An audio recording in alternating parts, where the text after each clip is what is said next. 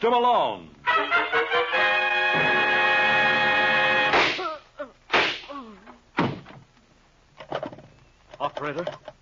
Operator, get me the office of John J. Malone. The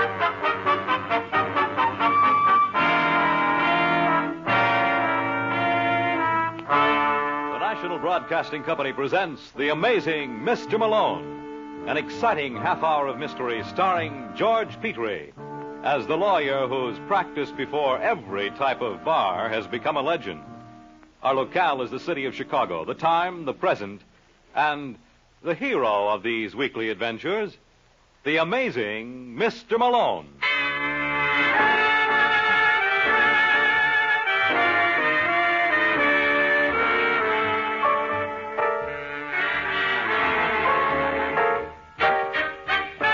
Malone's the name, John J. Malone, attorney and counselor at law. Tonight, in our study of the cliche, let's take a gander at hard work never killed anyone. You can never prove that by Danny Braden. Danny is the dark-haired boy in the small furnished apartment on Chicago's South Side. Danny is what is known in the trade as a solitary drinker, and he's just made an amazing discovery. Your liquor goes a lot further that way. Danny. What the devil do you want, Thelma? I don't want to nag you, darling. You're certainly giving a darn good imitation. I only meant... What's the matter? You deaf? See who that is. Sure, darling. Just a minute, I'm coming. Yes? I'm looking for a Danny Braden. What do you want with him? I'm an old buddy of his from L.A. Just tell him it's Jack Bucktel. Well, what are you doing here? Oh, hiya, Danny. Good to see you. What do you want, Bucktel? Now, is that any way to talk? Your little girl here would think you weren't glad to see me. She'd be right. That's gratitude for you. And to think the minute I stepped off that bus, I made tracks right over here. Shouldn't have bothered. Was no bother at all. How you doing, Danny? Swell. You don't look it. Well, you know me, Buck. I never believed in being ostentatious. Can you use $100,000? Are you kidding? Darling. Shut up. What? Where can we talk? What's the matter with this? Two things. One, you haven't invited me in. What's the other? Her. They're both no problems. All right, Thelma, go take yourself a walk. No. You're going to get mixed up in something. Don't you understand English?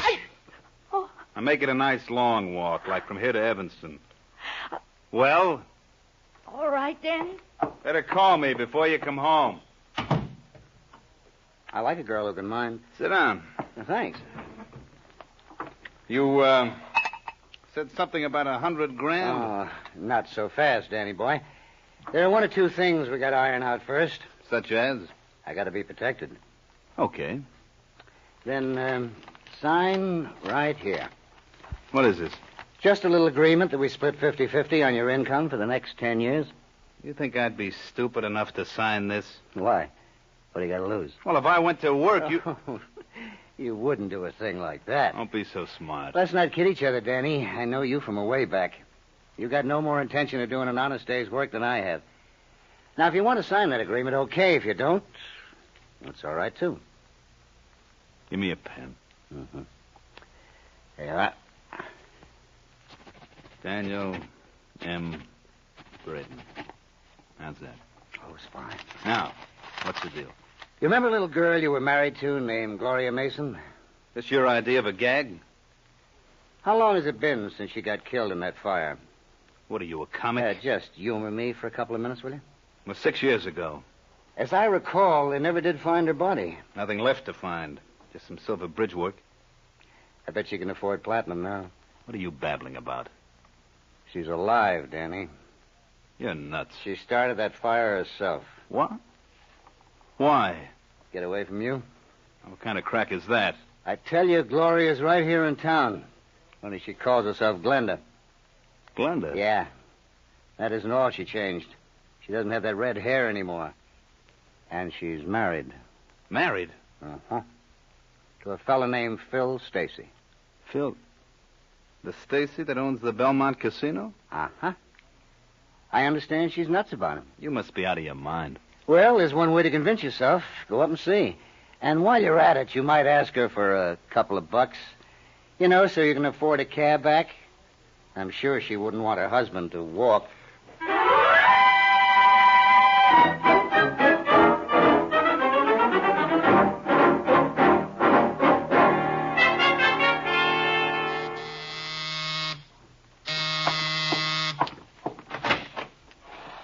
Yes?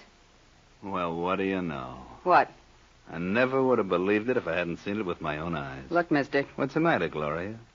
Don't you recognize your one and only? It's Danny. If you don't get out of here... What'll you do, scream? Yes. Well, go right ahead. Phil! Of course, we both know he isn't home. I made sure of that. Now, look, mister. I don't know who you are. Oh, now, Gloria.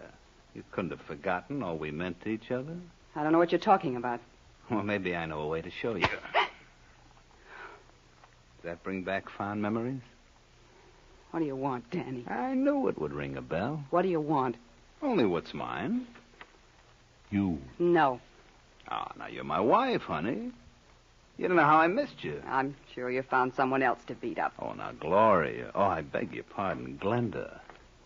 There never was anyone like you.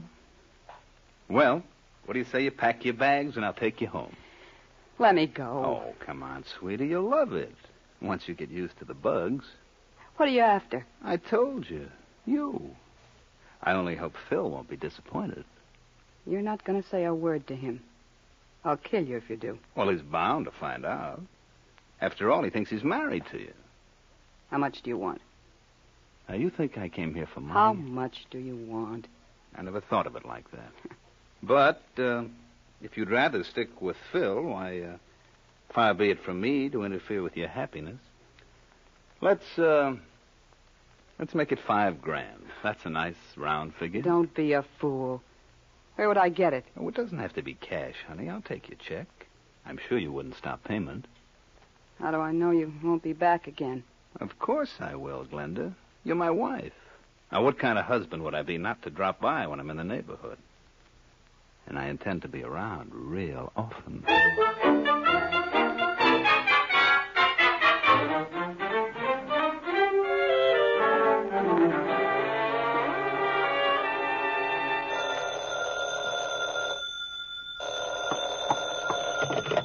Hello. Oh, Thelma. How goes the battle? Who is this? Jack Buxell. Is Danny around? Just a second. It's for you, Danny. Who is it? Mr. Bucktel. Hello. Hiya, Danny. Fine. How'd you make out? How'd I make out? I understand you were up to see Mrs. Stacy this afternoon. Where do you understand that from? Oh, I got ways and means at my disposal. How did we do? We didn't do. I don't get you, Danny. Very simple, Buck. This isn't the right dame. Listen, friend. Well, I ought to know. I was married to her. Look, boy, don't try to hop me around. Never entered my mind. Sorry it worked out this way, Buck. But maybe we can get together on something else sometime. Give me a call if you get any ideas.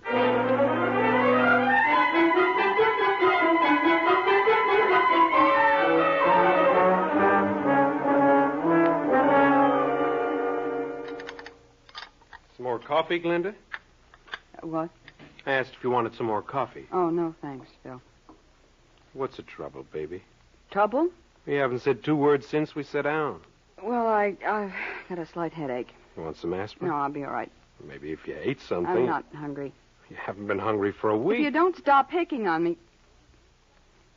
Sorry, honey. No, it's my fault, Phil. I'm just on edge. Well, I'm going to call Doc Wilbur and ask him. No, I don't want you to. I tell you, I'm perfectly all right. Then what's bothering you? Nothing. Absolutely nothing. I swear. Look, Glenda. I promised when we got married I'd never ask any questions. I know that, Phil, and I appreciate it. But if something's worrying you and you want to tell Papa, he'll always be ready to listen. Remember that.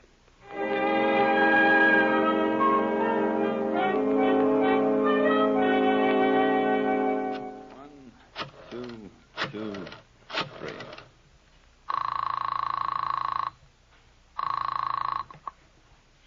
Hello? Hello, Doris. This is Danny Braden. Oh, hiya, Danny. My missus there? Huh, what? Thelma. No, she ain't. Oh. I just got in to find a note saying she's gone over to see you. Well, she left here 10 minutes ago. I think she had an appointment with John J. Malone.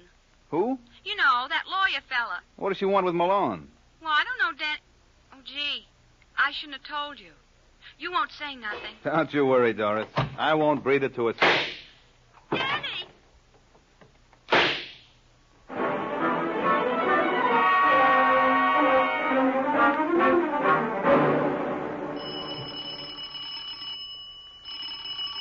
second. I said just a second. Yeah? I'm looking for John J. Malone. Have you tried the Prescott building? I understand he's got an office there. His secretary told me he's never in. Oh. And then she said if it was real important, I could find him here. She's just a great big blabbermouth, ain't she? Uh-huh. Skip it. Come on in, Mrs. Braden. Thelma Braden. Sit down. Well, You don't have to worry. I won't bite. I left my uppers in my other head. what? Hey, don't try to figure it out. It's not worth it. What's your problem? Problem? There must be an echo in here. Well, I'm sorry, Mr. Malone. It's just that I'm nervous. Why? Well, I've never done anything like this before. Danny would kill me if he knew. Danny, I take it is your husband. Yes. Want a divorce? Oh, no. Then what is it? Well, you see, I married Danny 3 years ago after his first wife died in a fire. Well? Well, just for the sake of argument, suppose she didn't die. Suppose she was still alive. Well, then she's still his wife. It doesn't matter. Oh, don't stop on my account, Malone. Didn't your mother ever teach you to knock, Lieutenant? She also taught me not to be noisy. Sit down, Lieutenant. Thanks, I will. Look, Brooks, I happen to be very busy. And you're going to be a lot busier before the day is over. Pay no attention to him, Thelma. I'm afraid she's going to have to. I'm with the police, Mrs. Braden. What? How did you know her name was Braden? Oh, you'd be surprised what I know about her. She's 31, blonde, and recently widowed. Widow? All right, Sidney, what are you getting at? Her husband was murdered an hour ago. No. Yes. You're lying. You're making this all up. Ah, you know better. Are you accusing her? Uh-huh. Oh, no. Oh, I wouldn't worry, Thelma. Didn't they tell you Malone was amazing? Why, with him on your side, all you can possibly lose is your life. Ain't that a comforting thought?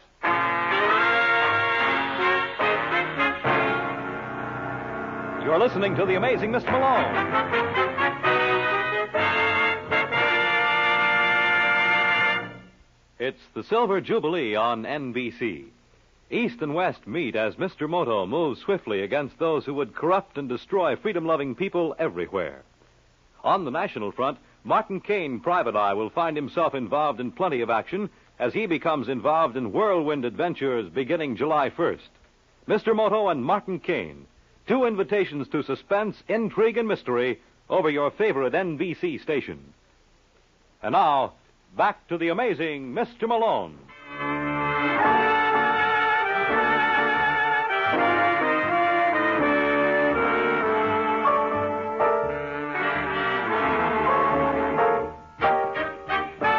There's one nice thing you can say for my apartment.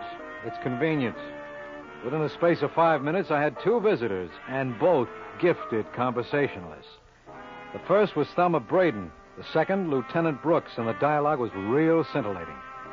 Then Brooks got started on a monologue. That's when the party got dull. It's my duty to warn you, Mrs. Braden, that anything you say may be used in evidence. Why don't you shut up? Can't you see she's in a state of shock? Thelma, Huh? can you understand me? He said I killed Danny. He didn't mean it. Didn't I? Now, look, Sidney, use your head. Where's her motive? Oh, you're just talking to pad your part. Where's the motive? Why, that husband of hers used to beat her like she was whipped cream. That's not true. Are you kidding? The neighbors told me he cuffed you around regularly. I didn't care. Then why were you consulting Malone? Well, That's a confidential matter. How did you know she was here? my friend must have told him. You mean Doris? You're right. Now, listen to me, Thelma. Remember that matter we were discussing before he walked in? What? Well, you know about this girl you knew whose husband thought she was dead? The girl I knew. Yeah, the one who was supposed to be burned in that fire. What was her name? I can't think. You've got to, Thelma. Look, is this a private game, or can a stranger take a hand? It's private. It's Stacy. Glenda Stacy. Phil Stacy's wife? I don't know. Well, I'll check. You go along with Brooks now. You mean I can have her? Don't get your hopes up, Lieutenant. She's only for a lend. I'll be back for her after I look up another prospect.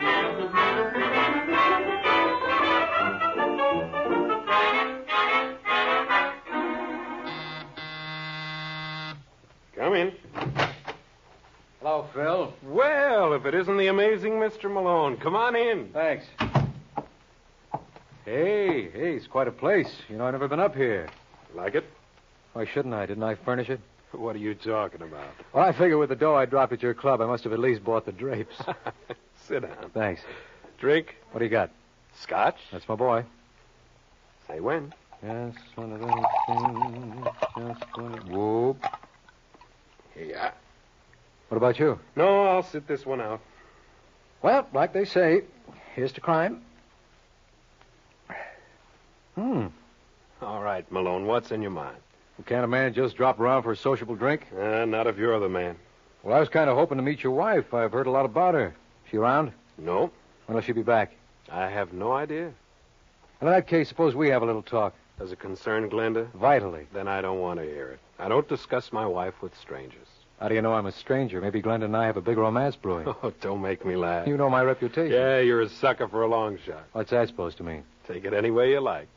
Look, Phil, I want to be on the level with you. I represent a Thelma Braden. I told you I wasn't interested. Well, you ought to be, because your wife... That's enough, Malone. I think you better go. You know, Phil, you're a remarkable guy. There are not many men around who would trust their wives so implicitly. I wouldn't know. Well, I would. Thanks for the drink, and tell Glenda I was sorry to miss her. Maybe I'll catch her on the next round.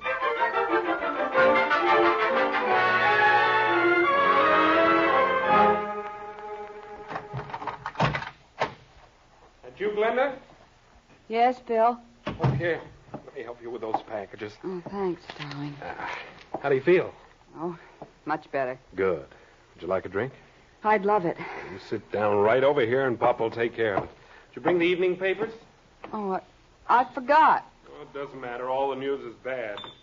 Which reminds me, John J. Malone was up to see you this afternoon. Who? You know, a lawyer. But he's representing Thelma. What did he want? I didn't give him a chance to say. Hey, don't you want your drink? What did he say, Phil? I told you I wouldn't listen to him, but I will to you. I don't understand. Look, baby, you know our deal. I never asked you about anything, but if you're in a jam, I want to know about it. I tell you, everything's fine, darling. All right, Glenda. Let it be like you say, everything's fine. And Malone or no Malone, Papa's going to keep it that way.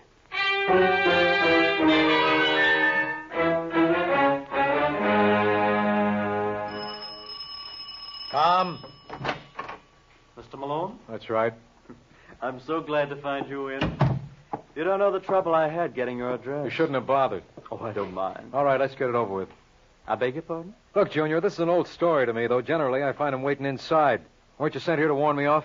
How in the world did you know that? I'm amazing. Besides, that bulge in your pocket gave you away. Oh, you mean this old thing. Hey, isn't that kind of heavy for a little man like you to carry? But then that makes you a big man, doesn't it? Oh, definitely. Who sent you, Glenda Stacy? And why would Mrs. Stacy want to do that? Because we both know she killed Danny Braden. Did she? Absolutely. She was legally married to Braden, and he was probably shaking her down. Oh, so she took the obvious way out. See my point? Well, isn't there something you're overlooking? You're right. Pardon? I'd completely forgotten about her husband. Did Phil send you? Oh, why should he? Well, by his own admission... Oh, I wouldn't, if I were you. I was just trying to get a cigarette. That's where you can smoke mine. No nicotine. Thanks. Now, you were saying? Oh, yeah. Phil would do anything in the world for his wife. Would he? Well, that's what he claimed, and I see no... Wait a minute. Now, don't tell me you thought of something else. Yes, indeed. Danny must have just recently found out Glenda was living. Would you believe I've no idea what you're talking about? Oh, it doesn't matter. I was just thinking out loud. You mind? No, not at all. Well, the way I see it, Danny must have learned about Glenda in the past few weeks. Otherwise, this whole affair would have been precipitated a long time ago. Now, how did Danny find out? May I offer a suggestion? Please do. Maybe he saw her on the street. No, that's too convenient. There has to be another party who supplied the information. Does he? That's the only way it adds up. Now, who could have tipped off Danny that Glenda was alive? I have no idea. Well, thanks anyway, friend. You've been real sweet to let me run on like this. Oh! What's the matter, kid? Can't you take it down there? Yeah, I know. I ought to be ashamed for hitting anyone smaller than myself, but you don't think a bully like me would hit anyone bigger.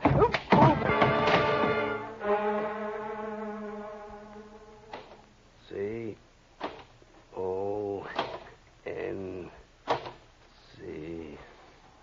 Hey, Sussman, how do you spell consensus?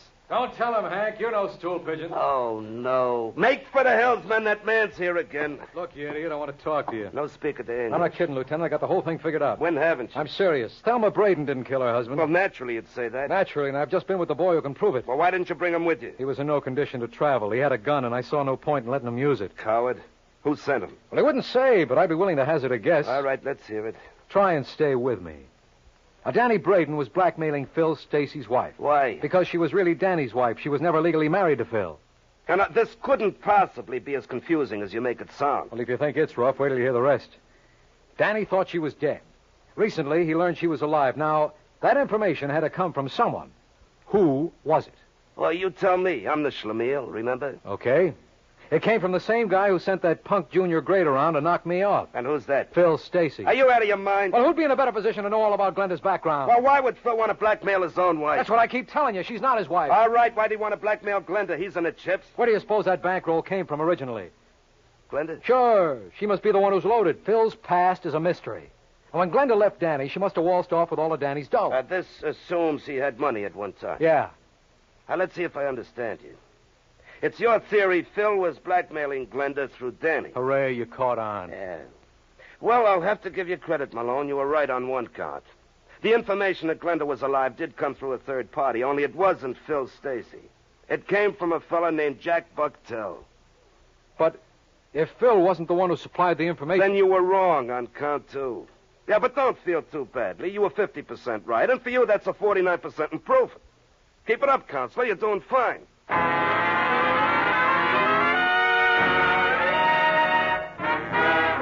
You are listening to The Amazing Mr. Malone.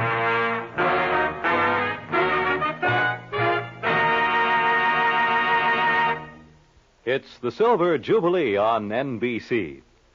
They say there's a thin line between the real and the unreal, a place where time stands still, a land of silent mystery.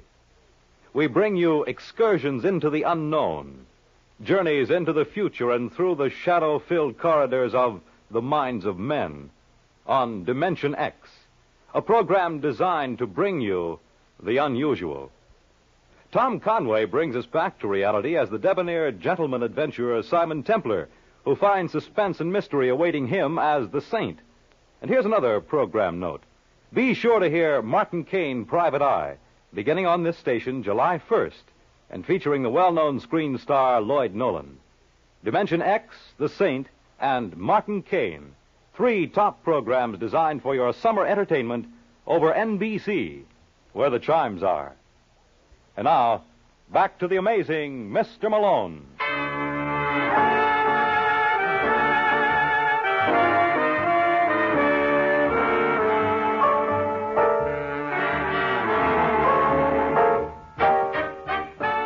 They say you can't keep a good man down, and they're absolutely right. For if Lieutenant Brooks thought he had knocked me out with his haymaker that Jack Bucktel supplied the information to blackmail Glenda, he was wrong. It was a bad blow, all right, but I picked myself right off the floor and stepped into another. So Phil needed Glenda's dough, huh? Why, you schmo boy. Phil's been in the chips since 1930. All right, so I made a mistake. It's nice of you to admit it. I can't help myself. Where's this Jack Bucktel now? You know, I had a hunch you'd ask that, and I happen to be prepared with an answer. Sussman, show in Mr. Bucktel. Never mind, I can make it myself. Listen, Lieutenant, if you know what's good for Don't you... be silly. If I knew what's good for me, I never would have been a cop. This is John J. Malone. So act impressed. He's a big man. Sit down, Bucktel. I want to talk to you. I got nothing to say. Lieutenant, could you leave us alone for a couple of minutes? So you think it's safe? He outweighs you by 40 pounds. Yeah, on second thought, maybe you better stick around. Now, listen, Bucktel. How much did Danny give you? What do you mean, how much did he give me? Of the money he blackmailed from Glenda. No, he didn't get a dime from her. So he held out on you? No, he didn't. You just admitted there was no split? That's because there was nothing to split. He told me Glenda wasn't the right girl. But you knew better. I knew nothing of the kind. And when you learned Danny double-crossed you, you killed him. No. You went to his apartment and you shot him in the back. Oh, you're crazy. All right, Brooks. What are you waiting for? Did you hear him confess? No. Well, he practically admitted... I didn't hear him. You just haven't been reading between the lines. And all the reading you've done must have strained your eyes. He couldn't have killed Danny. Why not? Because at the time of the murder, he was in Detroit. He what? You heard me. Had to fly Sussman there this morning to pick him up. Well, that doesn't make sense. If he didn't kill Danny... Then it's barely possible your client did. Well, thanks for helping us out, Malone. I don't know what I'd do without you.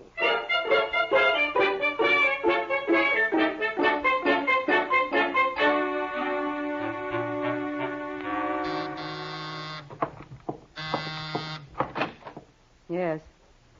I bet you're Glenda Stacy. I beg your pardon? My name's John J. Malone. Didn't your husband tell you I was around earlier today? No, he didn't. Well, I was. Unfortunately, I missed you. Well, what can I do for you, Mr. Malone? Well, you can invite me in. I think that'd be a mistake. Oh, hi, Phil. I didn't see you. It's pretty obvious. What do you want, Malone? Well, I just dropped by to apologize.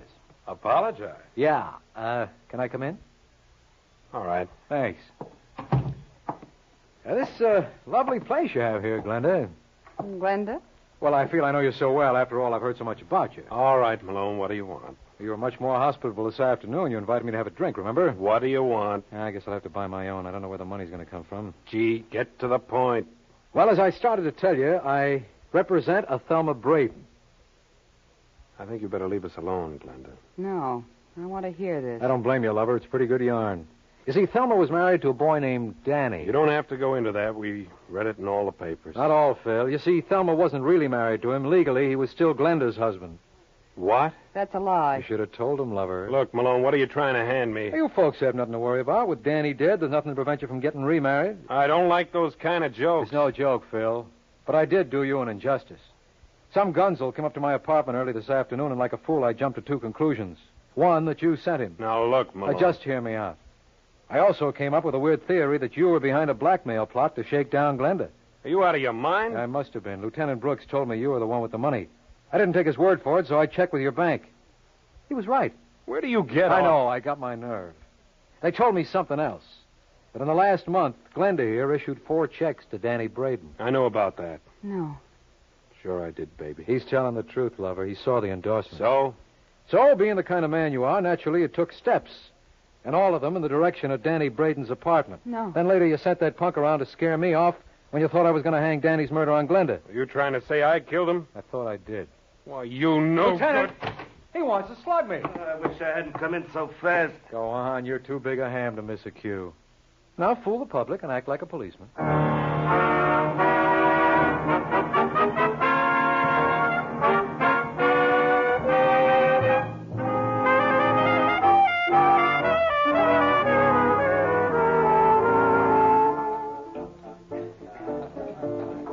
Hey, George, how about a little service here? Oh, what are you complaining about, Malone? We're getting as little as possible. Oh, I don't know why I come here every week. Everybody's a comic.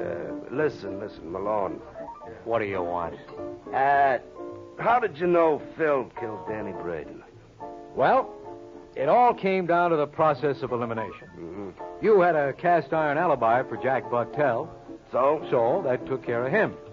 And as far as Glenda was concerned, it wasn't in character for her to commit murder, or she would have done it long ago. Look what she went through to get away from Danny. And then when he turned up again, she paid him off. Well, maybe she got tired of that. Never.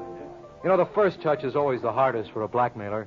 Once the victim kicks through, from then on, it's clear sailing. So that took care of Glenda and left us Phil. Why didn't he let on to Glenda that he knew about Danny? Because that's the kind of a guy Phil is. He was crazy about her. If she thought she was keeping something from him, he wasn't going to let on. Now, does that take care of all your questions? No. This is all well and good about the process of elimination, but there's one party in this deal you overlooked. Who? Your client. Why couldn't Thelma have been guilty? Because you made the pinch. Well, you were right last week, so now it had to be my turn. After all, I'm the one who's amazing. Good night, Lieutenant.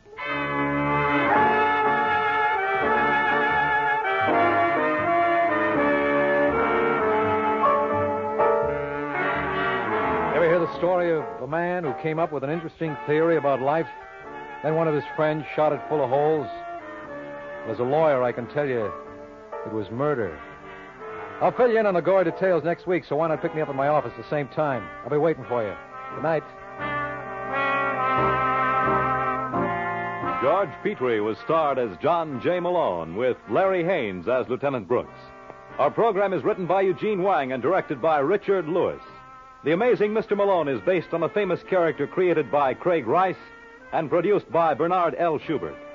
The events and characters in this story were entirely fictional, and any resemblance to persons living or dead is entirely coincidental. Fred Collins speaking. The Amazing Mr. Malone has come to you from New York. Stay tuned for The Man Called X, next over most NBC stations. Mr. District Attorney, champion of the people, defender of truth, guardian of our fundamental rights to life, liberty, and the pursuit of happiness. And it shall be my duty as District Attorney not only to prosecute to the limit of the law all persons accused of crimes perpetrated within this county, but to defend with equal vigor the rights and privileges of all its citizens. The Case of Deadly Devotion. You have no idea how these old phonograph records take me back, Mr. St. Charles. Look, here's Dardanella, remember? You select whatever you want to hear, Mrs. Post.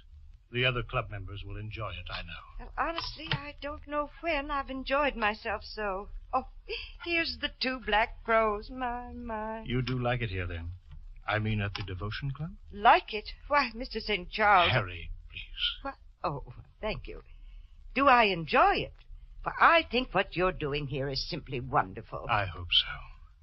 People our age, people in the flush of life, you might say, have a difficult time making new friends. We don't here, I'll say that. I'm glad you feel that way. You especially, Laura. The moment you came into my office, Is something wrong? Oh, I'm sorry, but that man seems to be beckoning to you. There, that one near the door. Near the door? Oh. Oh, yes, I see. Do you know him? He doesn't look like one of the members. What? Will you excuse me, my dear? I'll see what he wants. Oh, don't worry about me, Harry. I'll pick out the records before the members start arriving. You don't look glad to see me, Harry. Nick, my boy, Well, don't we shake hands, Harry? Back when we were cellmates, I thought we got to be pretty good friends. Nick, you can't stay here. Look, my boy, What do you mean, can't? I'd quite a time looking you up, pal. Yeah, you got quite a layout here. What's the gimmick? Look, I'll give you my address. I have a house. No kidding. We can talk later on. Please, Nick. The Devotion Club, huh? What do? Get a lot of old dames in here and take them? Don't say that. Really, you must go, Nick. Go? Come off it, pal. We're buddies, remember? Cooped in the same hatch back in Stir. Yes, I know, my boy, but... Go! Why, you're flub-struck, Harry. I'm gonna stay.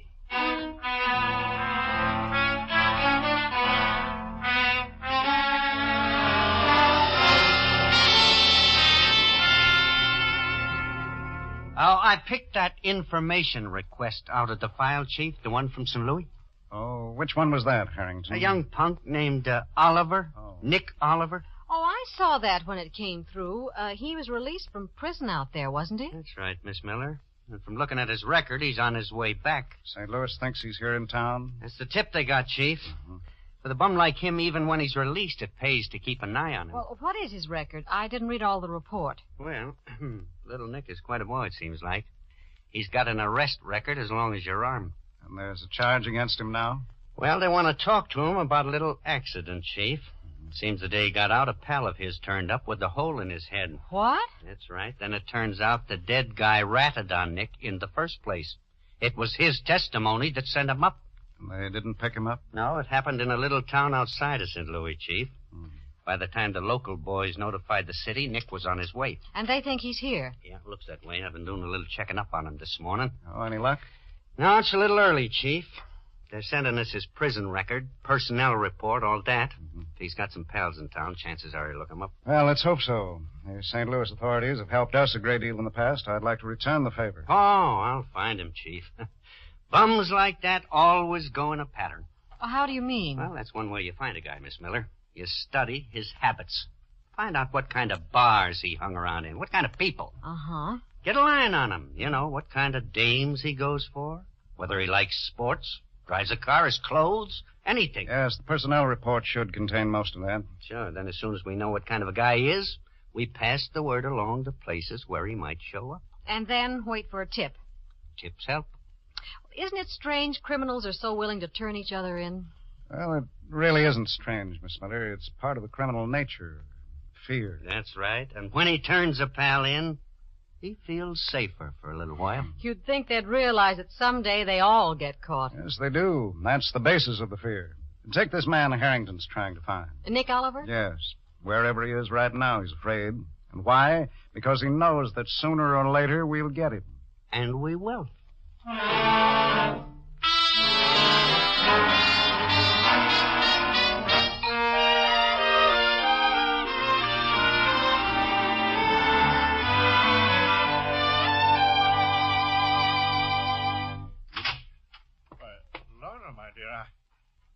I didn't realize you were here in my office. I thought it better to wait in here, Harry. I'm delighted. Have you been waiting long? There isn't much here to amuse you, I'm afraid. It's quite all right. I was reading an article in this week's Collier's. Oh? It's most entertaining about Mr. District Attorney. You know, the radio program. I'll have to read it. Sit down, my dear. No, thank you. You seem so formal, Laura. Is anything wrong? Yes, Harry, a great deal. I don't understand. I thought the dance last night was most enjoyable. Who is that man, Harry? Man? I think you're evading me. I mean Mr. Oliver. Nick? Why, he's an old friend, Laura. I told you that. He's been here a week, Harry. Have you any idea how much the club has changed in that short time? Changed? In what way? Good heavens, are you blind? Do you realize that man encouraged the members to gamble? Yes, and to drink. Now, Laura. Oh, you needn't put your arm around me, Harry. I'm disgusted. I wrote my sister about it last night. Now, Laura, listen to me. Perhaps you're right. Perhaps. When that nice Mrs. Webster lost $43 playing dice. As I say, Nick is impetuous. I shouldn't have permitted him to stay. No, he's a very bad young man, in spite of that smile of his. I tell you, Harry, this has changed my opinion of everything. Including us? Well, to tell you the truth, I haven't made up my mind. There's something wrong here, Harry. Laura, my dear, wait. No, I'm going home now. I've had my say. Home before the dance tonight? I won't be at the dance, Harry. I'm not sure I shall return here at all. But the money... I mean, you decided to do so much. I have my doubts about that, too. Goodbye, Harry. Harry, do you think... Oh, sorry. It's quite all right, Mr. Oliver. I was just leaving. Laura, wait. Thank you, no. Goodbye. What's eating the old bag? You fool, you blundering idiotic. Oh, no, I'm wrong. I'm the fool, not you. What's the trouble, pal? She looked pretty steamed up. I was crazy to let you stay crazy. I'll wait back on that again. I told you, Harry, you ain't got much choice. I was getting along so well. Yeah, well, now you're doing even better. And you can stop yakking about getting rid of me, Harry.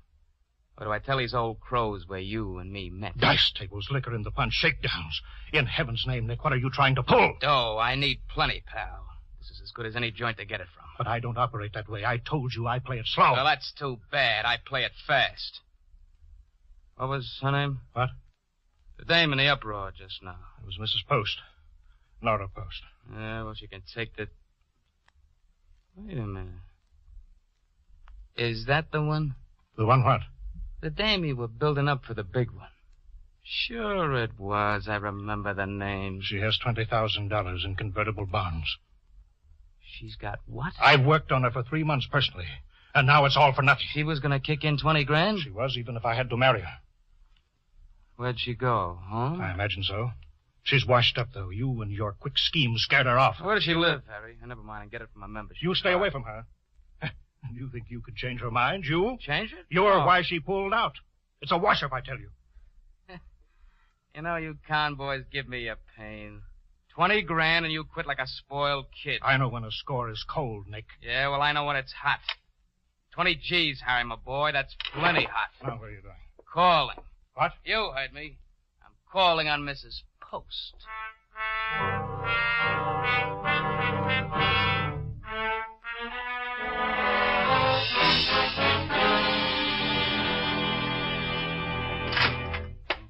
Oh, come in, Harrington. Yeah.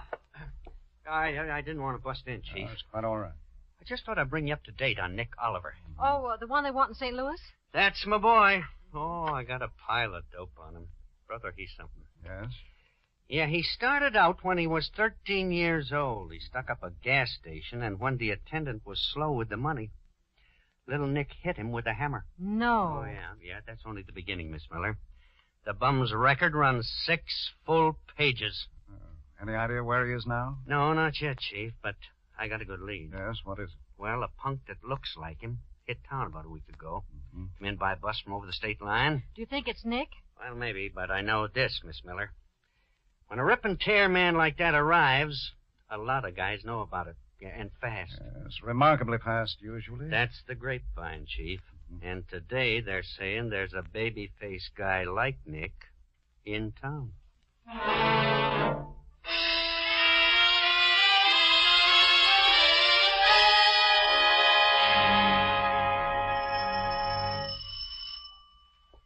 Just a minute, I'm coming.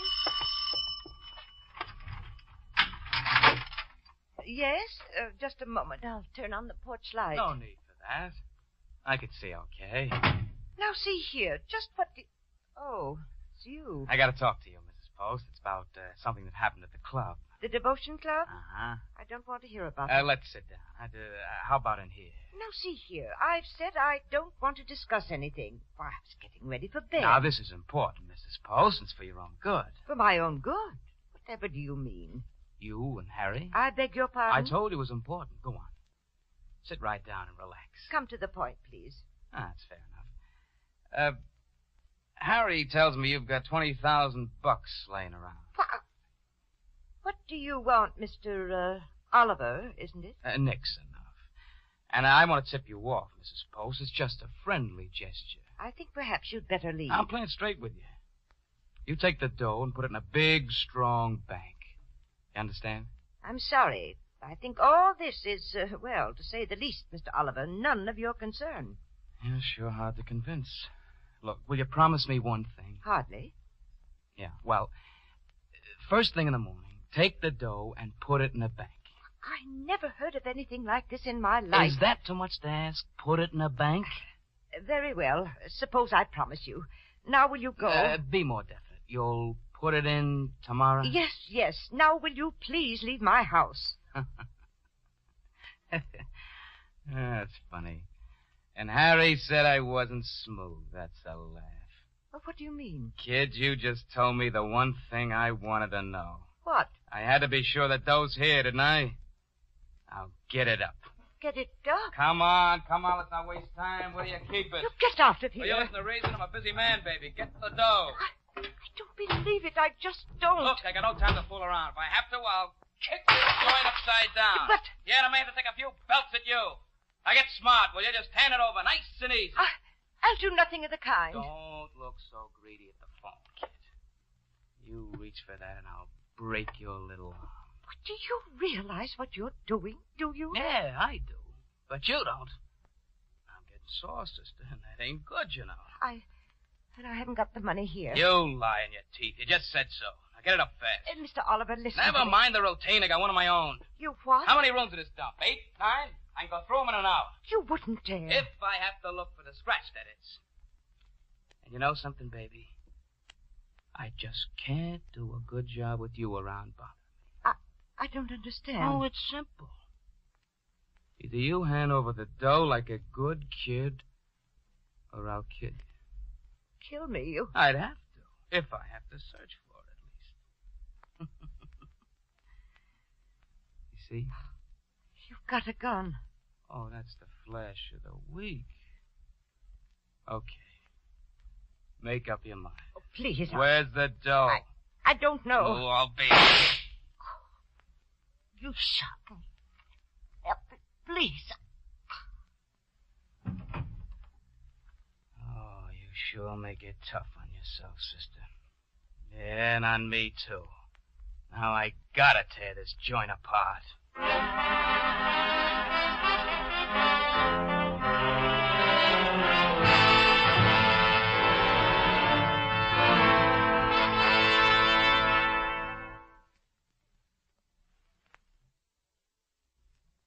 Oh, boy, there's enough reporters out in that yard to cover a World Series. Well, I don't wonder, Harrington.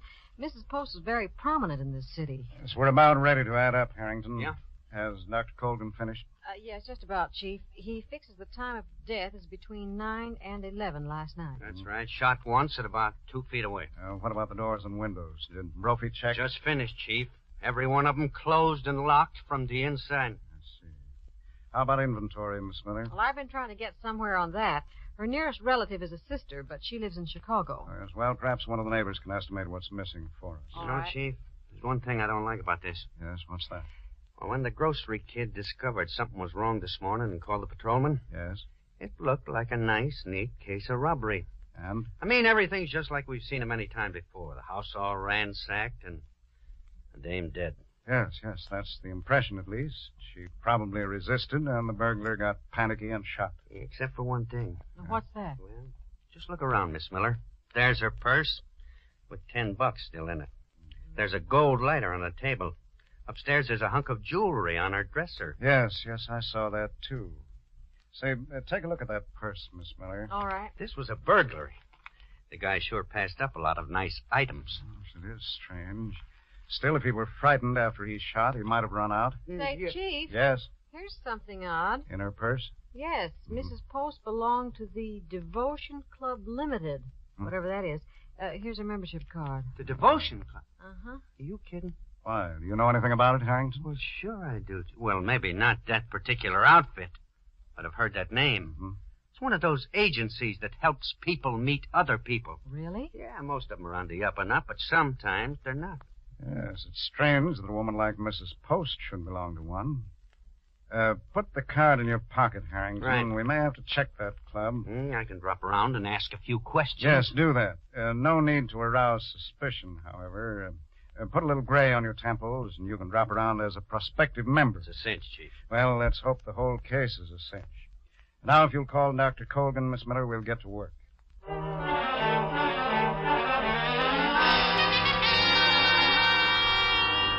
hope I've made everything clear, Mr. Harrison, was it? Yeah, that's right, Mr. St. Charles. You see, we don't take just anyone into our membership here. Only those we know to be sincere. Oh, I'm sincere, all right. I've been wanting to meet people for a long time. I see. You dance, do you? No, just a little. Back home, I never had much time for it. And that was where, did you say? Oh, I had a cattle ranch out west. Did you indeed? Yeah, I had 7,000 head at one time. Then when I made my pile, well, I just quit. Well, that was sensible, Mr. Harrison. We all work too hard in this life. Wear ourselves out. You can say that again. From now on, Mr. St. Charles, I'm just going to spend my money and enjoy myself. I don't blame you. Yeah, well, could I get into your little club here, do you think? Well, ordinarily, Mr. Harrison, I interview a candidate a number of times before we accept him. Oh, yeah, sure. Then, as I explained, we make every effort to see that you meet people of your own age and interests. Suits me. And you know, sir, you suit us. I do. You do. We'll dispense with the interviews, Mr. Harrison. You can meet the members tonight.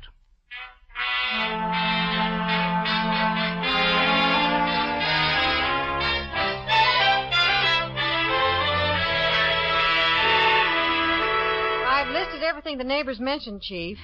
You know not one thing's been taken from this house? Well, it's difficult to understand, Miss Miller.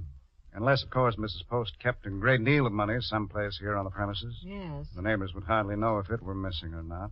Well, her sister might. I've got Dorothy back at the office trying to get through to her in Chicago. Yes, that'll help. And perhaps Harrington will have some luck, too. Is he still out? I guess so. He hasn't called back. He was going over to that club to see what he could find. That's the door. Yes, it's the mailman, I think. Do you want me to see? Yes, will you? Okay. Oh, thank you. I was right, Chief. Here's a magazine and one letter. Oh? It's postmarked, let's see, Chicago. It's a woman's handwriting, too, Chief, probably from her sister. Here, may I look at it? Of course. Well, I think I'll open it, Miss Miller. Under the circumstances, I can take the responsibility. Oh, sure, Chief. Anything to help. I'll keep going on this inventory. Right. Well, I'll be... Say, Miss Miller. Yes? This letter is remarkable. It may be just what we need.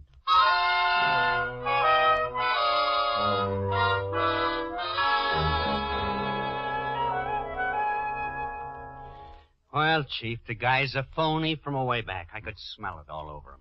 This Mr. St. Charles, you mean? Yeah, Miss Miller. Slick as a whistle. Even if he's got nothing to do with Mrs. Post. We'd better break up that joint of his on general principles. Yes, we have more reason than that to break it up, Harrington. Yeah? Miss Miller and I had quite a day, too. Oh, anything look good? Oh, yes, plenty. You're attending this dance at the club tonight, you said? That's right. Starts at 9. Well, all right, you be there then. And if you can, get St. Charles into his office. And here's what we're going to do.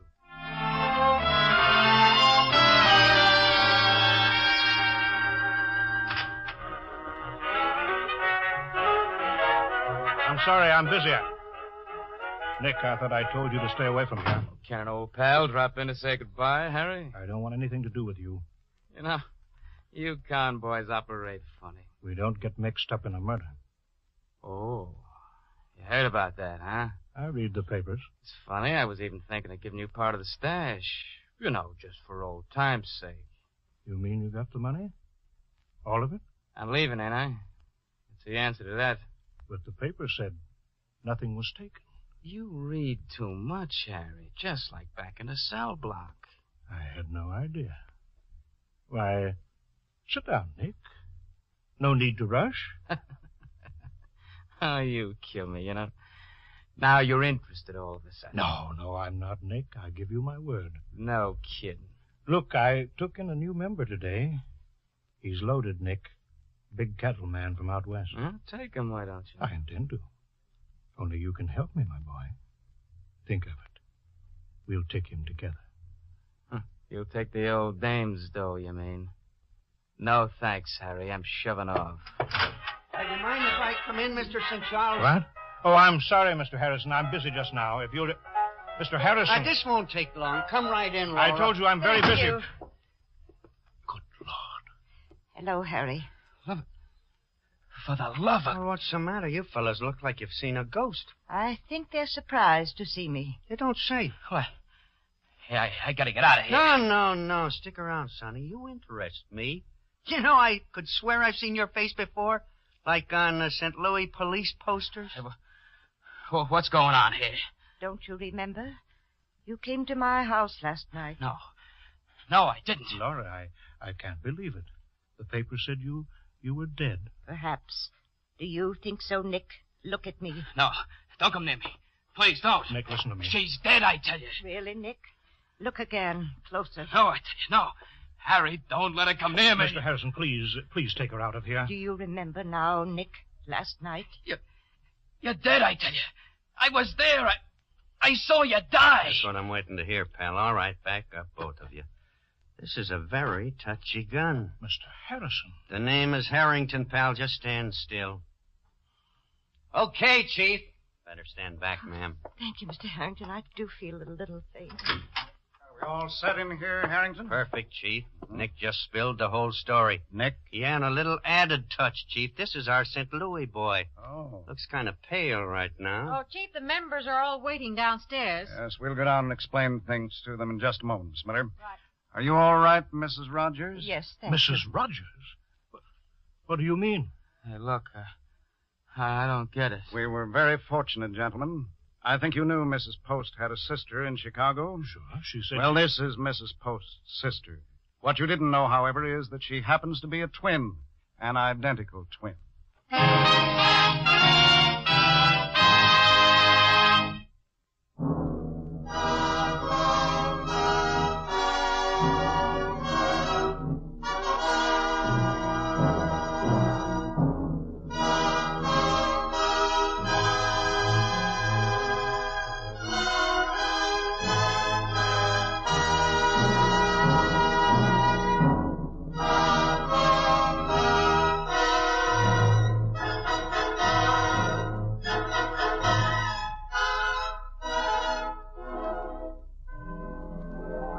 Mr. District Attorney comes to you through the worldwide facilities of the United States Armed Forces Radio Service.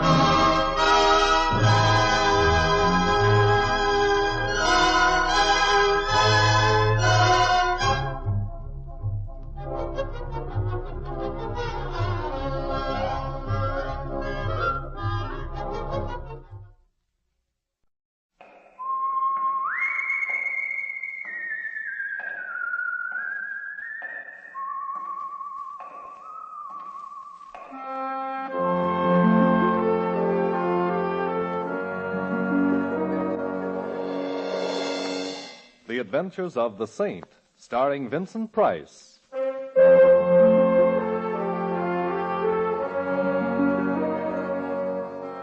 The Saint, based on characters created by Leslie Charteris and known to millions from books, magazines, and motion pictures. The Robin Hood of modern crime now comes to radio, starring Hollywood's brilliant and talented actor Vincent Price as the Saint. Taxi! Taxi! 4500 Sutter, please. It's kind of late, ain't it? Yes, it is. Comes this time of night, I figure a guy should order... 4500 Sutter, please. Mind you, I don't like to get personal, you Driver. know, but, yeah? Of all the cabs in San Francisco, most of them operated by drivers who mind their own business. Why did I have to get your cab? Well, I like... Who you going to see at 4500? My name is Simon Templar. I'm 6'1" tall, and I have a birthmark on my right shoulder blade. My income for last year That's was... all right. Evading the question, huh? I give up. I'm going to visit a man named Clarence Quigley. Clarence Quigley? Clarence Quigley. You going to see this alleged Clarence Quigley Look, about... he's got a collection of paintings. I like to look at paintings. Maybe that will seem odd to you, but... Oh, come now. No temper. Now, if I was your wife, you'd have to do better than that, you know. Oh. So how much do I owe you, and go away? Well, would you think I was soaking you if I suggested $3? I would. As one man of the world to another, let's make it $3 anyway. Let's just be yokels and make it 50 cents. Here you are. Well, Hey, is that blonde giving you the eye or me? Blonde? Yeah, the one coming down the street towards us. Oh, yeah. Best foot forward. I never saw her before in my life. Ellsworth, dear. Oh, Ellsworth, dear. I beg your pardon, but that's my neck you've got your arms around, Miss... A man named Clarence Quigley, huh? Driver, stop heckling. Look, miss, whatever your name is, the way you're strangling me is a pleasant way to be strangled, but... Ellsworth, dear, you sound so cold. I'm not Ellsworth, dear. I think I can honestly say I have never been Ellsworth, dear. You're not? No. Oh, I'm sorry. I thought you were. Or maybe I just hoped you were. Don't you know Ellsworth, dear, when you see him? No, I don't, I guess. But, I saw you, and then the name came to me, so I just thought... who is Ellsworth? I don't know. Well, I suppose a certain amount of confusion about who or what Ellsworth is understandable, That isn't the worst. It isn't? No, you see, not only don't I know who Ellsworth is, but... Yes? I don't even know who I am.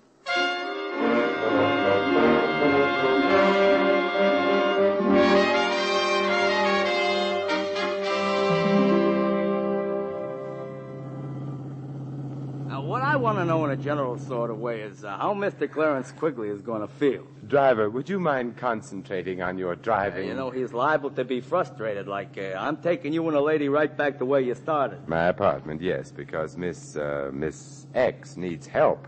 Oh, I feel as though I'm imposing on you, Mr. Temple. Nonsense. The hour's late. You couldn't very well go wandering about the streets indefinitely. Especially in that hat. Is anything wrong with my hat? Not a thing. No, it's very charming and immaculate. Yeah, also, it resembles a bird's home away from home. Well, mister, we have returned from where we went away. Good. Miss X? Thank you. You're going to keep on being a yokel, huh? Here. Mm-hmm. This time only half a yokel. Well, goodbye. You know where I'm going? No. I'm going to lurk outside of Clarence Quigley's. I think tonight he's a fellow who needs a friend. I need one, too. Oh, come along now.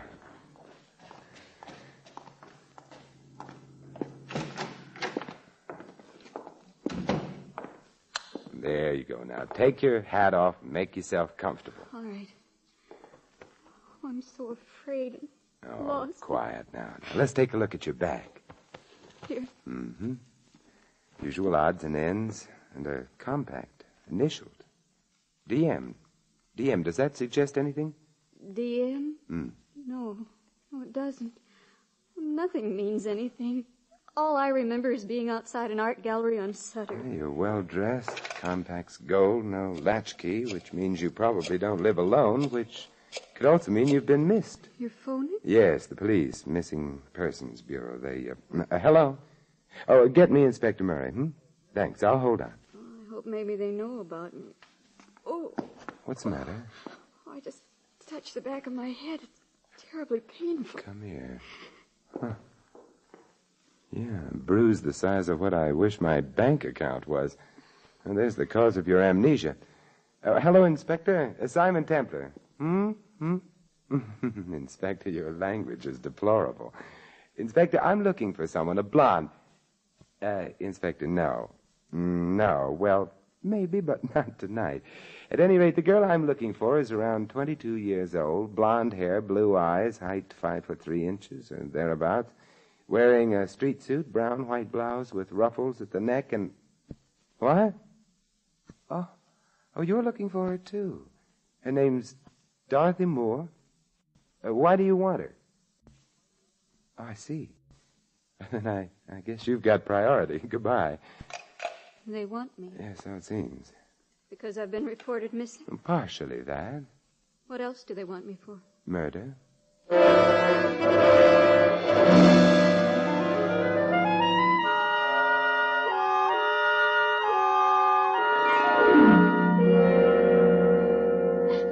Here, now, try another cup of coffee.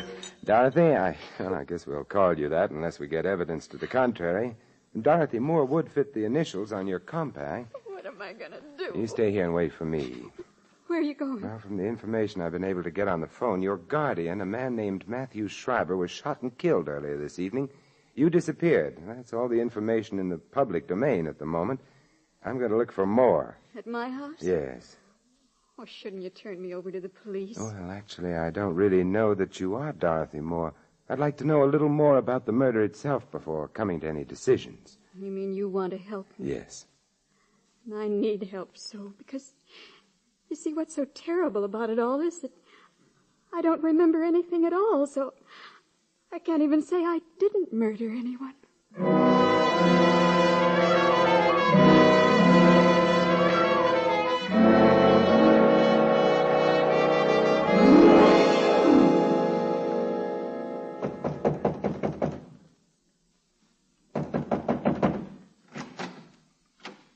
Hello.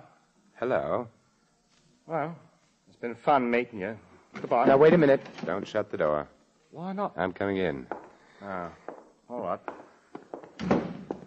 I hate to seem prying, but who are you? Simon Templar. An attractive name, much more distinguished than mine. Oh, what's your name? Walters. Not the most glamorous name in the world, but I'm a butler, so I bear up. Good. Where is everybody? In the library. They're so well bred. Oh, who is in the library? Mrs. Atkins, the housekeeper, the Cassandra of our day. A gloomy lady prophesying disaster, Yes. And, of course, there's Mr. Tinsley. Mr. Tinsley? A strange fellow who spends a good deal of his time sitting on small horses and hitting a large ball with a long wooden stick. A polo player. Doesn't matter what you call it. It's no job for a grown man. What's his relationship to Miss Moore? Oh, let's not start prying, shall we? Expound. Well, to breach your confidence, he's engaged to marry Miss Moore, if and when she's found, and if she happens to be innocent of her guardian's assassination. Oh. Anyone else in the library? No.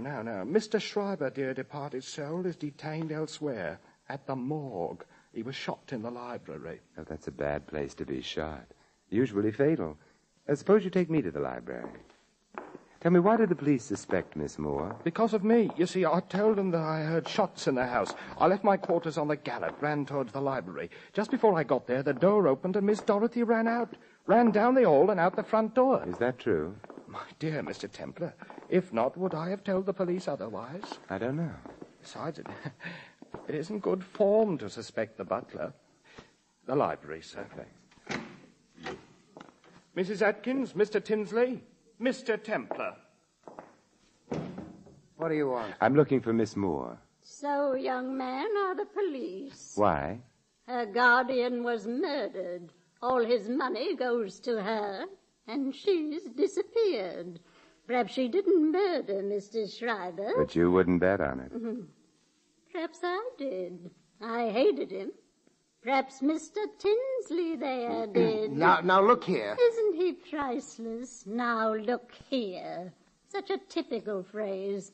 So typical, I wonder if he can really be so stupid. I love Dorothy, and no there's... one has questioned that.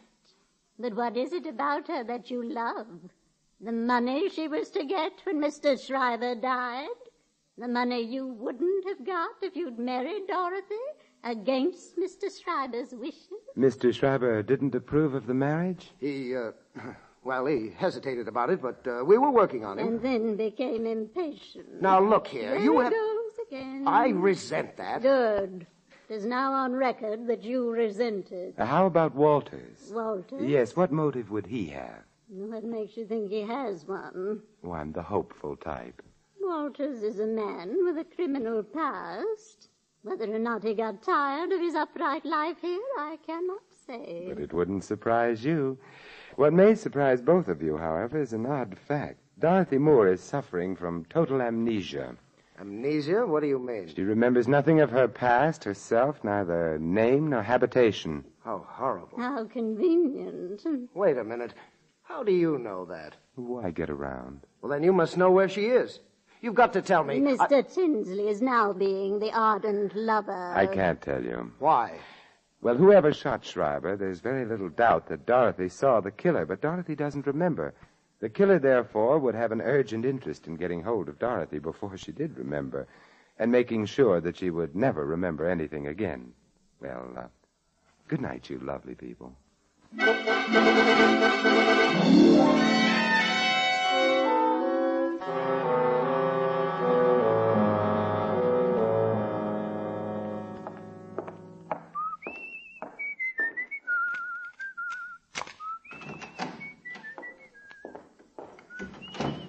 Dorothy? Dorothy? Dorothy? Dorothy!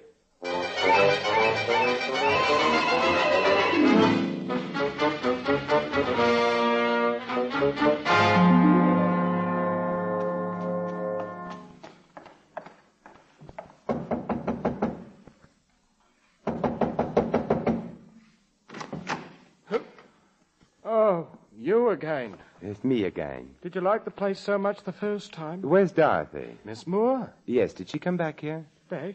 From where? She was at my apartment. When I got there, she was gone. She did come back here. She didn't ring. Let's find out. Tinsley and Mrs. Atkins still around? Mrs. Atkins has gone up to bed, I think. As for Mr. Tinsley, I imagine he's sampling the whiskey. We'll find out. Tinsley, What? Oh, it's you. Yes, where's Dorothy? You're the one who knows. I'm the one who knew. Did she come back here? I haven't seen her. Walters, where's Mrs. Atkins' room? This way, sir. Come along, Tinsley. I'd like both of you in sight. If you insist. Mrs. Atkins will not be pleased at having her sleep interrupted. I'm not pleased either. This is her room, sir. Oh, thanks.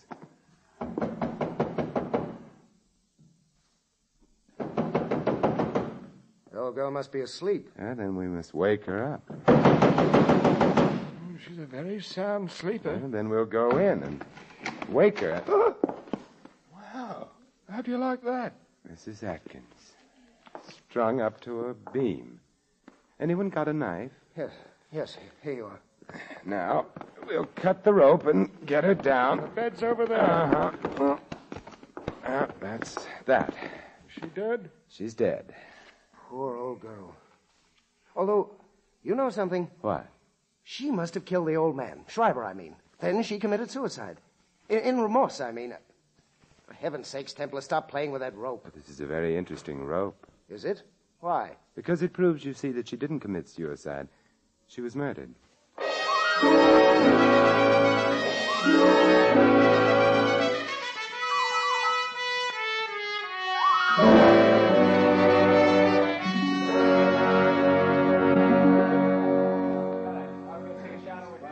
Templar? Yes, Inspector Murray. I understand you don't think that Mrs. Atkins committed suicide. I know she didn't. Well, while the boys are playing with fingerprints and stuff, would you mind explaining to a poor benighted member of the lower intellectual classes, a cop like me? Oh, Murray, now stop pulling my leg. You're one of the brainiest men I know. Then why do you always beat me to a case? Oh, I'm prettier. Uh-huh. Now, about this alleged phony suicide. Well, take a look at the rope with which Mrs. Atkins is supposed to have hanged herself. Now, let's see. The rope was thrown over the beam there. I'm afraid you're right, Templar. Yeah, it wasn't hard to spot. Her weight would have pulled the rope sharply down over the beam. The fibers of the rope, therefore, should have slanted upward. Instead of which they slant down, indicating that somebody put the rope around Mrs. Atkins' neck and then hauled her up.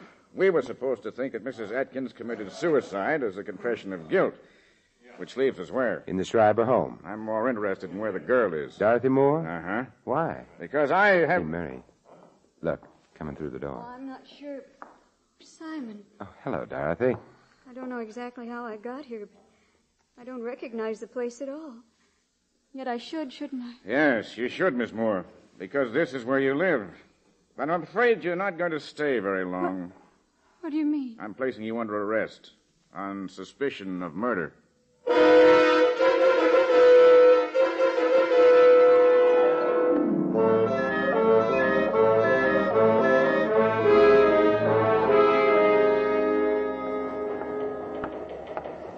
You know, I love police headquarters. They're so romantic. Uh-huh. Mary, how are you going to prove anything against that girl if she's suffering total amnesia? By proving that her amnesia is a fake. Oh, how? I have an alienist coming over here to look at one of our guests. I'll have him see Miss Moore, too. He's due any minute. I'll go get the girl now. I wonder. The other door. Come in. Hello. Well, you're not Murray. I was supposed... Who are you? Doll, of course.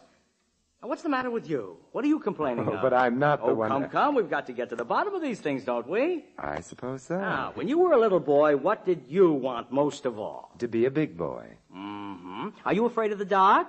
No. No? You are not afraid because you have little friends who come to you in the dark, perhaps, eh? No. Now, why are you afraid of the dark? Oh, it's a long, long story. And, You know, you don't look at all well. Well, I don't feel so good either. No, you should see a doctor. Thank you. I think I will. Goodbye. Oh, Templar. Yeah. Your alienist was here, Murray, but he left. Alienist? Well, I just phoned him and told him not to come. The district attorney wouldn't hold the girl. Insufficient evidence and ballistics. Ran a paraffin test. No proof that she'd fired a gun. But the man who was just in here, Dahl, I think his name was? Dahl? Uh-huh. He's not the alienist. He's the guy the alienist was coming to examine. He's nuts. Oh, dear. Well, I guess you're happy now that we can't hold the girl. No, because while you were holding her, things were safe. Now, Murray, let's go visit. Go visit where? The Schreiber house. A house where 2 people have died. A house very convenient for murder.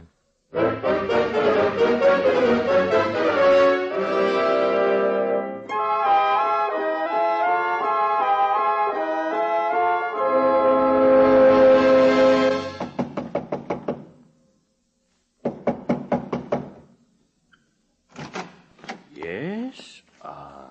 It's no Oz, Walters. We're coming in. Yes, sir. Dorothy's home? Yes, sir. She got here when? 10 minutes ago, perhaps. Well, we'll go to the library. Yes, sir.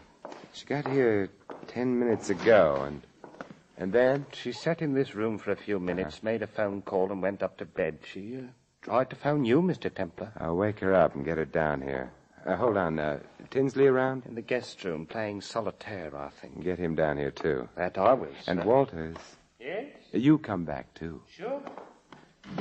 Having fun, Templar? I don't care very much for this stage of any case, but What are you doing with that telephone? Hiding it under the couch here.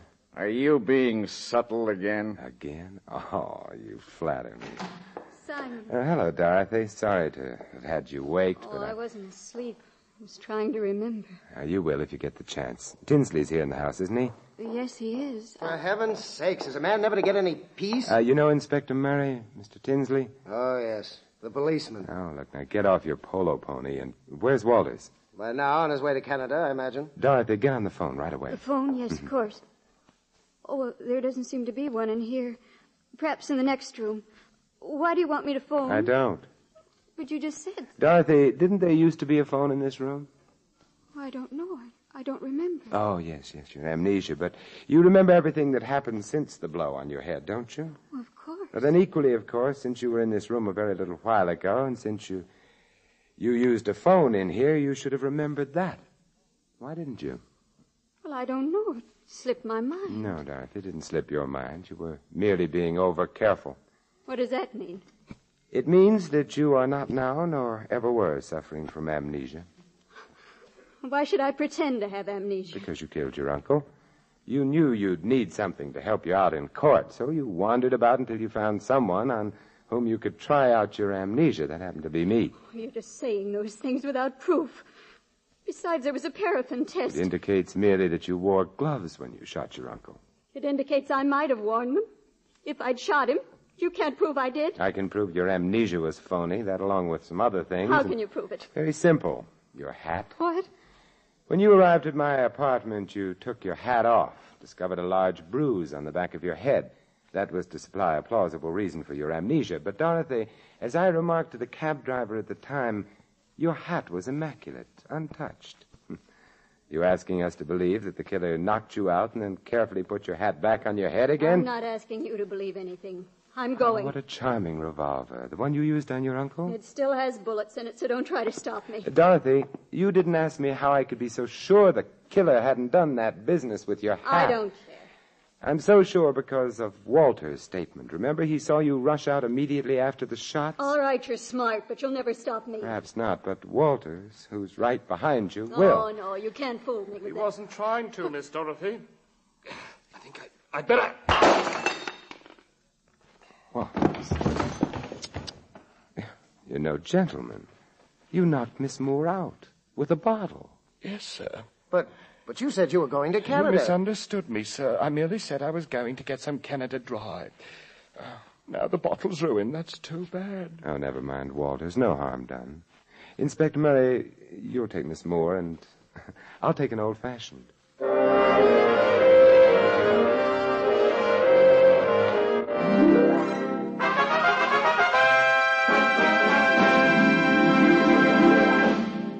You have been listening to another adventure of the Saint, the Robin Hood of modern crime. And now here is our star, Vincent Price. This is Vincent Price inviting you to join us again next week at this same time for another exciting adventure of the Saint. Good night.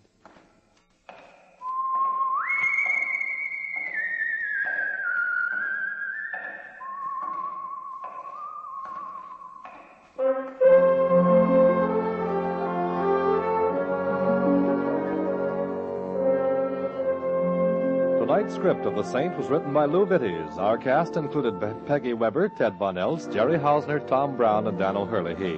The music was composed and conducted by Harry Zimmerman.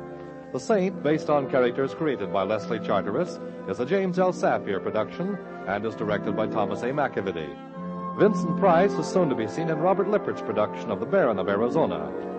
All you Saint fans will be glad to know that the Saint comic books are on sale at all newsstands. Your announcer, Merrill Ross.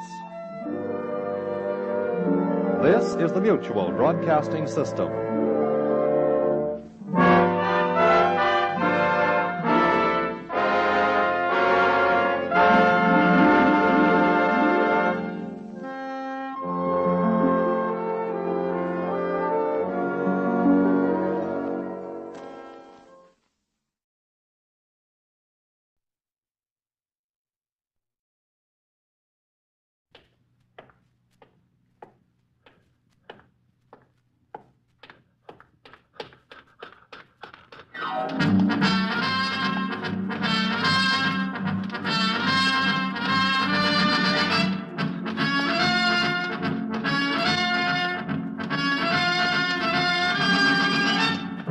The National Broadcasting Company invites you by transcription to join The Chase.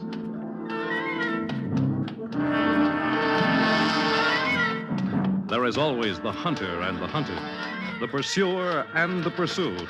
It may be the voice of authority, or a race with death and destruction, the most relentless of the hunters. There are times when laughter is heard as counterpoint, and moments when sheer terror is the theme. But always there is the chase.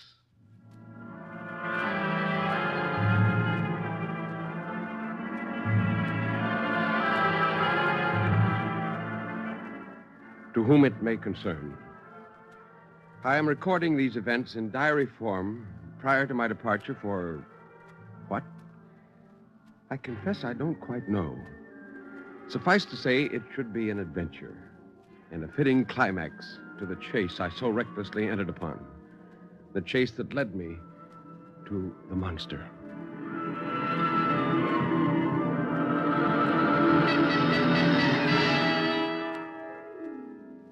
My name is Jeffrey Fairchild, recently a professor of zoology with special emphasis on ichthyology, the study of fish.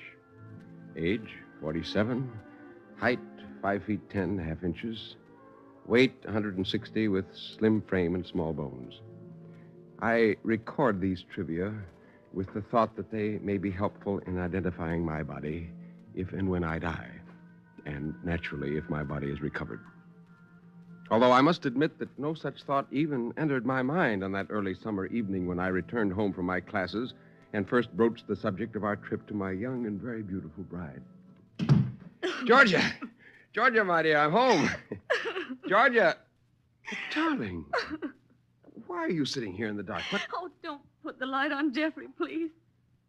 Just go away and leave me alone. Georgia, you've been crying. Do you know why? Because I'm bored, Jeff. Isn't that ridiculous? I'm bored and I'm sated with life in this horrible little town filled with nothing but students and gossipy old women. And what do I do about it? I cry like a baby. Darling, Georgia, I'm sorry. Oh, Jeff, it's not your fault. I thought I knew what I was getting into when I married you. You warned me what life would be like for a professor's wife, and I accepted it. I just didn't know how dull it would actually be.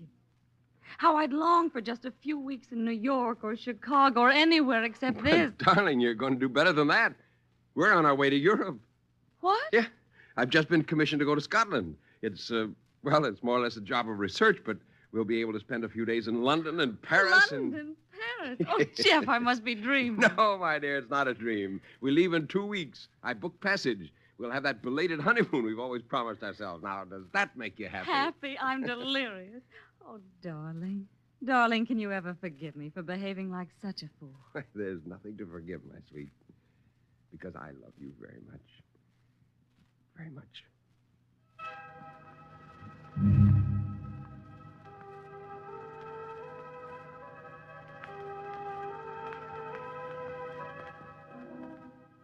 I suppose I should have explained right from the start exactly why this sudden bonanza had occurred, but, well, I thought it would sound rather queer and worry her a bit.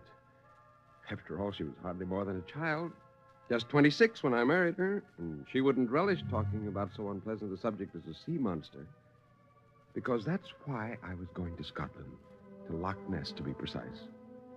I'd been commissioned to verify, if possible, the recurring rumor that a gigantic sea animal of a species hitherto unknown had managed to enter a Scottish Highland lake through a channel leading in from the ocean, and had brought with it superstition, fear, and sudden death. We're sailing, Jeff. We're on our way at last. I still can't believe it. I don't think I've ever been so excited in my life. Well, let's get away from this crowd before they smother us. Here, we'll make use of these deck chairs, huh? Oh, it's like a dream. A wonderful dream. Now, don't pinch me, Jeff. I never want to wake up. And the best is yet to come. Oh, darling, I've been so selfish. In my excitement, I never once asked just exactly what you're going to do in Scotland. Well, to be specific, I'm looking for a fish. What kind of a fish? Goldfish? Herring? Little old eel? You never grow up, will you? And I'll never want you to. Very well, Grandfather Fairchild. But I still would like to know what kind of a fish you're supposed to look for. It must be a darling to give us the chance to get to Europe this way. Well, frankly, I don't know the nature of the fish myself. What? Well, it's known to the Scottish Highlanders in the region simply as the monster. The monster? Yes. Are you cold, darling? No. You seem to shudder for a moment. Did I? I didn't notice. But go on, tell me more. Well, there's a lake in the Highlands known as Loch Ness. It's about 25 miles long and 900 feet deep. And there are several so-called legends connected with it. What kind of legends? Well, for one thing, the lake's never been known to freeze. Every other lake in the vicinity freezes up tight during the cold Scottish winters. But Ness remains completely free of ice, and no one knows why. What else? Well, there were the bodies. What bodies? Well, people who drowned accidentally, and there have been many of them. But not one body has ever been recovered. Usually when someone drowns in a lake that size, the body's eventually washed ashore. But not on Loch Ness. Oh, would that have anything to do with this monster you mentioned? No one knows. Well, doesn't anyone know what the monster looks like? Has anyone seen it? Oh, yes. Dozens of people. That's just the point. Most of them are down-to-earth, practical Scots who wouldn't lie to save their souls. Yet they all tell the same story. After how many native Scotch and sodas? You're skeptical, huh?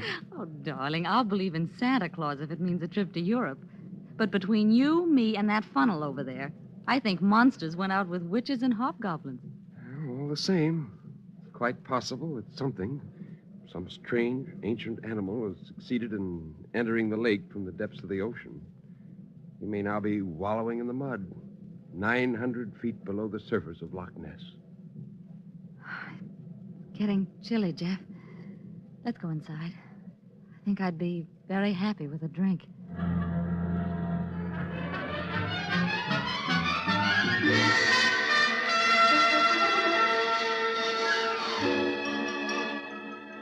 Well, the monster was forgotten for a while, at least by Georgia. By the time we reached London, it was really beginning to feel like a honeymoon. We stopped at a nice hotel near Piccadilly, and then flew over to Paris for 3 quick and glorious days.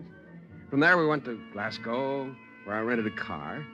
And a day or two later, we were motoring up through the Scottish Highlands, that fanciful land of lakes and legends where the talk is of the fighting clans, of Bonnie Prince Charlie, and the Campbell-MacDonald feud, and of the battle at Culloden, and the mysteries of the ancient Picts, and of the heather and the moors and Macbeth's blasted heath, and of monsters.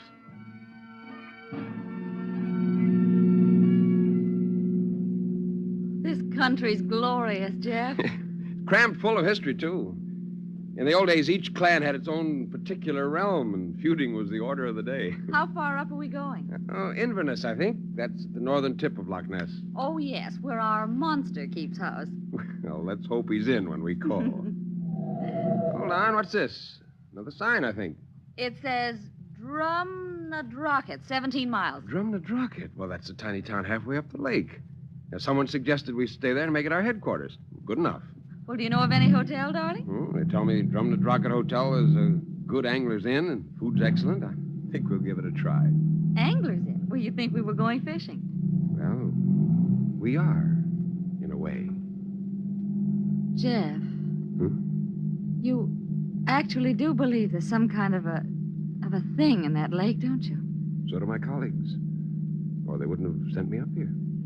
I'm almost afraid now. No, there's nothing to be afraid of. Whatever's in that lake's just a fish, a big fish maybe. Oh, but... Jeff, look at that herd of black goats on the hillside. Where? Oh, yes. What's odd? What? Those goats. I don't see a goat herd around. Seem to be alone.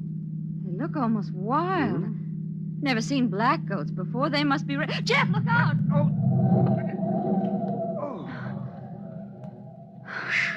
Whoa, that was close. I went under the soft shoulder and right off the road. We're at the edge of the cliff, darling. We could have been killed. Georgia, look. There's the lake. Loch Ness? Yes. Oh, Jeff, it's beautiful. And strange. Stranger than I imagined. Doesn't look like the other lochs we passed on our way up. No, it's much rougher. I don't think I'd want to swim in it. No one swims in it, Georgia, not since the monster first appeared. Jeffrey. What is it? There's something moving on the lake. Where? On the left, right below us. Oh, Jeff, I'm frightened. Take it easy. Now, it's just a wake on the surface. A wake? Yeah, like a ship leaves. But I don't see any ship. Neither do I. You think something else may have left that wake? I mean... No. You're going overboard, darling. Those monster stories have whipped up your imagination. All that is foam, a slight surf made with the wind, that's all. Oh, it's all your fault. Next thing I'll be seeing ghosts. But not before dinner. We're only a short way from Drum to Drocket. I'm as hungry as a bear. Let's go, shall we?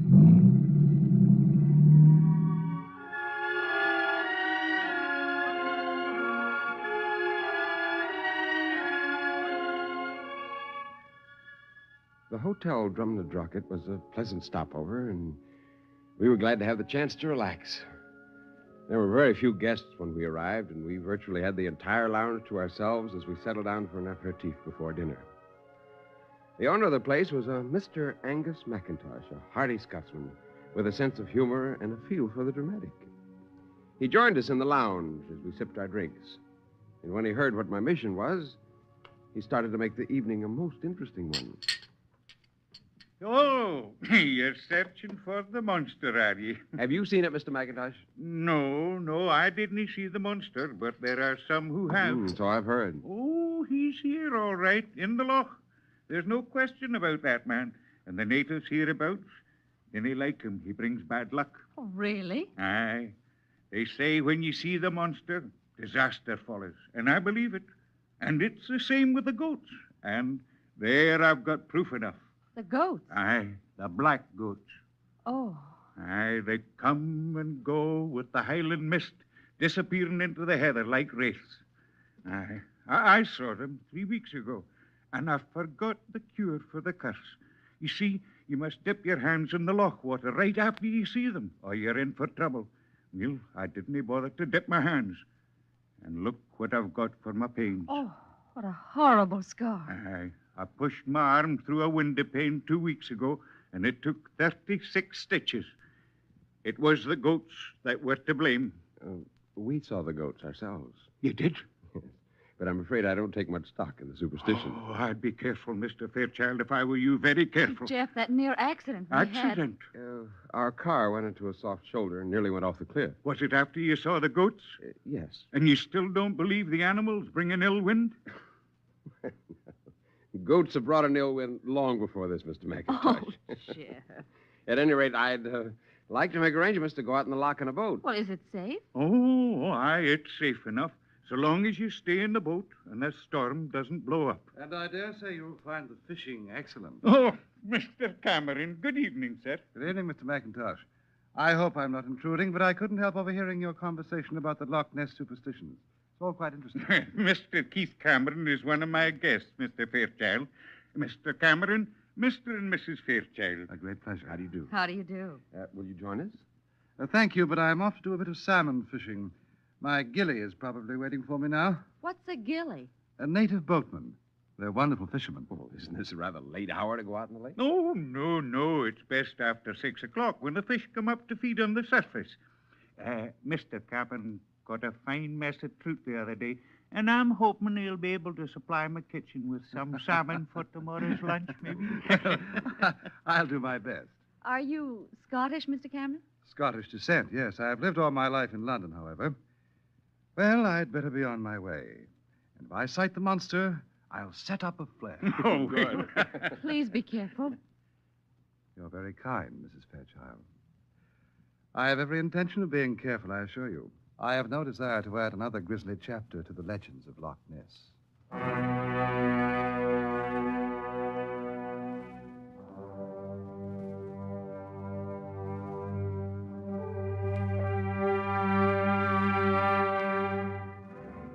I spent the next few weeks moving up and down the loch, interviewing the natives who claimed to have seen the monster at one time or another. Their description of the animal varied only slightly, and they all struck me as being sober-minded, truthful folk. There was no question in my mind that something had been sighted on that vast sea-like lake. But although I spent hour after hour scanning the surface of the water from the shore, only the ripple of an occasional white cap and the calm serenity of a fishing boat here and there disturbed the smooth contour of the water.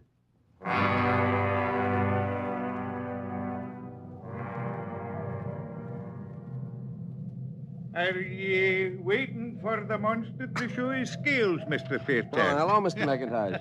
You'll only strain your eyes trying to look for him this way. He doesn't come up from the bottom on invitation. Yes, I imagine he doesn't. Oh, this is beautiful country, Mr. McIntosh. Aye. And the beauty is laced with strong tales. You know, they claim hereabouts to have seen ghost dogs and witches. And sometimes I think half the people are daft. But the big fish in the loch is something else again. Yes, I suppose so.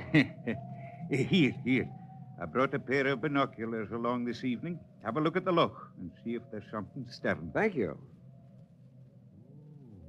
These are powerful. Aye. A little German souvenir from the war. I was with the Black Watch, Mr. Fairchild. Yeah. See anything? Just a small boat with 2 people in it. Man and a... Huh? Something amiss? I believe the woman in that boat is my wife, Mr. McIntosh. Oh. She seems to be with your guest, Keith Cameron. Well, he's a nice chap, Mr. Fairchild. He's been teaching the lady how to cast with a fly rod. Here are your glasses. You leaving? Yes, I haven't had my dinner yet. Well, it won't get dark until after 10, and the evening's fine. Maybe there'll be a chance. Good night, Mr. McIntosh. Good night, sir. And good appetite.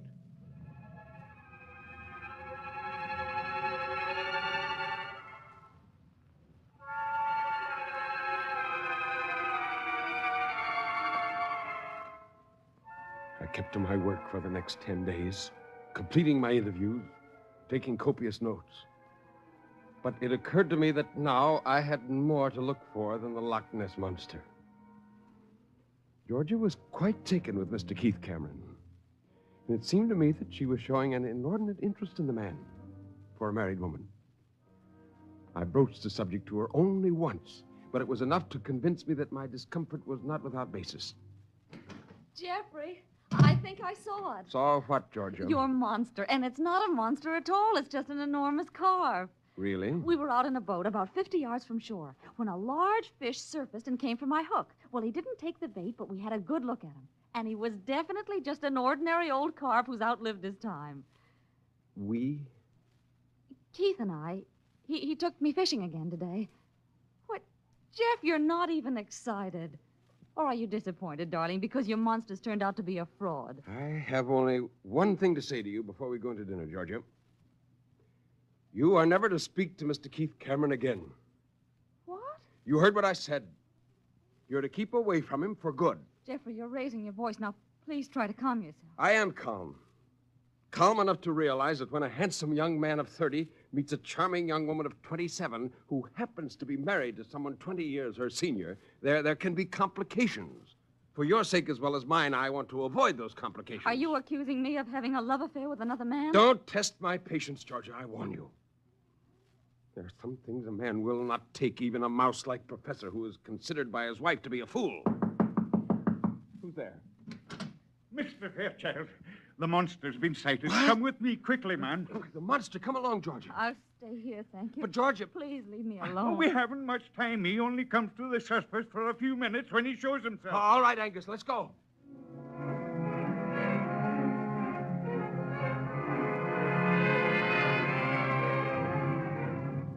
He led me to the shore of the loch where several natives had already gathered. There was quite a hubbub as they excitedly talked among themselves. The loch was rough, and a storm was in the offing. But as I stared out across the loch, I saw nothing except a slight disturbance in the water that may have been caused by the current. Here, have a look through my binoculars, Mr. Fairchild. Thank you. What do you see? I can't make it out. First glance, it looked like a strong current, that's all. Let me have a look. Well? Aye, there's something out there, Mr. Fairchild.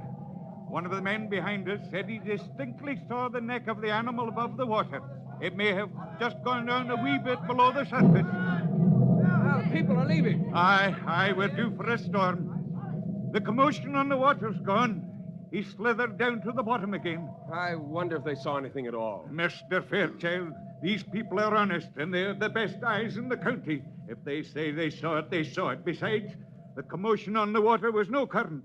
The current doesn't go out any farther than 100 yards or so. It keeps close to the shore. Oh, mercy me. Come on, we better get back to the hotel. Come with me.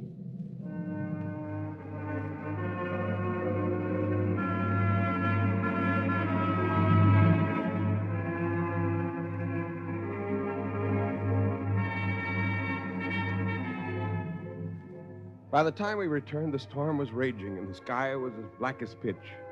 I started up to my room to change my clothes, but just as I reached the head of the stairs, my room door opened, and Keith Cameron came out as I flattened against the wall. Halfway down the stairs, he crossed the hall and went up to his own room. And then something happened to me. I felt as though my reason had left me, as though I had suddenly lost all control of my senses. But I managed to keep a calm exterior as I continued upstairs and entered our room. Did you see it, Jeffrey? No, Oh, I'm sorry. Oh, darling, you're soaking. You were caught in the rain. doesn't matter. A drink might help, though. Will you join me? Of course.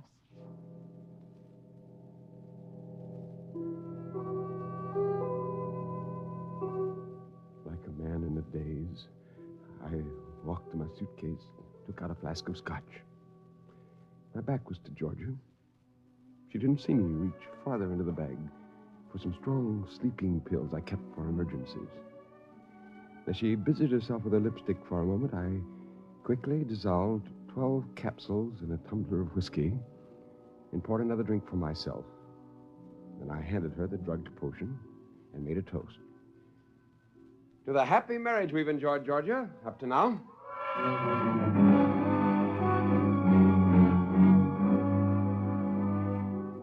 Insane? Yes, naturally I was insane.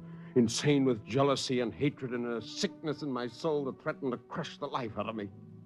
But first I was going to see that someone else's life would be forfeit too. The pills took effect very quickly. And as her mind became numbed, I coaxed her into leaving the room before she fell asleep. No one saw us as we crossed the empty lobby and went out into the rain toward Loch Ness. Jeff, where are you taking me? It's pouring rain. Come with me, Georgia. This is most important. Please don't argue. Something's wrong with me. I'm going to fall asleep. You must keep awake, Georgia. This is very important. Here, take my arm here. So follow me, dear.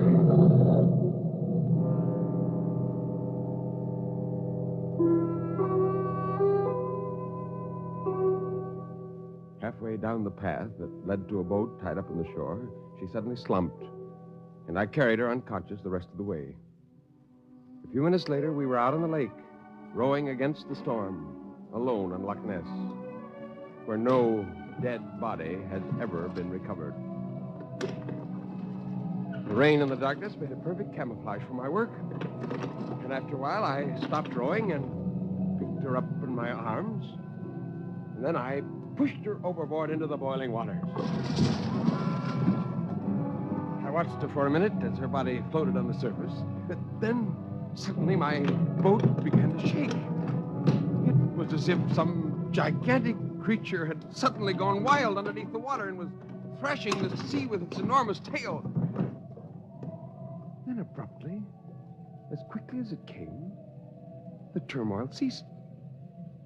But when I looked around, Georgia's body had disappeared.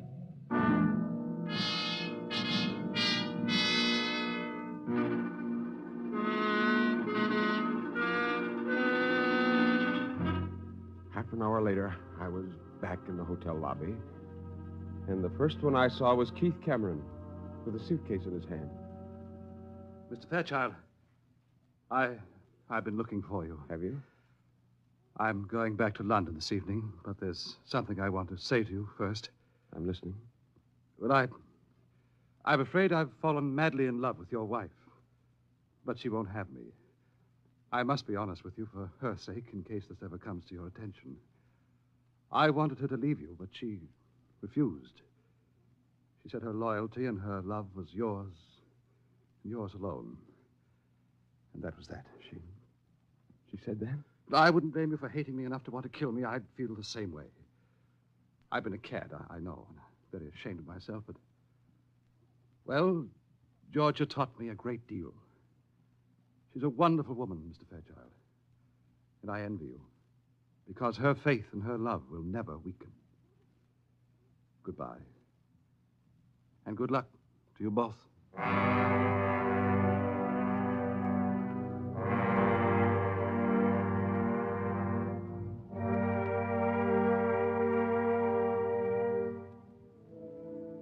I'm jotting down the last of these notes now, sitting in a boat in the middle of the loch.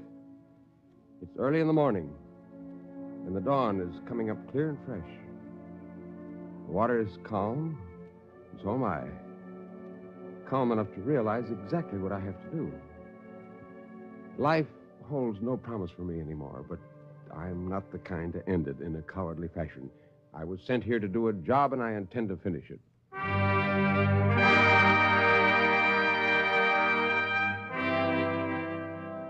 In just a moment, I'm going to invite the Loch Ness Monster to make an appearance. I'm going to slip over the side of the boat and swim half a mile toward shore. If I don't reach shore, however, I can always look forward to joining Georgia. In any event, this will be the beginning or the end of my chase.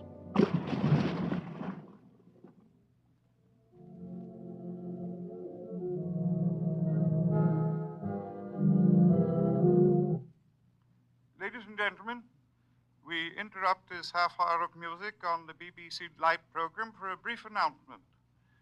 A small empty boat was discovered on Loch Ness yesterday morning containing a man's cap and diary.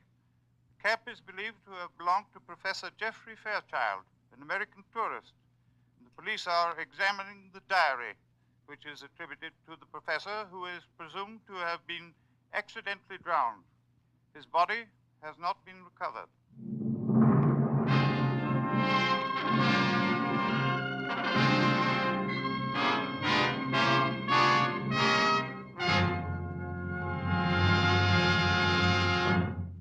In the animal world, there is the hunter and the hunted, hound and fox, hawk and sparrow, chicken and worm.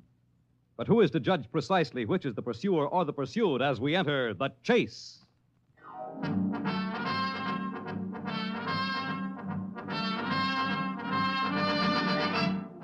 The Chase was created and written for the National Broadcasting Company by Lawrence Clee. Heard in the cast were Nelson Umstead, Andrea Wallace, Stuart McIntosh, and Ivor Francis. The Chase is directed and transcribed by Fred Way. Fred Collins speaking.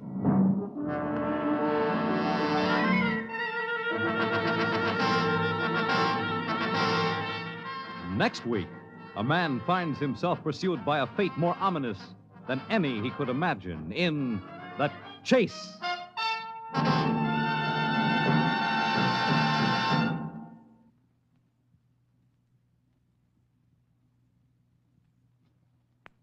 Tonight, listen to Bob Considine on NBC.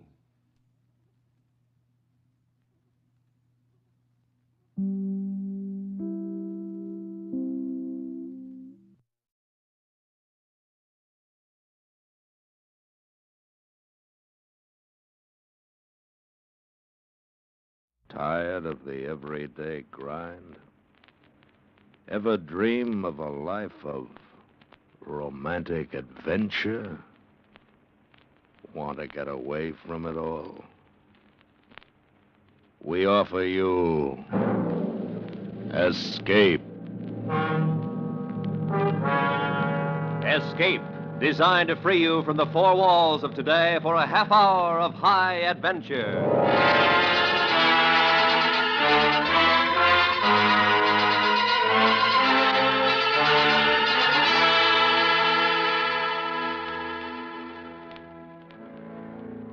You are standing in a jungle clearing, lost in the wilds of Ecuador, while surrounding you and creeping slowly closer is a party of Popayan headhunters who are waiting only for the sun to set before making you their prize.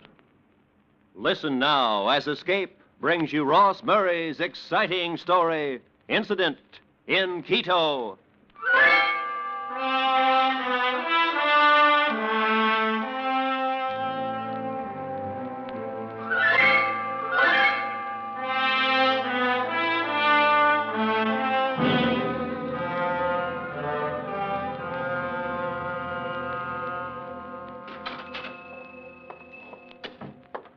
Manuel. Hola, Manuel. Oh, Ramon. What are you doing here? It is the first of the month. Already? Already. Oh, I'm upset. I cannot even remember the days. Oh. What is wrong, my friend?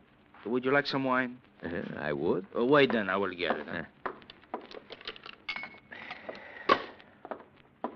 Oh, sit, Ramon. Thank you. For you? Gracias. Bueno. Sí. You said that you are upset? Oh, yes. What is it, Manuel? Oh, it is about Senor Harvey.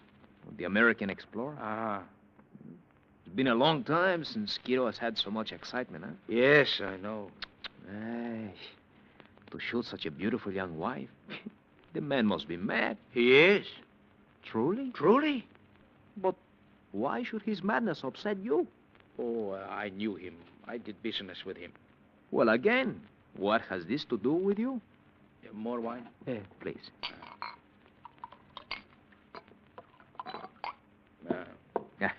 Your health. And yours, my good friend. Well. Yes.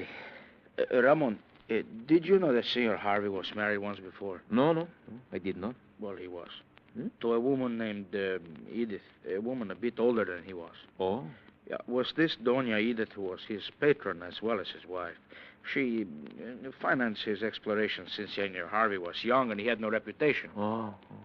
But what has all this... Patience, my friend. Pardon. Now, you know the Popoyan group of the Jibaro? Yes, I know. Well, it was not known until 10 years ago that they could shrink the heads of their enemies without the usual distortion. This too, I know. Yeah, well, Senor Harvey learned of their discovery and convinced Doña Edith that to be the first to secure several of these heads would ensure his reputation. How fortunate to have such a patron, huh? Not so, Ramon. Oh, but why not? Because Doña Edith was a cruel woman. At no time did she forget to remind him that all he had was hers to give. And you must understand that this...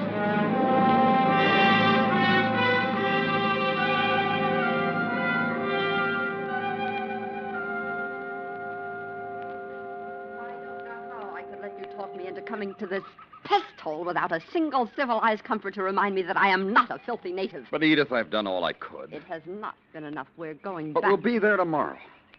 You know what this means to me. To you? What about to me? I didn't ask you to come along. No, you didn't. But I am paying for this miserable expedition, and don't you ever forget it. No, I won't. And if I choose to come along, that is my business. And if I choose to return now, that is also my business. But it's only one more day. If I have to go through one more day without washing my hair, We've been through this before. Yes, Edith, I know you have lovely hair. It's the longest, blondest, most beautiful hair I've ever seen. But I'm sick and tired of hearing you talk about it. Oh? Why don't you talk about what I'm trying to do? About how I've walked and sweated and rotted trying to make a career for myself. Talk about the things I've sacrificed. About the comforts I've given up. Are you finished? Yes. I'm sorry, Edith. I didn't mean Oh, to... stop it, Frank. Don't be a hypocrite. You're not sorry, and you know it. Don't worry, you can have your one day more, but only one more. Tomorrow night, we start back. Edith, What do you want? I'll see what I can do about a place for you to clean up when we get there. Thank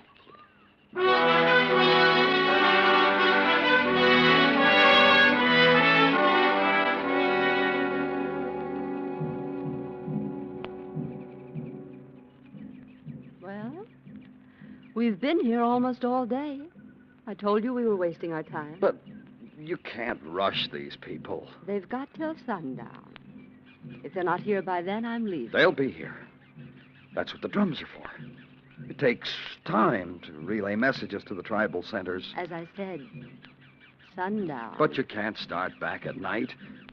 You'd get lost as soon as you left the clearing. I might, but Alfaro wouldn't. Alfaro? But he's my guide. I'm paying him. And he'll take me wherever I want to go and whenever I want to go. Can't you forget about your money for 1 minute? You wouldn't be here if it weren't for my money. And while we're on the subject, let me tell you about my latest decision. Decision? Yes.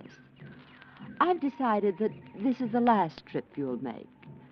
I can't stand them anymore. But I told you, you don't have to come along. I know it isn't fair for you to have to go through all this. That's why there won't be any more trips. I can't go alone, is that it? Exactly. So you had better make this try a good one. There won't be another dime for me. Look, Edith, Alfaro rigged some sort of a shower deal down near the stream. Why don't you freshen up a bit? Maybe we can talk this over a little later when you feel better. There's nothing to talk over. You have until Sunday. Why must you always... Senor, they are here. Look, the West Trail. The Popoyans. Good, Alfaro. Take them over the trunks. I'll be there in a minute. Si, senor. Well, Edith, they're here.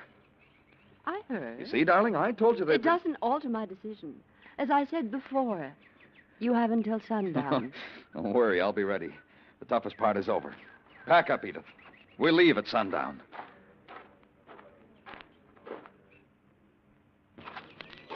I have done as you requested. The trunks are unlocked and the trade goods are ready to show. Good.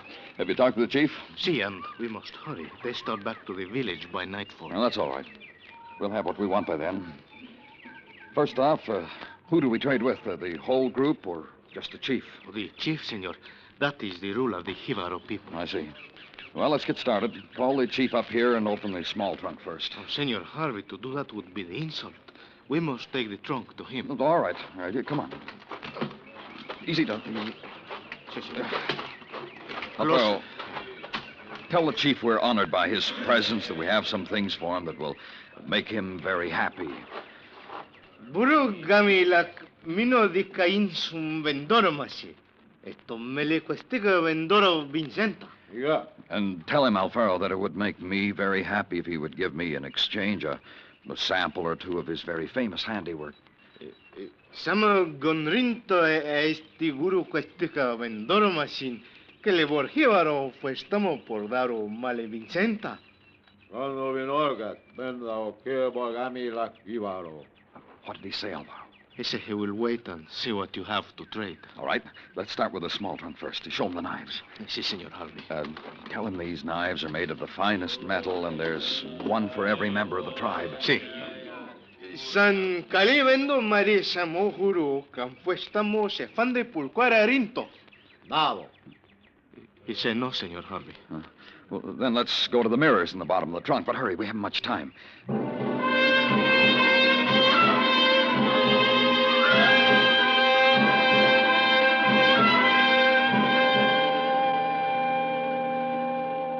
I don't know why we've had so much trouble. We've shown them everything we have. What's wrong with him? He said we have nothing good to trade. He's crazy. You tell him there must be something here he wants. Go, tell him. I cannot. To contradict the chief is to die. No, senor, we have failed. Sundown has come. All right, then. Well, tell him I'll be back in a few weeks. Ask him what he wants me to bring back. Ask him if he'll meet us in the clearing when I get... Time to go, Frank. Alfaro, get the rest of the boys together. You coming with us, Frank? Give me a few minutes, Edith. I want to tell the chief I'll be back. You won't be back. I meant what I said this afternoon. Well, then give me a minute or two to break off the meeting. It's too risky to get up and leave abruptly. These people live by ritual. You've got 5 minutes. Alfaro? Si, senora. I want you in the clearing in 5 minutes. Whether Mr. Harvey is with you or not. Do you understand? I understand. I'll expect you. Remember, 5 minutes, Frank. Alfaro, tell the chief what I... Rogo my evento. What does he want? He says he wishes to trade. Tell him, Alfaro. Tell him he can have all the trunks, everything, anything. Miru ganivendo se fende. Dado. Well, ask him what he wants, then. Costama bondo vendara. Malo kinda si stama vinga undo sayo orgas Jibaro. Nado. What is it, Alfaro? I cannot tell you, senor. I cannot. Tell me. Please, senor. I said tell me. He said that he will give you 10 heads. Go on. He will give you 10 heads for the head of the blonde woman who just walked out of here. Tell him that the woman who just walked out of here is my wife. Si, senor Harvey. Ondo saloras estombo sendimo. Udo que stami sa orgas di vedoro. Vendamo Kimare San Kifanda. Does he understand, Alfaro? No, senor. What do you mean? He said, understand, senor. I only tell you what you want to know. He said, what good is a wife if you cannot trade her for something you want very much?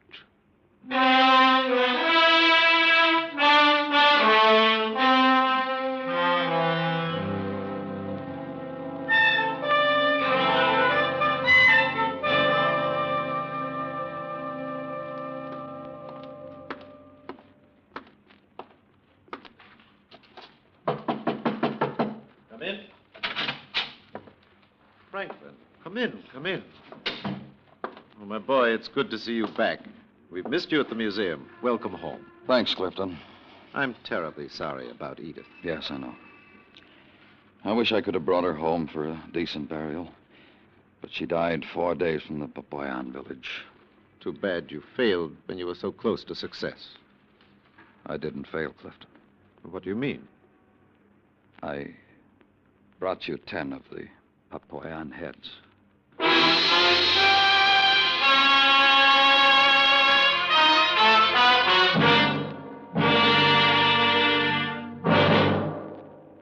We will return to Escape and tonight's story in just a moment. Add Godfrey to anything and it comes out fun. Tomorrow night, add to Arthur Godfrey's merrymaking the talents of a songbird, a tenor, a lyric soprano, and a vocal instrumental group. And it comes out another sparkling 30 minutes of pleasure with Arthur Godfrey's Talent Scouts. Be sure to be here tomorrow night on most of these same CBS radio stations. And now, back to Escape.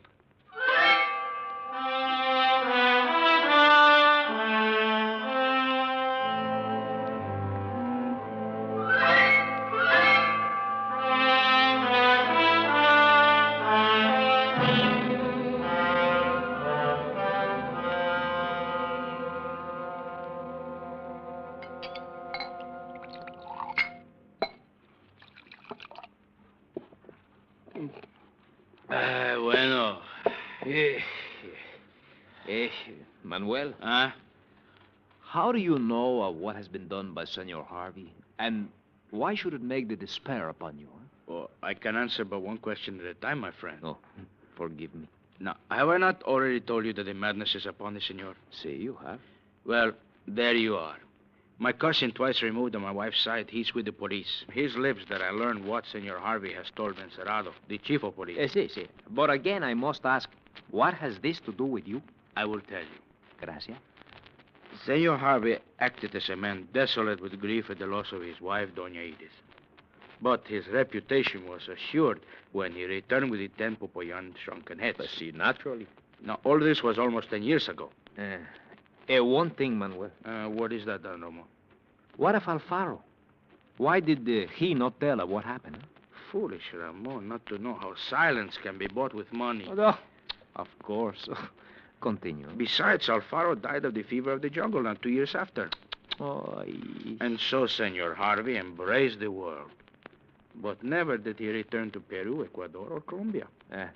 Then why did I am coming to that, please. Oh, I am rude. Forgive me. Forgiven.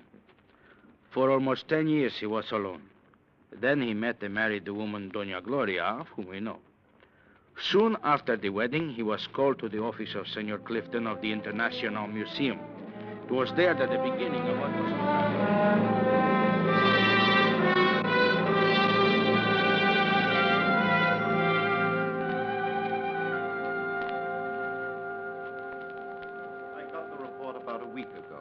If it's true, there should be a wealth of information about the conquistador Orellana, Pizarro's lieutenant, who died over 400 years ago. You know how I feel about going to Ecuador. Surely, Frank, but Besides, Gloria and I want a honeymoon. We haven't really had one. Well, we could make the trip to Ecuador our honeymoon, dear. No, you don't understand, Gloria. It was in Ecuador. I do understand, Frank. That's why I want to go. I want to be there with you. To help you fight whatever it is that's kept you away all these years. You can't fight it alone. Please let me help you. I can't do it. You've got to. There isn't a man in the profession that's as good at evaluating a find as you are. What about Carson? I want you. Richards is available. He can stay available. I want you. Please, Frank. Exactly what would you want me to do down there? Good boy. You won't regret I haven't said I was going. Tell me what you want done first. Just this. Go to the village we mentioned, pick up the guide, and check the spot where Oriano was supposed to have had his main camp over 400 years ago.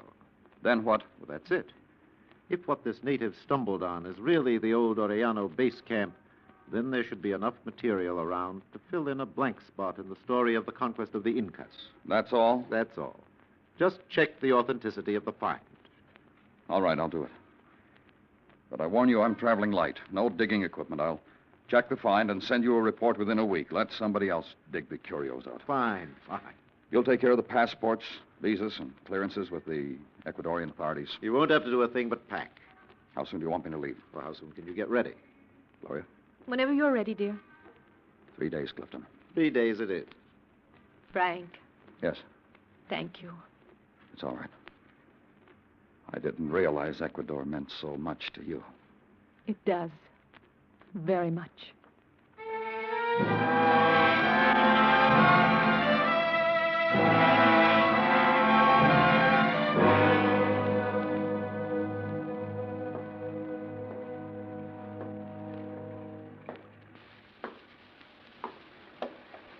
We've been cooped up in this stinking hotel for a week now. Frank, dear, sit down. I can't sit down. If it hadn't been for the rain, I'd have been in and out of the village 2 days ago. But it is raining, and we have to stay here. Please don't torture Oh, yourself. Gloria, please, leave me alone. Well, I don't mean to bother you, Frank. I just hate to see you like this. Do you think I like being this way? Of course not. But if you'd only relax. Oh, Gloria, please.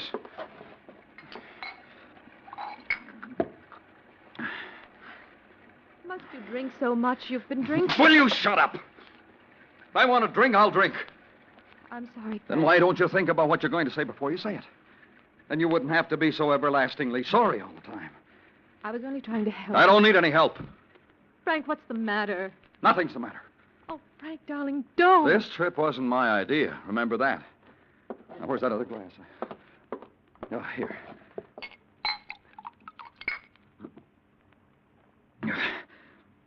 Frank, What? it stopped raining. Let me see. Good.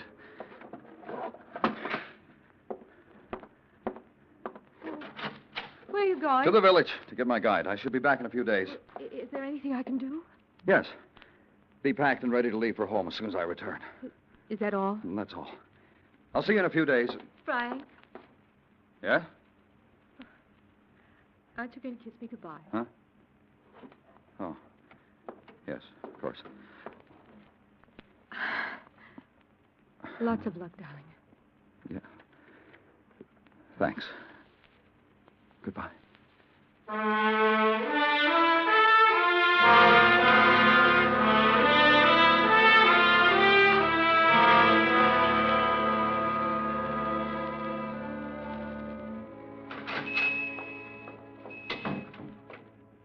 Welcome, Senora. Welcome to the curio shop of Manuel Furtado. How may I be of service? Well, I'm looking for a gift for a friend. My shop is yours, Senora.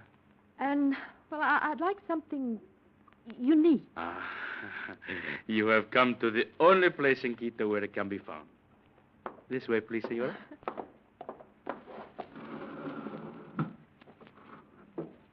Now, here is a dagger.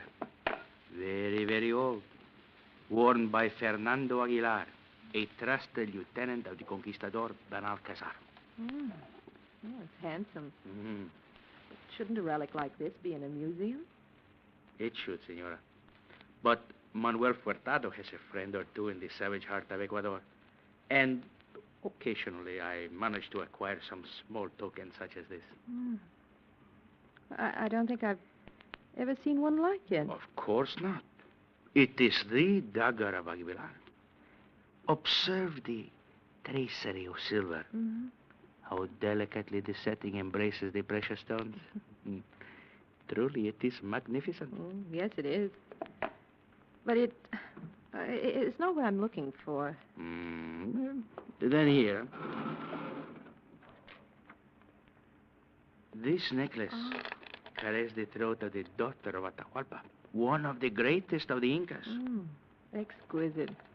Senora, the word is not sufficient to describe its beauty. I know. But I can't buy it. But why not? Well, I'm looking for something for a man. Oh, then the ducker is exactly the thing for him. No, that's not it either. I'm looking for something really unusual. Really different. Oh, if the senora requires something unusual, would she be interested in an article which my friends from the interior consider unusual too? Oh, yes. It is quite expensive. Well, I'll pay anything within reason. It will cost somewhat more than you may be prepared to pay. Well, why don't you let me be the judge of that? Very well, then, senora. If you will follow me.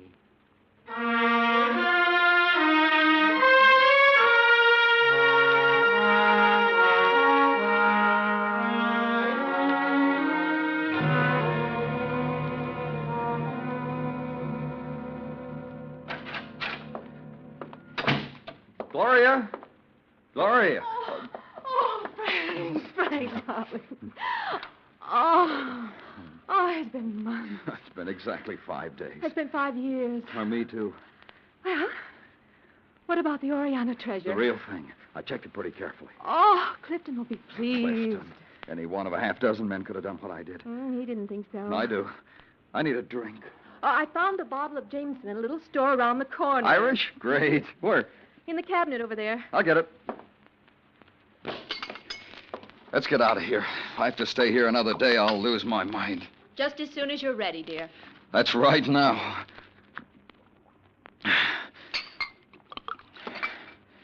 Frank, don't you think... Think what? Well, I'm drinking too much? Go ahead and say it. No, it's not that. It's nothing. I have a surprise for you. Surprise? Mm-hmm. I found it at a curio shop in town. Where is it? Close your eyes. Why? Well, play the game my way, or you don't get it at all. All right. But it better be good. It will be. Eyes shut. Shut.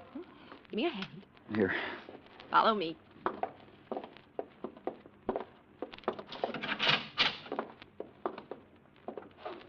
Now, open.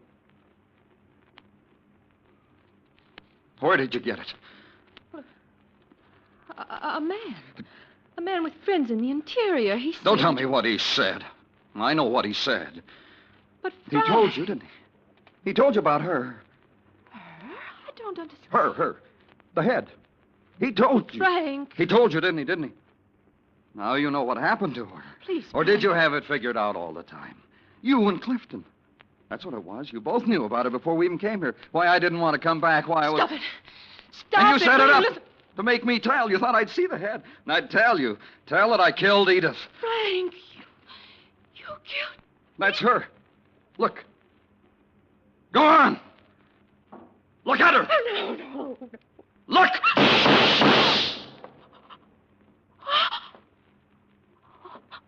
Frank. Frank, I didn't know. I didn't know.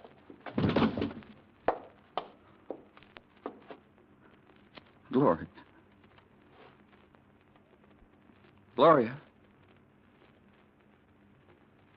Gloria!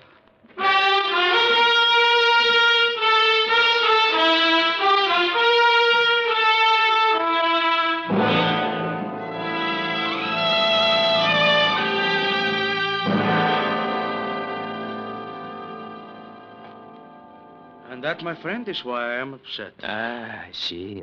But what can I do? Huh? Life must go on. Yeah, true. Well, I must steer myself away. I have other customers to visit. Oh, please, Manuel, can you give me your order now? Huh? Oh, of course. What is it you want this month? Oh, my stock is moving a little slow this month. So for now, just give me 3 of the Fernando Aguilar daggers. Si. 5 of the Atahualpa necklaces. Si. That will be all? That will be all. Hey, Ramon. What is it, Manuel? I almost forgot something. Oh, what? Make me up half a dozen shrunken heads. Si, I will do that. Yeah, Ramon. Si, Manuel? Make one of them blonde again. I like to have one in stock for the customer who wants something unusual.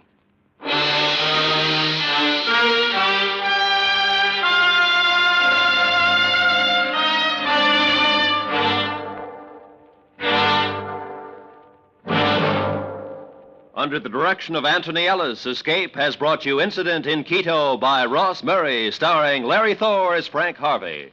Featured in the cast were Gene Bates, Edgar Barrier, Don Diamond, Fay Baker, Jack Crucian, and Tony Barrett. Editorial supervision is by John Meston, and the special music for Escape is composed and conducted by Leith Stevens. Next week.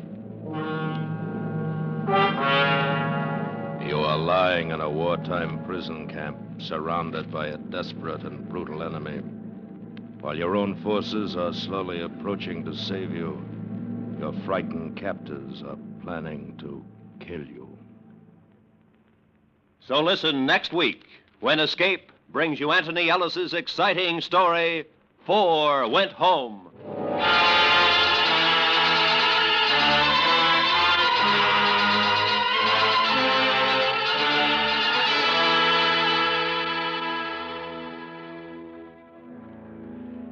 If you don't know the difference between a hawk and a horse, that, as the pundits say, is a horse on you. And if you don't know the difference between CBS Radio's Bob Hawke and any ordinary quizmaster, then you'd better take steps. Yes, take steps right to your radio Monday nights and enjoy the quips, the quiz, the merriment of the Bob Hawke Show on most of these same CBS radio stations. This is Roy Rowan speaking.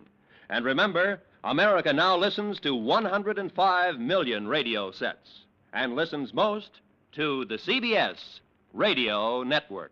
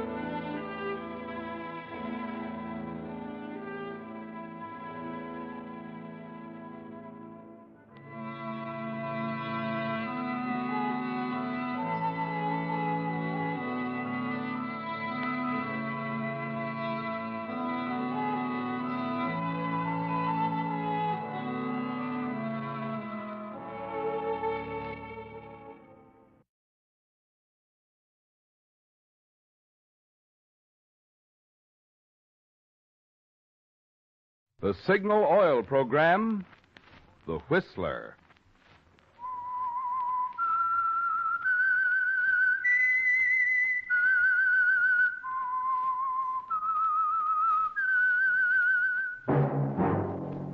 That whistle is your signal for the Signal Oil Program, The Whistler.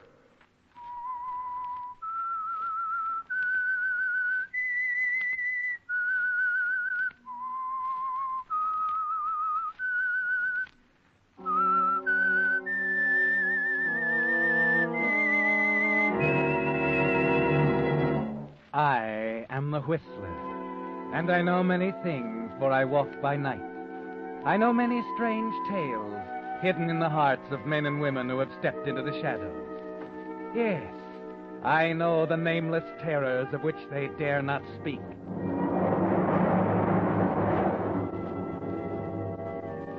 Yes, friends, it's time for the Signal Oil Program, The Whistler. Rated tops in popularity for a longer period of time than any other West Coast program in radio history. And Signal gasoline is tops, too, tops in quality. It takes extra quality, you know, to give you extra mileage. And Signal is the famous Go Farther gasoline. So look for the Signal circle sign in yellow and black that identifies friendly dealer-owned Signal stations from Canada to Mexico. And now, the Whistler's strange story. Silent Partner.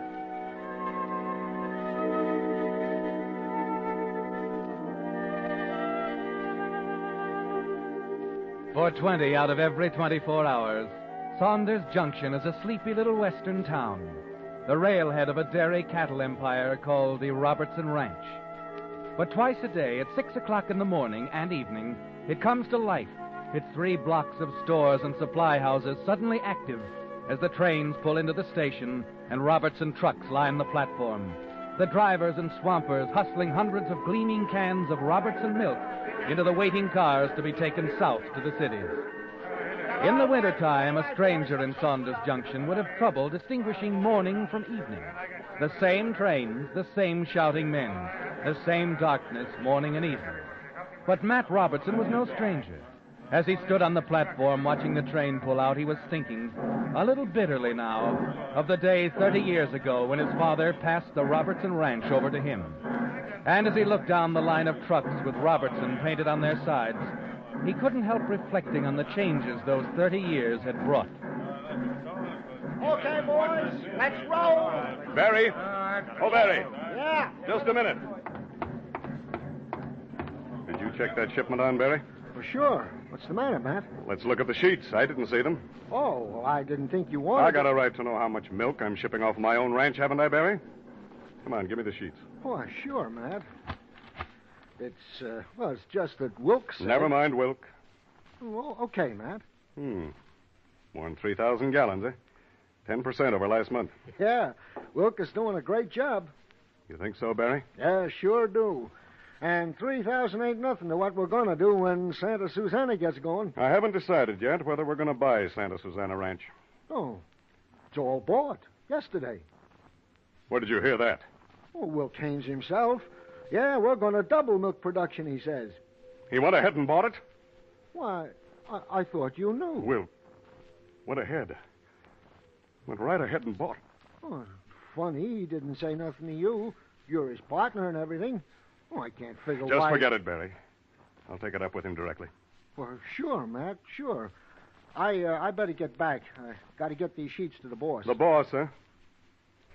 Look, Barry, before you get in that truck, take a look at the name on the side of it. Huh? It says Robertson Ranch. You see it? Big, clear, bright yellow letters. Robertson Ranch. Robertson Ranch. Oh, Matt. Hey? Oh, hello, Sheriff. Thought I might ride back the ranch with you, Matt, if it ain't too much trouble. Oh? Anything wrong, Sheriff? Want to see young Charlie Breck. Charlie? Well, what's the matter? What's he been... Oh, now, don't get worked up, Matt. It's nothing serious. You know, he's been on probation after that shooting scrape up north. He just ain't reported to me this month like he's supposed to, that's all. Oh, I see. Can't say I blame him for putting that fellow in the hospital, but the book says he checks with me once a month, and that's what he better do. Well, look, Sheriff, I'll send him in tomorrow. Tomorrow he'll be working stock all day if I know his boss. Wilk Haynes will have every hand on the place, moving cattle over at the Santa Susana place he just bought. Oh. You heard about that, too, huh? Sure. Yesterday. It was all over town. What's the matter, Matt? Something wrong? You know, Sheriff, it's nice having a partner who takes care of everything. Yeah. Wilk Haynes is a mighty capable fella. Yeah, you sure picked a winner when you took him in 10 years ago. Oh, that's your car down there, ain't it? Yeah. All right, Sheriff, let's go.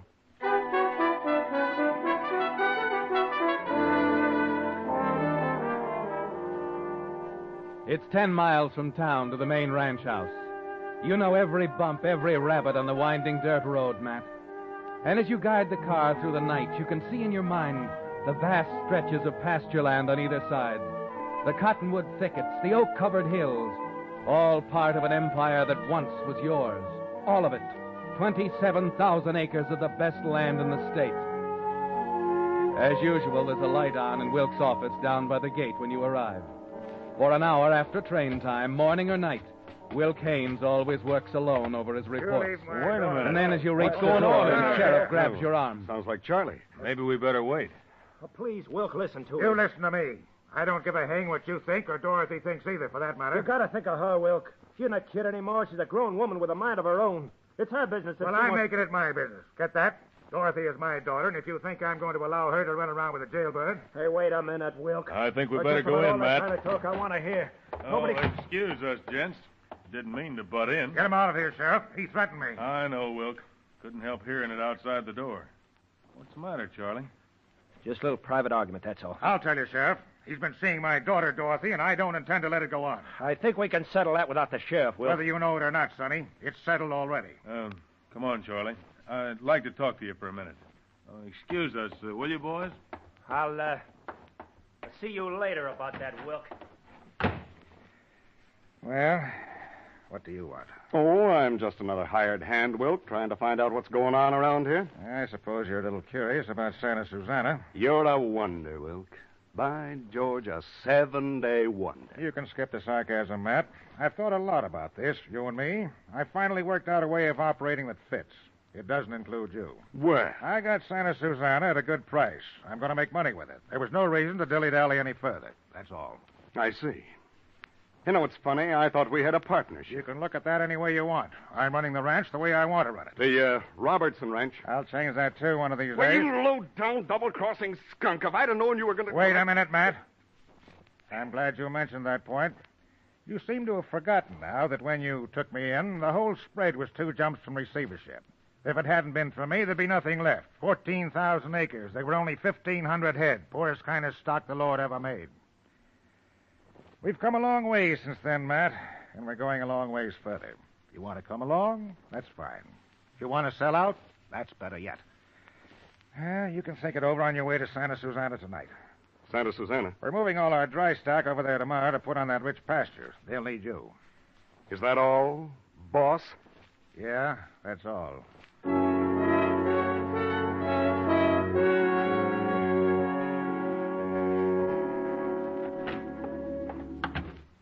Oh, Charlie. Hello, Matt. You waiting for me? Yeah. I want to tell you I'm leaving. Leaving what? The ranch. Oh, now, wait a minute, Charlie. I've had about all I can take, Matt. I don't want any more. I know what you mean. It's making it hard for her, too. Dorothy? Yeah. I'll be forcing her to make a choice, Matt.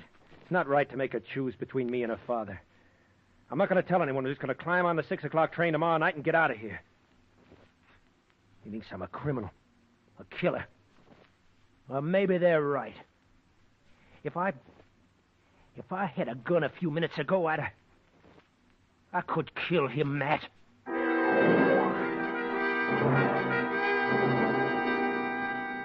He could kill him, Matt. Yes, he feels the same way about Will Keynes as you do. He could kill Will Keynes, too, and everybody knows it.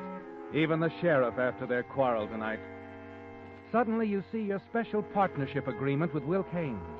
The bold black letters of the survivorship clause that will make Robertson Ranch all yours again in the event of his death.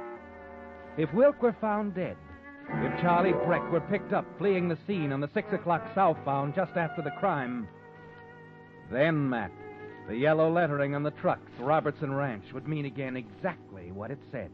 Charlie, you say you aren't telling anyone you're leaving? I can't. The sheriff would keep me here because of my probation. Still 3 months to go.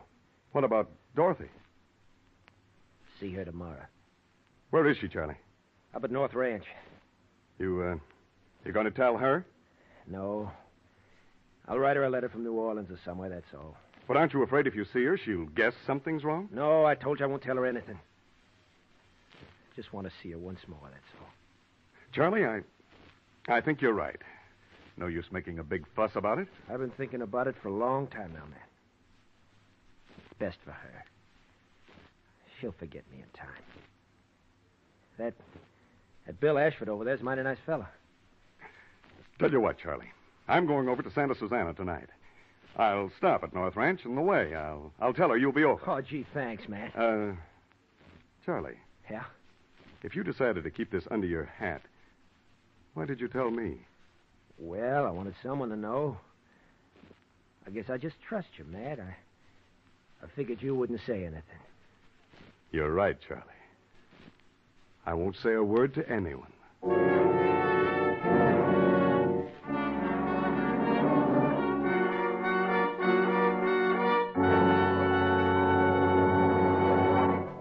With the prologue of Silent Partner, the Signal Oil Company is bringing you another strange story by The Whistler.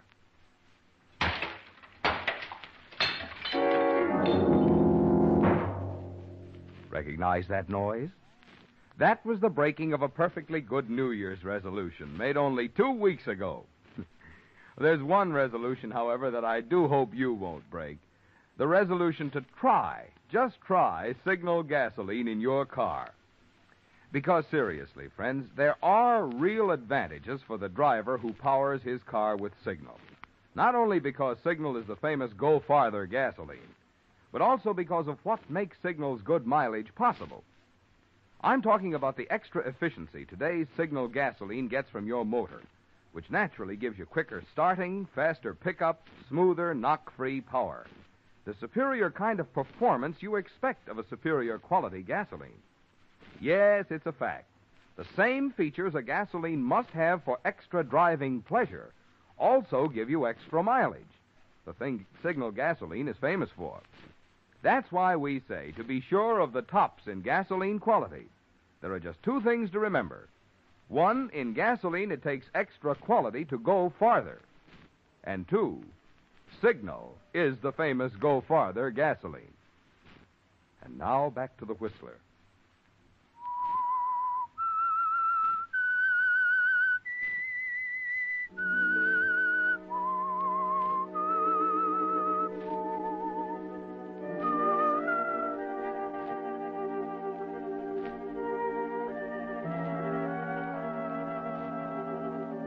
The plan is clear now, isn't it, Matt? Will Keynes is going to be out of your way for good, and young Charlie Breck will be blamed. Driving over to the Santa Susana, the whole thing runs through your mind. You can almost see it working out. Hear the sheriff's questions after Wilk has been found dead. Kind of sudden the way you decided to leave town, wasn't it, Charlie? Wasn't as sudden as it seemed. I told Matt I was going. I'm sorry, Charlie, but you're mistaken about that. Well, of course I told you that day after my argument with Wilk. That wasn't your last argument with him, was it, Charlie? You went back again and shot him. No, I didn't. Matt, tell him. I'd like to help you, Charlie, but, well, Wilk was my partner. I have to think of him, too.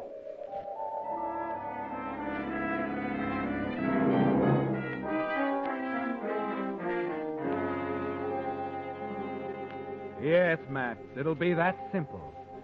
You're confident as you pull up in front of North Ranch House and go inside to talk to Dorothy. Matt, hello. What brings you over here this time of night? Well, for one thing, I promised Charlie I'd deliver a message to you, Dorothy. Oh, how is he? Oh, he's all right. Kind of a hot-headed young fella, but, you know, if people would just make an effort to understand Charlie... You're talking about Dad, aren't you? Well, Please, Matt. He and Charlie have quarreled again, haven't they? Dorothy, you know I don't like to go mixing into things. Tell me, Matt. Well, yes, they did. Sort of a showdown, I guess. Each calling the other names and all. They stopped when Sheriff Walker and I came in on him. I see.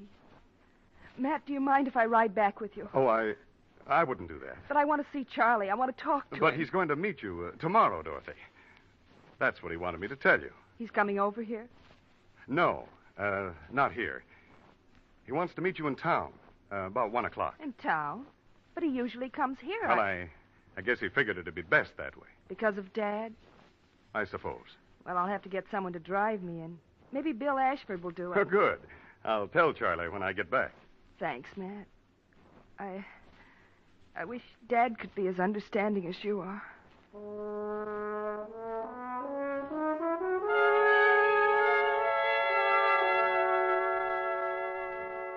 You have to lie, Matt, to send Dorothy into town when Charlie will be looking for her at the North Ranch. Above all, you can't take the chance of having them meet.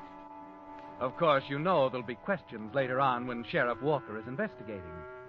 But you can always say you lied to prevent more trouble. That's a good excuse, Matt. And all through the night as you're giving orders to the hands, you're thinking it through.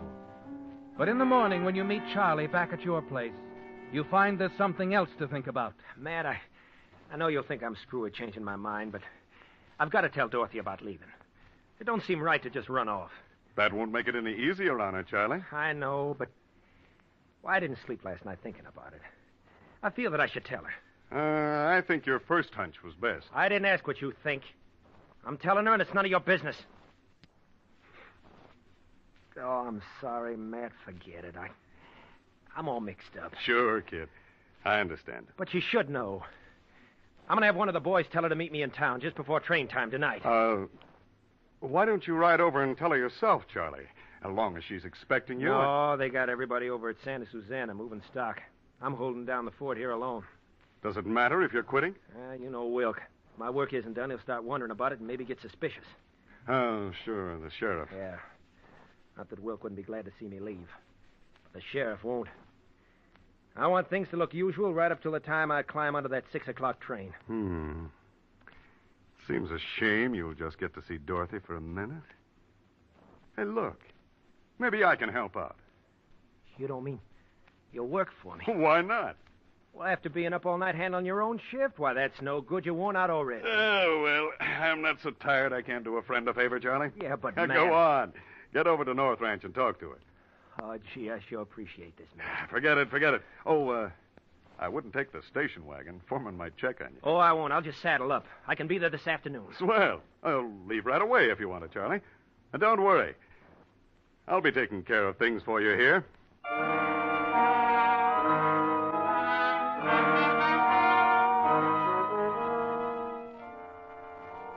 And it's a deadly 8 hours you spend taking Charlie's shift at the main ranch after that long night of work at Santa Susana. By 2 in the afternoon, there's a weary throb at the base of your brain, an ache in your back, a gritty heaviness in your eyelids. But you manage to stick it out somehow, and late that afternoon, you drag up the stairs of the ranch house, down the hall to Charlie's room. He's angrily throwing his things into a suitcase when you open the door. Hey, say, what's wrong, Charlie? Huh? You and Dorothy have words or something? Oh, hello, Matt. No, I didn't see you. But I thought you... Look, Matt, I appreciate your taking my place and all, but I just soon not talk about today. Whatever you say, Charlie. I'm sorry, Matt. You might as well know. She wasn't at the ranch when I got there. Wasn't there? That's right. Hadn't left a message or anything. When I got inquiring around, one of the boys said he saw her drive off for town with Bill Ashford. What? Why, but that isn't like Dorothy. I'm sure I'm sure she'd been listening to her father. Probably swung over to seeing things his way. Anyway, it don't make no difference. I'm leaving. On the 6 o'clock, just like I said. Well, good luck to you, Charlie. Thanks, Matt. You've been swell. It's one thing I won't forget about Saunders Junction. And listen, if I can ever do anything for you. Yeah, I know. Well, I'm going up to my room and stretch out for a little while, Charlie. You know, I'm kind of tired after 48 hours. So long, kid. So long, Matt. And thanks for all you've done.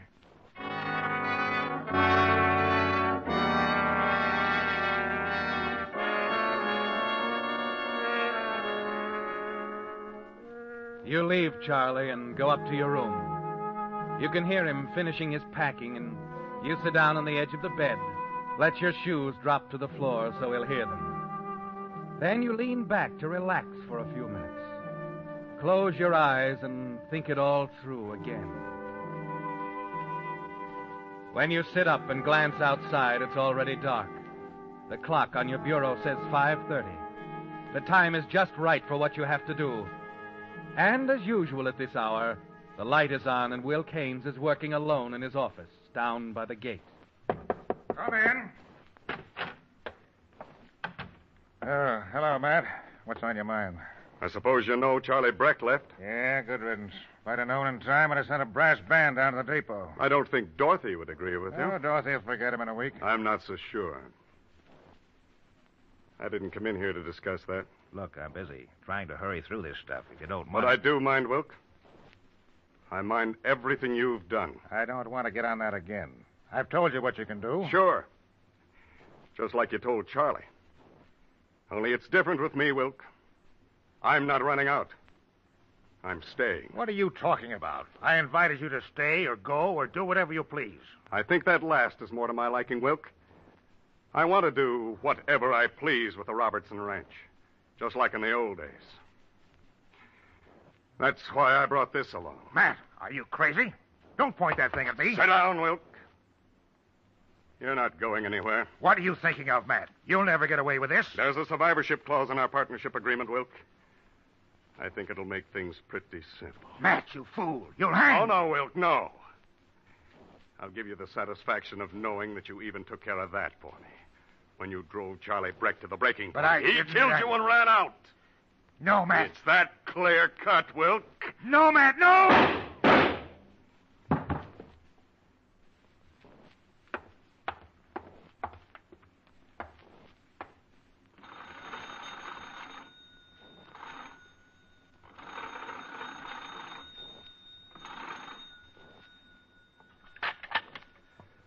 Hello? Hello, Sheriff Walker. Speaking. That you, Matt? Yes, I'm calling from the ranch. Wilk Haynes has been murdered. What did you say? My partner, Wilk Haynes. He and Charlie Breck had another fight. I got here too late to stop him. Charlie Breck. He shot Wilk? Yes, that's right. Look, Sheriff, I'm going after Charlie. I'll contact you as soon as I catch up to him. Good. But be careful, Matt. And call in the minute you locate him. Right, Sheriff.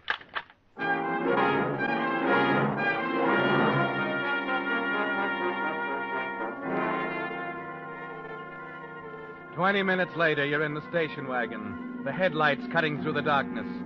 The clock on the dash shows almost 6 as you reach the depot, just as the train is pulling out.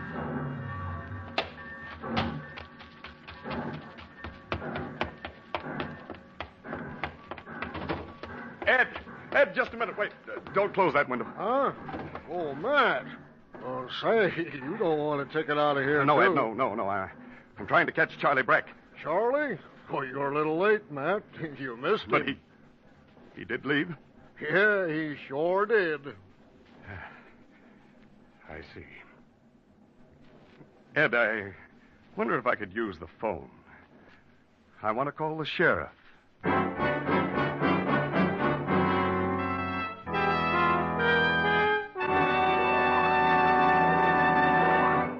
The Whistler will return in just a moment with the strange ending to tonight's story. Meantime, for you drivers who are not already enjoying the convenience of a Signal credit card, I'd like to mention just a few of the ways in which this simplified, modern method of taking care of your driving needs can add to your driving pleasure. With a Signal credit card, instead of paying cash each time you buy Signal gasoline or lubricants, you just say charge it. Then at the end of the month, you merely send Signal Oil Company a check to cover your month's purchases, just as you now take care of your telephone, electric, or department store bills. This gives you a handy record of what it costs to run your car. And on trips, it eliminates the necessity of carrying large sums of money for driving expenses and possible emergencies. For Signal credit cards are honored at all Signal service stations, almost 2,000 of them, throughout the Pacific Coast states from Canada to Mexico. To add to this convenience to your driving, here's all you do. Just stop by your nearest Signal dealer and tell him you want to fill out an application blank for a Signal credit card. And now back to the Whistler.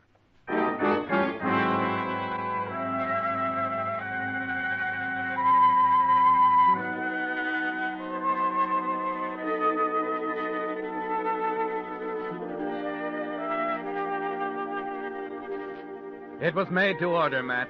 This opportunity thrust in your hands when Charlie suddenly decided to leave secretly on the 6 o'clock southbound. It left you free to kill Wilk without fear of the consequences. To once again look on Robertson Ranch as yours. Only a few minutes after your call to the sheriff's office, he's there with you at the station. And the questions you knew were coming are on his lips. Now, wait a minute, Matt. You say you heard Charlie and Wilk arguing in his office. Ran across the yard in time to see Charlie run off after the shot. That's right, Sheriff. When was that? Well, let's see. About an hour ago, I think. What were you doing just before that? Well, I came in kind of tired and laid down for a few minutes. When was that? This afternoon. What's the matter with that? Oh, just beginning to wonder, Matt. You really wanted Wilk's share of the ranch back, didn't you? That's got nothing to do with it. Charlie's on that train. You better send someone. I already did. Dorothy's on her way now. She wants him back. Dorothy? What is all this? Well, that man's a killer. Wait a minute, Matt. Charlie couldn't have done it. He was 200 miles from here when it happened. What do you mean? What? Charlie got on the 6 o'clock train tonight. Ask the agent. Tonight. You know, Matt, you were mighty clever.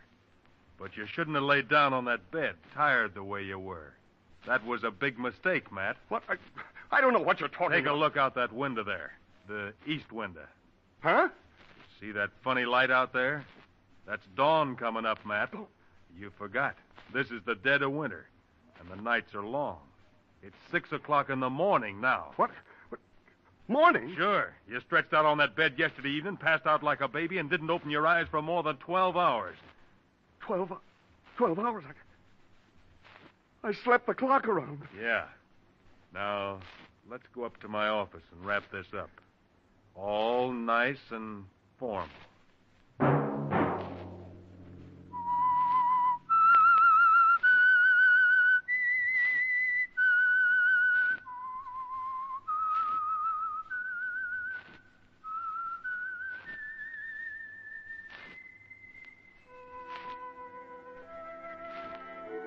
Let that whistle be your signal for the Signal Oil program, The Whistler.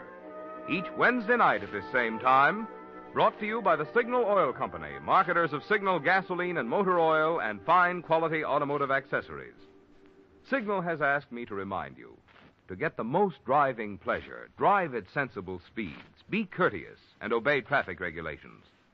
It may save a life, possibly your own.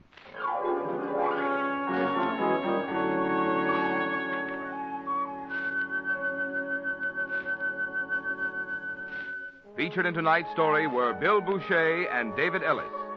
The Whistler was produced by George W. Allen, with story by Joel Malone and Harold Swanton, and music by Wilbur Hatch, and was transmitted to our troops overseas by the Armed Forces Radio Service.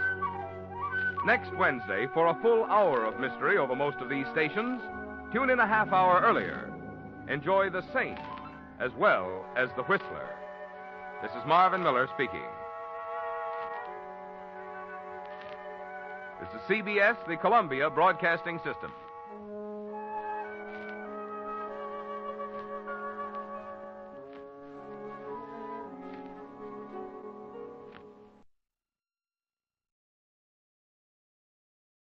You're twice as sure with two great names, Frigidaire and General Motors.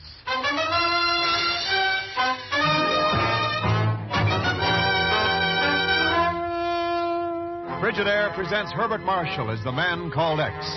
Wherever there is mystery, intrigue, romance, in all the strange and dangerous places of the world, there you will find the man called X.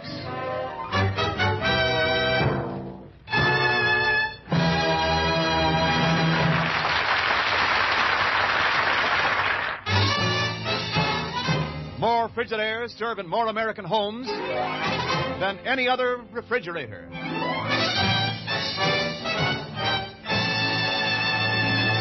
And now Frigidaire presents Herbert Marshall as Ken Thurston, the man called X. The university near Los Angeles looks peaceful and serene on its oak-studded acres. But in a small office in the physics building, a man is making a long-distance call to New York. A call that could affect the lives of millions of people. Hello?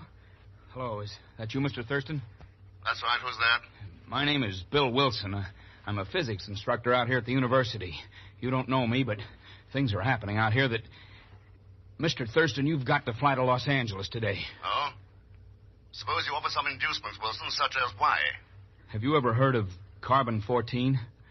Carbon-14? What about it? Would it mean anything to you if I said that a lot of it has been disappearing out here?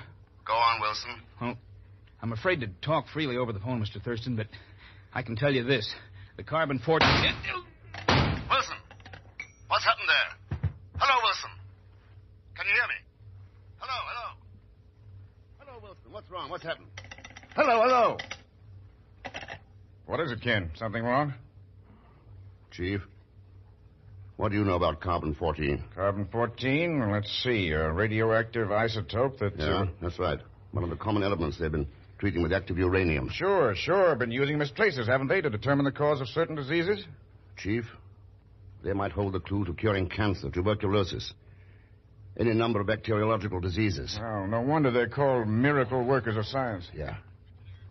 We've only been able to make them for a year or so, and so far their use has been limited to this country. Uh-huh. So even small amounts of that stuff could be worth a fortune if sold underground most anywhere in the world. Sure, but what's all this got to do with that phone call? I don't know yet. But from what that guy said before we were disconnected, maybe I better go to the West Coast and find out. Now, wait a minute. You can't go chasing cross-country on the strength of an unfinished phone call from a man you don't even know. Nothing but a wild goose chase. Chief, when you chase wild geese, the geese usually get shot, not the hunters. I'm flying out to L.A.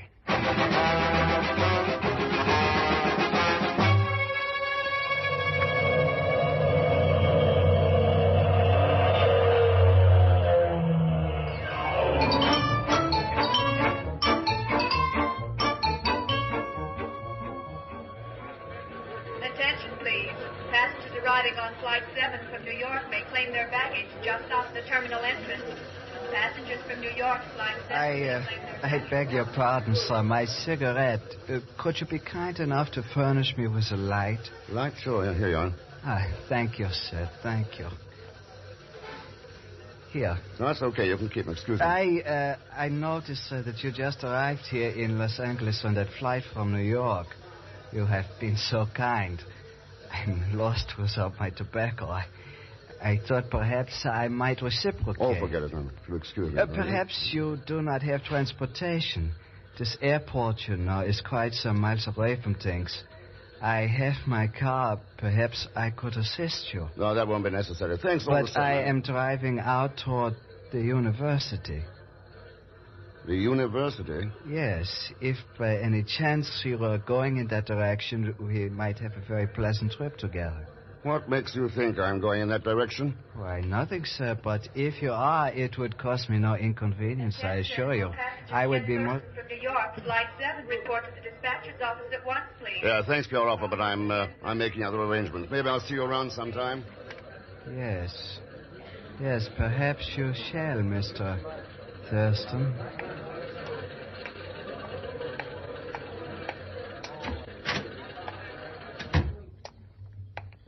My name's Ken Thurston. I believe you were paging me. Oh, yes, sir. This Ranieri wishes to speak with you. What, young lady? How do you do, Mr. Thurston? Well, I'm Carla Rayner. I must apologize for having you paged in this fashion, but I did not wish that foreign man to see me talking with you. oh, why not, Miss Rayner? It was at Dr. Sherwood's request. Dr. Sherwood. Yes, he is head of the nuclear research department at the university. I'm his assistant, and he sent me to meet you. It's mighty nice of him, but I still He don't... did not want any of the staff to know that you are arriving, Mr. Thurston. The foreign man is Professor Udow of the department. Udow, I see. My car is waiting outside, Mr. Thurston. Shall we go? No, Miss Rayner, I don't think so. Really? Is there some reason why you do not wish to go with me? A very simple reason. I didn't tell anyone, including Dr. Sherwood, that I was coming to Los Angeles. Bye, Miss Rayner.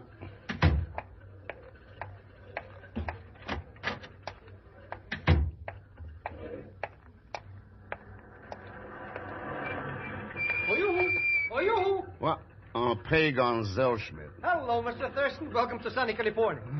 Hop into my jalopy and I'll take you right there. Take me right where, Pagon? The university. Where else?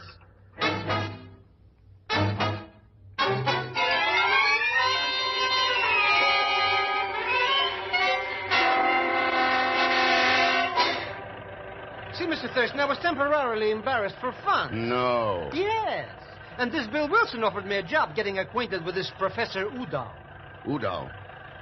Why was Wilson interested in him, Pagon? He didn't tell me, only that I should really case the guy. You understand? How'd you make out? I didn't even get to third base. Now, who can understand that man? Such a terrible accent he's got. So I told Mr. Wilson to call you, and all I wanted is a small commission for getting you the job. Yeah. Thanks. How come you knew when I was arriving? Oh, that. I was keeping with Miss Brooks over the long-distance telephone. She told me about your reservations. Accidentally, of course. Oh, sure. And you told everyone in earshot. Pagon, I order... Look, Mr. Thurston. There's the nucleus building of the university. Must be something plenty important going on there, eh? Could be important enough to cure millions of people who are dying unnecessarily. Gee, Mr. X. Hey, you better pull over and let that ambulance get past before it runs us down. Smart guy. Thinks just because he's got a tin whistle that he can... Hey, look! He's going right to the nucleus building. Yeah. Someone must be hurt in there. Keep going. But I thought you said the stuff in there cured people. You can cure them, Pagan, or kill them. Step on it.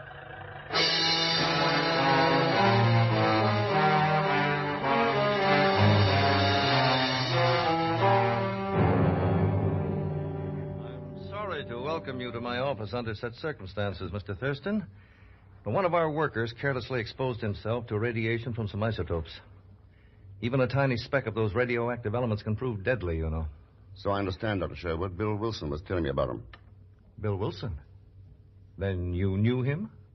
Knew him? Sounds like he's dead. Well, frankly, Mr. Thurston, he may be. Wilson has supplied the university with a mystery worthy of Sherlock Holmes. What's the story? Yesterday morning, Carla Rayner, my assistant, thought she heard shots from Wilson's office, but when she entered, it was empty. Oh? A window was open. There was a blood stain on the floor, and Wilson was gone. He's been missing ever since. Oh, you seem to be missing a number of things around here, Doctor. Wilson, isotopes. Isotopes? We're missing no isotopes. Where did you ever get that idea? I don't know, Doctor. Well, I won't take up any more of your time. Thurston, you hear that? Somebody's trigger happy out there. Let's get going. The ambulance. Well, look, Thurston, that's... Why, that's... Dr. Sherwood!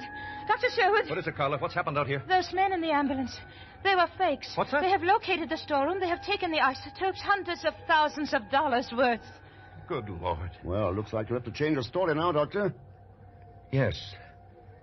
And I'll have to change my story about Bill Wilson, too. Wilson? What do you mean? He isn't missing any longer, Thurston. He was driving that ambulance.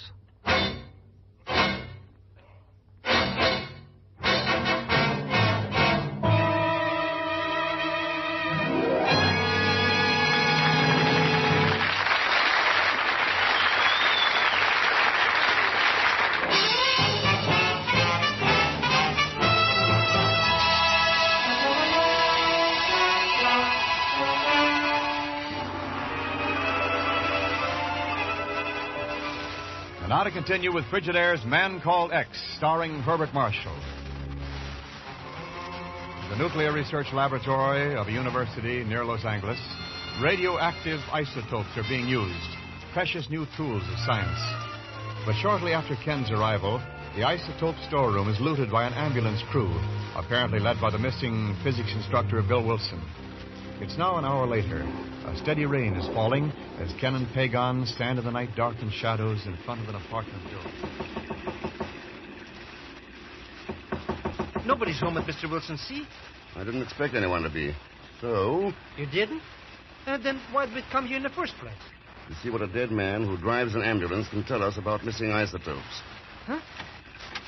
Hey, the door was open. Yep. Go in. Look at this joint, Mr. Thurston. Boy, what a mess. Scrambled up like eggs, eh? Yeah. If there was anything to find here, somebody's beaten us to it. Yeah. Relax, you idiot. It's only the telephone. But who'd be calling us here? You're just silly. Hello? Bill, thank heavens I found you. I've been searching for you everywhere. Listen to me, Bill. I have that number that you asked me to check on. It is NC26X13. Have you got it? NC26X13. Yeah, I have it, Carla. Thanks. You are welcome, Mr. Thurston. Short conversation, eh, Mr. X? That was long enough, Pagan, for now. I'll continue it in person. You mean you're going to this Carla Reiner's house? What's that? You realize, of course, it's raining very hard at that. She lives way out in Coldwater Canyon. Yeah. Sure, so you need a car to get out there, and by a strange coincidence, because we drove it up here, my car's outside, so for a slight consideration, of course, I shall be very happy. Pagan, I wouldn't think of troubling you. There's a cab stand at the corner. Good night. But Mr. Thurston! How do you like that? After all he's done for me all these years, I get the brush up, huh? All right.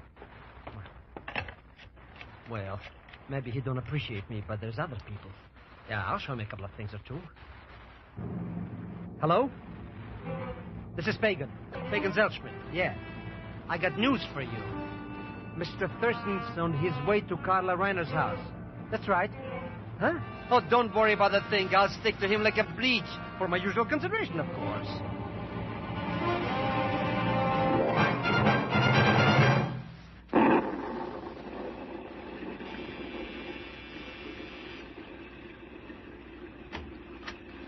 Come in, Mr. Thurston. Thanks, Carla. Nasty night out, isn't it? Is it? Yeah. I noticed your car's parked outside. You going somewhere? I dislike talking at cross purposes, Mr. Thurston. What is on your mind? Radioactive isotopes and Bill Wilson. I have nothing to tell you about either. Too bad. I have a couple of theories I'd like your advice on. Theories? Yes. Bill Wilson could have called me in New York and faked a couple of shots to alibi himself, so he could disappear and not be connected with the stolen isotopes, huh? And what has this to do with me? That's my second theory. You could be working with him and helping him hide out. What do you think of him, Carla? You do not have to answer that, Carla. Well, Professor Udow. That is correct, Thurston. And if you wish any more answers, perhaps this gun can speak for both of us. I'll rest my case for a while, Udow. Very sensible. Carla, my dear, we have work to do at the research building. Dr. Sherwood wishes us to start preparing new isotopes at once. It will give us another opportunity for action. How about including me in your plans, Udow? Ah, but you are included, my dear Thurston. Like this.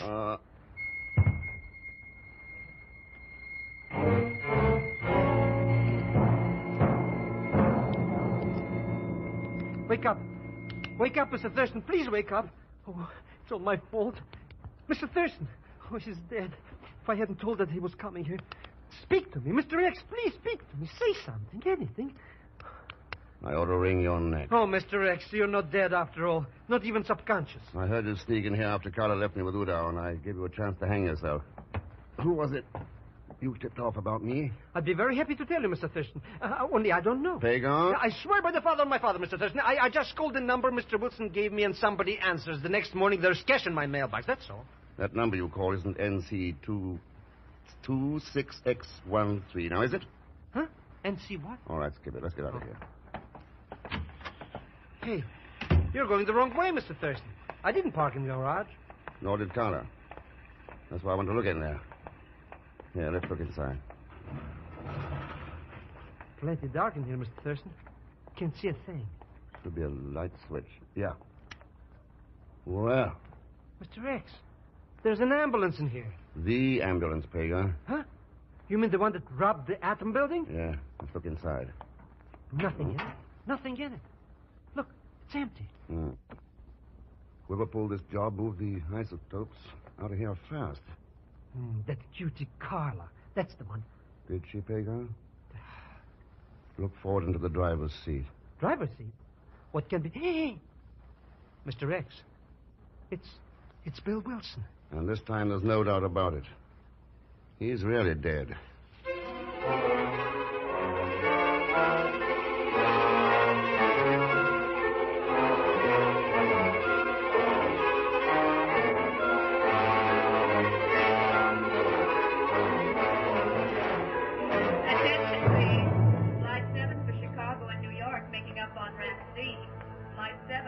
Mr. Thurston, please, won't you tell me, what are we doing here at this airport in the middle of the night?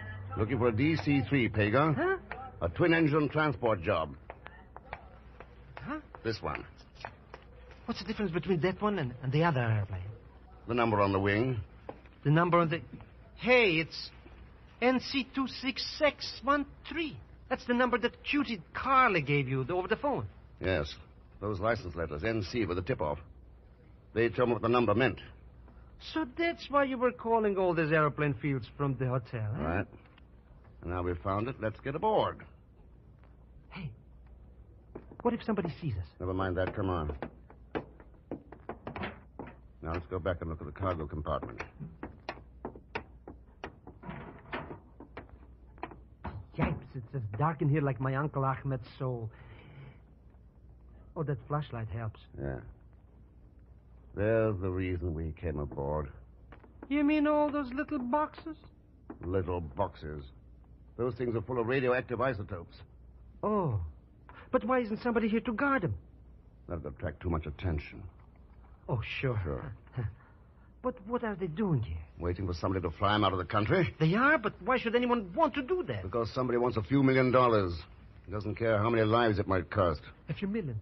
Oh, Mr. Thurston, not that I want to sound monetary, you understand, but why don't we latch on this radium things and scram to Mexico ourselves? Quiet. Somebody's coming aboard. So what? We could split with them. Maybe I'll make a deal with them. And get paid off like Bill Wilson? Bill Wilson? Oh, no. Mr. Thurston, you turned off the flash. It's coming this way. Oh, it's coming in this hold. Hello, Carla. Oh! What are you doing here? Checking up on some missing isotopes. And a theory. I see. And now you think you have proved it. I proved still another one, Carla. Wilson got scared when somebody fired at him in his office, and he hid out. You were trying to help Wilson get to the bottom of this mess, huh? Oh, yes, that's right, Ken. Only he didn't tell me Yeah, but the person you suspected found Wilson's hideout before you did. The results in your garage. Yes, Ken, yes, that is the real answer. They had given me a lead on a license number of a plane, this one. That's why I came out here tonight to see if we... Mr. Rex, somebody's at the wheel. We're going to take off. I thought it was about time. Let's go up forward.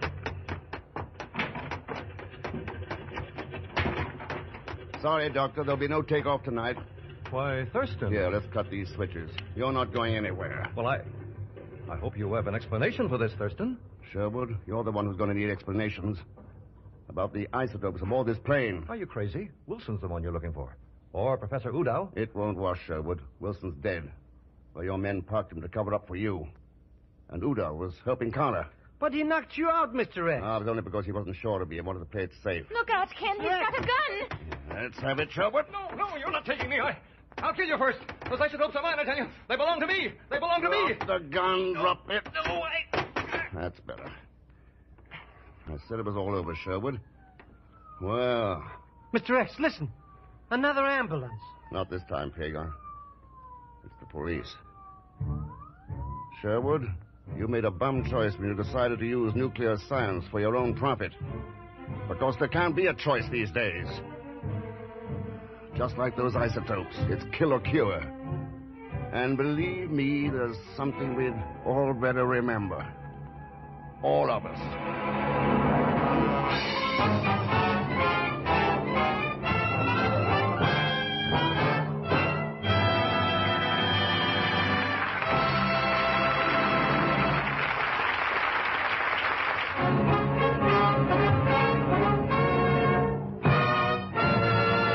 Now, Frigidaire star Herbert Marshall. Thanks for being with us. And I'd like you to know that Carla tonight was played by Kathy Lewis. Next week, our story is called One Way to Macassar. And it's one I don't think you'll want to miss because it's packed full of excitement and mystery. As usual, Leon Belasco will be along in the role of Pagon Zellschmidt. So join us, won't you, when next I return as the Man Called X. Good night.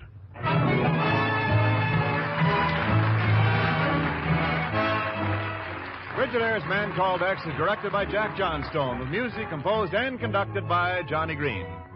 Tonight's story was written by Sidney Marshall. So until next week, same time, same station, this is Wendell Niles speaking for Frigidaire, made only by General Motors. All characters and incidents used on this program are fictitious. And any resemblance to actual persons or incidents is purely coincidental. Remember, every Sunday night brings you two popular dramatic shows on CBS, The Man Called X and The Adventures of Sam Spade. Yes, for the best in entertainment, tune in and stay tuned in to CBS, the biggest show in town.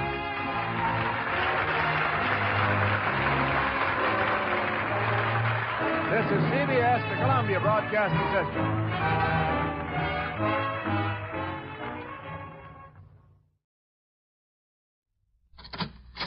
Thank heaven someone's come.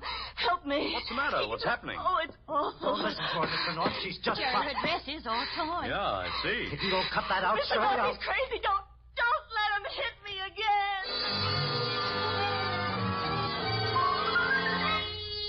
Mr. and Mrs. North, starring Joseph Curtin and Alice Frost.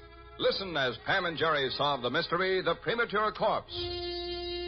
It's a beautiful night in New York, clear, fresh, and in the snug apartment of Ferdy Hathaway, warm. A night for music, for friendship, for love. And Shirley Hollis seems to have this last on her mind as she snuggles up to Ferdy on the sofa. Oh, Ferdy, I was just getting comfortable. I'm afraid I'll have to ask you to run along, Shirley. Some people are coming over in a little while. Will they be here long? I don't know. It's business. He's Jerry North, the publisher. They're going to discuss a book I've written. Well, I'll wait till they leave. I want to talk to you, too. Come here. What do you want? Put your arms around me. Now, look, Shirley. Then I will. There. Hello, Ferdy.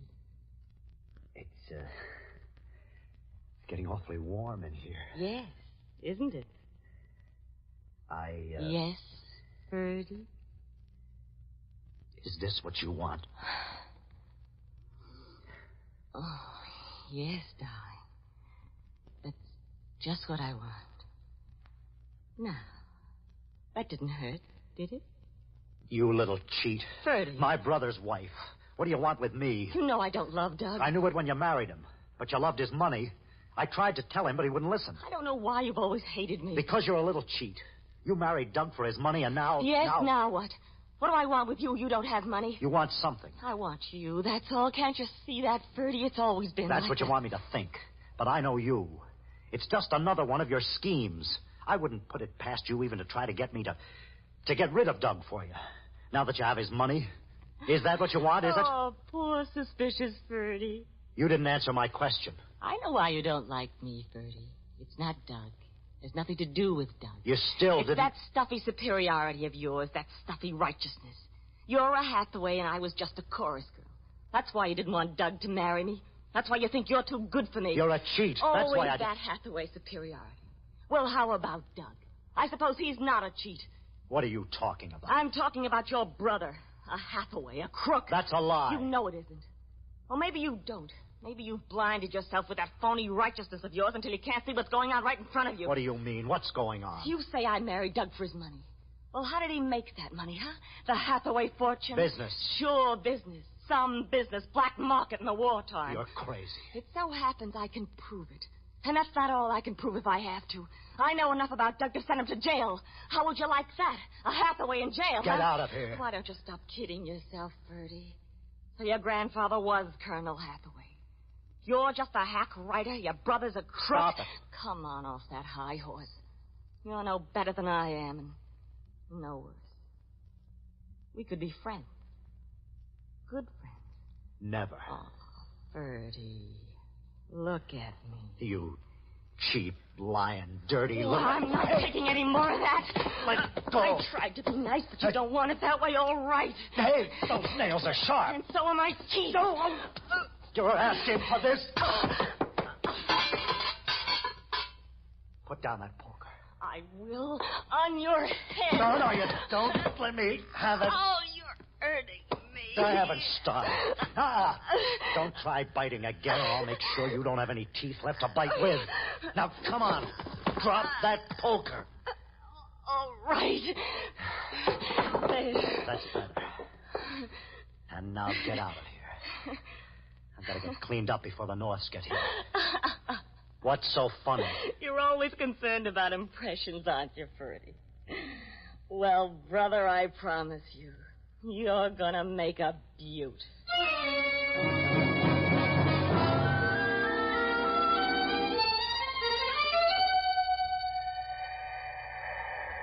The more I think about it, Jerry, the more I think his sister will have to be killed, too. What? But not shot. I think strangling would be better. What on earth are you talking about, Pam? About Mr. Hathaway's book, of course. Well, what did you think? I didn't know. The way you start a subject out of a clear blue sky. It wasn't a clear blue sky. It was a murky green elevator. Mm. And it's in Mr. Hathaway's building, so I should think you'd know what I meant. I see. Well, let's go tell Mr. Hathaway the sister ought to be strangled. I'm sure he'll love the suggestion. It'll mean rewriting 3 chapters. But it'll make a story much stronger. In one woman's opinion. Well, Golly, what was that? Sounded like it came from the apartment at the end of the hall. Jerry, it's Mr. Hathaway's apartment. Yeah, I wonder what... Oh, thank heaven someone's come. Help me. What's the matter? What's happening? Oh, it's awful. Don't listen to her, Mr. North. He tried to kiss me. When I wouldn't let him, he hit me. Jerry, her dress is all torn. Yeah, I see. She's just trying to embarrass me, Mr. North. Why would she try to do that? Kind of hard to You explain. bet it is, you maniac. Oh, stop it, Shirley. Did you hit her, Mr. Hathaway? Her face looks bruised. Well, yes, I guess I did, but... Why? Well, because she bit me.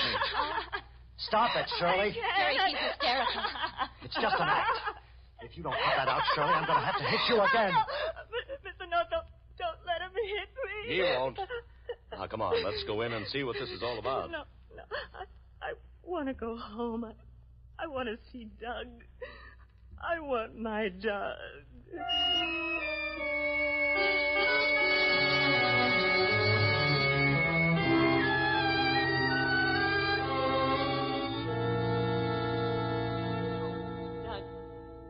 Doug, it was awful.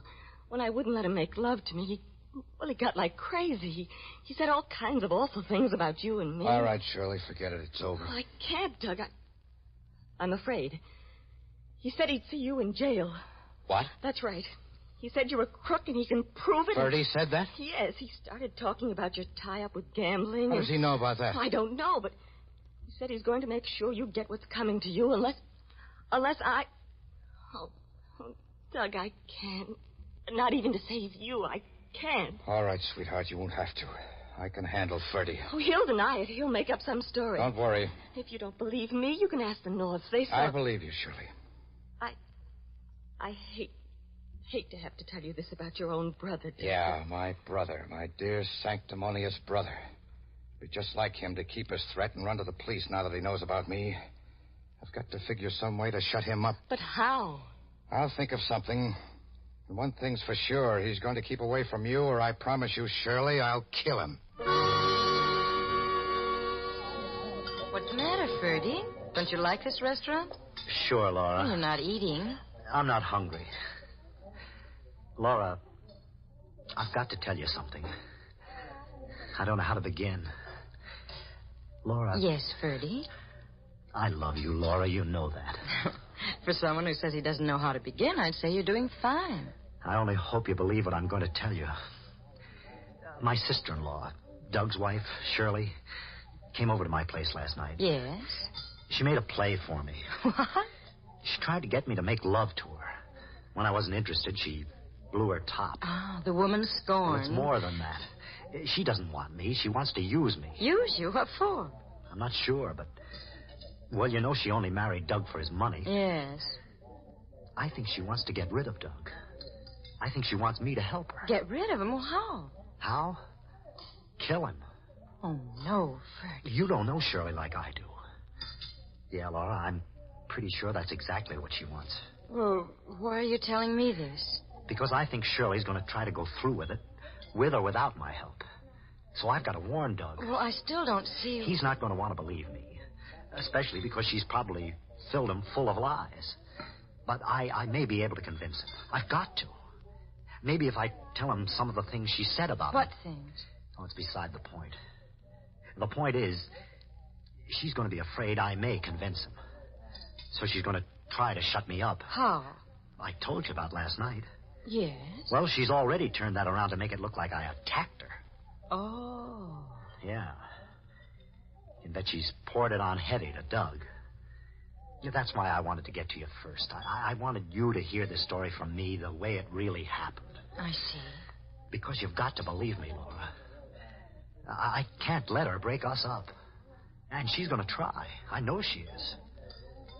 If she can't shut me up one way, she'll try another. There's nothing she won't stop at to get what she wants. But it's not going to work.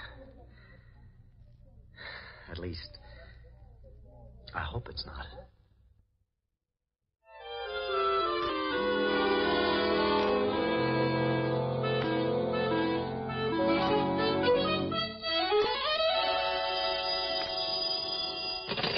Hello. Hello, Jerry. This is Bill Wagon. Oh, yes, Bill. How are you? Okay. Say, Jerry, what can you tell me about Ferdy Hathaway? Hathaway? I'm considering publishing a book he wrote. Why? Does he want to go to your office and do research on how the homicide squad works? No, it's the other way around. What do you mean? Well, we gotta see him, and it's not research. This is the real thing. You mean he killed somebody? No, that's the other way around, too. Somebody killed him.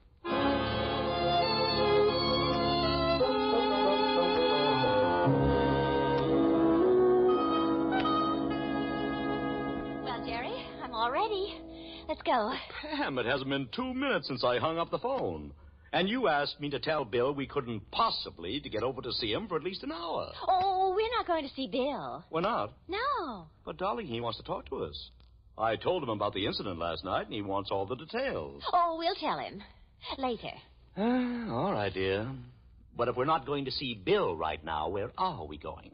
To see Laura, of course. Oh, yes, of course. Laura. That's a good idea. I thought you'd agree, darling. There's just one thing, though. Oh, what's that, dear? Who in blazes is Laura? Oh, you know, Jerry. I do? Laura Arnold. Freddie Hathaway's girlfriend. Hmm? Well, don't you remember? He mentioned her last night. He was afraid that she might hear about Shirley's accusation and might believe it. Oh, that's right. And if she did believe it, it might make her angry. And you think it might have made her angry enough to commit murder? Well, you never know. At least it's worth checking up on. As long as Bill wants us to give him information, maybe we can take him more than he counted on.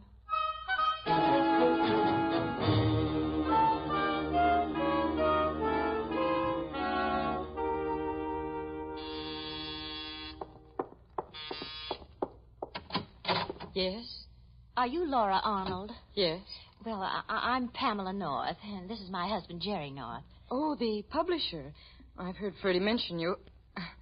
What do you want with me? We'd like to talk to you, if we may. Well, I'm pretty busy right now. We'll only take a few minutes. Well, all right, come in. What's it about? Ferdy. What about him? I'm afraid you're in for a bad shock, Miss Arnold. He's been murdered. Is that what you're trying to tell me? Why do you ask that? He said Shirley wouldn't stop at anything, so... Well, naturally, I've been afraid... When did he tell you that? Today at lunch. And that's the last you saw of him? Yes. I came home right afterward, about 1. I've been here ever since. Well, that's funny. When we asked if you were in just before we came up, the desk clerk said you got in only about 20 minutes ago. Well, Oh, Mr. North, I'm frightened. I don't know what to do. Maybe we can help you, if you tell us the truth. Yes, the truth. I did have lunch with Ferdy. He told me about Shirley. Then we went back to his place and talked a while. And I left. But about an hour later, I realized I'd left my gloves up there, so I went back. Mm-hmm. And there he was, on the floor, dead. I'll never forget how he looked. I don't want to think about it. You'd better sit down, Miss Arnold. There are a couple of things I'd still like to ask you. Because if we're going to help you, we'll have to know what we're doing.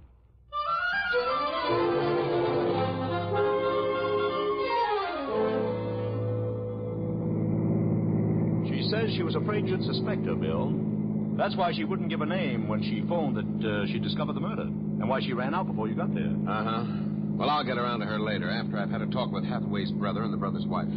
Find out if they own a yellow convertible, Bill. Yes, that's right. Miss Arnold says that a yellow convertible pulled away from in front of Ferdy's place just as she arrived the second time. Did she know the make? No, she said she never saw one like it. It was very long and low. And it had a funny shaped back, kind of like, the way she described it must look something like, well, like the back of that car parked right in front of us. Hey, Pam, that is the car. Fits a description to a T. And it's parked right in front of Douglas Hathaway's apartment. Let's go in and see what he has to say about it.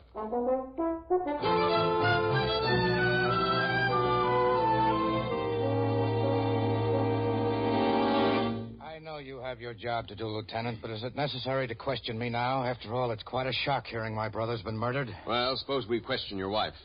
And from what I hear about last night, I don't imagine his death should make her too unhappy. I didn't kill him, if that's what you're implying. I'm not implying anything. I just want to ask you some questions. I suppose you want to know where I was.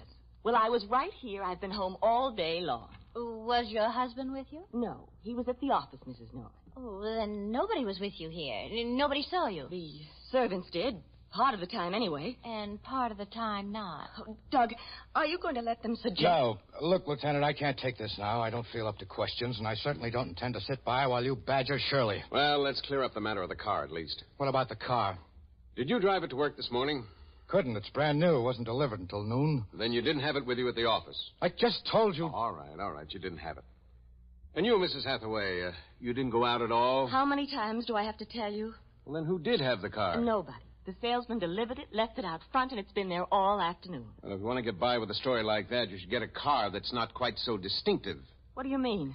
Tell her, Jerry. Well, Mrs. Hathaway, it so happens your car was seen driving away from your brother-in-law's right after the murder.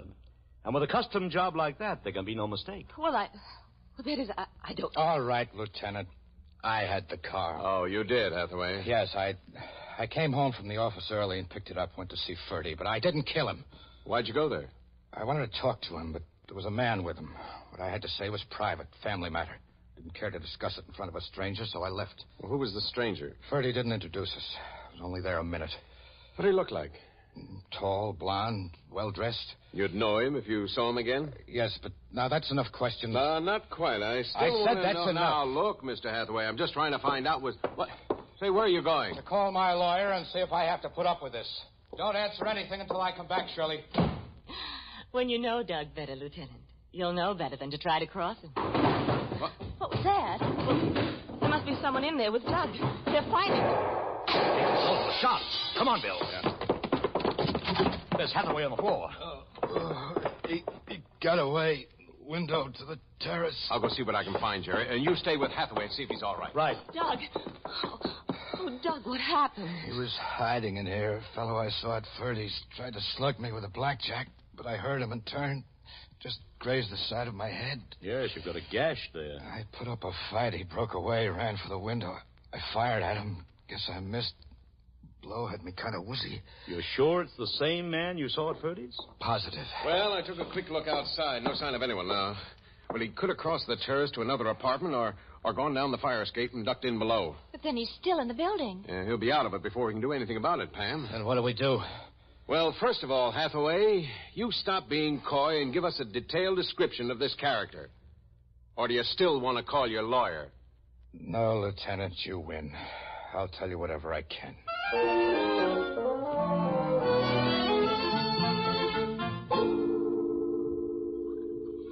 There's your coffee, Jerry. Jerry North. What, Pam? Your coffee. I know you don't like it cold. Oh, thanks. Where were you? What? Just now, in your thoughts. You were miles away. I was thinking about the Hathaway case. It's been 3 days now and no sign of the mysterious stranger. Well, maybe they'll never find him. He had time to get far away. But I don't think he did. That's what I've been thinking about. You think you know where he is? Maybe. Anyway, I'll bet there's one place they haven't tried yet. Where's that? The morgue. The morgue? Mm-hmm. And somehow I have an idea it might yield results.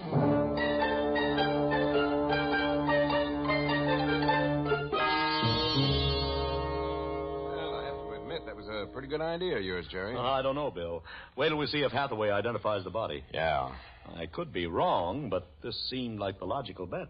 Well, here's where we find out. Here's Hathaway. Morning, gentlemen. Morning. Oh, good morning. Am I late? No, right on the nose, Hathaway. Well, should we go in and get it over with? Yes, let's. All right. Right through here. You really think it's the right man, eh, Lieutenant? Well, that's for you to say, Hathaway. He seems to fit the description you gave us. Oh, here he is. Well, Hathaway? That's the man. Are you sure? Yes, Lieutenant, I'm sure. Well, Jerry, seems you were right. Mm-hmm. You know, Hathaway, this is very interesting. Now, you say you saw this man at your brother's the day your brother was killed. That's right. Your brother was killed on Tuesday. But it so happens this fella died on Monday.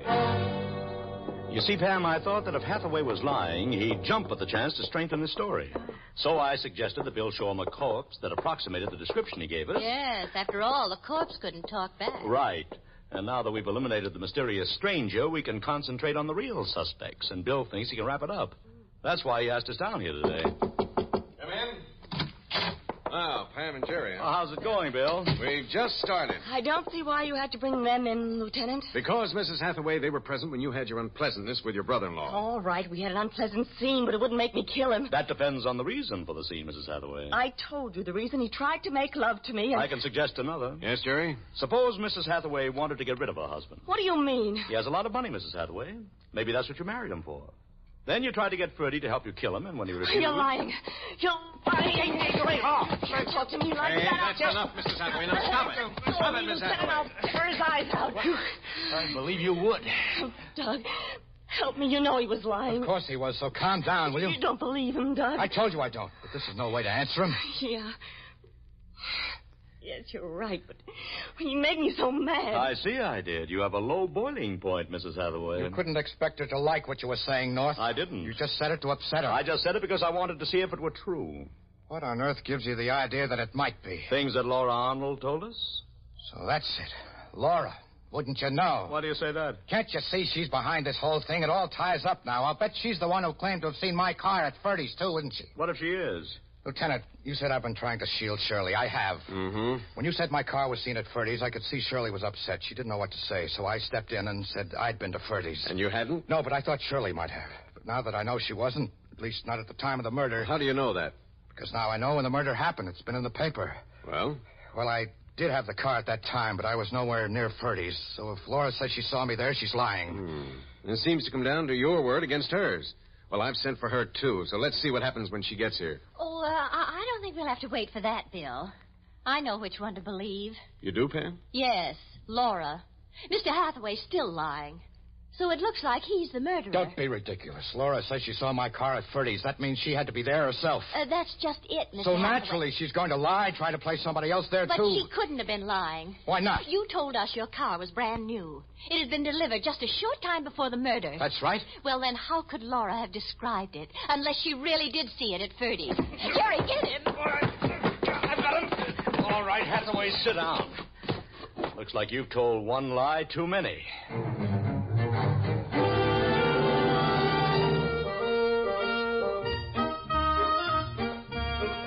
Oh, it's a beautiful day, isn't it, dear? Yes.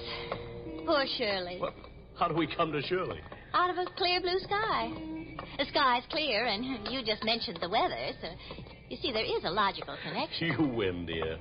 But why do you say poor Shirley? Well, it's quite obvious that she just married Doug Hathaway for his money. Mm-hmm. And now that he's caught for murder, they've broken him down about how he made his money. His whole crooked house will come tumbling down. That's right, Jerry. And all his money is tied up in And it. so poor Shirley gets none. Now, you see what I mean, dear? Poor Shirley. Uh-huh. But somehow it doesn't break my heart. She knew Doug was a crook. Ferdy knew it, too. That's why Doug killed him, to shut him up.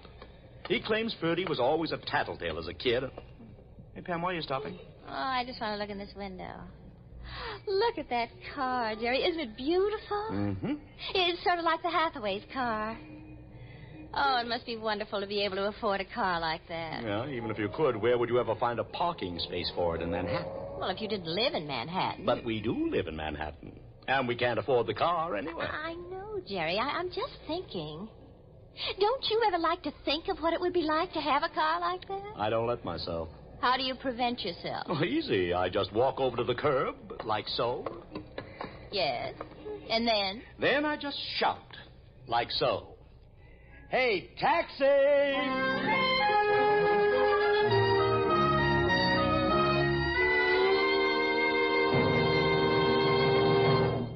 The adventures of Mr. and Mrs. North are brought to you through the facilities of the United States Armed Forces Radio Service.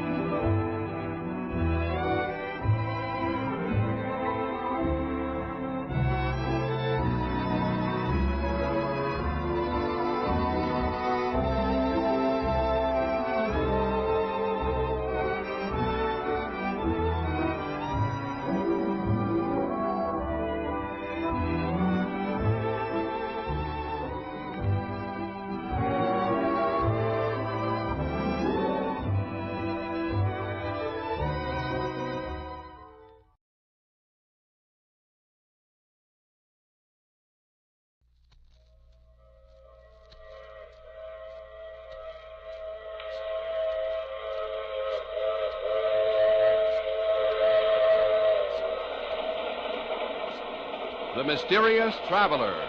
Written, produced, and directed by Robert A. Arthur and David Cogan.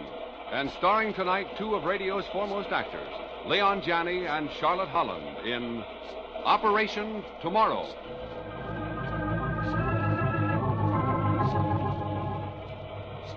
This is the Mysterious Traveler, inviting you to join me on another journey into the realm of the strange and the terrifying. I hope you will enjoy the trip, and it will thrill you a little and chill you a little. So settle back, get a good grip on your nerves, and be comfortable, if you can, as we journey with a young scientist into the unknown future. It's a story I call Operation Tomorrow. But first, a message from the Ford dealers of America. Everyone's saying it. The 50 Ford is a great car. Listen to what Mr. Robert Guyette, Jr. of Kingston, Pennsylvania said. He's one of more than 420,000 new Ford owners. I find that my 8-cylinder 50 Ford gives me remarkable mileage. Over 18 miles to a gallon. And outside of regular checkups, my 50 Ford's never been in the shop for repairs. Another feature I like about it is that, in spite of my leaving it out on the street a lot, the finish is still as new-looking as when I bought it.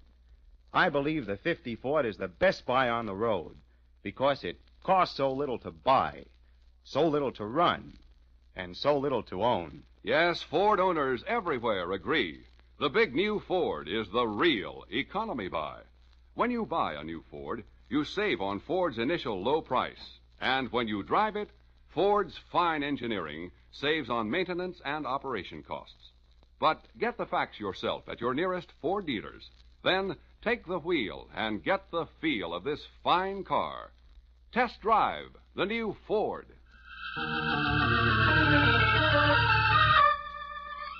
My story begins in a scientific laboratory cut out of the solid rock many feet beneath New York's City University.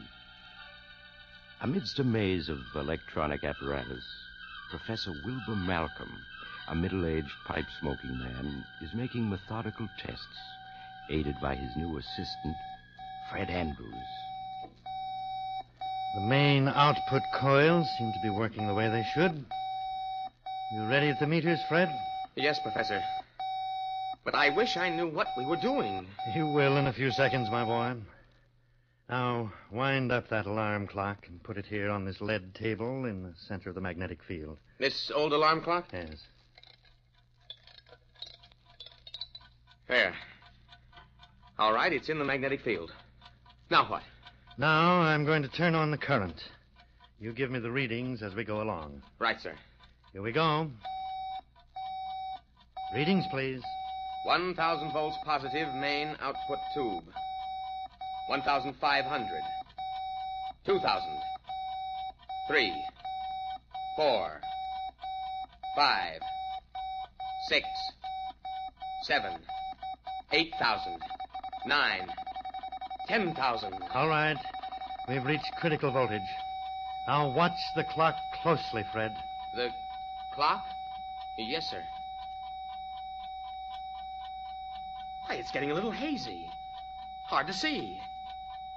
Now it's transparent, as if it were made of glass. What is this, Professor? Patience, my boy. Watch and observe. That's the scientist's motto. Well, the tick is getting fainter. Fading out.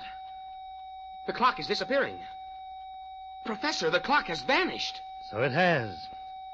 Gone completely. But where? Don't tell me you've discovered the secret of invisibility. Oh, something bigger than that, Fred. But watch now. I'm going to cut off the alpha tubes. Now I'll cut in the beta tubes. That will give us a negative charge and reverse the magnetic field. You ready, Fred? Yes, sir.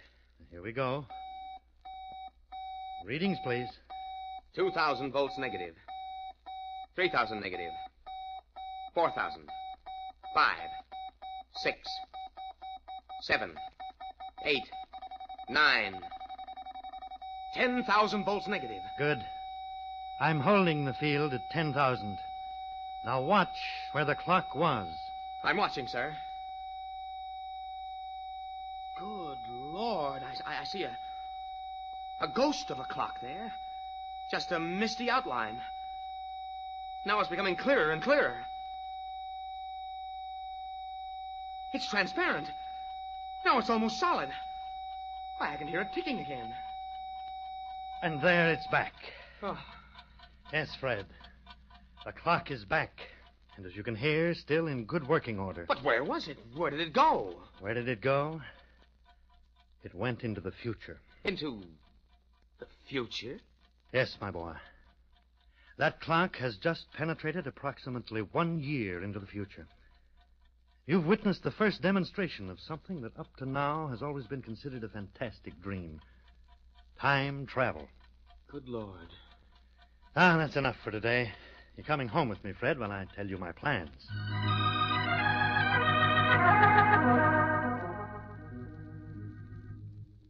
How did you stumble onto this time travel effect, sir?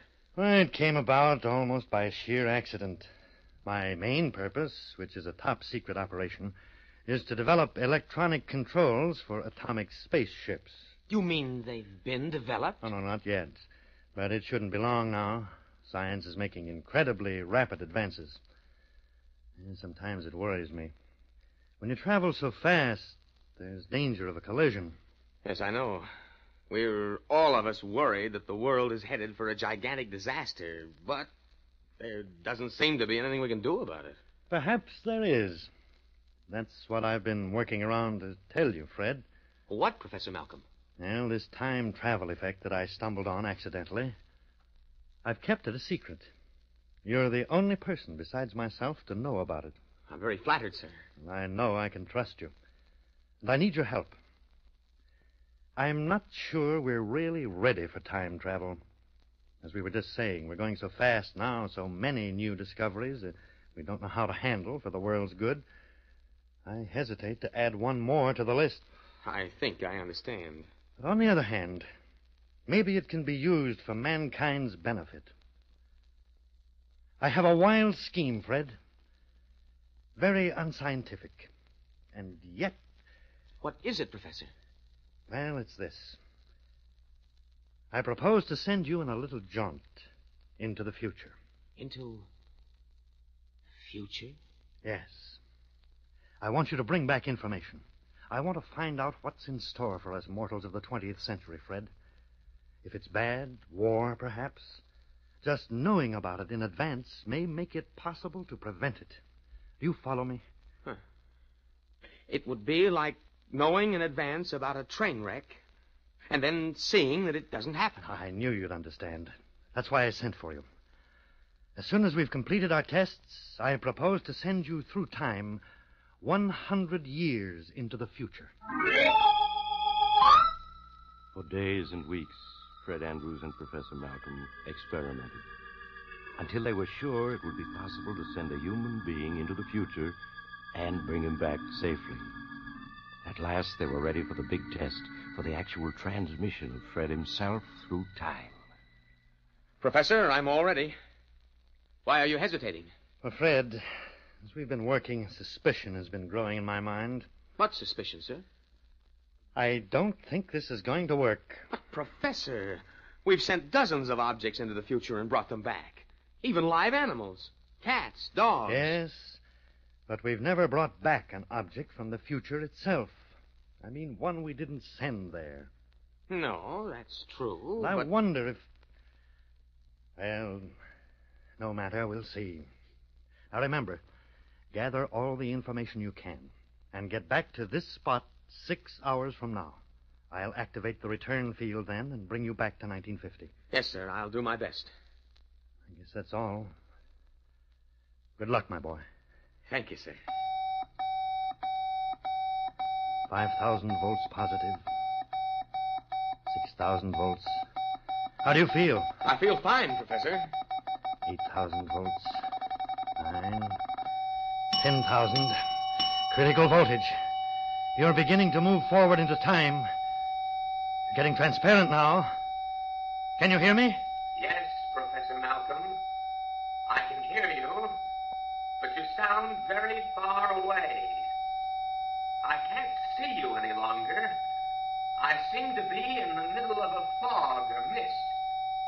Now I'm just surrounded by blackness. I can't hear or see anything. He's gone. Pray heaven he comes back safely.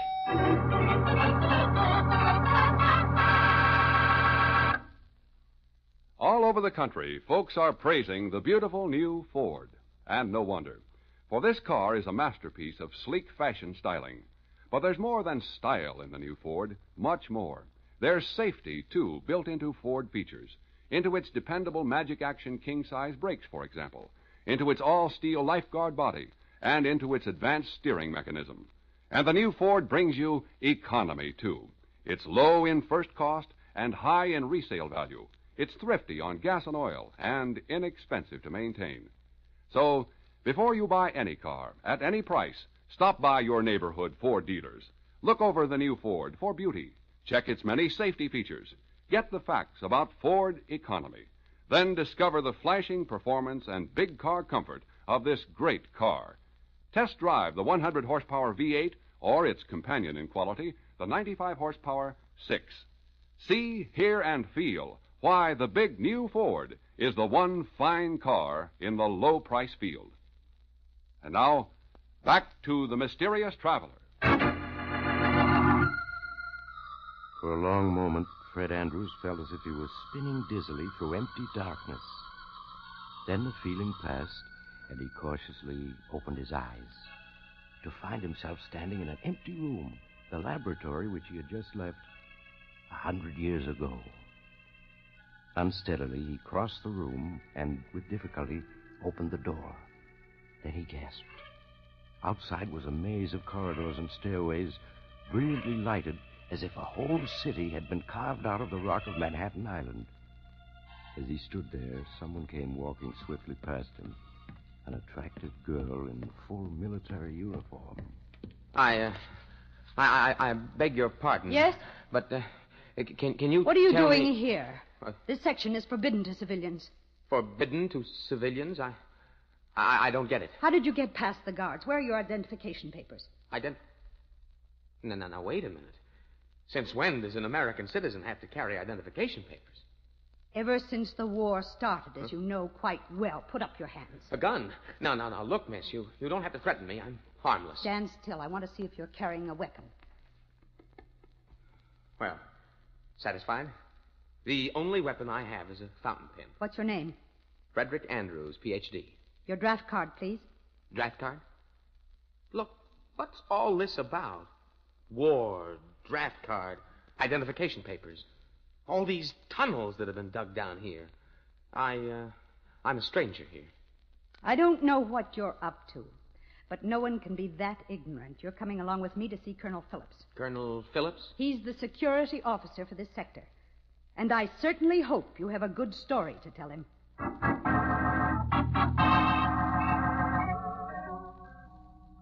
So your story, Mr. Andrews, is that you've come here from the year 1950. You must realize it's a very unconvincing tale. Completely unconvincing, in my opinion, Colonel. Well, it's the only story I have. I was born in 1923. And in 1950, Professor Wilbur Malcolm of City University sent me into the future. Now I'm here, and, I forgot to ask the date. It's April 10th, 2050. Exactly 100 years. Professor Malcolm's calculations were accurate to almost the minute. Colonel, in my opinion, this man is a very clever spy. Spy? But, well, look at that stuff you took from my pockets. The notebook, fountain pen, my driver's license, dated 1950. Those coins and bills, the cigarettes. Surely they convince you I came from 100 years ago. I think we can settle the question, Mr. Andrews. Our technical department can tell whether this currency is genuine and approximately how old it is. Lieutenant French. Yes, sir. Send all these things by pneumatic tube to the technical department. Ask them for an immediate report. Also ask them if there is any record of a Professor Malcolm or an assistant named Frederick Andrews at City University in 1950. Yes, sir, right away. I'll have a report for you in half an hour. When the report comes, Mr. Andrews, I'll know how to handle your case. If you are a spy, you know the penalty. Well, I'm not worried, Colonel. Now, may I ask a few questions? Are you at war? We are indeed at war. And these miles of tunnels I saw, carved out of the solid rock. This city has retreated underground, Mr. Andrews. No one lives on the surface now. Good Lord. How long has the war been going on? We have been at war, Mr. Andrews. Off and on, of course, with periods in between in which both sides have rested up. For 95 years.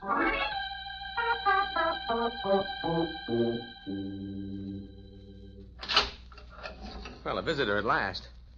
Hello, Lieutenant French. I'm sorry, Mr. Andrews, that we had to keep you locked up until you were cleared. Does that mean you believe my story now? Technical Division says your story is true.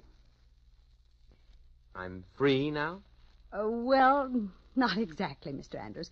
This is a military sector, and you're a civilian. But I am to be your guide for the time being. Good. Then, suppose I call you Emily, and you call me Fred. All right, Fred. There's a great deal I want to see and learn before I go back to 1950. Go back? You mean you can return? Of course. Professor Malcolm will turn on his gadgets to bring me back at 4 o'clock. That's only 3 hours. I'll have to report this to Colonel Phillips. After I've reported, what would you like to do? I'm anxious to see what's going on. And I'd like to collect a number of books with the latest scientific and historical data to take back with me. Yes, all right. I'll phone the colonel. Then I'll show you around.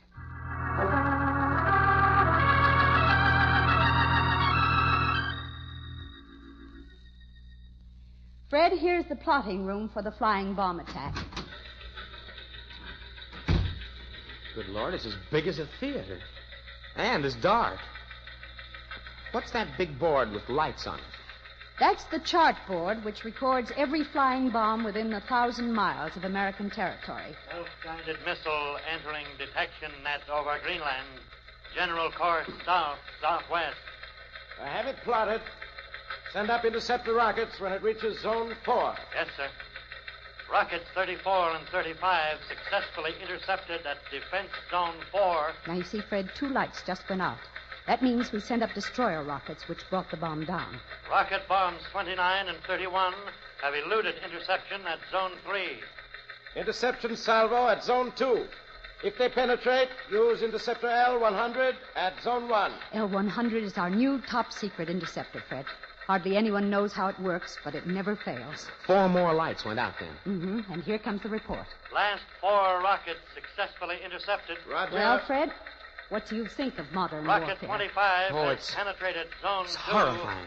Interceptor And L-100 everybody is being here launched now. Seems to take it so calmly.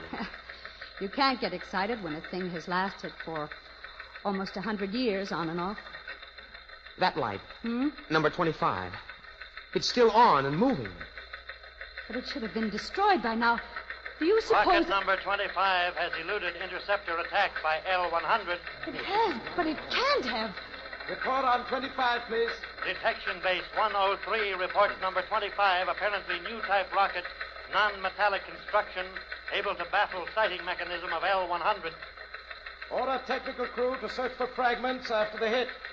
Send general warning to eastern seaboard area. Give plotted strike prediction. Very good, sir.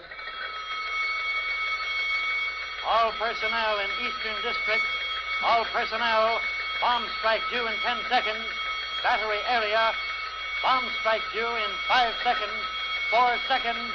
Bomb strike due in 3 seconds. 2 seconds. 1 second.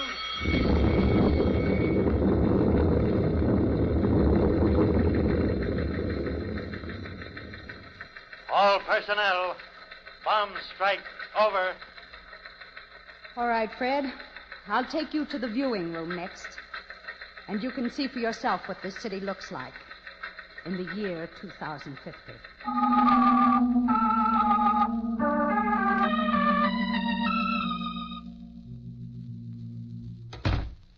Lieutenant French reporting back with Mr. Andrews, sir. Very good, Lieutenant. Well, Mr. Andrews, have a good look around? Yes, sir. I saw the city through the television viewing screens. Not quite the city you left, is it? It's unbelievable. Just acres of twisted steel and fallen stone. The skeletons of giant buildings lying across one another, rusting. It's like the end of the world. Not quite. Perhaps not even the end of civilization. Man is an adaptable creature. But are we winning, sir? Nobody wins a war anymore, Mr. Andrews. We're holding our own, and we hope when the end comes there will be peace on Earth forever. But how did it start, sir? We were trying so hard to prevent war back in 1950. In fact, one reason for my trip into time was to get information that might help us keep war from breaking out. Lieutenant French, why didn't we think of that? Think of what, sir? If the world of 1950 knows the truth, maybe it won't happen. Either they can prevent the accident that started all this back in 1955, or at least they'll know the truth when it does happen. Of course, sir. Mr. Andrews can take the true story back with him. What story? I don't follow you. Fred, you asked how the war started. Yes? It started because of an accident and an over-jittery world. Yes, my boy, a horrible irony. Fred, now listen. During the 1950s, the government established a special experimental base in the heart of the Arizona desert, in a little town called Red Rock. Red Rock, Arizona? Yes, that's right. The first space rocket was put into production there, and work was pushed on the problem of fuel. During the course of experiments, an explosion occurred, late in 1955. It was a terrific blast, wiped out the whole base. The first reports were sabotage, that the enemy had blown up the base because they were afraid we were on the verge of getting space flight. Before the truth became known, our newspapers screamed for retaliation. The enemy became panicky and decided to strike first. And phase one of the war was on. When we discovered the blast was really an accident, it was too late to stop. That's horrible, sir. War because everybody was just too jittery. But it doesn't have to be. Don't you see, if you take back the true story before it happens, it won't have to happen. Now, look, I've assembled a dozen books for you. The information in them will enable your scientists to prevent that blast at Red Rock Base. Now, Fred, you've got to get the facts back to them. You've just got to. I will. Believe me, Professor Malcolm and I will see to it this war doesn't start in our time. Good. Now, come along. You've only 5 minutes more.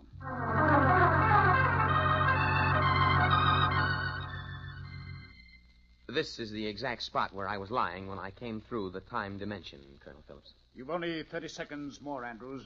Remember, impress the lesson of the accident at Red Rock on the world. These books, hold them close to you so they'll go back with you. Yes, sir.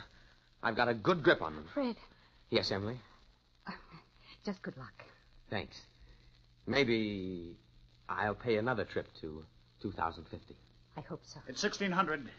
And Professor Malcolm is on time. Look, Colonel. He's getting transparent. He's disappearing. Goodbye, Emily. I guess this is it. Hope to see you again sometime. But, sir, the books, they aren't disappearing. They're just as solid as ever. Fred! Fred! What? I can hardly hear you. Everything's gray and misty. Are you still there? Emily, are you still there? The books, Fred! Fred, the books! Andrews, you're going back with the books! They're staying here!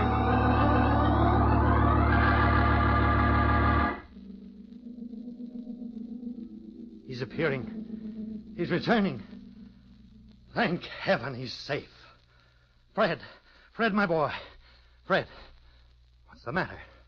You're staring at me as if you didn't know me. Here, Fred, let me help you up. It's I, Professor Malcolm. Professor Malcolm? Yes. Don't tell me you don't remember. Professor Malcolm? Yes, Fred. What's the matter? Oh, my head feels so funny. I can't seem to remember who you are or what's happened to me. What am I doing here?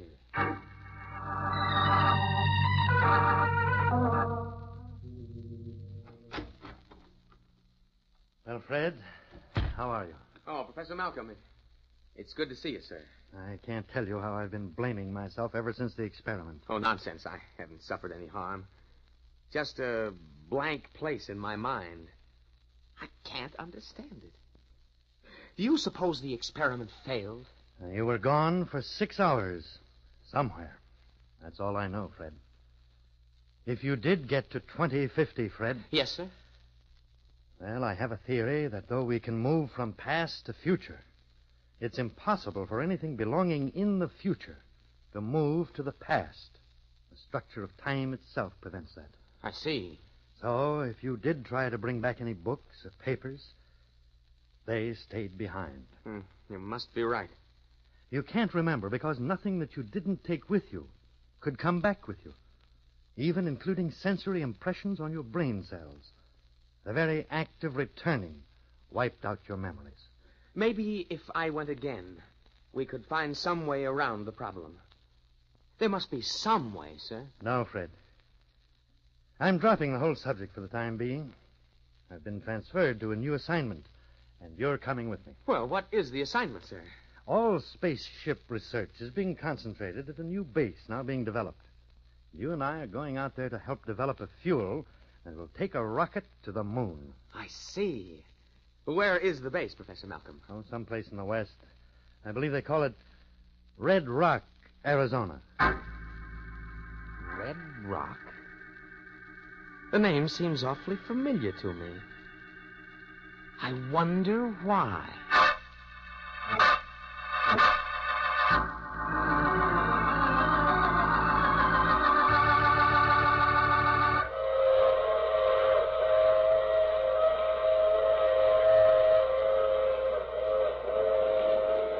This is the mysterious traveler.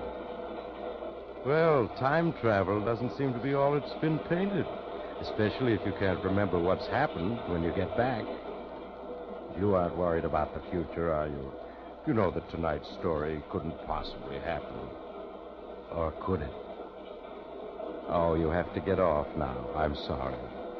But I'm sure we'll meet again. I take this same train every week at this same time.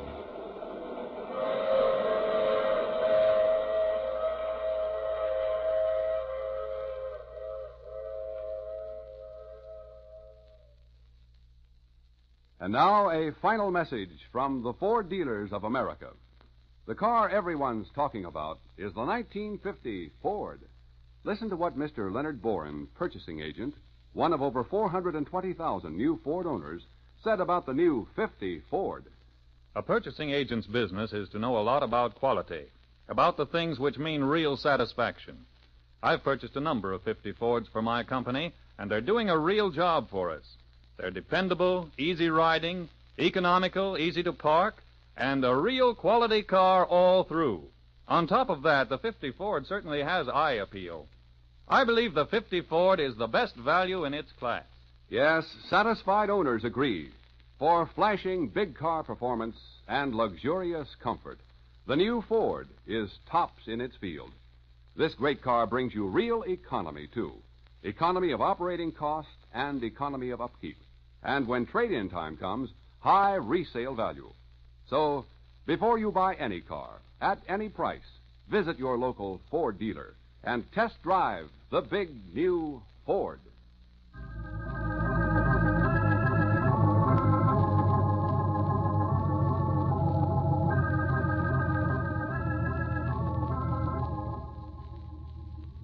You have just heard The Mysterious Traveler, played by Maurice Tarplin.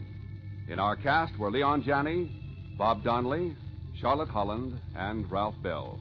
Original music composed and played by Al Finelli. All characters in this story were fictitious, and any resemblance to the names of actual persons was purely coincidental. This is Durward Kirby speaking. This is the world's largest network, the Mutual Broadcasting System.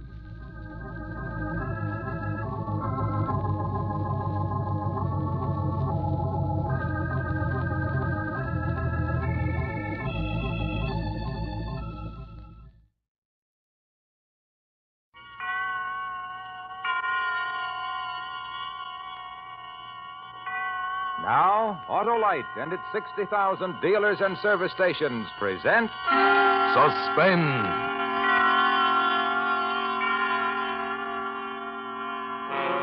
Tonight, Autolite brings you Miss Betty Grable in The Copper Tea Strainer, a suspense play produced and directed by Anton M. Leader.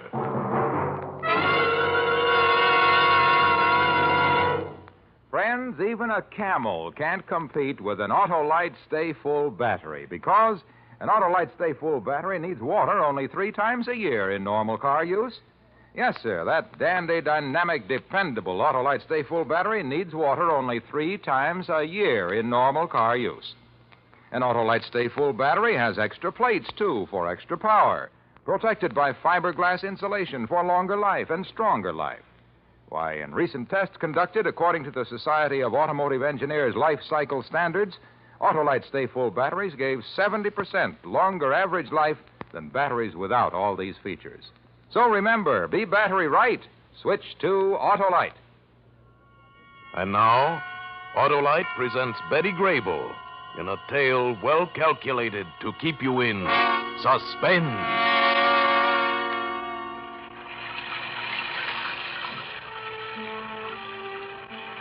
I was in the 2x4 dressing room changing into my street clothes. It was raining, beating down on the low skylight like a fury. It made such a racket that I didn't hear a thing until the buzzer rang and the outer door opened. The first I heard your voice, I was sorry for you. You sounded tired and you had a cold. You'd be surprised if I ever told you, but I wasn't frightened at all when you spoke to Irwin.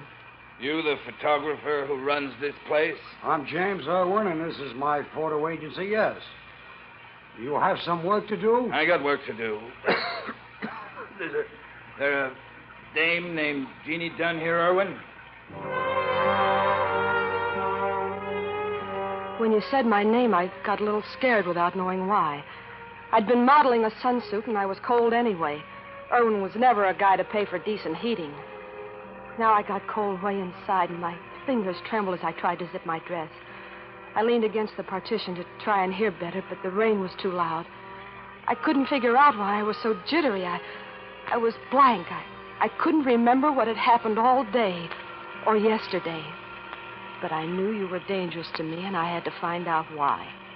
I opened the door a crack to hear better. Oh, Jeannie's posed for me for the past 5 years off and on. Say, why don't you wait until she gets dressed and ask her yourself? Any pictures of her handy? Say, who are... Easy. This is police business. Oh. And that was all it took to make Irwin dangerous, too. Then he was against me. I stood there, hidden by the door, sick of you pawing through my pictures. Even sicker of Irwin fawning over you because you were a cop. She's really stacked, isn't she, Cat? But if she's done anything wrong, don't worry. I'll tell you all I can believe me. I'll cooperate. I believe you. You're the type. I couldn't stay out of sight any longer. I slipped into my shoes and stepped out from behind the door. Miss Jeannie Dunn? What do you want, mister? I want to find out a few facts. You live with your mother, don't you? Sure, the old lady's an invalid. Hey, what happened? Shut up. I'm talking to Miss Dunn. She's got a boyfriend, too. She might not tell you herself, Cap. Get out of the room. Get out and stay out until I call you. Hey, look, this is... Get out. Okay, all right, sure. Okay. Thanks for that, anyhow. But look about Ted Wark. If it's anything you're trying to pin on Ted, then Irwin's right. I won't talk. No. I didn't mention that name, did I? Ted wouldn't do a thing. Nothing wrong. What time do you usually leave home for work, miss? About 8, if it's any of your affair. Yes, I'm afraid it is. Could you be more specific? Describe your routine, say this morning, for example. This morning. I've had such a headache all day, I really don't know about this morning. Actually, I can't remember. Most mornings I get up about 6:30 and fix breakfast. Does your mother eat with you? My friend, Mr. Irwin, told you. My mother's not well. She stays in bed until noon. And you leave her breakfast ready for her? That's right. Oh, being sick, your mother hasn't much appetite, has she, miss? No. I leave her teacup on the kitchen table with the tea measured out in a strainer ready to pour hot water through. Now, mister, you'd better tell me what... How long you been going with this fellow? What's his name, Ted? A year or so, but... How old are you? I beg your pardon, miss. 30. About 30. You plan to marry him? Why, yes, as soon as... Well, as soon as possible. What with supporting your mother. Excuse me. Prices nowadays, $1 don't go far. You'd better take care of that cold, mister. Oh, thank you. Are your mother and Ted Wark friendly? You'd better take care of that cold. I repeated that stupidly so as not to hear your questions. Then I stared at something you fished out of your coat pocket. I felt the arteries jumping on the sides of my neck. You were looking at my neck. Maybe I could ask you sometime if that was a tip-off you learned by studying people like me. You toyed with the thing in your hand, and it picked up a sliver of light from a flood lamp. It sparkled like a jewel. Only it wasn't any more a jewel than any of the junk on my bureau. It was a common tea strainer made out of bright, new copper. You watched me and spun the thing by the handle between your finger and thumb. I couldn't stop looking at the shiny wire, a mesh like a net. Well, miss, what do you say? Are your mother and Ted Wark friendly? Suddenly my mind cleared. Everything I'd managed to block out came back. Everything. There was no more escaping the past. Or you. Stop playing with that tea strainer. Huh? Put that thing away. Get it out of my sight.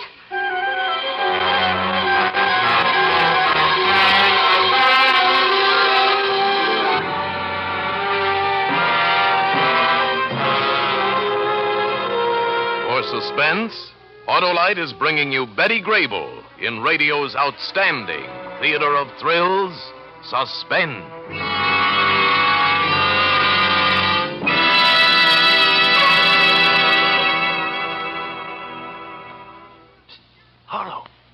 Harlow, you're on. No, Hap. I refuse to go on tonight. Why, Harlow? I'm hurt.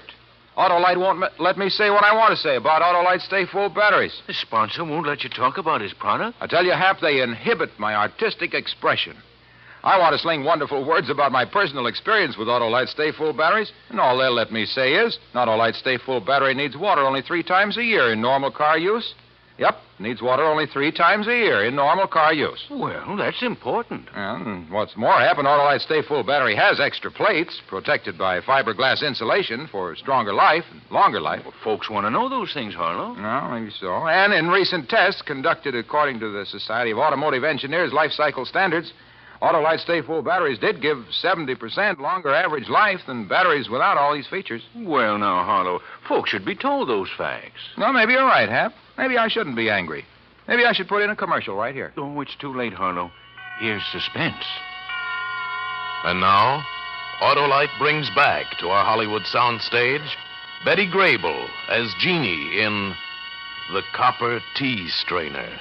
A tale well calculated to keep you in suspense.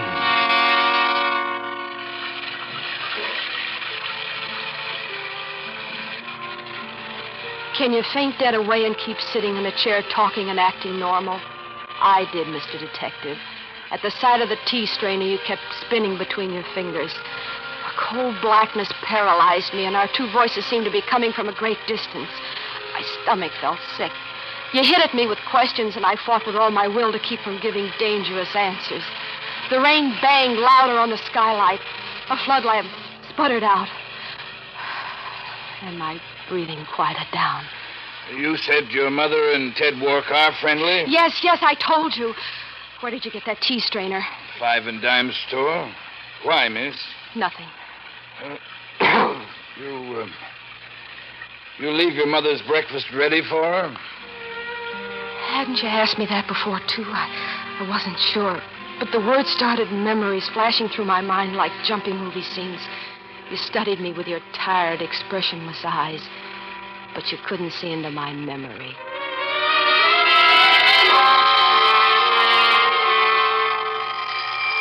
The nagging clatter of my alarm clock at home was wakening me one morning. Any morning except today. The others were all alike for the last 10 years. All right, you devil. Get up. Lord, another day. Dear, are you awake? Yes, Mother. Sleep well? Oh, I'm always in pain. You know that, dear. If you're up, you could rub my back a while before you have breakfast, dear. Yes, Mother. Oh. My, you're so fortunate to be able to eat a hearty meal and have a career that takes you out into the world. While I lie here in pain. Oh, I'm not complaining. It's just... Yes, Mother. Hadn't you better take your medicine before I rub your back? Oh, my medicine. Oh, yes, indeed. And, Jean, don't forget to have the prescription refilled. It's getting low, and I can't bear a I'm day sure without... there's plenty, Mother. I'll get it for you now. And I wish you would. I don't know how I have to... I went into the bathroom while Mother kept droning on and on. The bottle was almost empty. Mother, you haven't been taking more than you should of this, have you?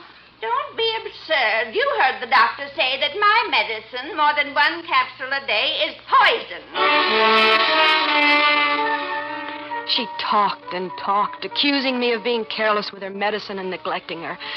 She said if it hadn't been for me, she would still be on the stage and famous. But I realized she was in pain and unhappy, and some mornings I was afraid all of my strength would be drained before I could get away from her, especially when she harped on Ted and me getting married. Dear, don't be angry, but I simply must ask whether you're serious with your young man this time. This time? Well, after all, Jean, in the past years, there were several young men I certainly thought you were going to become engaged to. And every single one lost interest. Oh, Mother. Oh, yes, they did. You can't deny it. At your age, dear, a girl has to consider her future. Now, that young man, William something, he surely wanted to marry you, and he had a bit of money, too. Now, why did he stop coming to see you, dear? Was it anything you might have told him? You're trying to use me to excuse your own shortcomings, dear. What on earth? How could I scare away any of your young men? When I was on the stage, young men used to flock around me like bees. And now your Ted certainly thinks well enough of me to bring me flowers and look at my scrapbooks, even if my own daughter... I wonder how long that will go on. When will you ask him whether he thinks a daughter has the right to let a helpless old invalid die alone? Horrible, horrible girl. Or have you asked him that already? After the sacrifices I've made for you, ruining my own health, destroying my youth and my career, so that you would have the best from life. Oh, Mother. Perhaps the easiest way for both of us would be for me to not try and hang on to this mortal coil any longer. To close my eyes and never wake up. She used death as a weapon against me many times. I felt weak and nauseated, although I was certain she was bluffing. And I would rush out with no breakfast, in a panic to feel the healthy life of the city around me and lose myself in the traffic and crowds.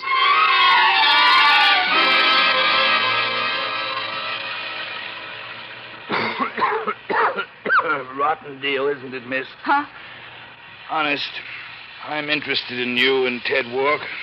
You serious about each other? What are you getting at, mister? What's happened? I have a right to know. You two really in love? You paid no attention to my panic. You kept prodding me with that question and twirling the tea strainer. Faster now, it seemed to me. Was I really in love with Ted? I couldn't have answered even if I'd wanted to. How can you tell a stranger your dreams? Miss, tell me, exactly what's the matter with your mother? What treatment is she getting? That was funny. Ted asked almost the same question last night. You'd give a lot to know about last night, but you'll never get a word out of me. If you had seen Ted and me last night, you wouldn't have had to ask if we were in love.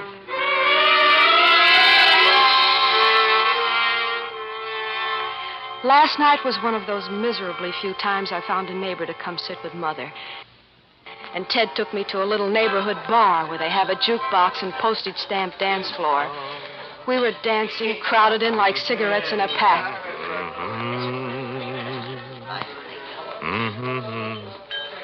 How about a kiss, baby? Ted, not right here in public. Oh. Nobody here but us, Jeannie. Us and the mob. Anyway, it's just as crowded at Ciro's. They tell me. Well, we'll get to the ritzy places someday, baby. We got it coming to us.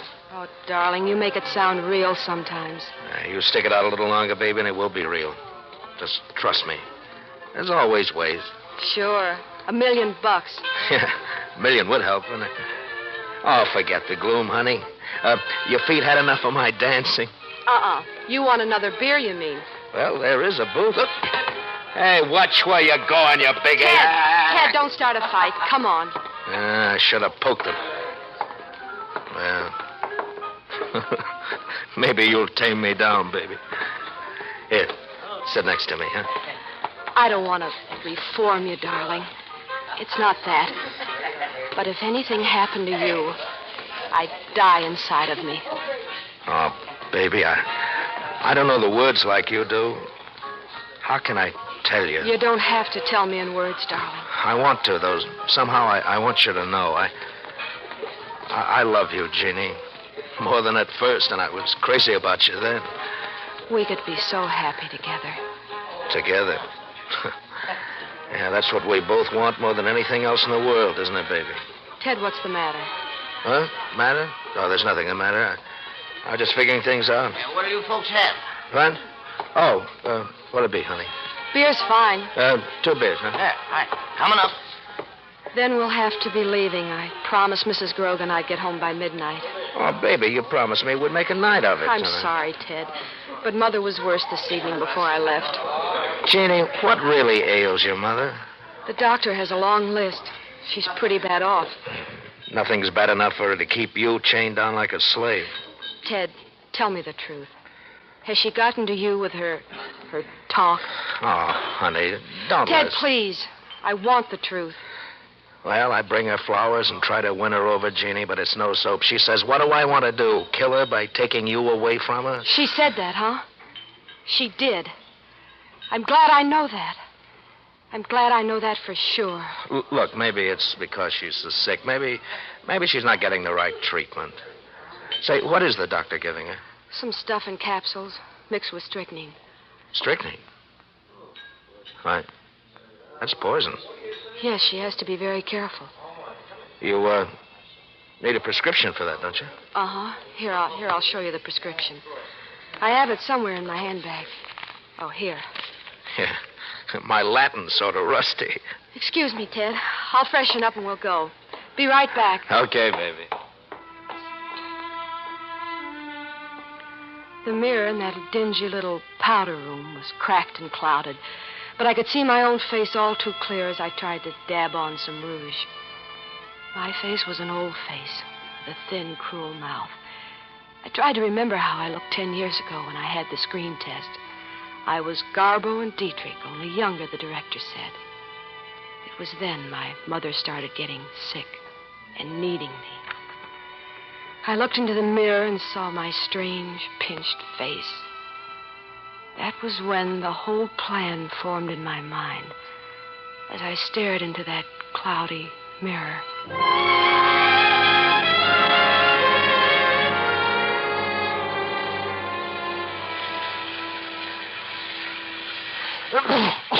Oh, excuse me, miss.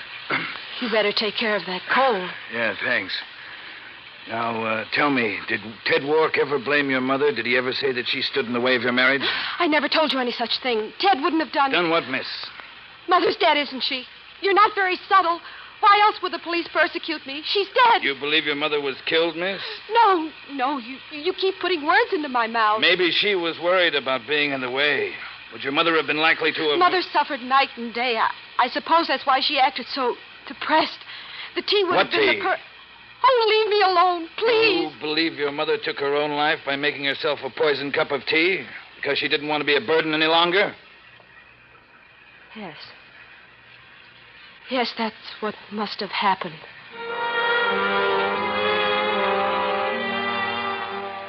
But I lied. You led me into that lie. And then because I couldn't help myself, I relived the most terrible day of my life. A day I'll never confess to you or to anyone on earth.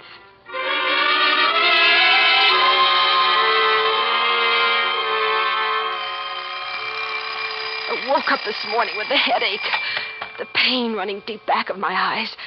I had a feeling of dread with the thought of last night in the mirror. Are you awake, dear? Yes. Oh, I haven't slept a wink, Jean. Oh, Jean, did you get my prescription filled as I asked you to? No, but there's plenty. You were out later than usual last night, weren't you, dear? I don't mind for myself, but it is an imposition on Mrs. Grogan. Oh, your young man certainly isn't concerned.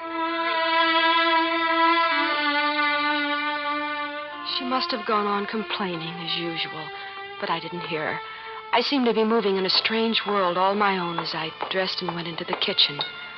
Sounds lost their familiar proportions, and the sharp tinkle of tableware hurt my ears as I went about setting the table. When I put her teacup in its regular place in the center of the faded blue cloth, the spoon fell against the saucer. It was like a file rasping a slate in my ears.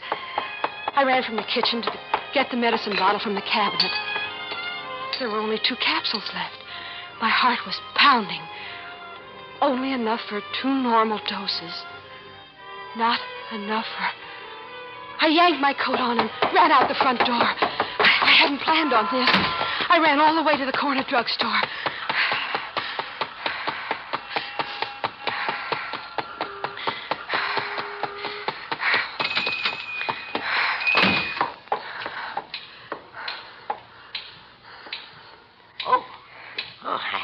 I never do hear that door open.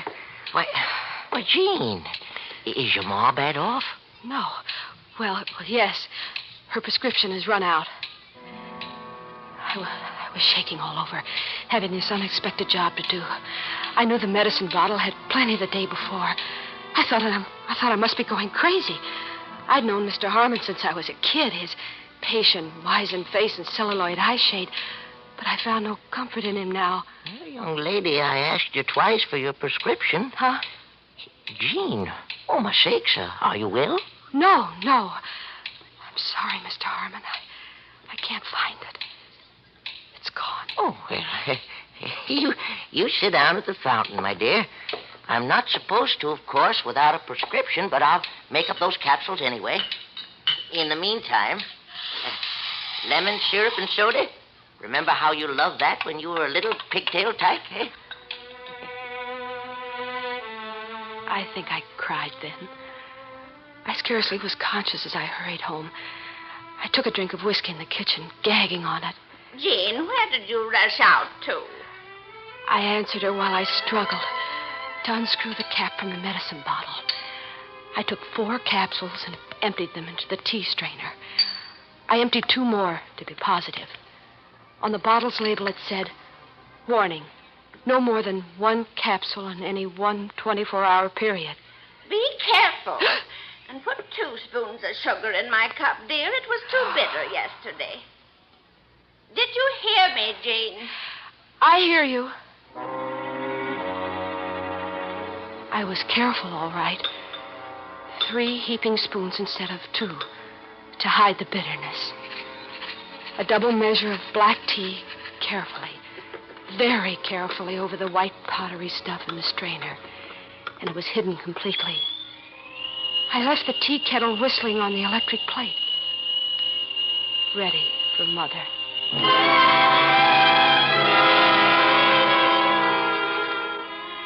I didn't see Mother again.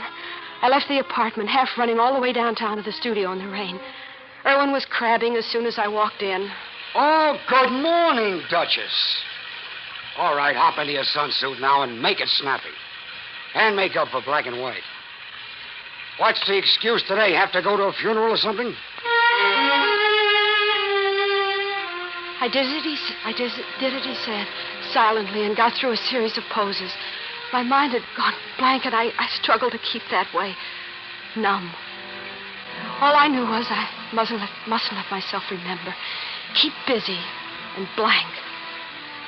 And that's the way it was when you came in and asked me questions. You spun that ugly little tea strainer till my eyes ached watching it. And you tore the protective blanket from over my head. You released my memories, but I told you nothing of the scenes you conjured up in my mind. I told you nothing. But still you knew that I lied when I agreed that my mother must have killed herself.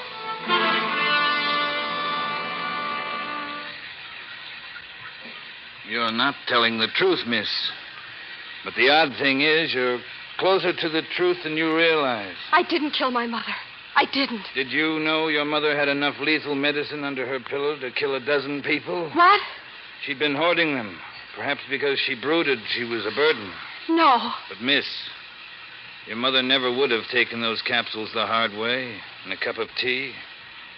There was the flaw in your lie, wasn't it now? What? Your friend Ted Wark got a hold of your mother's prescription. Maybe he took it from your purse. That doesn't matter. Oh, no. No. I'm afraid I must place you under arrest, Miss Dunn. But I didn't kill my mother. You said... No, you didn't kill your mother, miss. Your mother had a caller this morning after you left. He brought her flowers and some more medicine. Oh, no. Not Ted. He couldn't have done. No, you lie. So your mother never had a chance to use the overdose she had hidden. No, you lie. And your mother's caller never had the chance to feed her the poison he brought with him either. Because as soon as he arrived, he made the mistake of accepting your mother's hospitality. He drank a special cup of tea. Half of it anyhow. Enough. Your mother is still alive, miss. I'm arresting you for the murder of Ted Wark.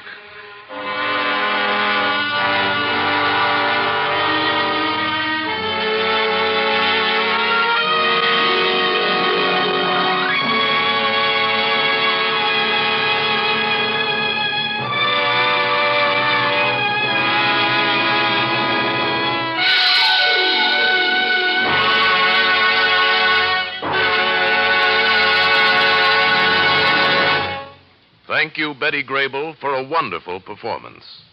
Well, Harlow, all over your mad at the sponsor? No, Hap, you know I never hold a grudge. In fact, I like to talk about Autolite Stay Full batteries. I like to tell people an Autolite Stay Full battery needs water only 3 times a year in normal car use. I like people to know Autolite Stay Full batteries are made by Autolite, which makes more than 400 products for cars, trucks, airplanes, and boats in 28 Autolite plants from coast to coast. Yes, and Autolite also makes complete electrical systems for many makes of America's finest cars. Batteries, spark plugs, generators, starting motors, coils, distributors. All engineered to fit together perfectly, work together perfectly, because they're a perfect team. So, folks, don't accept electrical parts that are supposed to be as good. Ask for and insist on Autolite original factory parts at your neighborhood service station, car dealer, garage, or repair shop. Remember, you're always right with Autolite.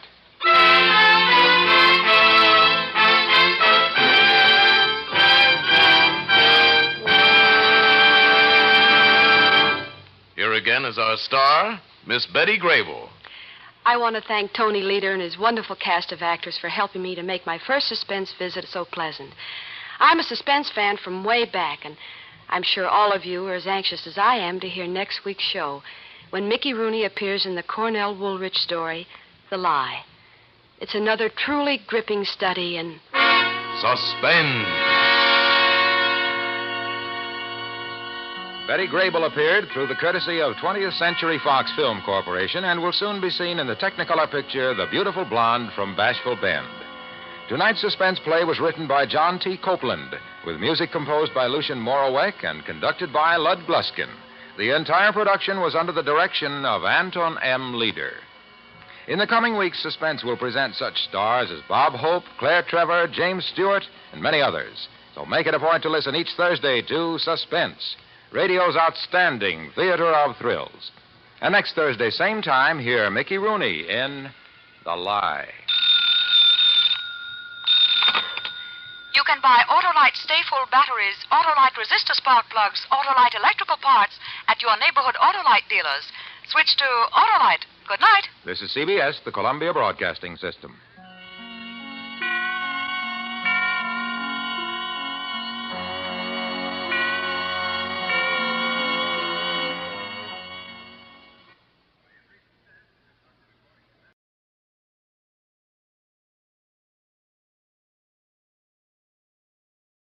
The Equitable Life Assurance Society presents This is Your FBI.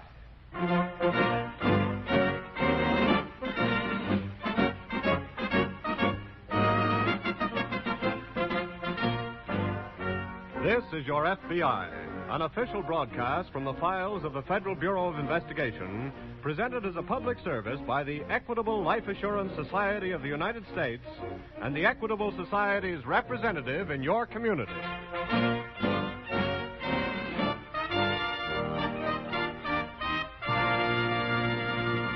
As you listen to the thrilling stories from the files of the FBI, one of which will begin in just a moment, you realize how solidly and firmly these FBI men stand for national security in nearly everyone's mind.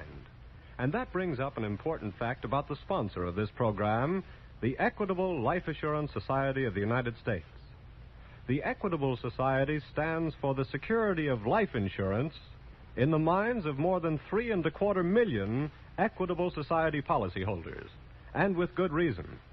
For the Equitable Society representative in your community is a trained man, familiar with life insurance in all its uses and applications.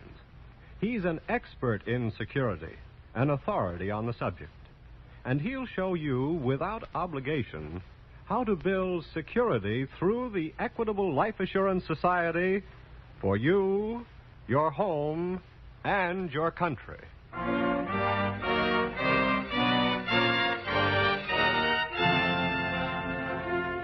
Tonight's FBI file, Salesman of Espionage.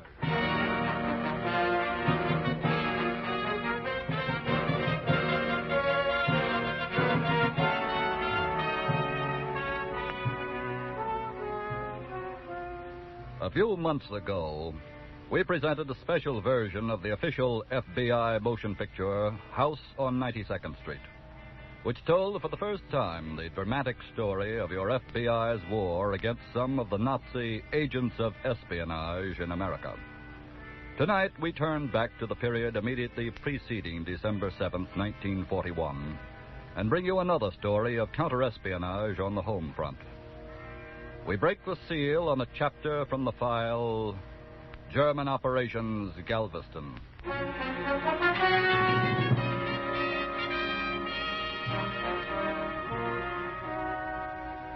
In the days immediately prior to America's entry into the war, increased FBI surveillance under a presidential directive had so restricted the maneuverability of Nazi agents known to the FBI that the Nazis were forced, in many cases, to employ professional artists of intrigue, those whose business it is to spy for monetary profit. In some cases, those agents were German, in some cases Italian, and sometimes they were American.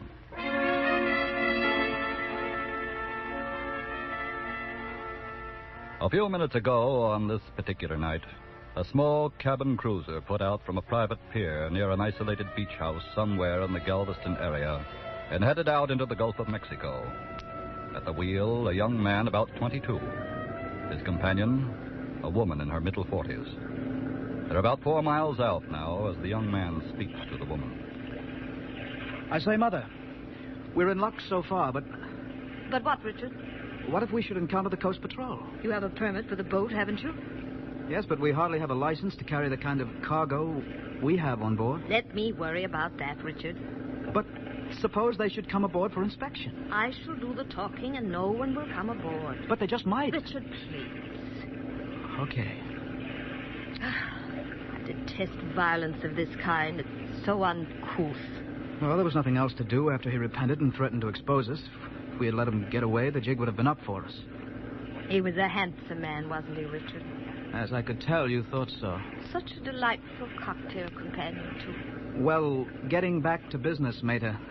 What we learned from him should be worth at least $1,000 to the Germans. Nonsense, Richard. 2,000 or they shan't have it.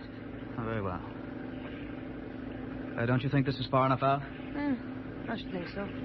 Okay, then I'll cut her down and let her drift while we do the rest. Can you manage alone?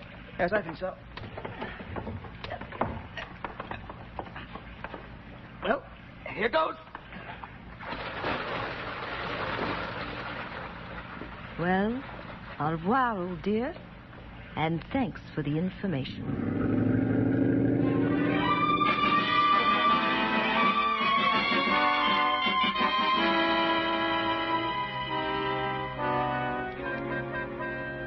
Two days later, Agent in charge Harrison of the Houston field office of the FBI, some 50 miles from Galveston, is at his desk when... Harrison speaking. This is police headquarters, Galveston, Mr. Harrison. Well, hello. I'm calling about the man reported missing the last 2 days. The construction engineer? Yes, sir. His body was found washed ashore this morning. So. The information he was known to have had on his person is missing. Well, it's not hard to tell who has the information by now, but who procured it for them is another problem. Is there any further assistance we can give you? Yes, for the time being, I'd like you to keep the discovery of the body quiet. We'll be glad to cooperate with you. I feel sure this is the work of professionals. If we can discover who they are, then we'll have a murder charge with which to take them out of circulation. I see. How was the man killed? .32 caliber automatic. All right, I'll have one of our men hop down and check details with you right away. And thank you for calling.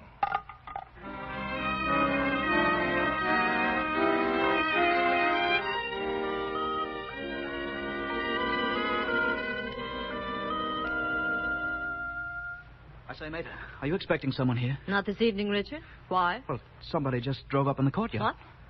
Well, who is it? Well, I don't know. Maybe it's the police. Nonsense. It's been 48 hours, and there's been nothing in the papers or on the radio about it. Yes, but Mater... Moreover, there's nothing to connect us with it. Shall I go to the door? Wait. Look through the curtain. See who it is. Who is it?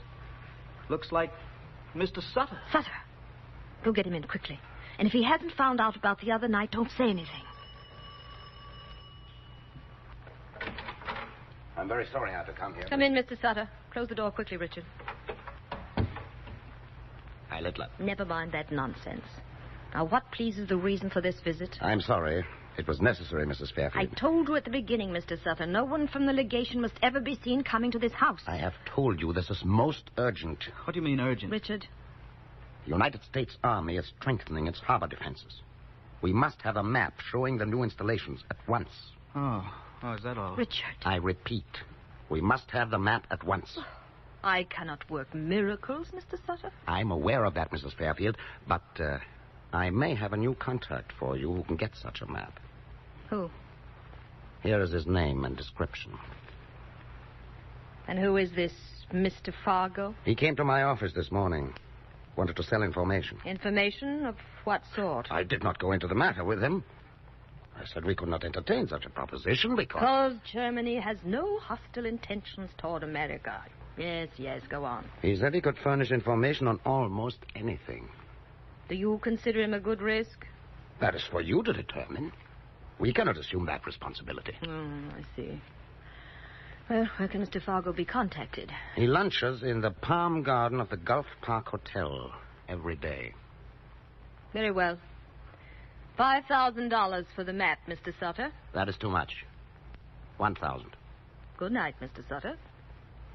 2,000. Show Herr Sutter to the door, Richard. Very well.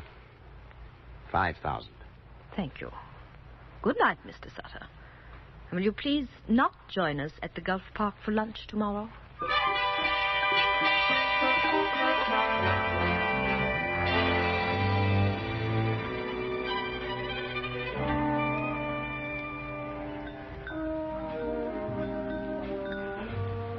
Richard, can't you keep your eyes off those silly girls for a minute? Oh, they don't look silly from where I sit, Mater. We're here strictly on business. But our man hasn't shown up yet, so why can't I have a dance or two? Later, perhaps. But I think this is Mr. Fargo coming in now. Where? Medium built, dark complexion man. Oh. But don't stare at him. Well, what do you know? He's coming directly to our table. Shouldn't wonder. Now let me do the talking. Good afternoon, madam. My name is Fargo. I believe you were expecting me. I beg your pardon, sir. May I sit down? It's less conspicuous for all of us that way. Thank you. Please. I'm sure you've made a mistake. Why don't we save time, madam? After all, you two were the only ones in the room who watched me closely as I walked in. I wasn't aware of that fact. You don't think I was fooled by Mr. Sutter's refusal of my offer? I beg your pardon? I expected him to refuse it. After all, he must play his little game. But making the offer was the only way I could make contact with his, shall we say, clearinghouse? Well, really? Richard, does your mother look like a clearinghouse? Would you like for me to go, madam? Forgive me. No, do stay. You aroused my curiosity. Well, perhaps I can satisfy it on one point anyway. Namely? A certain construction engineer. I beg your pardon? The police found his body yesterday, washed up on shore. Oh, waiter, get this young man another glass of water. Just exactly who are you, Mr. Fargo? It's like I told Sutter. I'm a salesman, a dealer in all kinds of information, and... No, I'm not working for the police, madam. I learned about the body because the police questioned me in connection with it for 3 hours last night. Oh. And now, what can I do for you? I'm afraid it's rather a large order. Good. It should net us both a large fee. I understand the United States Army is installing some new hardware.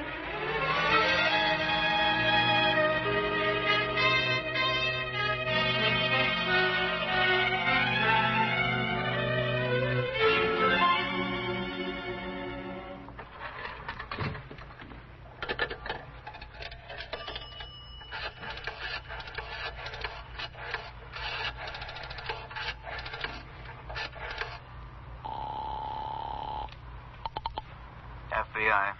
Let me speak to Harrison, please. This is Special Agent Fargo. Harrison speaking. This is Fargo, Harrison. We're in. Yes? There are two of them. Two of them. A woman about 45 and her son about 21 or 2. You're sure they're the ones? You should have seen the reaction when I dropped the bombshell about the washed-up body. Yeah, so what happened? The son dropped his glass of water. Well, we've got to have more proof than dropping a glass of water. Right. I realize that. When is your next contact? As soon as I get them a map of the new harbor defense installations. All right, we'll fix up a fake map right away. Good. Drop it in the mail to me here at the hotel tonight. Then I can contact them again tomorrow as planned. Where? They think here at the hotel. But this time I want to go to their house, wherever that is. And I think I know how I can find out where it is. I'll be in touch with you again in 2 hours. Right, and don't get yourself shot.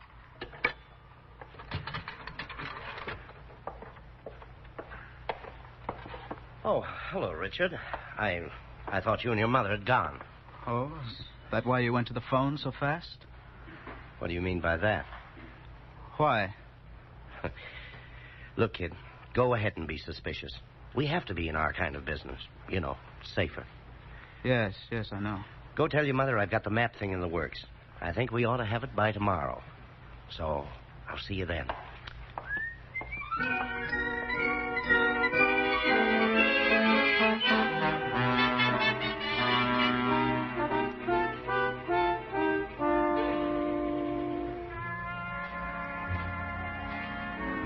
I called his roommate. He's not there. Well, sit down, Richard. He'll probably be along soon. Well, I'm glad you're so confident. Now, please, Richard, don't start that again.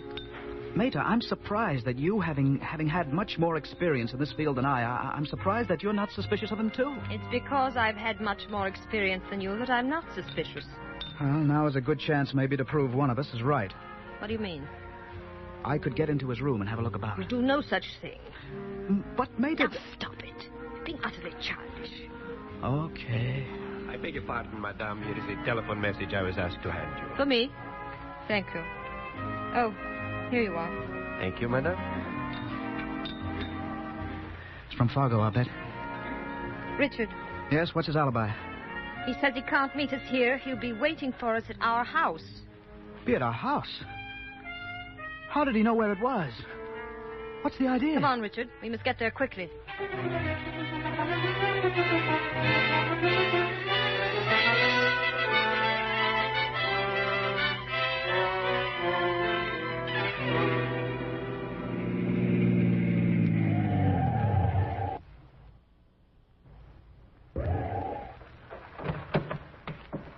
You have quite a charming place here, Mrs. Fairfield. Oh? I've been looking around your garden while I was waiting for you. Well, I trust you enjoyed yourself, Mr. Fargo. Oh, I hope you're not angry with me. That's not exactly the right word, Mr. Richard, please. I was afraid the police might be watching my movements in the city, even though they turned me loose. In which case, it wouldn't look good for you two if you were seen a second time in my company at the hotel. I told you we'd have a good alibi. If you're wondering how I found my way here, young man, it was easy. I watched you drive up to the hotel, took your license number, checked it for name and address, and here I am. With or without the map? With. Shall we go inside and look it over? Very well. I'll be in a few minutes, mate. I've got to look after a couple of things outside. All right, Richard. We'll be in the library.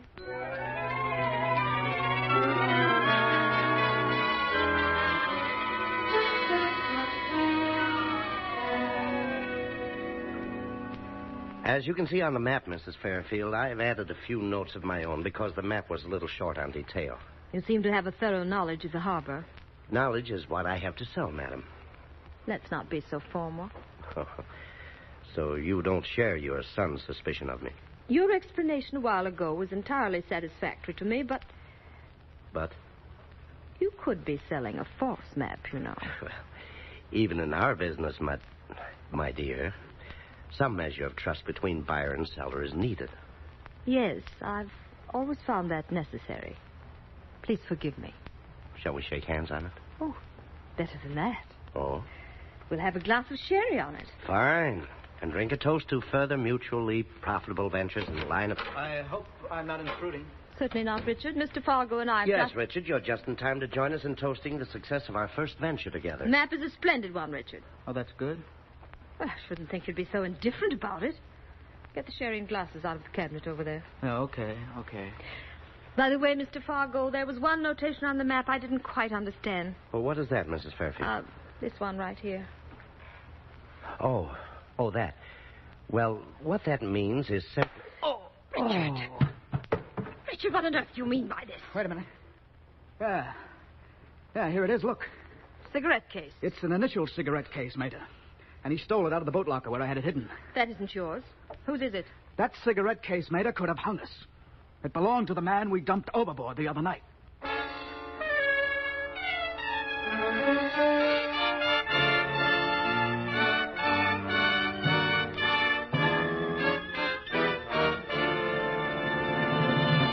Back to the FBI file, Salesman of Espionage, in just a moment. First, let me tell you something I learned this week at the Equitable Life Assurance Society. A representative told me about an interview we had with a very up-and-coming young man who called on him and said, "See here, I've got about $500 a year free for investment of some kind. Some of my friends say, buy good stocks and bonds. Some say, start a savings account. Some say, buy a share in a small business. I get all kinds of advice. Now, what can you life insurance people offer me?" "Well," said the Equitable representative, "we've got a lot to offer. But first, let's get down to the bedrock difference that distinguishes life insurance from all these other things. Suppose you put $500 into the bank today. You create an estate worth just $500. But suppose you take that $500 and buy a $25,000 life insurance policy. Well, the minute that policy is issued, you have created an estate worth not $500, but $25,000. Get the point? With most forms of investment, you start saving, and then gradually, over long, hard years, you create an estate. But with an Equitable policy, you create an estate first, and then you start saving it. Now, I'm wondering if you've ever thought about that. You see, there are so many things concerning life insurance we all should know. And the Equitable Society representative in your community is ready to tell you about them without any obligation on your part. Yes, hundreds of just such responsible, friendly, Equitable Society representatives are busy this week, as they have been every week for more than 86 years, helping the Equitable Society to build security for you, your home, and your country.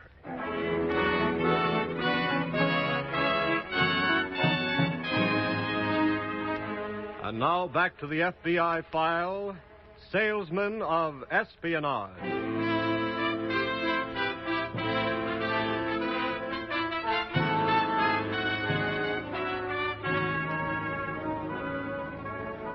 Yes, even during the days before the treachery of Pearl Harbor forced America into war against the Axis nations, their agents were plotting against the security of the United States.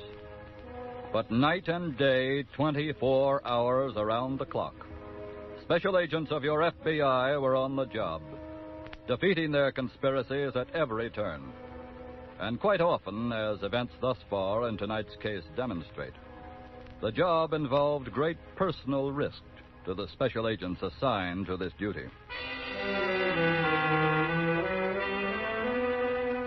It is 30 minutes later now, and down at the Fairfield Beach House, Special Agent Fargo has just regained consciousness after being struck down from behind by young Richard Fairfield. I tell you, Mater, you're making a mistake. You should have let me finish the job. Quiet, Richard. I'm surprised your first blow didn't, young man. Why did you want that cigarette case, Mr. Fargo? You mean, am I a plainclothes policeman? Was I going to try to pin the murder of the engineer on you? Frankly, yes. So? So, if you are with the police, Mr. Fargo, we should have to take drastic steps to protect ourselves. Of course you would. Well? It's true. I was looking for incriminating evidence of murder. See, I told you. Oh, Richard. But only because I wanted an axe to hang over you two as insurance against your double-crossing me. He's lying. I'm sure you've done the same thing with agents you've had to deal with before. It's an old trick, of course. I tell you, he's lying, Mater. Look here, kid. I've had enough trouble with you understand? So what? So I'd pin your wet ears back against your adolescent head if I weren't in a hurry to get downtown. Please, Mr. Fargo. You make one move to leave here, and I'll... Now, if you're a good little boy until I leave, I'll give you back your blackjack. I'm terribly sorry, Mrs. Fairfield. I apologize for my temper. Richard deserved it. Thank you. Now, about my pay for the map. When Sutter has paid me, I'll pay you. You'll trust me that long, won't you? Well, Of course. Good evening, my dear.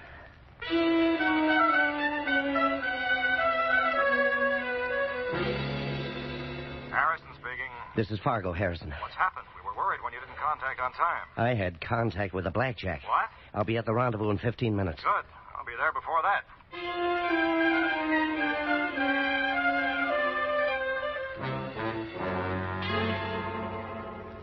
But they're absolutely guilty of the murder, Harrison. I'm convinced of it, too, after all you've told me, Fargo. If I could only get one piece of really incriminating evidence. You couldn't find the gun they used. Nah, no luck. The cigarette case would have only been supporting evidence. Well, just the same, I hated to part with it. But it was more important to bluff my way out of a tight situation. Now, wait a minute. Yeah? Bluff? What are you thinking? If you bluffed your way out of their hands, maybe we can bluff them into our hands. What? You said Sutter installed one of his men yesterday in the hotel room next to yours at the Gulf Park. Yes. Yes, he's got a sound recorder that'll pick up anything I say in my room. Then maybe we can figure out some way to use that to our advantage. Yes? How's that? I'll go back to my office, Fargo. You go back to your hotel room and telephone me. And here's what you're to tell me over the phone.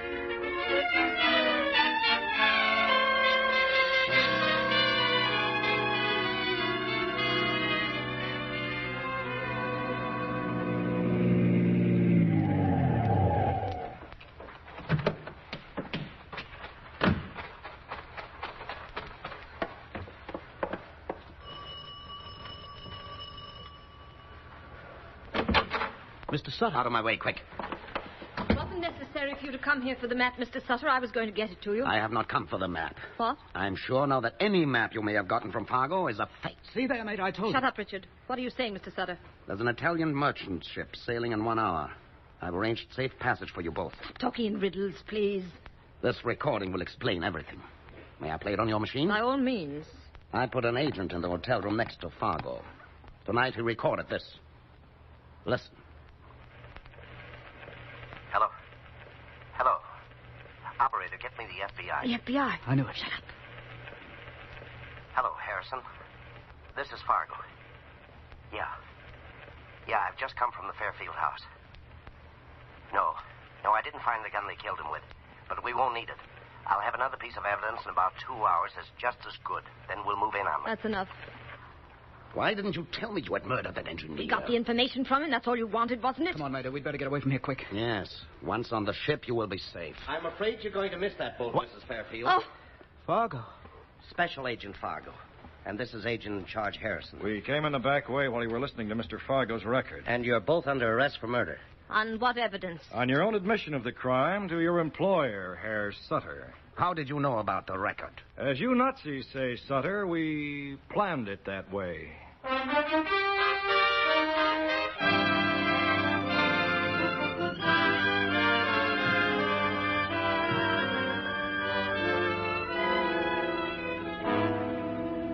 Mrs. Fairfield and her son Richard were both tried and convicted on a charge of first-degree murder and paid for their crime in the electric chair.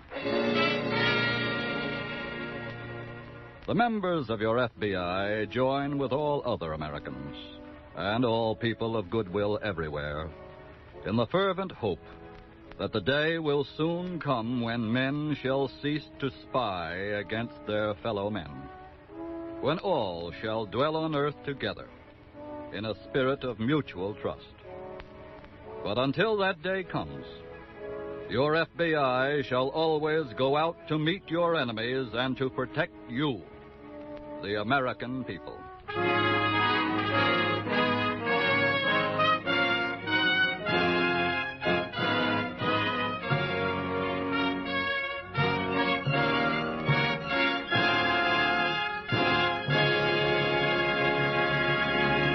As you listen to This Is Your FBI, you must have realized why you look to your FBI for national security. Trained men such as these FBI agents are the best safeguard you can have. And you can depend upon the Equitable Life Assurance Society of the United States for the same reason. Able, trained men. The Equitable Society's name is in your phone book. And the Equitable representative in your community is skilled in all phases of life insurance security and experienced in its application to your particular problems. He specializes in building security for you, your home, and your country.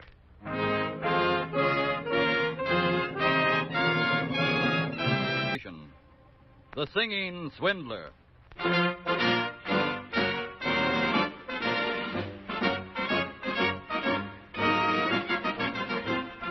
The incidents used on tonight's Equitable Life Assurance Society's broadcast are adapted from the files of the Federal Bureau of Investigation. However, all names used are fictitious, and any similarity thereof to the names of persons living or dead is accidental. Tonight's broadcast was directed by William M. Sweets. The music was under the direction of Frederick Steiner. The author was Frank Ferries, and your narrator was Dean Carlton. This Is Your FBI is a Jerry Devine production. Now, this is Carl Frank speaking for the Equitable Life Assurance Society of the United States and the Equitable Society's representative in your community, and inviting you to tune in again next week when the Equitable Life Assurance Society of the United States will bring you another colorful story from the files of the Federal Bureau of Investigation. The Singing Swindler on This Is Your FBI.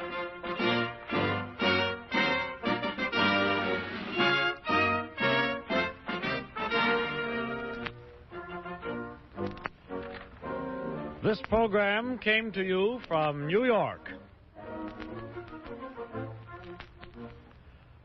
Next week, many cities and towns will be on daylight saving time. If your community switches to daylight time, this program will be brought to you at exactly the same time you have been hearing it. But if you live in an area which remains on standard time, don't forget, This Is Your FBI will be broadcast 1 hour earlier. This is ABC, the American Broadcasting Company. Autolite and its 98,000 dealers bring you Mr. Frank Lovejoy in tonight's presentation of Suspense.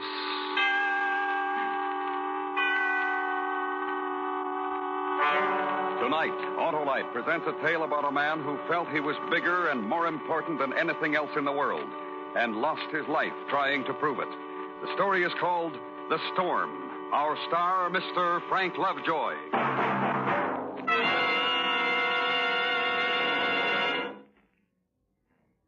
Well, Harlow, March is here. In like a lion, you know. And I know the line, Hap. It's you're always right with Autolite. That's a good one, Harlow. None better, Hap, because Autolite is the lifeline of your Autolite-equipped car. And every unit, including the coil, distributor, spark plugs, generator, regulator, battery, and starting motor, are designed to give you the smoothest performance money can buy. And what does that Autolite electrical system do, Harlow? Why, Hap, it goes to work the instant you press the starter and continues every second your engine runs. It works every time you blow your horn, turn on lights, radio, heater, and electric windshield wiper. And that's why it pays to treat the electrical system of your car to a periodic checkup at your car dealers or your nearest authorized Autolite service station. You can locate your authorized Autolite service station through the classified section of the telephone directory under Automobile Electrical Service. Or call Western Union by number and ask for Operator 25. And remember, from bumper to tail light, you're always right with Autolite. And now, Autolite presents transcribed The Storm, starring Mr. Frank Lovejoy, hoping once again to keep you in suspense.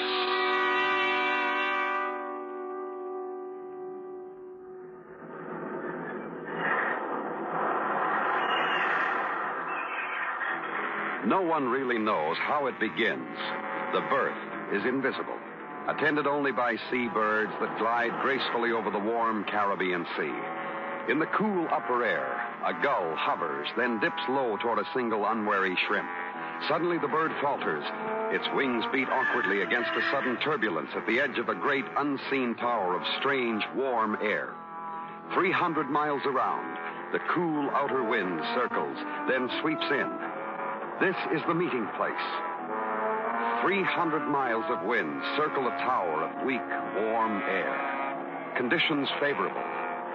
And the thing is born.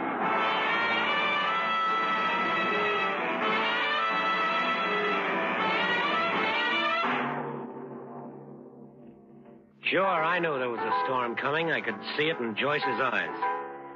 The last year and a half, she changed. Why? Women. Most of them don't know when they're well off. After all, we've been through getting to be the top dance team in the country. You'd think she'd try to relax and enjoy it. We were big now. $2,000 a week and a percentage. Nothing but the best places, booked when and where we liked. We just finished in Miami. We were going to lie around for a month when the weather turned funny. Nothing really noticeable, just something in the air.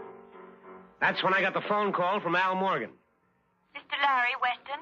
This is him. This is the long-distance operator, sir. We have a call from Sea Beach. Go ahead, please. Hello, Larry? Yeah, who's this? Al Morgan.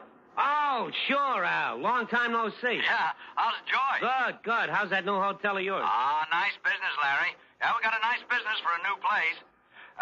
Look, I know I should go through your agent on this. No. Skip him. What's on your mind? It's the tag end of the season here at Sea Beach, but we still got a good crowd. Variety says you and Joyce got a month between dates and... Well, look, Al, we're not exactly hard up for work. Oh, I know, Larry. It's just that I'd like to keep this crowd. You'd hold him here, you and Joyce, a real sock finish on the season. Just for a week, Larry? You know, for an old friend? Well, we don't work for peanuts anymore, Al. It'll have to be 3,000 and 20%. Well, that's pretty steep, but I guess I can make it. Okay, wire the deal to my agent. How's the weather there? The weather? Oh, great. Best on the Gulf Coast. Kind of funny here in Miami. There's something in the air. Well, that's Miami. When can you start? Today? Yeah, I guess so. We'll drive down. I sure appreciate this, Larry. Honest. So long, Al. Just tell your crowd we're on the way. Thanks. What? I said thanks for including me in. That's supposed to be some kind of a crack, Joyce. There was a time when you used to at least ask me about a date. Now I'm just part of the act. Look, will you get off my back? Al Morgan's new place at Sea Beach. Al knew us when. Don't you want to do a favor for an old friend? Sure, I can do a favor for an old friend. And without jacking the price 1,000. Cut it out, will you? It's business. We're big business now. That's why Al wants us. And that's why he'll pay us $3,000. That's so hard to take? Sure, it's fine. But we're all business now. Everything's happened so fast for us, we've lost being man and wife. I like being man and wife, Larry.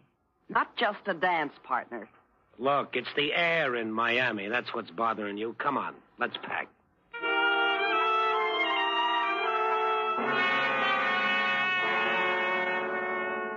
High over Miami, clouds gather and move. Far to the south, the great cone of wind spins strongly now. Feeling adolescent strength, it starts moving across the sea. It feels for direction and curves northward. The ocean is patterned with great heaping swells racing before it. On the Gulf Coast beaches, the tide still rises normally. Then a wave, larger than usual, crashes unevenly across the sand. This sea beach looks like quite a layout. A lot of money, a lot of class. Mm-hmm. Sure does. Oh, come on, snap out of it, will you? Hey, there's Al's Hotel. Look at that sign. The Westons, big as you can make it. Sure. We're big. Look, don't start anything. We're here for a week, and the weather is nice. Try to get along, will you? Hi, Larry! Joyce! Hey, Al! Someplace you got. All right, on the beach. Nothing but the best. Ah, how are you, Joyce? It's been a long time. Hi, Al. It's really good to see you. Come on. Yeah, you got one of the best suites in the place. Hey, boy, get these bags into 215, will you? Looks like a real nice place, Al. Strictly resort, Larry. Entertainment and the weather. I got my entertainment, and if the weather stays just right, why... Hey, that's some surf. Yeah. Started yesterday. Paper says big storm down in the Gulf somewhere. They think it's moving this way. Scared off some of the guests, but when I got up that western sign, it stopped the checkouts cold. Oh, so we're storm bait, huh? Yeah, that's it. Ah, nothing to worry about, though. Not a cloud in the sky, is there? If you believe the papers, you could die from worry. Monsieur Morgan, if you please. Oh, yeah, Pidet. What can I do for you? It is the food, monsieur. Toto, please, I am speaking. Oh, Mr. and Mrs. Weston, Monsieur Pidet. Hi. The dancing westerns? Oh, an honor. I have never seen you perform, but everyone knows you are magnificent. That's an awfully nice dog. Merci, madame.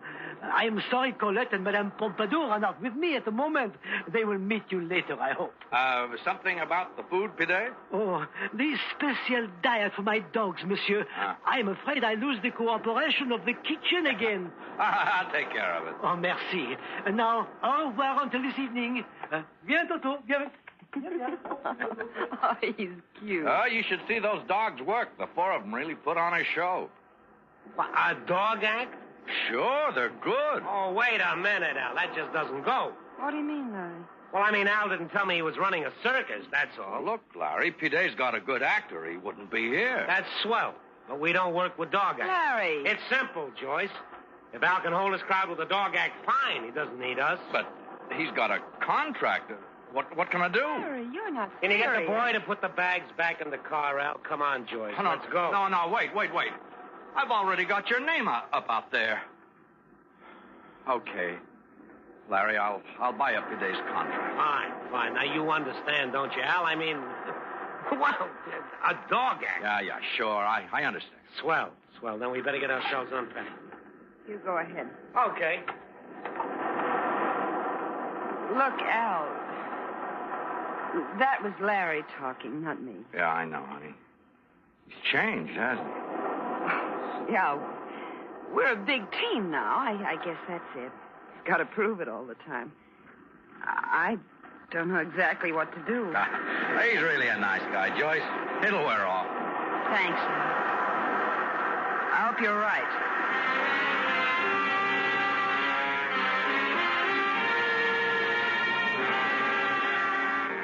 Over the Gulf Coast shore, the sun shines warm on the slow, continuous beat of the heavy storm surf. The sky remains clear until late afternoon. Then a slight yellowish haze, the first land warning, creeps into the darkening blue. The barometer is measured, and from Florida to Texas, red and black hurricane flags unfold in an oddly soft breeze. Precautionary. Nothing definite yet. The sunset is brilliant red, and later there's a halo around the moon.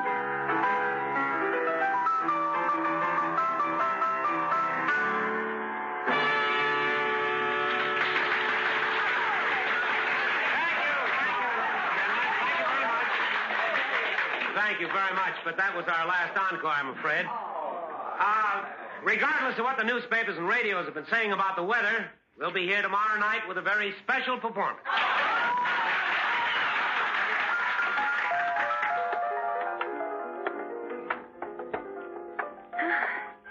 You like us? Sure. You're a little sloppy tonight, honey. You can stand some rehearsal. Oh, swell, you two. You were great. And look around, not an empty seat in the place. Thanks. Yeah, it was a good crowd. Only Joyce wasn't Al, what's the real dope on this storm? Oh, who knows? The hurricane flags are up, but none of the natives around here are getting excited. Few places boarded up and nobody's leaving. Business as usual. Hey, you know, it might be fun. What? But to see if we could hold a crowd here in a hurricane. You're kidding. Us against the hurricane. I bet we could. It'd be a good act, Larry, but I hope you don't get the chance. Oh, Mr. Weston. Mr. Weston. Mr. Weston, I do hope you don't think I'm forward, but I did so admire you and your wife out there on the floor. I've seen a lot of dancing, but honestly... Well, thank you. I know you dance for a living, but could you... would you please show me that back step? Well, you'll have to ask my wife. Oh, please, Miss Weston, I'll die happy. Well, of course. Go right ahead. Well, there isn't much for a girl who learns, really. Quite. Have a drink, Joyce? No, I don't think so, thanks. I know he was kidding, but for a minute I thought Larry meant that about the hurricane. Talented boy, Al. Low racing clouds rush tirelessly by. More rain, more gusts of wind. The clouds grow heavier in the haze-filled sky. Oh, come on, Joyce. Come on. Pick it up. All right, Larry, all right. Now, stop it. Look, it's 4 p.m. already. At 8 o'clock, we have an appointment downstairs doing a show. The rehearsal is for your benefit. What's the matter with you? Oh, the fun's gone out of it, Larry. Look, we've got to talk this out. Here it comes again. Listen, Joyce. I've got to say it, Larry. I've got to tell you what I feel. It's about the dog act? It's not the dog act. It's you. It's all you. You say we, us, but you really mean you.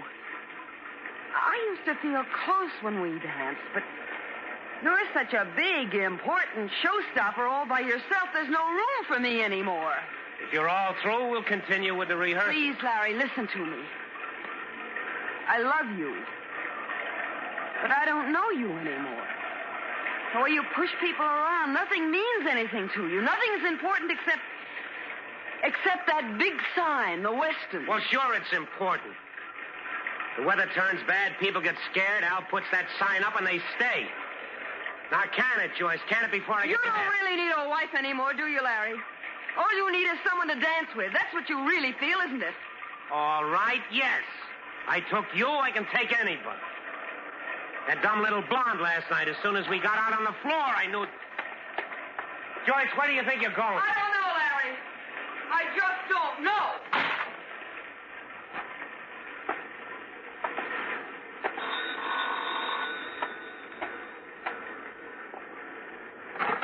Yeah. Larry? Yeah. I just heard it on the radio. They think the center of this storm may hit somewhere near Sea Beach. Oh? Yeah, could be 100 miles either way. Some of the guests are kind of nervous. Hey, look, could you and Joyce come down and help me keep their minds off it? Sure, Al, sure. What's a little hurricane? Is that blonde I danced with last night around? Oh, yeah, I saw her in the bar. Have her meet me on the floor.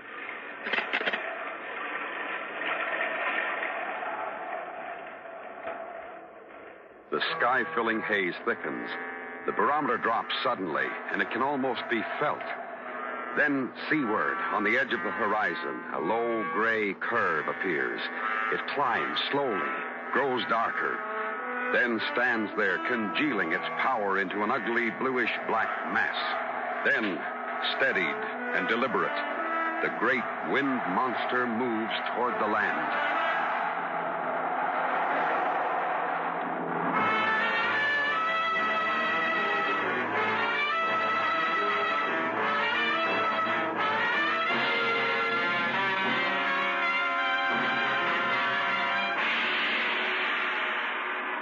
Autolite is bringing you Mr. Frank Lovejoy with Joan Banks in The Storm, tonight's presentation in radio's outstanding theater of thrills, Suspense.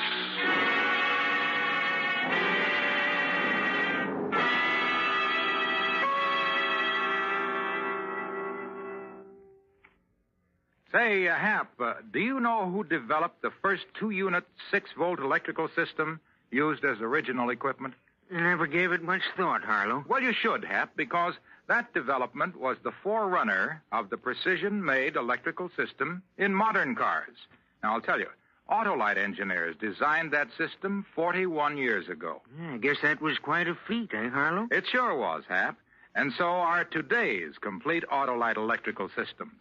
They're installed as original equipment on many of our finest makes of cars, trucks, tractors, and boats. Those Autolite electrical systems must really have it, Harlow. Yes, sir. Every unit is perfectly related by Autolite engineering design and manufacturing skill to give the smoothest performance money can buy. So, friends, be sure you get the best for your Autolite-equipped car. Insist on Autolite original service parts. And remember, from bumper to tail light, you're always right with Autolite. And now, Autolite brings back to our Hollywood soundstage Mr. Frank Lovejoy in Elliot Lewis's production of The Storm, a tale well calculated to keep you in suspense.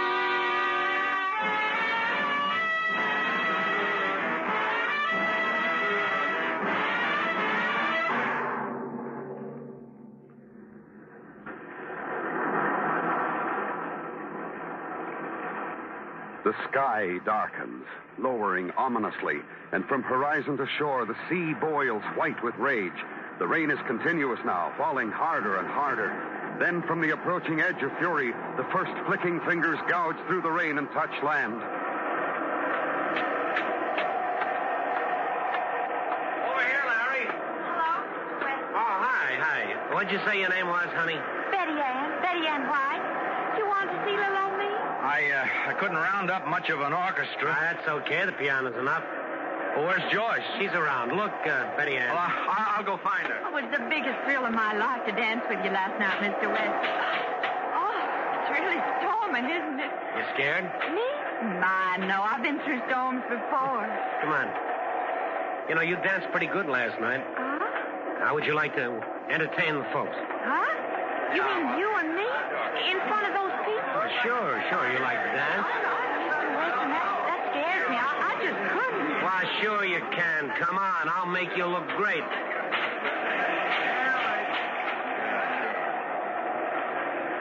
The first winds churn up the beaches, whirl inland, shudder against walls, and whine past. Trees groan.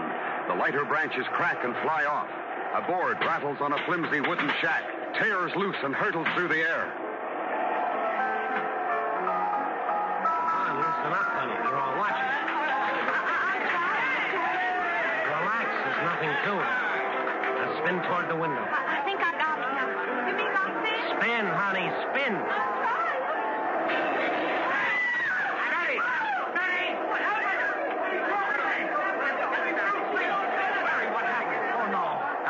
The window just shattered the glass. Hit her all over. I think she... Please, folks, she's going to be all right.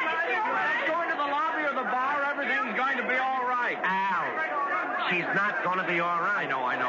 I'll get some of the boys to move her. Come on. Now, listen, keep it quiet. But the cops were by. They're warning everybody. The storm shifted. It's headed straight for Sea Beach. Where's Joyce? I'm not sure. One of the bellboys saw her earlier. Said she looked pretty upset. I know, yeah. We had an argument. Where is she? Well, we checked all over. Joyce! And Larry, we looked every place. You mean you let her go out? If she took the car, the cops will stop her to get her off the street. She didn't take the car. I got the keys in my pocket. Oh, now, wait, Larry. It's a hurricane. You can't go out there. Larry, out, Al. Let me go. Larry! I gotta find Joyce.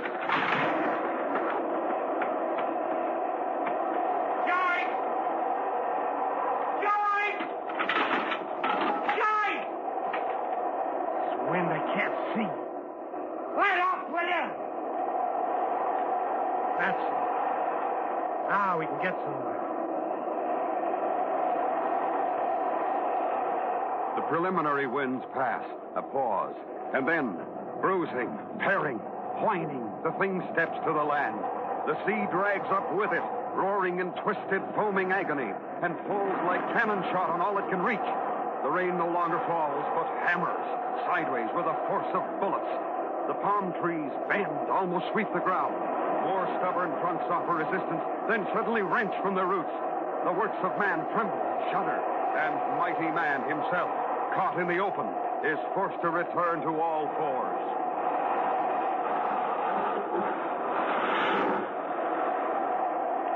Joyce! Joyce! Joyce, where are you? Hey! Hey, you! Joyce! This way, mister, this way! I can't! Crawl! There's nothing your hands need. Crawl! Now reach me your hand. That's it. Oh, there you are. Oh, you must be crazy, mister. How'd you get out there? I'm looking for my wife. You can't find her now. You're lucky you're still alive. She's out there. I've got to find her. Listen, I'm trying to help you. Somebody's taking care of her someplace, too. She's going to be all right now. Come on back inside. No, you don't understand. There's only one thing you understand, mister. That's a hurricane. It cuts everything aside. Listen to me. I've got to find my wife. Gotta wait till the calm sets in. Calm? And the hurricane's eye. We can get to the police station then. They'll know where to find your wife.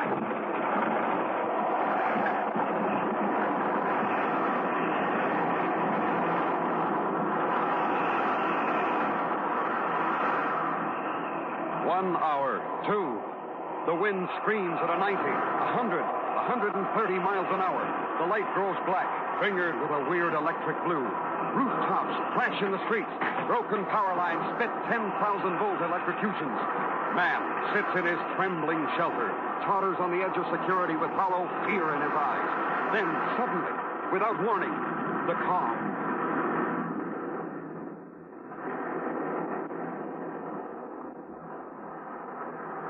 A weird, uneasy silence, surrounded by the force of hell. Middle of the block there. That's the police station. How long does the calm last? Hard to tell. Hour, 15 minutes. Come on.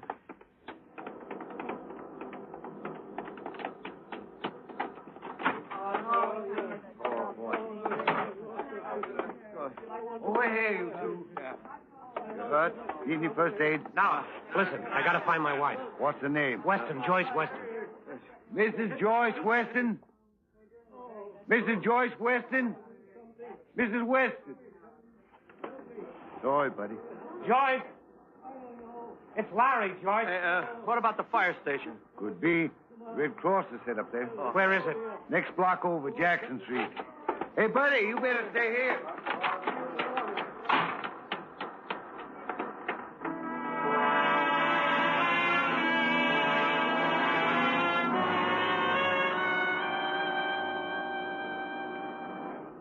Her name is Weston.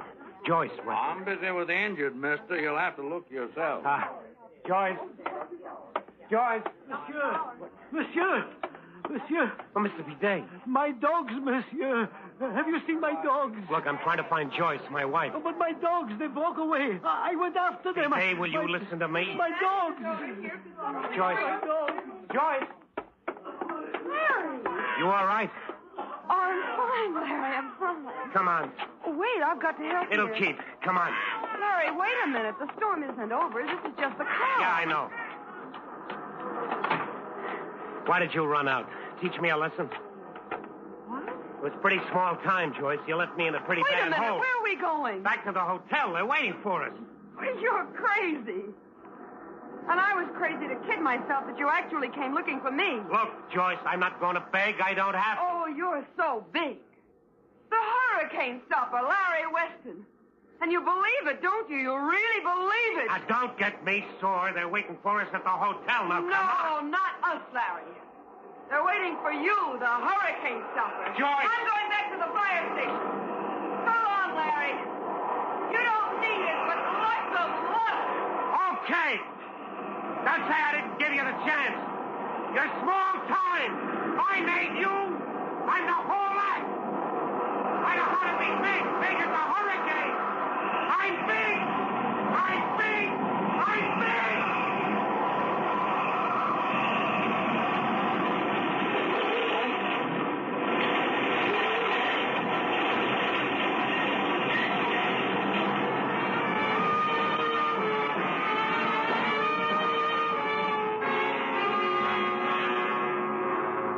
The second wind struck, completing the infinite anger, then passed on over the lowlands to the hills, finally tearing its shrieking self apart.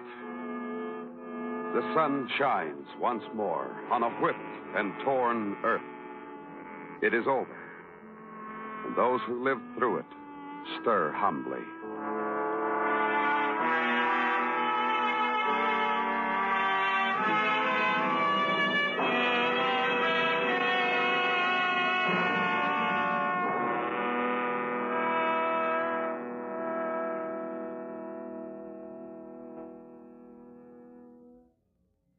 Suspense, presented by Autolite. Tonight's star, Mr. Frank Lovejoy.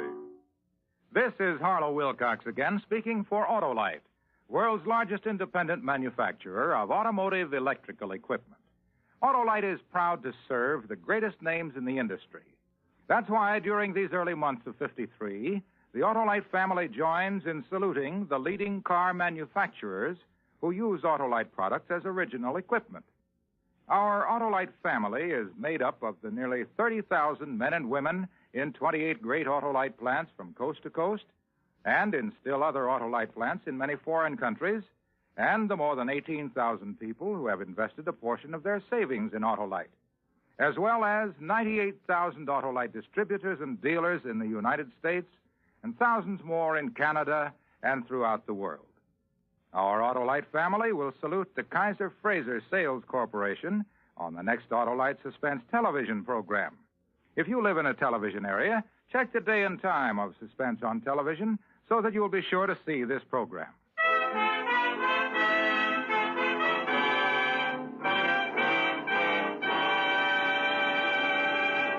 Next week, a story based on fact and written by a master of suspense.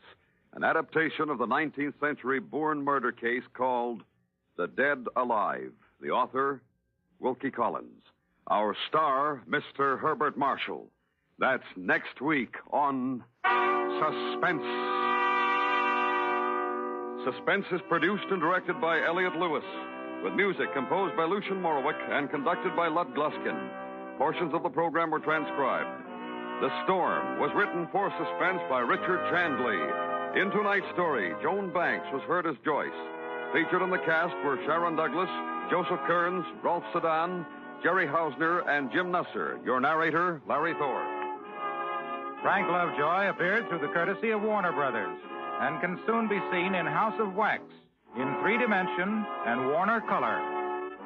And remember next week, Mr. Herbert Marshall in The Dead Alive. This is the CBS Radio Network.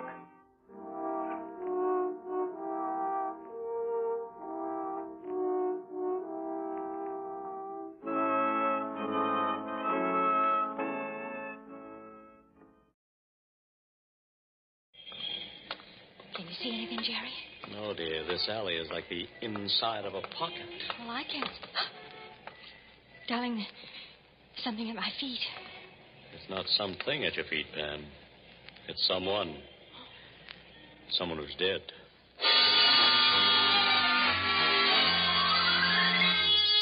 Mr. and Mrs. North, starring Alice Frost and Joseph Curtin. Listen as Pam and Jerry solve the mystery, The Heavenly Body. The Café Emile is a small but fashionable supper club. Its atmosphere is French, its food is delicious, and its prices are outrageous. Yet it's a place that most New Yorkers who can possibly afford it want to visit at least once. And so tonight, Pam and Jerry are entering the Café Emile for the first time, little aware that this first visit will gladly be their last. Bonsoir, monsieur, madame. Bonsoir. Good evening. We have a reservation. Mr. and Mrs. North? Oui, Mr. and Mrs. Emile. Monsieur Zachary. Bonsoir, monsieur. Your table is ready, monsieur. Thanks, I'll find it. And Emile, when Aunt Coleman is through with the number, tell her I want to talk to her. Oui, monsieur. Pardon, Mr. North, but your table will not be available for a few minutes.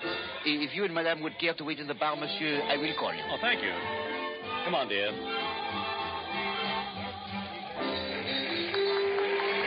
Jerry, did you recognize him? Him? Who, dear? The man Emile just spoke to. That was Sam Zachary. The newspaper columnist? Yes.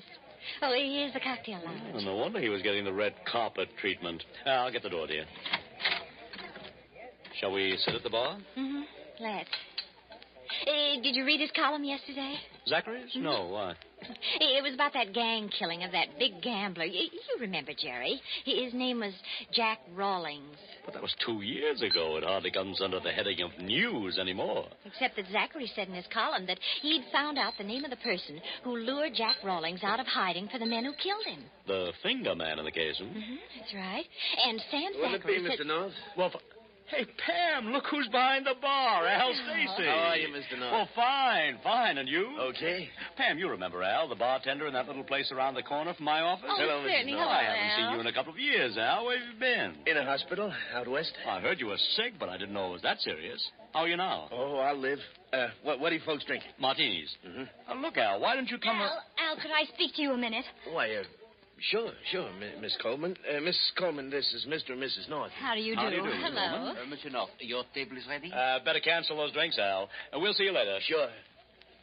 Happy to have met you, Miss Coleman. We're looking forward to hearing you sing. Thank you. Al, Sam Zachary's here. Take it easy, honey. We figured he would be. But he wants to talk to me. Let him talk. I can't. Al, call Fred Benedict. No. Al, please, you've got Hold to... it, baby. Zachary. Hi, Miss Coleman. I guess you didn't get my message, huh? I got it. Look, Mr. Zachary, Miss Coleman's busy, so It's why all don't right, Al. Go make that phone call, will you? Please. you... Okay. What's with you and the barkeep, Miss Coleman? Nothing. Too bad. Thought I might have an item for the column. Guess I'll just have to string along with this. With what? This. My copy for tomorrow's edition. Read it. Go on, read it. Attention, New York police. The Jack Rawlings kill was set up by a woman who lured Rawlings to his death with a telephone call. The call was made from Jefferson 87481, a number listed to Nan Coleman, now a featured singer at the Swank Cafe Emile. You're not going to print this. Uh-huh. Just like that. Unless you give me something better. Something like why were you paid to finger Jack Rawlings, how much you were paid, and most important, who paid you? Was it Fred Benedict? Leave me alone. Come back here. Miss Coleman, come. Okay, kid. Do it the hard way. Wait a minute, Mr. Zachary. Well? I'd like to buy you a drink. Sure. What'll it be? It's your battle. Mind if I turn this on? What's that? Miss Coleman's song, piped in from the dining room. Listen. She's good. She's the best. Look, Mr. Zachary, I'd like to tell you a story. What kind of a story? About a guy and a gal in love. Everybody loves a love story. Let's hear it. Well, the guy, he's just a guy. He's nothing. He's just a bartender, hoping maybe someday he'll have a little place of his own, that's all. You. But the girl, well, she's really got it. Looks, a voice, everything. Everything but the break. She's singing her heart out in every crummy beer joint that'll let her go near the microphone, hoping that, well, you know, maybe someday she'll be singing in a place like this. So the gal's Nan Coleman. Go on. Well, she's beginning to get there. Slow but sure, and things are starting to look rosy when, bang, the guy gets sick and he needs dough. He needs a lot of dough for 6 months, a year, maybe longer in Arizona. Otherwise, it's curtains. But, well, the guy hasn't got that kind of dough. So the gal gets it for him, right? That's right. She does a dirty, rotten, filthy thing, and she knows it. She runs the chance of ruining her whole life, and she knows that, too. But she gets the dough, not for herself, not 1 penny for herself, but for the guy. So, don't you think a gal like that deserves a break, Mr. Zachary? Now, let me tell you a story, my friend. The story of a guy named Jack Rawlings. Rawlings wasn't a pillar of society, that's true, but it's irrelevant. He trusted a dame and wound up lying between 2 garbage cans in an alley with 6 slugs in them. Does a girl like that deserve a break? You can turn that off now. Yeah. Thanks for the drink. Sorry I can't use the story. Mr. Zachary. Mr. Zachary, wait. Well? You don't know me, do you? I'm Mona Rawlings, Jack Rawlings' wife? his widow. Okay, his widow. So what do you want? The name of the person who called Jack that night. Now, look, Mrs. Rawlings. It was a woman, wasn't it? I know that much. Jack wouldn't have gone out to meet a man that night. Who is she, Mr. Zachary? I got something for her. Some of the same thing Jack got. You're drunk. Sure, I'm drunk. Been drunk for 2 years. I'm going to stay drunk until... Listen, Mrs. Rawlings. That's a gun you've got in your handbag. I advise you to take it home and put it to bed. Then do the same thing with yourself. Who is she? Good night, Mrs. Rawlings.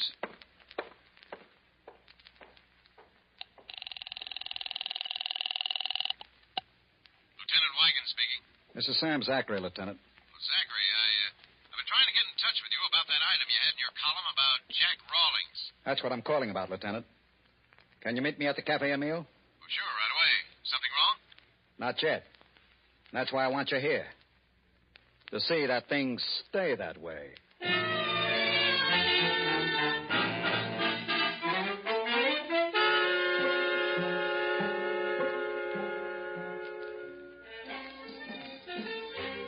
Pam, dear, what's the matter with you?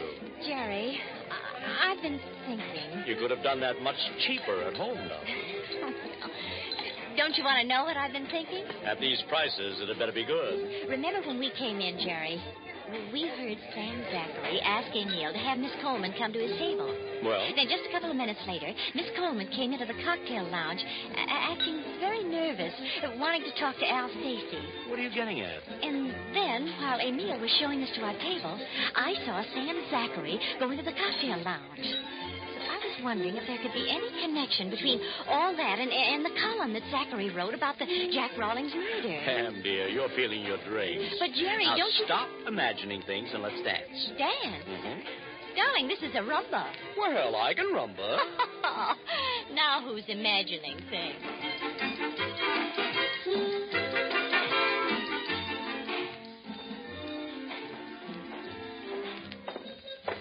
This is Miss Coleman's dressing room. Thanks, Emile. Not at all, monsieur. Who is it?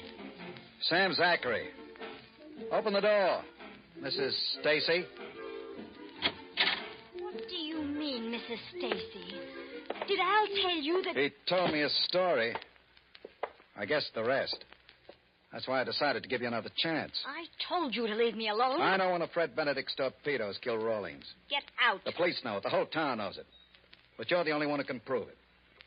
So let me hear you say it, kid. Let me hear you say Fred Benedict paid me to telephone Jack Rawlings and... Get out.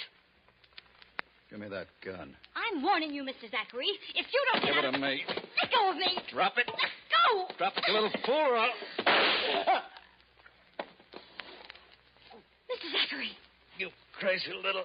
Mr. Zachary! Mr. Zachary! Al! Nan, what's happened? I heard... Sam Zachary. I didn't mean to do it, Al. Close the door. It was an accident, Al. He grabbed for the gun and started twisting my arm to make me drop it, and... Al, is he dead? Yeah. Oh, don't, baby, don't. Please, honey, don't. Now, get a hold of yourself. Come on, now. That's better. Now, look, where's the gun? Over there on the floor. Okay. Now, you've got another number coming up, haven't you? Oh, yes, but I can't You've go got out. to. You've got to go out there and act just as though nothing has happened. What are you going to do?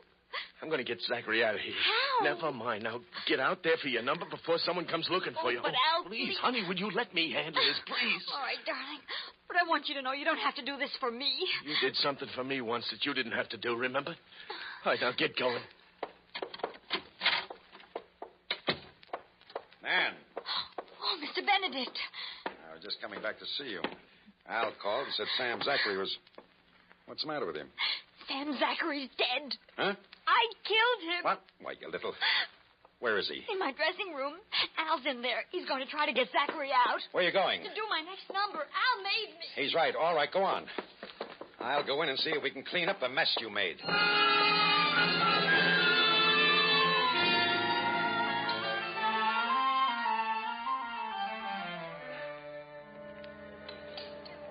You're not leaving already, monsieur. It is early. Not for a working man, Emile. Jerry. Darling, look who just came in. Bill Wagon. Bill, what are you doing here? Sam Zachary, you know, the columnist asked me to meet him here. He said he'd be at the bar. He wants to see you about the Rawlings case, doesn't he, Bill? Now, look, Pam, don't start asking a lot of questions about something that isn't your business. Be seeing you, Bill. Right. Take care of yourselves, you two. Bye. Same to you. Holy smoke, Pam. Why must you Jerry. always... Look, over there at the check room. Al Stacy. But this is Mr. Zachary's hat and coat. I know. He asked you to get them for him. Now hand them over, will you, Marie? Well, all right. He, Thank you. Something awfully strange about that, Jerry. There certainly is. Why should Zachary want his hat and coat when he's meeting Bill in the bar? Look where Al Stacy's going, Jerry. Out that side door. Must lead to an alley or something. I'm going to get Bill. No, there isn't time. We've got to see what Al Stacy's up to. Come on. But, Pam... Come on, darling. Here's the door. Open it. Leads to an alley. A very dark alley. Al Stacy must have gone back that way, away from the street, or we could see him. Well, you obviously aren't going to be satisfied until we have a look, so let's get it over with. You better close the door. I got it. Come on. I can't see a thing, Jerry. Can you? If it'll make you feel better, dear, no. Darling, this is a blind alley. Mm-hmm. In more ways than one. Well, then if Al Stacy didn't go out to the street, where did he... What's the matter? Jerry. Darling, there's something here. Where? Right at my feet. I almost stumbled over it. There's a match. Wait till I strike. It's a man. Sam Zachary. Jerry, he looks like he... He is. He's dead. Oh, no. Now, steady, darling. Are you all right? Yes. Okay. Now, look, you go in and get Bill. I'll wait here. All right. And leave that door open. I will, dear. Oh, for the last match in the... Sorry, Mr. North. You better save your sympathy for us, Al. Now, let's get out of here. Get out? What about Zachary? We've got to move him out of here. Don't be a fool. What good'll that do? The guy's seen him, so has the woman. Come on. Look, what are we going to do? I've got to make a phone call. No, leave the door open. You and Nan meet me in our dressing room. Okay.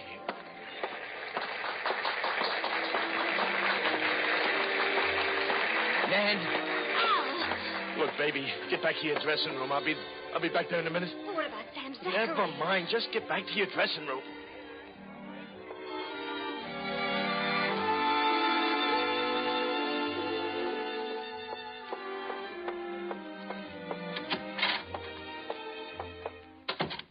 Good evening, Miss Coleman.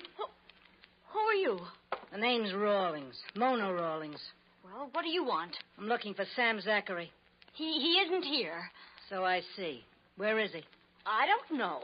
Well, it doesn't make much difference, because sitting here just now, I got to thinking. Thinking what? That you fit. You and Zachary had your heads together at the bar, then he came back here to see you. Yeah, you fit all right. Like a glove. You're just the type Jack would have trusted. I don't know what you're talking about. I hope you don't, because if you do, and I ever find out you do, I'll kill you. I'll kill you like they killed Jack. Like stepping on a bug, I'll kill you. Remember that. What are you doing in here? Al! What's it to you, bartender? Get out.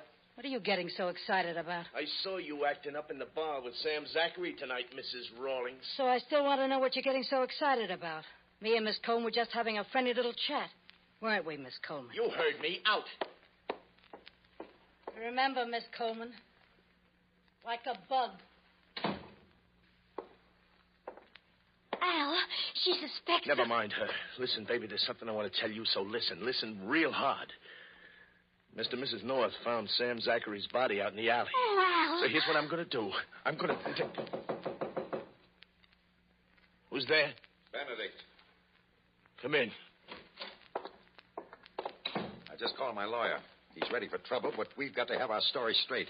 Now, look, here's what we're going to do. Take it easy, Benedict. Everything's under control. What do you mean? I don't understand, Al. This is the way it's going to be, honey. I killed Zachary. You? Zachary found out I was the one who put the finger on Jack Rawlings. Oh, no, Al, And I no. killed him, and now I'm going out to the cops and admit it. Oh, I won't let you do It's that. the only way, baby. Somebody's got to take the fall for this. Then I'll take it. I got us into And this. why? You did it for me? Oh, well. Okay, now I'm going to do something for you. Just a minute, Stacy. How do I figure in on this? Don't worry, you'll be protected. How do I know? I'll tell you how you know. I wouldn't walk across the street to spit on you if you were on fire, Benedict. I hate your insides. But I gotta protect you to protect Nan, so just relax and enjoy the free ride. So long, honey. No, Al. I won't let you do this. I won't. Shut up, you fool. Let him go. Take it easy, Benedict. Try any rough stuff with her now. I'll relax, honey. Oh, please, Al. Darling, you mustn't. Not for me. I won't let you. You better get her out of here, Benedict. Sure. Al, please. Emil? Al, oh, mon Dieu. Al, what is going on? Mr. Zachary is found dead in the alley. Mr. North, he's found hurt. Yeah, I know. And the police, they are looking for you, Al. Well, tell them to look in your office, Emil. I'll be waiting for them in there.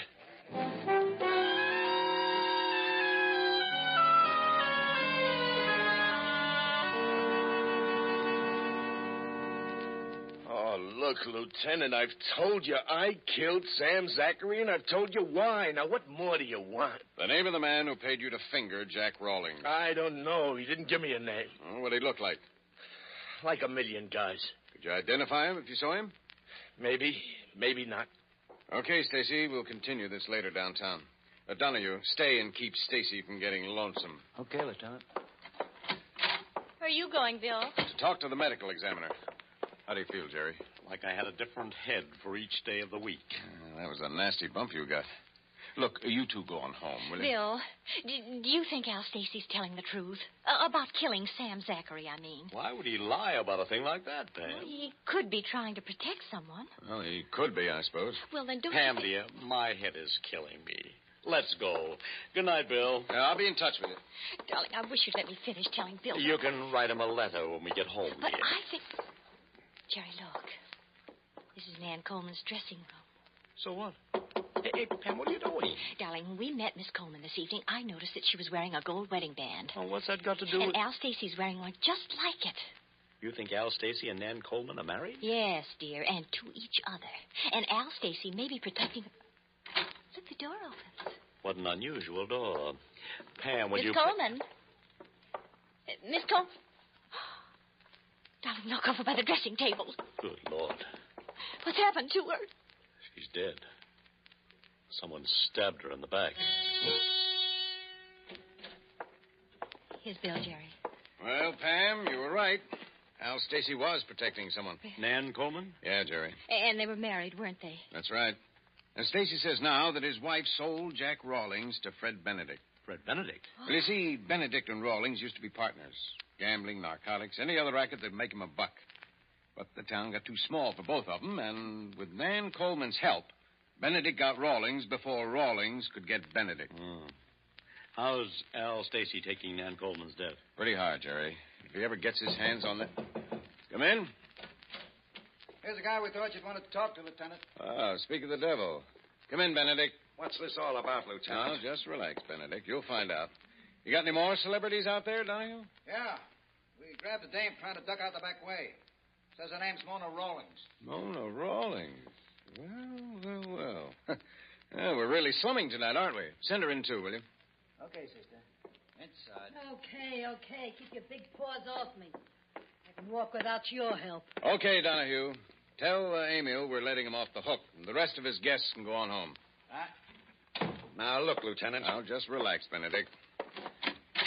Stacy, come in here.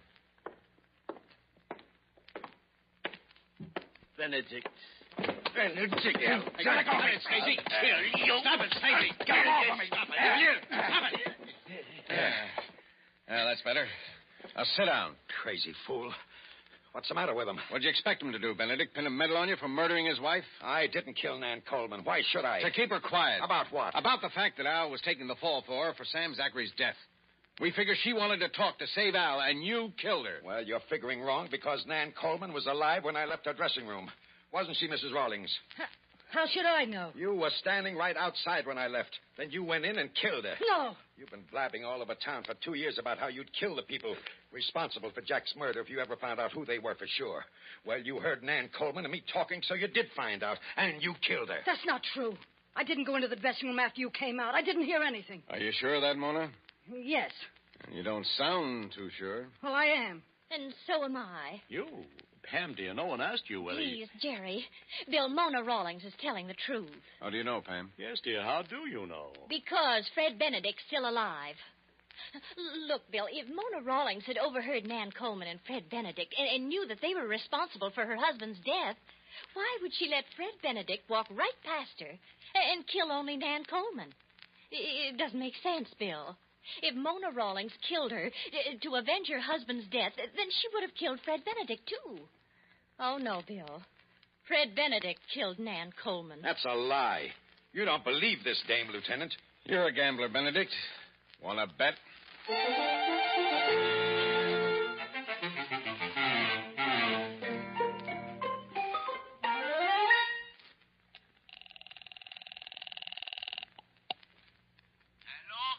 Emil? Emil, this is Mrs. North. I'm sorry to bother you like this at 3 in the morning. Don't apologize, Pam. Just tell him what we want. What can I do for you, madame? Well, you see, Mr. North's head was hurting so from that crack that he got that I made him lie down. Well, madame? Well... Oh, well, for heaven's sake, Pam, give me the phone. Look, Emil, I want to go to bed. I've got to get to bed. If I don't get to bed soon, I'm going to die. Monsieur, are you not already in bed? No, I'm not. But madame said you were lying down. But she didn't tell you where. She didn't tell anyone where. Well, where, monsieur? In your office. My office, monsieur? We're locked in the cafe. Please, Emil, can you come down and let us out?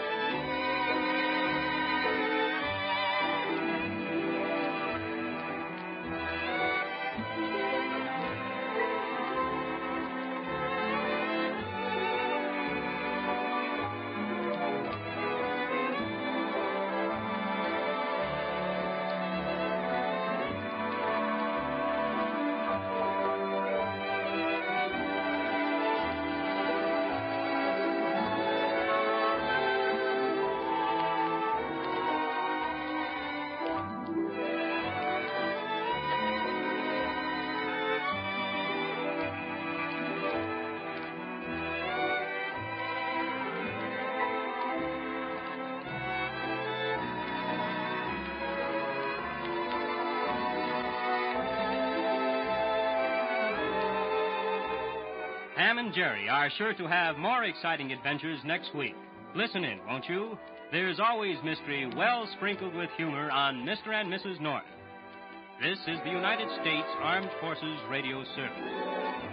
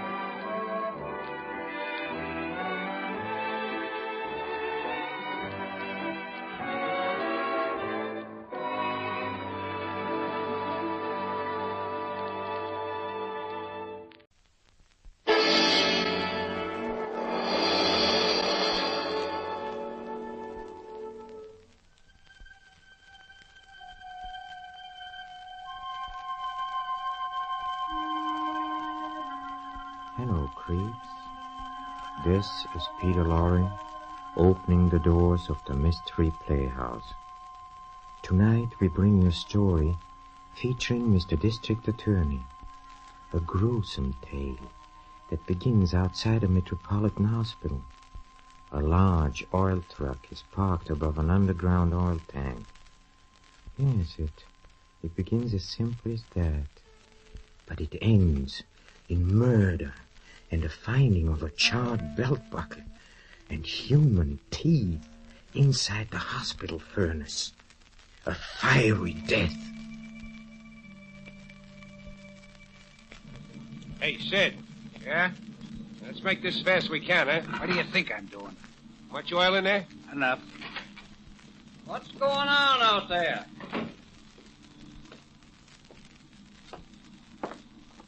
What you doing, mister? Delivering oil. Well, that's a break. I didn't think we'd do to get any till next week. We just got a shipment in. We thought you could probably use some here at the hospital. I should say we can. You, new man with the oil company? Yeah. Who are you? I'm night janitor here. Oh. Say, what kind of truck are you using? What do you mean? Don't look like one of your regular company trucks. We use any kind of truck we can get these days, brother. Who you talking to, Sid? Janitor guy here. Look, mister, do you have any papers? Delivery papers I could look at? Sure. There you are, brother. I hate to act suspicious, mister, but I just been reading in the papers about them fuel oil hijackers. What's that? Some fellas that's been draining oil out of the tanks at public buildings, making out like they were delivering the stuff. No kidding. Yes. Police have warned all of us to be sort of on the lookout for them. Oh, I don't blame them. Say, you're not the regular outfit that's been selling oil to us. What makes you say that? These papers here. Something funny about them. Yeah? Yeah. I think I'm going to have to ask you and your friend here to come inside. Nosy old bum. Hey, what happened, Sid? I had to clip that janitor guy. Now let's get this truck filled and get out of here quick.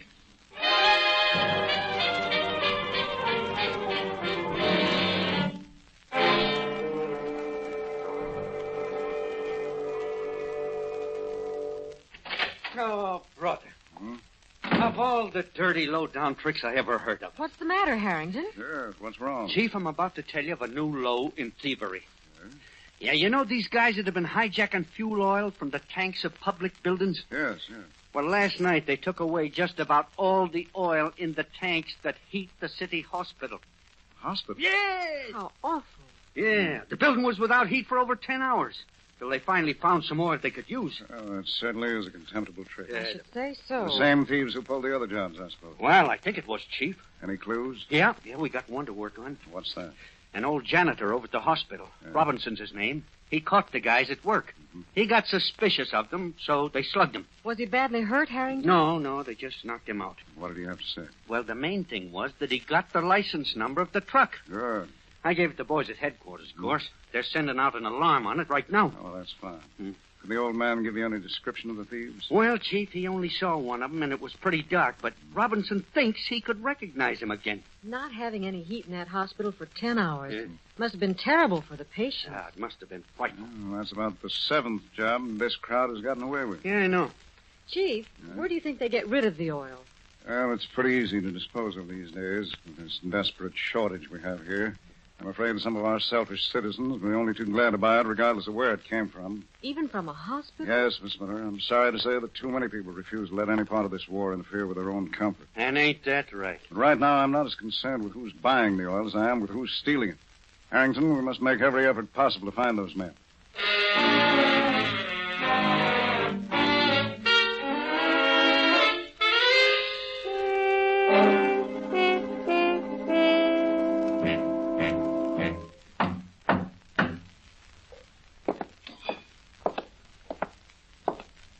Yeah?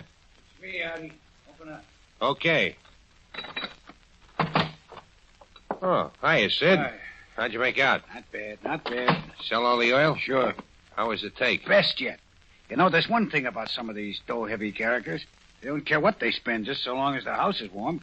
I wish we'd sold some to the landlord of this dump. I've been freezing all day. Yeah, room and house guys don't pay off like the rich guys. Yeah. Sit down, Sid. Yeah. What'd you do with the truck? I left it out on a country road. You left it? Mm-hmm. You mean for good? Yeah. Well, what you want to do that for? We just about wore that one out, Artie. You're crazy. It was running just as good Oh, as... I ain't talking about the motor. We done too many jobs with that truck, kid. There should be a lot of people who know it by now. Oh, you mean it's too hot? That's right. Yeah, but this has been a nice touch, Sid. We ain't giving up the touch. We're just changing trucks. How do we get another one? Same way we got this one. We heist it. Oh. Oh, say, did you see the good news in the paper? No, what? There's another cold spell on the way. No kidding. I guess we just live right, Artie.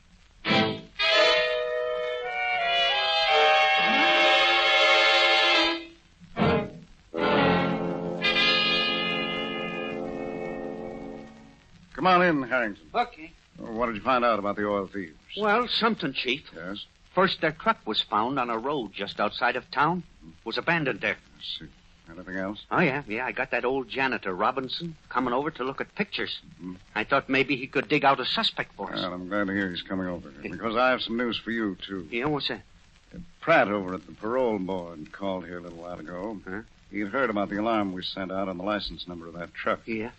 And it seems that he has a weekly visitor. Huh? A man who's on parole named Sid Sheldon. Sheldon? Yeah. Sheldon? Hey, I know that guy, Chief. And a mean little punk he is, too. Yes. Well, yesterday morning, Sheldon made his weekly call to the parole office. Huh? The board wasn't satisfied with the story he told about his activities. So when he left, they detailed a man to follow him. I see. He trailed him for a couple of blocks, and then Sheldon climbed into a truck. An oil truck. What? The man wasn't able to follow the truck, but he didn't get the license number. Yeah? Yes.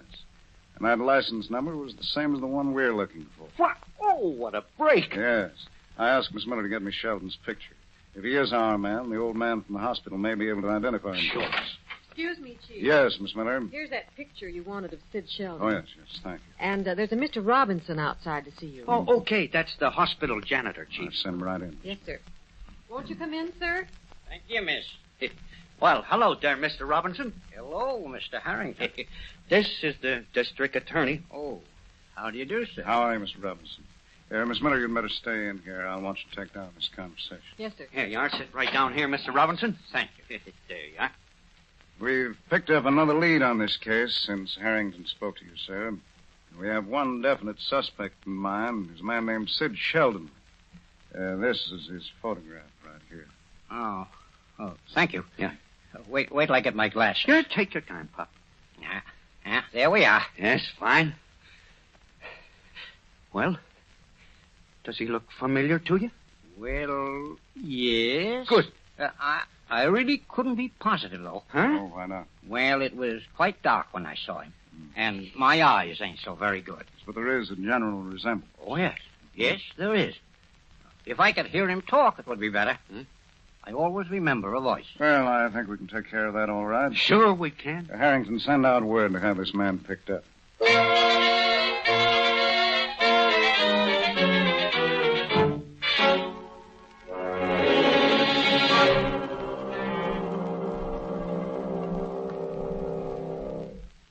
Read me the last part again, Artie. Sure. It's in the front page of tonight's paper. The license number on the truck that Sheldon entered when leaving the parole board earlier in the day definitely checks with the one that hijacked the hospital fuel oil. That's great. That's great. That dirty janitor punk is the one who messed this up. What are you going to do, Sid? I don't know. I'm just trying to think. Yeah? Let me see. Give me a match. Here you are.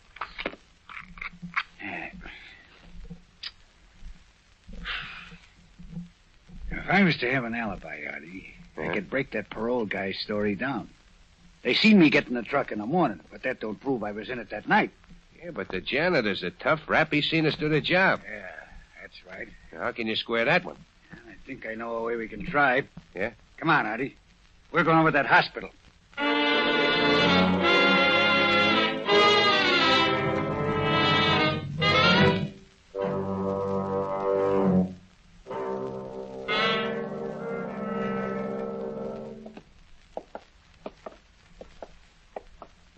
This is that door the janitor come out of the other night. Yeah. Guess it leads into cellar, huh? Now, we see. What's in there? Just a hall. Come on. Right.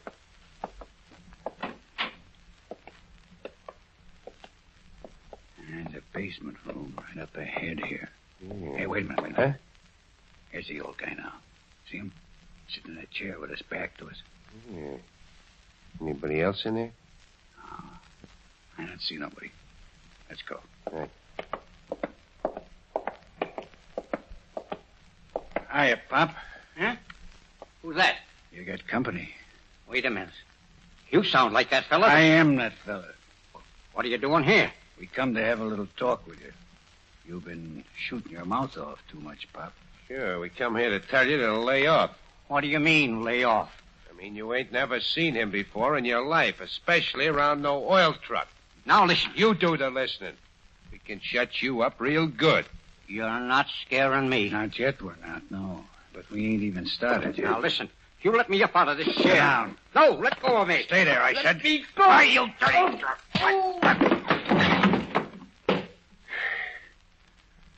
There. Now maybe you'll keep quiet. Hey, you landed kind of hard, Sid. All right, serves him right.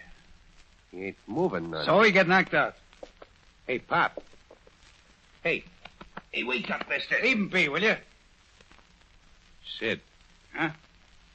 Think the old bum's dead. What do you mean? He ain't breathing. Come here. Look for yourself. Yeah. I think you're right, Artie. Now, this ain't good. This is a murder rap, Sid. Never been into that before. Let's get out of here. Are you crazy? We gotta get rid of him first. Yeah? How about putting the old buzzard in that box, maybe? Oh, no good. Look, what's that big thing over there? What? That coal furnace light. Don't have no coal furnace here. They burn oil, remember? Yeah. It says incinerator on it. What's that mean? Incinerator? Yeah. Hey, that's where they burn up the trash. Maybe you found something, Artie. Huh? Sure. Sure, that's just the spot for him. He never get found there. Give me a hand with him. Sure. You know, this is real nice of us. First we make the hospital cold, then we use the old bum to make it warm again. Okay, Artie. Now open the incinerator door.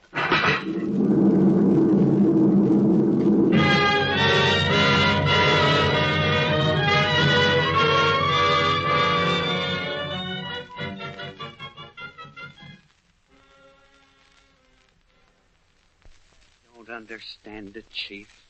That Sheldon guy should have been an easy pickup. Well, I'm afraid that newspaper story drove him undercover. They shouldn't have printed that until we'd found our suspect. I know. I think you'd better send out a statewide alarm on him in case he's gotten out of town. Right, Chief. Chief. Yes, Miss Miller. Believe it or not, there's a Mr. Sheldon outside to see you. Huh? Not Sid Sheldon. That's right. Well, what do you know? By all means, send him in. Yes, sir. Well, I don't get this one, Chief. I confess I don't either. This is Sid Sheldon. Yeah. So I see. Hiya, gents. Sheldon, I suppose you know we've been looking for you. Yeah, that's why I dropped in. I wanted to see what it was all about. You know what it's all about? No? I don't get it. Well, let me enlighten you then.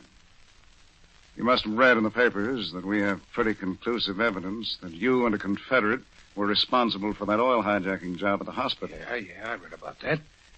Did you get the wrong cookie, dear? No, I don't think we have. You see, we've taken particular care with our investigation because we were most anxious to get our hands on the thief who would be low enough to deprive a hospital of its heating facilities in times like these. I don't blame you for feeling that way. But I didn't do it. We got witnesses who say different. Not the parole board. No, we got them stronger than that. Well, trot them out. We will. Harrington, go over to the hospital and get that old man back here as fast as you can.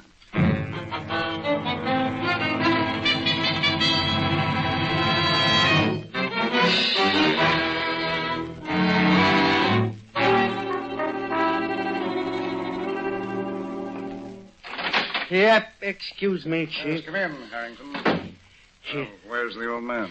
I think we've run into a little trouble there. What do you mean? I couldn't find Mr. Robinson. Didn't he come to work? No, he was 3 hours overdue when I left. You must have found out where he lived. Oh, sure, Chief. I went there. He hadn't been home all night. Oh. Did you check on his working hours? Yeah, sure. He usually comes in at 4 in the afternoon and leaves at midnight. Well, this doesn't sound so good. No.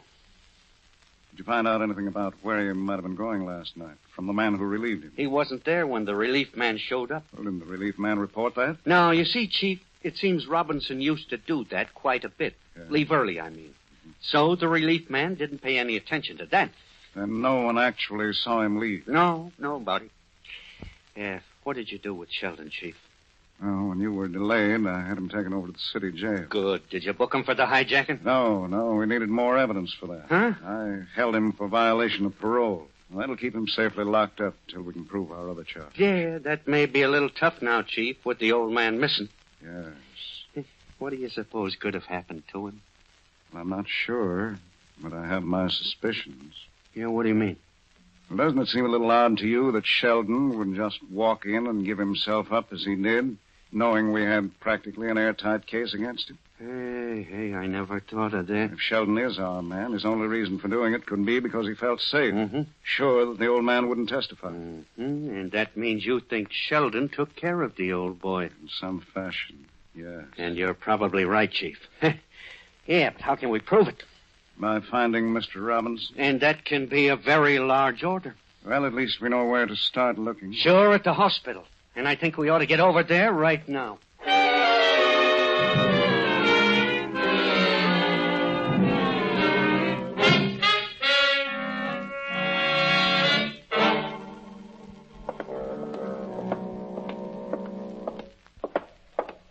Oh, Chief. Yes, I'm back here, Harry. All right. Well, I talked to a lot of people upstairs in the hospital. Yeah? Nobody seemed to know anything about the old guy. I see. Now, did you find anything down here? Yes. Yeah, what is it? There's something that just about proves to me that the old man didn't leave the hospital. No kidding. I'm looking around now for further evidence. Grimmer evidence. Hey, do you think he was knocked off?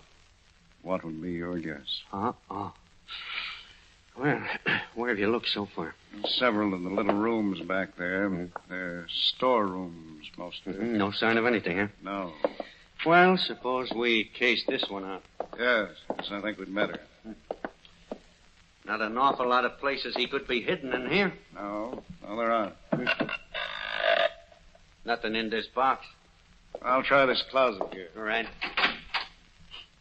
Anything there? No. Well, there's only this storage bin left. That's stark empty, Chief. Yes, I see. Well, what do we do now? We looked at everything in here. Yes, with just one exception. What's that? This incinerator here.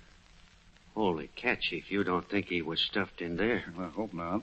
But it should be investigated. Yeah. Hey, not with that fire going in there. Hey, Harrington, this incinerator's fired by oil. Have it turned off, and as soon as it's cool, we'll see what's inside.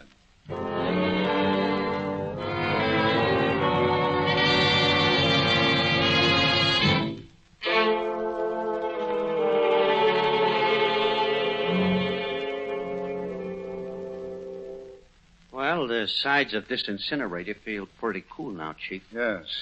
Where's your flashlight? I got it right here. I'll open this door. Right. Well, just look around from out here first. Mm-hmm. Come on, Harrington. This door's big enough. We can both look in. Right. Golly. There's more room inside than you'd think. Yes. Run your flash along the sides first. Right. Don't see a thing. You? No. Well, there's no telling what may be in those ashes. I think I'd better climb in and take a real look around. Oh, wait a minute, Chief. I can do that. That's all right. I don't mind. Stand back there a minute. Right. Well, I think I can squeeze through all right. Can I help? No, thanks. I can make it. Where do you want I should shine the light, Chief? Right by my feet will do for the present. Right. Well, if I can sift through some of this broken glass.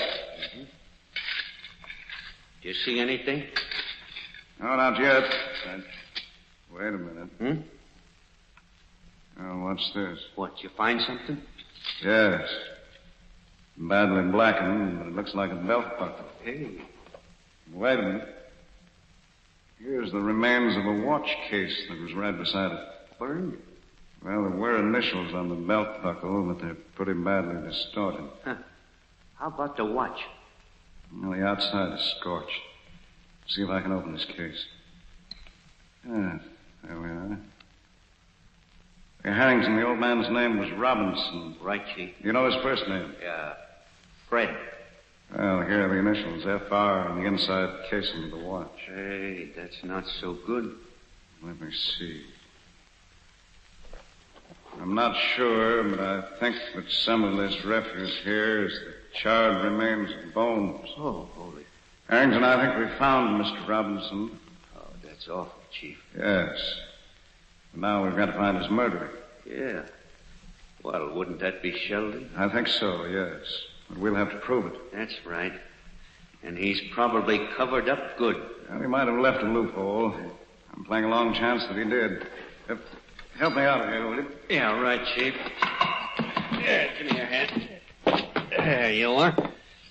Well, where do we go from here? Back to the office. After you call Miss Miller and tell her to have Sheldon brought over from the city jail. Right. And ask her to make sure that he wears his own shoes.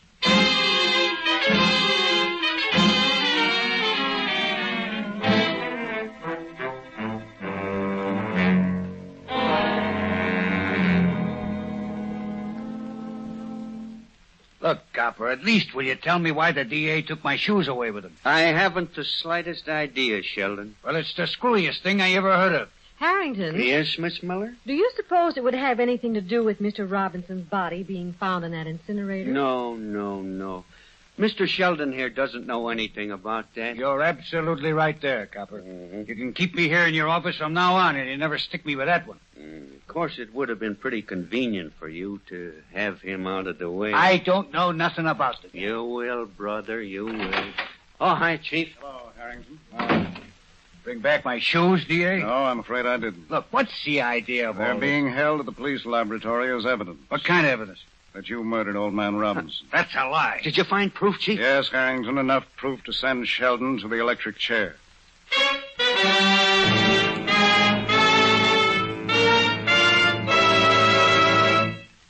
Now, here is your district attorney with the solution of tonight's case. Well, ladies and gentlemen, I'm happy to say that with the evidence I uncovered, I was able to convince the jury of the guilt of Sid Sheldon, and he was executed in the state penitentiary for his shameful crime. Yeah, and Chief, you might add that Sheldon's pal, Artie, was picked up and executed, too, after he confessed to his part in the murder. Yes, Harrington, and that took care of both of them. Chief, don't you think you ought to tell the folks just what the clue was that made you certain that Sheldon was the murderer? Well, it was something that I found in the basement of the hospital. It served two purposes. It told me that the old man was still in the building, and it also led to Sheldon's downfall. Yeah, but why don't you tell what it was, Chief? That's what I was just going to, Harrington. Yeah. It was the old man's eyeglasses. I found them on the floor near the incinerator. When he was in my office, you'll remember, he said that his eyes were bad, so I knew that he wouldn't have gone out without his glasses. And how did the glasses lead to Sheldon's downfall, Chief? Well, one of the lenses was crushed. It appeared to have been stepped on. I played the chance the murderer might still have some evidence of ground glass on the bottom of his shoe. When I took Sheldon's shoes from him, I found several particles of glass embedded in the rubber heel. The police laboratory confirmed that fact for me, that these particles matched the broken lens in Mr. Robinson's glasses. And faced with that evidence, Sheldon admitted his guilt.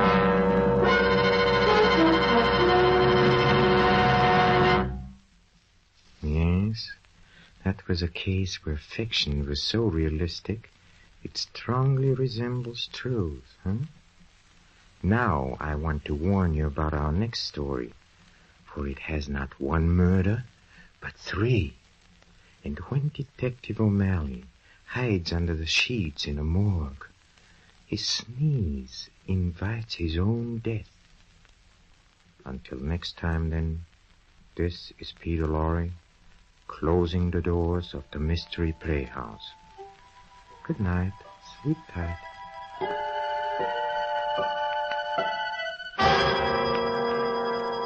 This is the Armed Forces Radio Service.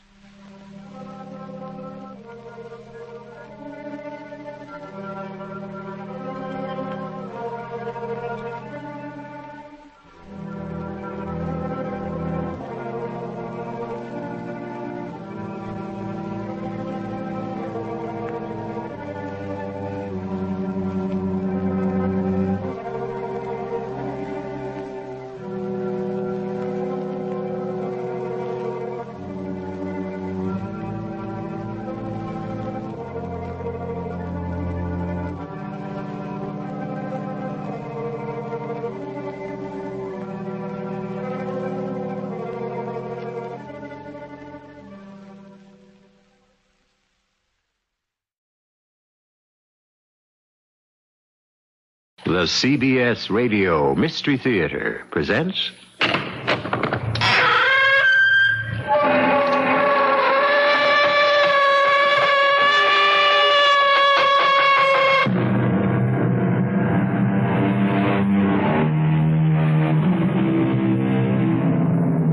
Come in. Welcome. I'm E.G. Marshall. Happy to have you with me. It gets lonely in here sometimes when it's dark and quiet, and there's no one for company except the strange and brooding spirits. But we're not staying here for long. We're on our way to Connecticut to visit a little house on an out-of-the-way dirt road called Chimney Pot Lane. If you're interested in country property, you might be interested in it. But then again, you may not. You see, the house is vacant. Not because nobody wants to buy it. The owner is afraid to sell it.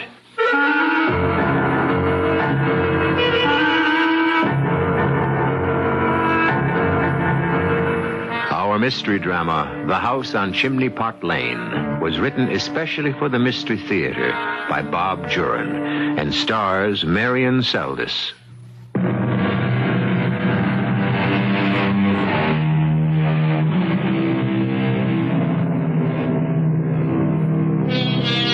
I'd like you to meet two friends of mine, Jim and Marion Sage. They're a playwriting team who have just had a hit play open on Broadway. They've been writing for years, living frugally in a small apartment in Greenwich Village, and at last they've hit the big time, as the saying goes. Their new financial security is making a dream come true, the dream of a house of their own in the country, where they could enjoy life while they continued to write their plays. And that's what led them to Connecticut and the house on Chimney Pot Lane. I'm Mrs. Green. Can I help you? Yes. You seem to be the only real estate agent in town, and we're interested in knowing something about a house. Oh, sit down, please. Thank you. I'm Jim Sage, my wife, Marion. How do you do? Hello. We are the only realtors in this village, and we do have a lot of beautiful listings. We're interested in one particular house. We passed it this afternoon, peeped in the windows. It seemed to be empty, and we wondered if it's for sale and if you might have a key. We usually have our sign out in front of the houses for sale. Did you see it? Oh, no, there was no sign. Do you remember where it was? Oh, yes. It was the end of a narrow road called Chimney Pot Lane. Chimney Pot Lane? That house? Yes. We fell in love with it, and we were hoping... That house definitely isn't for sale. Oh, dear. Why is it vacant, then? The owner closed it up and moved to Florida. Well, I thought houses were at a premium around here. The house on Chimney Pot Lane can never be lived in again. Oh, now you're going to say that it's haunted. We're not generally given to superstition here, Mr. Sage, but things happened in that house that no one can turn their back on. Like what? We don't talk about it anymore, but... Please. Well, there was nothing wrong until 5 years ago when a group of cultists moved into the house. No one knows what kind of things they were up to, but they left, and then things started. What kind of things? Well, the next family that owned it disappeared entirely. Just like that. I mean, water still in the tub, breakfast things on the table. Never heard from again. And, there was more? The next owner just abandoned it. Wouldn't tell anybody what happened. And finally, Ed Hagen, who owns it now, tried to burn it down, and, well, that was the capper. Capper? Now, the place wouldn't burn. Fire started in the kitchen, burned for almost an hour before the fire department was notified, and no more damage than one kitchen wall. That house is bewitched.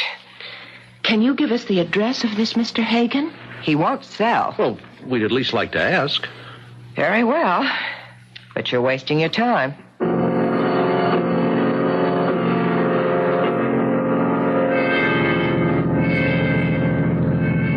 Do you believe what she said? Well, what happened may be true, but I don't think it's evil spirits. There's just some explanation that no one wanted to look for. Want to swing by and take another look? Oh, I'd love to. Hey, Marion. Hey, come around here. What is it? Look, the boards are loose on this window. I didn't notice it before. You want to go in? Do you think we should? Well, Well, Mr. Hagen's in Florida. We got to see the inside if we're serious about buying. Let's go. Good. And now this ought to come off easy. There you go. And I give you a hand up. It's not high. There. That's easy. Yeah. Well, here I come. We're in a pantry. Yeah, light's kind of dim. Come on. Hey, here's the kitchen. Oh, that's where the fire was, huh? It was strange, wasn't it? I mean, that the whole house didn't burn? Well, I still don't think black magic had anything to do with it. Look how charming. A sunken living room. Hey, with a fireplace. Paneling's in good condition, too. And a den, Jim. Look over here. Hey, yeah. Might make a good workroom for us. Oh, isn't it perfect? And a fireplace in here, too? Oh, I'm falling more in love with it every minute. Hey, check that circular staircase, huh? I can't imagine a better place for us, Jim. Oh, let's see if we can get in touch with Mr. Hagen. I'm with you. I'm ready to take it, evil spirits and all. And maybe we'll even write a play about it. Look, let's get back to the city. I'll try to call Mr. Hagen tonight. Okay. Yeah, thanks very much, Mr. Hagen. We'll have our attorney handle things. Thanks. Goodbye.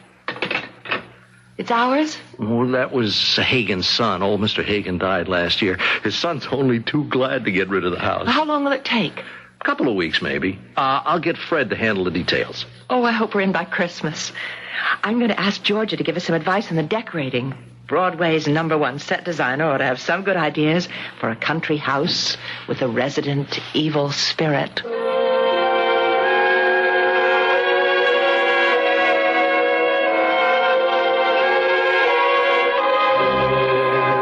Isn't it beautiful, Georgia? Oh, it is. I've got a dozen ideas already. I would suggest cutting through the pantry and combining it with the kitchen. Take a look at the den, George. You know, we want something dramatic in there. Okay. Oh, isn't this cozy fireplace bay window? We're thinking of some sort of bold wallpaper. You see, that one wall is so... unbroken. Mm-hmm. Yeah, something dramatic. Hey! I've got it. How about a photo mural? Not a bad idea. Got something in mind? I do. You want a little flair. I think I've got just the thing. What? A jungle scene complete with lion, birds, ferns, vines. That sounds exciting. Do you know the photographer Elliot Mann? No. Well, he's an old friend from college. He's been in Africa and took some incredible shots. One would make a terrific mural for that wall. Well, let's take a look. I'll borrow some slides from Elliot. I think it might be perfect. It would certainly be unique.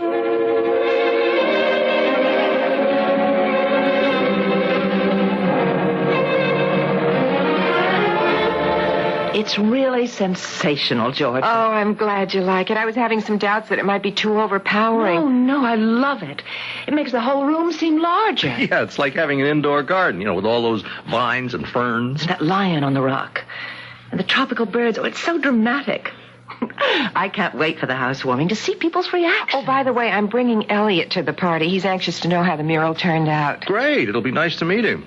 It's a week from Saturday, You two have certainly done wonders in the month and a half you've been in here. With your help. Well, the place was in pretty good shape. You haven't met up with any of those celebrated evil spirits, have you? No, not a one. The house is as normal as we are. Where there is something evil or psychic or whatever, you can usually sense it. We haven't felt anything but happiness in all the weeks we've been living here.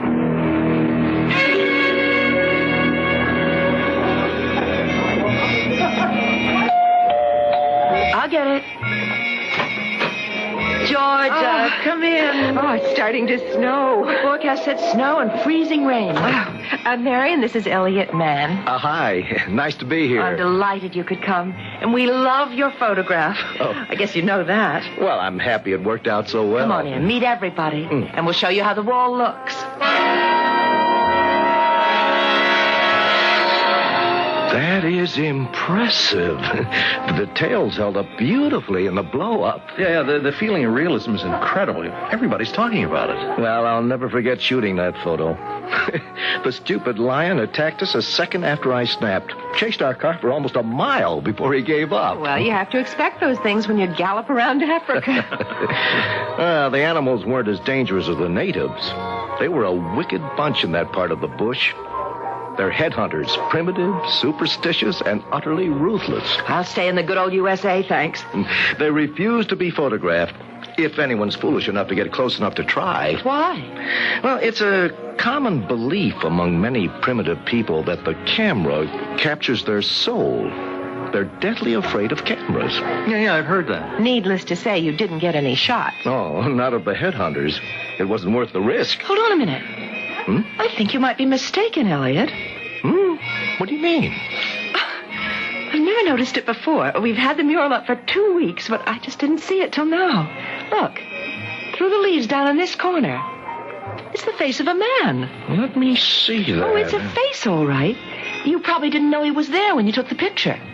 He couldn't have been. There wasn't a native for 10 miles around. Anyway, I would have seen it on the slide. Well, maybe the blow-up brought it out. It's just a trick of the lighting. You're right, Marion. It does resemble one of the bushmen. When you stand back, it looks like a face. It's just the pattern of the leaves and ferns. There's no real face there. Oh, yes, I see it now. It looks like the real thing to me. Well, you probably can find lots of images in those leaves. The dappled sunlight does it. Well, looking for things in the mural will give Jim and me something to do when we hit those writing blocks. Marion, some of the gang's starting to leave, and they're worried about getting back to the city in the storm. It's turning to sleet. Oh, look at it out there. Yes, I'm glad you invited me to stay the night. Well, I'd better start back, too. I'm leaving for Wyoming in the morning. Oh, it's a shame to wind things up so soon. I wish we could put everybody up. You better not wait any longer, Elliot.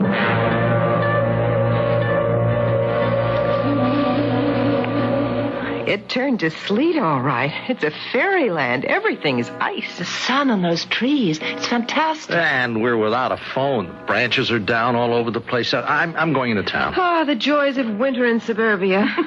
I hope the crowd made it back safe last night. Well, I'm sure they did. I'll be back as soon as I can. I've got to get the phone company out here, and then I'm going to get a haircut. I'll see you later. Drive carefully, dear. Let's take our coffee into the den, Georgia. Okay. I'll stir up the fire. There's some embers left from last night. Oh, it really is beautiful out there. The scene through the bay window almost looks like a painting itself. Georgia.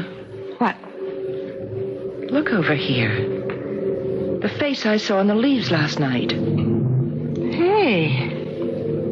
Where is it? But that's what I mean. It's gone.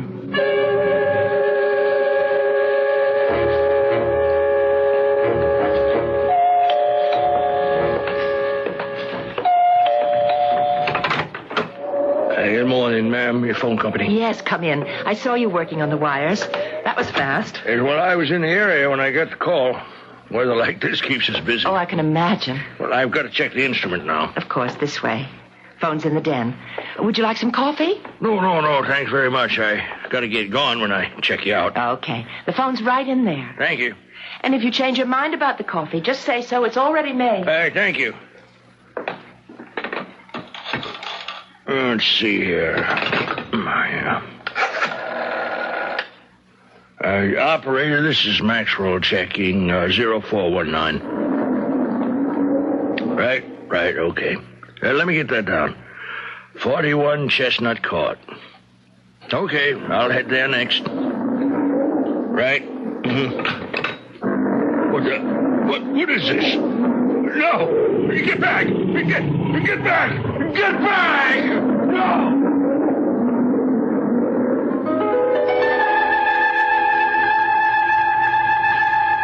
Did you hear what I think I heard? In Jim and Marion's den? Perhaps we were mistaken. What really happened, of course, was that the phone man turned around and saw... Well, come to think of it, what did he see? Perhaps we'll find out about that and more about this house on Chimney Pot Lane when I return shortly with Act 2.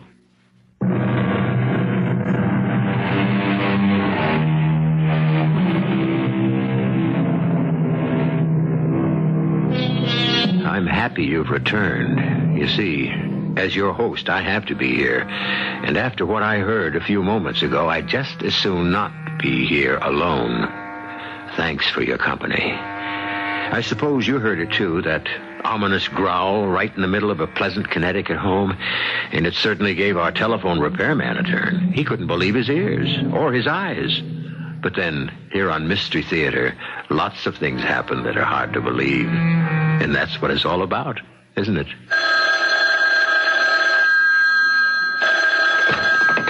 Hello? Yes? Oh, yes, he was here. Just a minute. Yes, his truck's still in the driveway, so he must have gone outside again. All right, I'll have him call right in. What's that all about? Phone company. They want to talk to the repairman. Did you see him go out? No. I left him in here checking the phone. That was at least half an hour ago. That's right. We've been talking in the kitchen. Jim came home. We wouldn't leave without his truck. Wouldn't think so. He must be outside. I'll look. I'll come with you. Jim, did you see anything of the repairman when you came in? No, his truck's out there, and I don't know where he is. Well, come on. We'll have a look. Telephone, phone man? Are you out there? Hello? He would have answered. I just don't know where he went. I'll call him back and tell him. I thought he might be in the basement, but he isn't. That's strange. He's not here, but where would he go without his truck?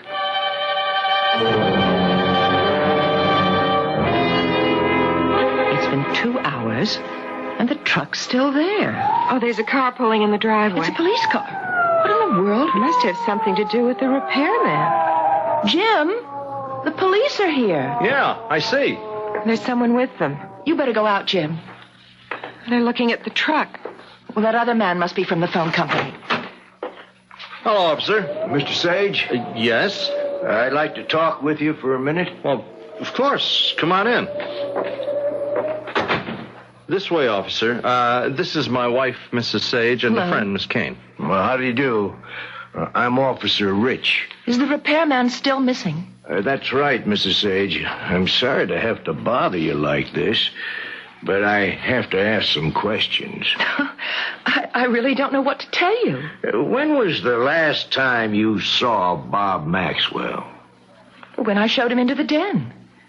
He'd been outside, and he came in to check the phone, and I left him alone. And then Miss Kane and I had our coffee in the kitchen. That's right. And you were here, Mr. Sage? No, I was in town getting a haircut. Uh-huh. So the last person to see Maxwell was you, Mrs. Sage, hmm? Yes. May I see the den, please? Sure, right this way. It's right off the living room. Thank you. The operator says Maxwell checked in with her at 9:42. She gave him instructions for his next stop. And that's the last anyone heard from him. Or I take it saw him. But I left him right here in the... Wow. That's some wall. Yeah, a friend of Miss Kane's took that photograph, and we had it specially made to fit the wall. And neither of you heard or saw Maxwell go out? No, but we were in the kitchen. I mean, he could have left without us knowing it. Well, I don't know what else to ask. We don't suspect foul play, obviously, Mr. Sage. But this house, well, it has had a reputation. Oh, we've been here 2 months and haven't had one single strange thing happen. Until now. Oh, now, look. Don't tell me you think that anything... I don't know what to think, Mr. Sage. It wouldn't be the first time someone disappeared from this house without a trace. Yeah, so they say. And I have to admit, superstition has no place in a police investigation, except that this man isn't around, and his truck is. And my wife was the last to see him. Exactly. Well, we're as baffled as you are, officer. Well, I'll make my report, and we'll see where we go from there. The phone company's taking the truck back. Oh, and Mr. Sage, if anything out of the ordinary should happen, something that would give us any kind of clue, you'll let us know immediately. Of course. Put another log on the fire while you're up, Jim, will you? Right, and I'll freshen the drinks. Oh, this is so warm and cozy. I wish I didn't have to go back to the city tomorrow. You're welcome to stay as long as you want. You know that, Georgia. Oh, I know, and I appreciate it, Marion. Oh, here you go, Marion. Georgia. Thank you. Well, it's been quite a weekend. Between last night's party and today's little episode. It's so curious about that man from the phone company. To disappear like that. Well, he certainly didn't meet with any foul play here. Marion? What? Marion, I've been looking at the mural. It seemed to me the lion had his mouth open, like he was snarling. Yes, I think so. Yeah, well, look at it now. The mouth's closed, and his head is raised as though he were sniffing the air. Yeah, I could swear the lion looks different now than he did when the picture went up. Well, maybe it looks different. We don't remember. But it can't be different. Listen, when I get back to the city tomorrow, I'll look at Elliot's original slide.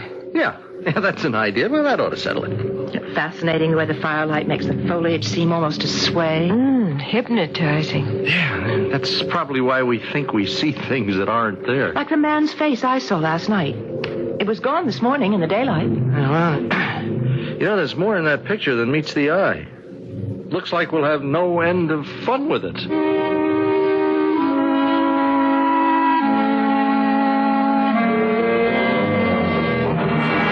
I'm back.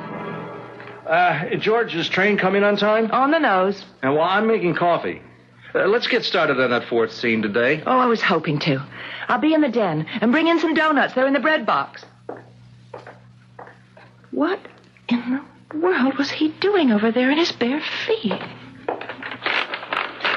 Oh, well, the place needs a good going over after that party. I'll clean up tomorrow. Yeah, I was thinking we ought to open scene 4 in the hospital waiting room rather than Millie's apartment. Jim, you shouldn't walk around these cold floors in your bare feet. What are you talking about? Your footprints on the floor over by the wall. I wasn't in here in bare feet. Well, those are wet footprints, aren't they? Where? I don't see them. They were right there a second ago. Damp footprints across the rug. A man's bare foot. Well, it couldn't have been. I haven't been in here at all since you drove Georgia down the station. Much the less in my bare feet. Well, it wasn't my imagination. Well, I didn't say it was. But the prints weren't mine. Listen, I think maybe we've let the tales about this house get the best of us. Last night I thought I was seeing things with the lion. You thought you saw a man's face, and now you think you saw wet footprints. Now, the lion couldn't change, huh? We're just reading things into it. Come on, let's get to work.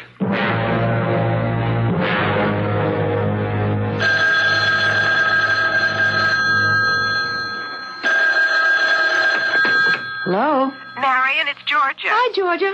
Listen, I've meant to call you for days, but I've been up to my ears in work. I went over to Elliot's and looked at the slide. Oh, yes, we were wondering about that. Must have been the firelight. The slide's the same as the wall. The lion has his head in the air, and his mouth is closed. Yeah, I'm looking at it now. It hasn't changed. Is that funny? We should have thought that it was different. How are things with the house? Did that telephone man ever turn up? No, not that we know of. We haven't heard. By the way, Georgia, could you come up this weekend? Jim's going to Philadelphia to doctor a new tryout. I'd love the company. Sure, I'd love it. I need a break. Georgia? Hold on a minute, will you? Sure. Yes, it is. Georgia? Yeah, what's up? The face is back in the mural. What? I've been staring at the wall while we've been talking. It's there. The whole outline of a bushy head and face through the ferns, like the one I saw at the party. Elliot said that was a trick of the lighting. But remember, the day after the party, it was gone. You didn't see it again, you mean? Yes, that's what I mean. See you Friday. I'll be up in the afternoon. Who's on the phone? It's Georgia. I'll call and let you know the train. Good, I'll meet you. And Marion, relax. I will. Bye, Georgia. Good idea to have her up here for the weekend. I'll be back late Sunday afternoon. I hope. Georgia says that the lion in the photo slide is the same as the wall. There's no difference. Well, I was expecting that. Yeah, we're letting our imaginations run away with us.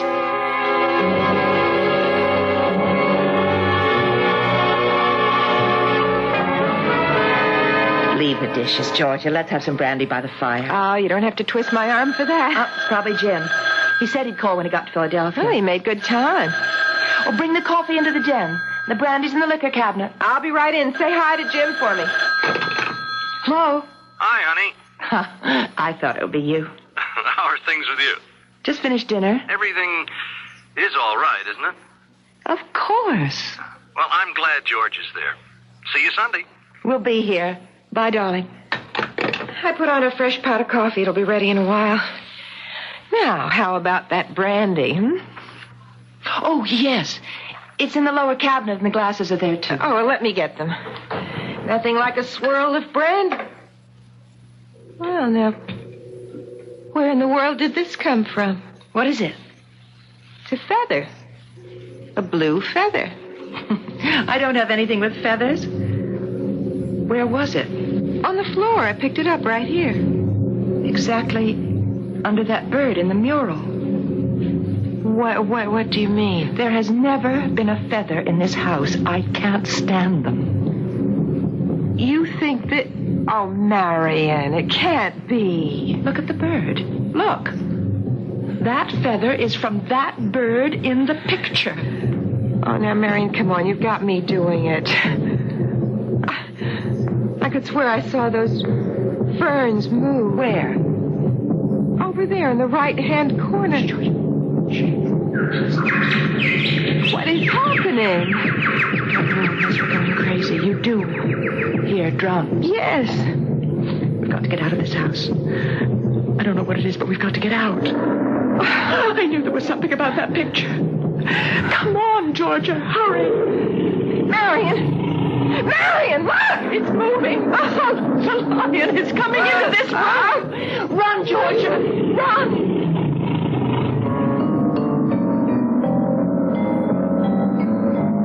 Well, the big cat is out of the bag. Now we know that all those things Marion was seeing, the face of the man, the different face on the lion, and most recently the feather, weren't figments of hers or anyone's imagination. Something strange is happening in this house on Chimney Pot Lane, and I'll join you there shortly in Act 3.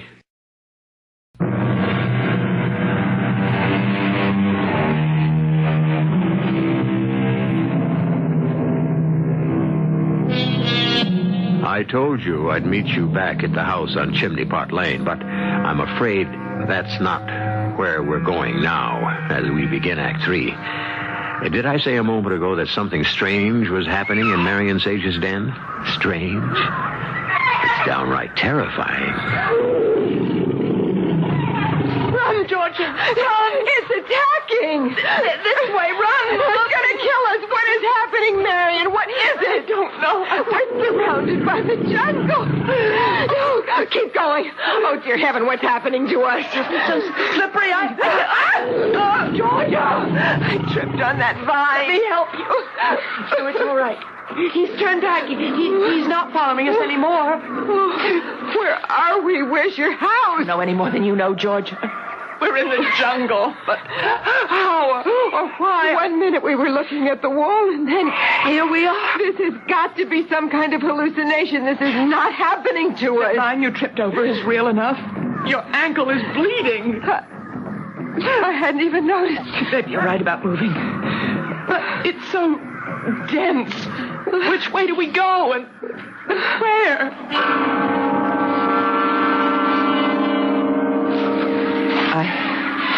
I can't move another step. I'm scared to death. I want to lie down and go to sleep and wake up from this nightmare. There seems to be a path leading off that way. We have got to keep moving, Marion. Come on. George, is that smoke? Yes, it is. Up ahead. The path we're and I never thought about it. What? This path has to be made by someone or something coming and going. See what you mean? Try not to make a sound. We've come into the top of a hill. Shh. Stay back up there. Georgia, look, down there. It's a village. We're on the road into town. Look at those people. It's just like the man I saw in the picture. Look at the top of those poles. Are they? They're skulls. Come on, back down the path before they see us.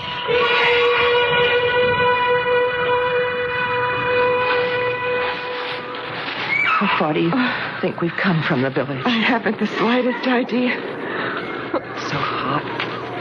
Humid. I can hardly breathe. We're going to have to find some kind of shelter. Yes, it's starting to get so dark. Yes, and there's no telling what comes out at night in this place. Georgia? Huh? Listen. Sounds like water. It is. Up ahead, a waterfall. Well, at least maybe we could get cooled off. Oh, it should be fresh for drinking. Oh, isn't that beautiful? Don't get too close. Those rapids are full of rocks. So fresh. So cool. Marion? Look over there. On the other side. What do you see? It looks like a cave just under the bank. Yes, I see it. It might be a safe place for the night.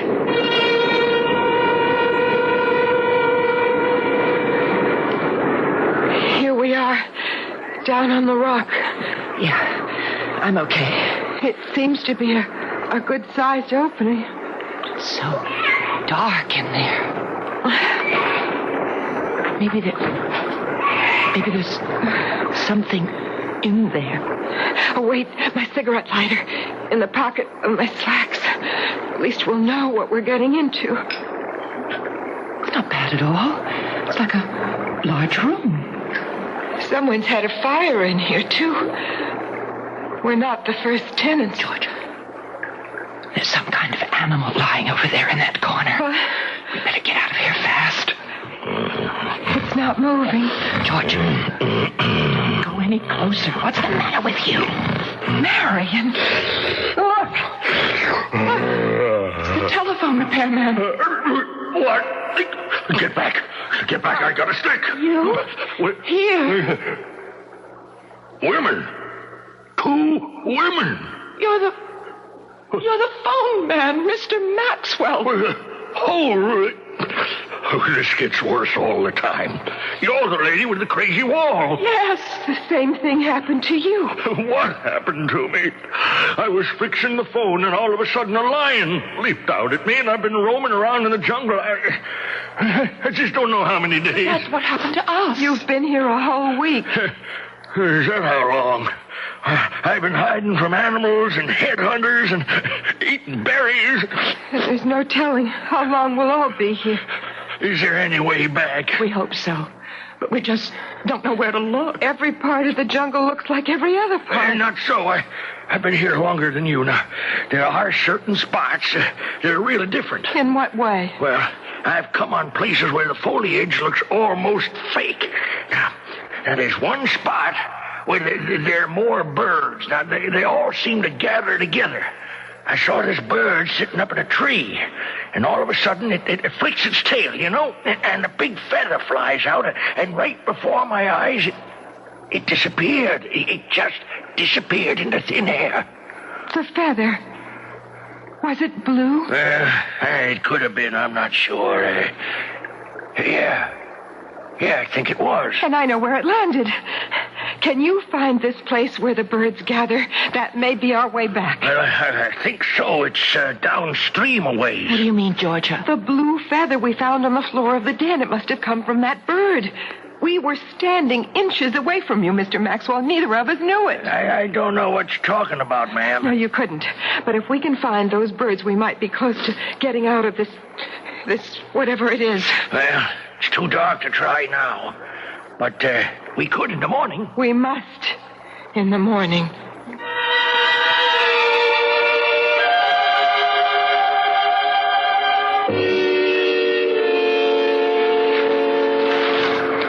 Is it much further to where the birds are? See that clump of tall trees in the distance? Well, it was just to the right of them that I saw the birds, and down below was where the ferns and things looked different. But do we have to go that far? I'm exhausted. What's that large dark area up ahead? That beats me. Must be a bog or something. You know, it looks to me as though it's moving. It does. It's sort of rippling. It might be quicksand. I don't remember seeing it before. It must stretch for miles. Can we get across it? It depends on what it is. I think it's moving toward us. Look. It's spreading like a big oil slick. It's moving, and it is headed toward us. Darn if I can tell what it is. We better turn back. We're too late. Oh, good Lord. They're ants. Millions of ants. Run this way. They're all around us. Takers and their legs. Run back. What are we going to do? Keep moving. Stop and don't do any good. Get them off me. Get away, you devils. My hair. Come on, back. One chance. Get to the river. Run!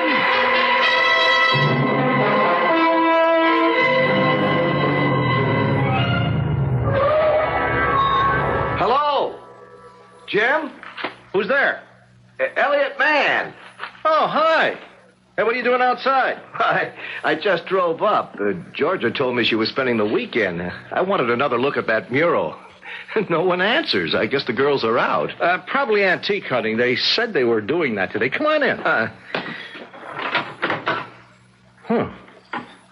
Door's open.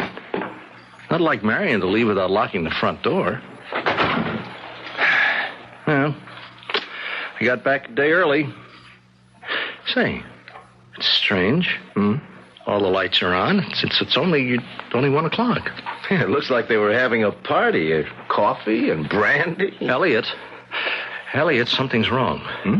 Marion would never leave the den like this. Hey, that's curious. A blue feather. Where did that come from? It was on the floor here. Marion doesn't have any feathers. This is from a tropical bird. I want to know where Marion and Georgia are.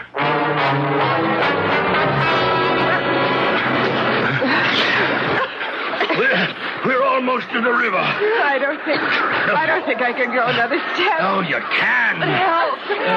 Come on. We're ahead of the devils. It's just a few more yards. That's it. Into the water. We're safe from them now.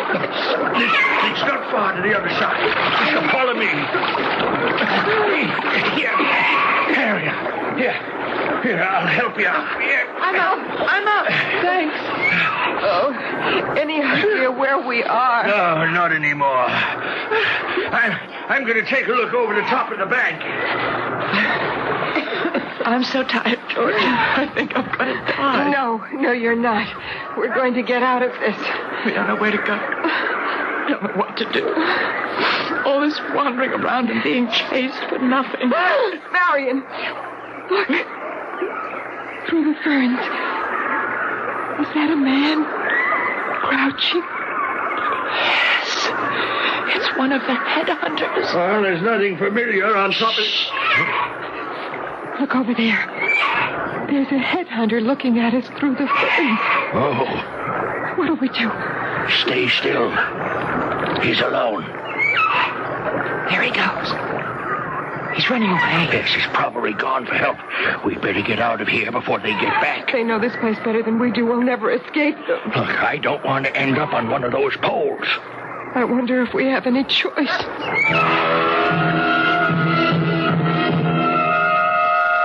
Elliot, look. Look there. In the lower left-hand corner of the wall. What? A face. I swear. It's a woman's face. Where? Through the ferns. Wait. It's gone. It was the perfect outline of a woman's face.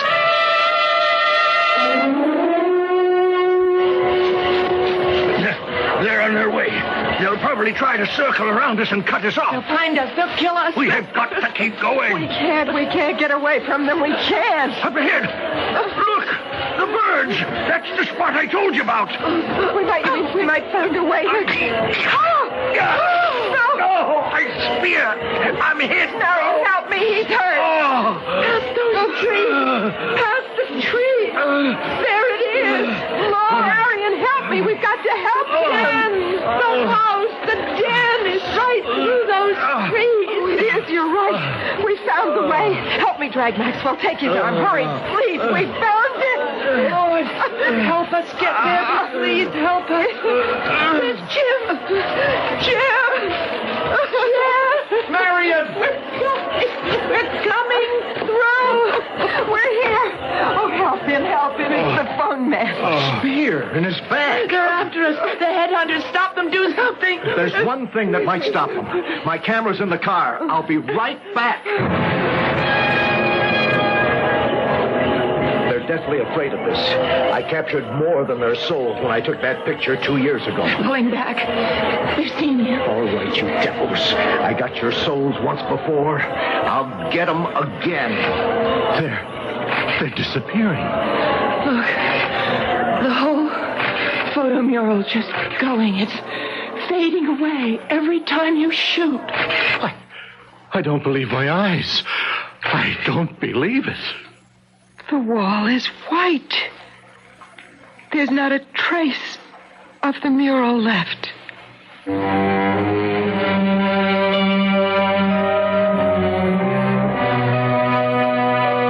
No one could explain what had happened.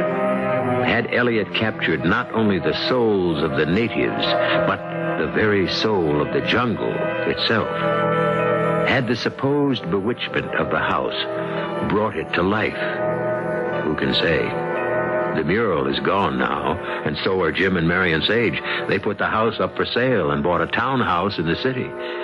The last I heard, they still hadn't found a buyer.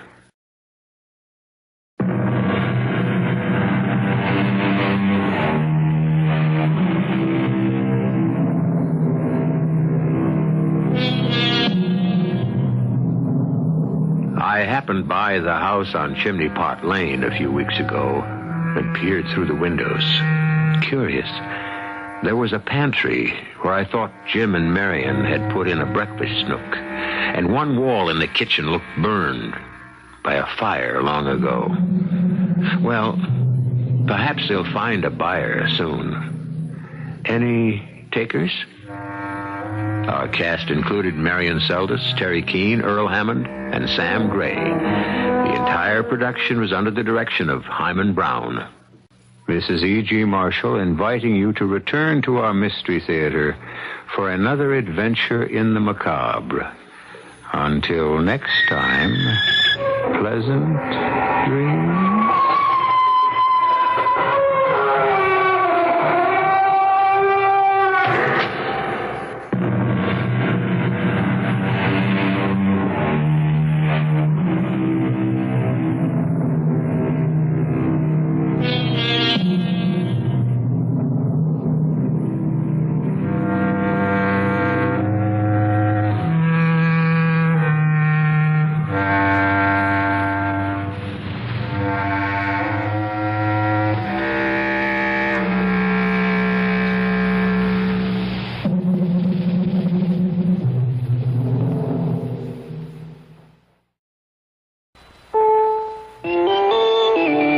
CBS News. 2 major airlines are facing strike deadlines. One has arrived. The other is an hour from now. This is Doug Poling reporting on the CBS Radio Network. About 5,800 ground workers at Pan American World Airways have threatened to walk out at this hour as talks continue in New York. The company would not say if Pan Am flights will be grounded if there is a strike. An hour from now, pilots are scheduled to walk out at Northwest Airlines. Those talks broke down in Minneapolis on Friday, and pilot union spokesman Gene Cragness gave their version of why. In actuality, the mediator delivered a demand by Northwest Airlines that we substantially pare down our list of open issues as a precondition to returning to negotiations. This demand by Northwest was totally unrealistic and unacceptable. But Roy Erickson, vice president of Northwest, blames the union for the collapse of talks. The breakdown was caused by the pilots' union refusal to submit a written listing of unresolved issues together with the union's position on these open issues. In rejecting the National Mediation Board's request, pilots union officials have made it impossible for constructive talks to continue at this time. Northwest is the nation's 7th largest airline, flying about 10 million passengers a year. More news in a moment. Say, have you heard the latest on Delta Super Saver fares? I know. I can't believe it. They're so low. Well, believe it. If you catch a Delta night coach, you can fly for 40 to 50% off the regular day tourist fare on round trips. 40% off on weekends, and wow, 50% off on weekdays. Or if you take a daytime flight, you can get 30 to 40% off regular day tourist on Delta round trips. Isn't it something? 30% off on weekends and 40% off on weekdays? I love it. Yeah, no big strings either. You just make your reservation and buy your ticket 30 days ahead of time and stay for 7 to 45 days at wherever you're going. Super Saver fares are good to any Delta city in the U.S. Of course, there's a limited number of seats. Oh, I better call Delta or the travel agent now. When fares get this low, you just gotta go. FBI Director William Webster says the Bureau is investigating 574 cases involving possible corruption by past and present public officials. Webster did not name any of them. He said the investigations date back 3 to 4 years and involve senators, congressmen, governors, state legislators, mayors, and local police officials. The chairman of a House subcommittee that oversees the FBI says Webster's statement slanders hundreds of unnamed public officials. Democrat Don Edwards of California says he'll take action. We'll have Director Webster at a hearing very soon and ask him why he is following this course of conduct, because I'm sure that all the members of the subcommittee and indeed the full committee will disagree strongly with this kind of behavior.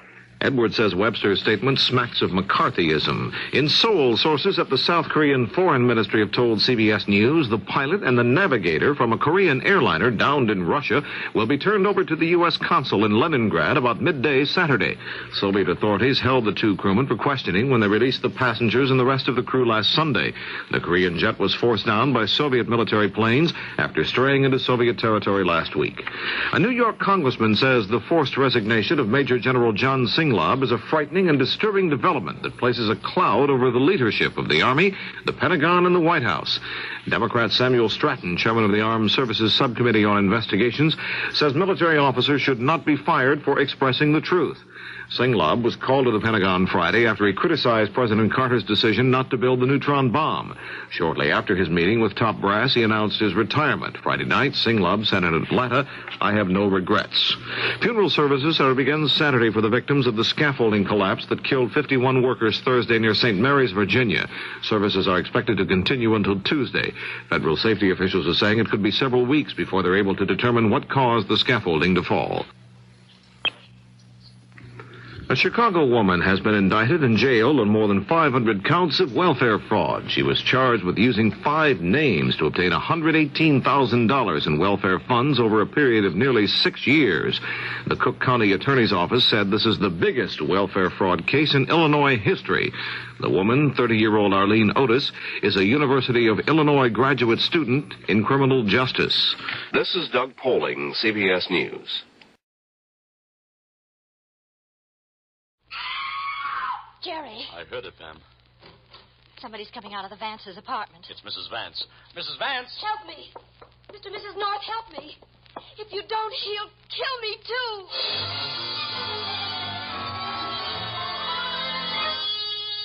Mr. and Mrs. North, starring Joseph Curtin and Alice Frost. Listen as Pam and Jerry solve the mystery, Don't Cry Wolf. There are few bonds stronger than those made of the memories of men who went to school together, went to war together, and returned to peace together. Those are the bonds that held Harold Vance to Carl Lederer. Strong bonds of many strands. Yet suddenly the bonds have snapped, for there is hatred in Vance's eyes as he glares at the man who was his friend. You heard me, Carl. I don't want you ever to set foot in my home again. Yeah. And you seem to mean it. But I can't believe... Of course I mean it. Now, look, old man, I don't know what it is that's eating you, but whatever it is... I don't want to discuss it. I do. Our friendship means too much to me. Friendship? You're a fine one to talk about friendship.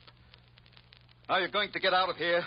Or do I have to throw you out? I think at least I have a right to know the reason. You know the reason. Tell me anyway. Louise. What? What about Louise? Oh, don't act so innocent. She told me all about it.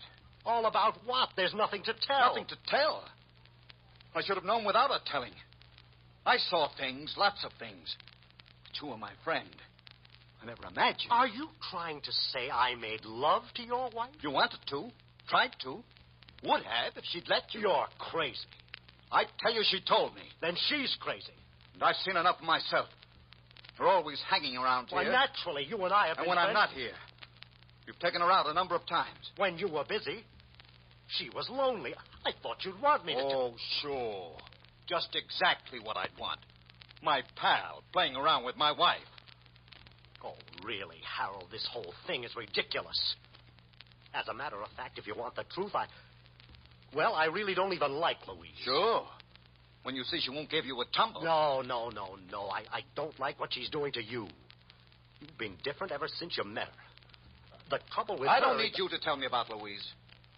You don't like her, that's fine. She certainly doesn't like you. And she doesn't want you around here bothering her. So are you going to... Must be Winters. I asked him over on business. And since you and I haven't anything more to say to each other... No, it's no use now. I can see that. Maybe some other time when you've come to your senses. That's just it. I have.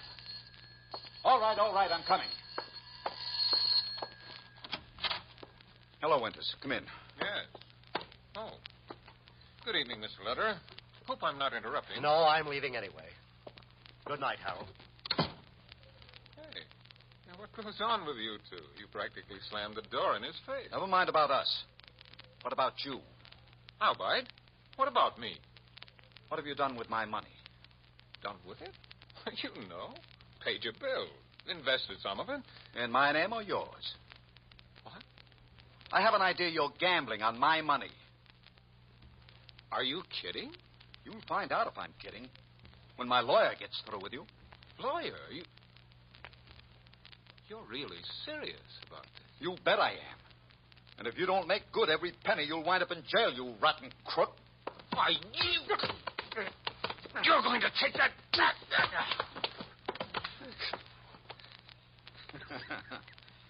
Did you say I'm going to take something back?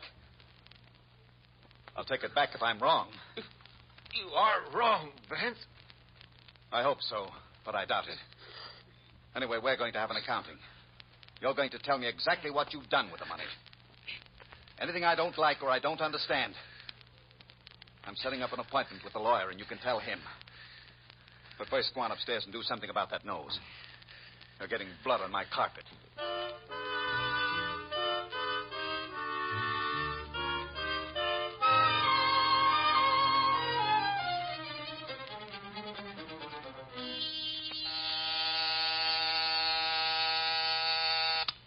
Yes? There's a Mr. Vance out here to see you, Jerry. What's it about? He says he's considering suing you. Oh, well, as long as he isn't trying to sell me something. All right, Pam, tell him to come in. Yes, Jerry. Sue me, shoot bullets through me. Hello, Mr. Vance? Yes. Well, come in. That's a cute secretary you have out there, Mr. North. That's no secretary. That's my wife. Oh. She comes down to help out once in a while. Well, now, what's this about your suing me? Mr. North, recently some of my closest associates have, betrayed me. Mm-hmm. That's the only word for it. Well, sue them, but why me? That's just it. I may very well do that. And after all, if I stand up to my friends, you can't expect me to take something from a total stranger lying down, can you? Suppose you come to the point. Mr. North, my wife writes mystery stories. You have my sympathy. She sent one of them to you. The Mystery of the Missing Mink. Missing mink? Oh, yes, I vaguely remember it. You exactly remember it. You published it. I did? Only you called it How Dead Can You Get? I do remember that. But you don't mean to tell me that's your wife's story. It was stolen from her. She told me the plot of both stories. They're almost identical. She told you after she read the one I published. Are you suggesting my wife's lying? Take it easy. You're suggesting I'm a plagiarist. So this isn't exactly a tea party. Just what is it you want? A settlement. And if I refuse? You can talk to my lawyer. We might both be spared some unpleasantness if we talk to your wife first. I assume she still has a manuscript. Naturally. Where do you live? 418 Whitten Avenue. Well, that's on our way. Mrs. North and I will stop off on our way home. Just what do you hope to prove? I'll leave the proving to you. If you can show me that those two stories are too much alike for coincidence, you'll get your settlement.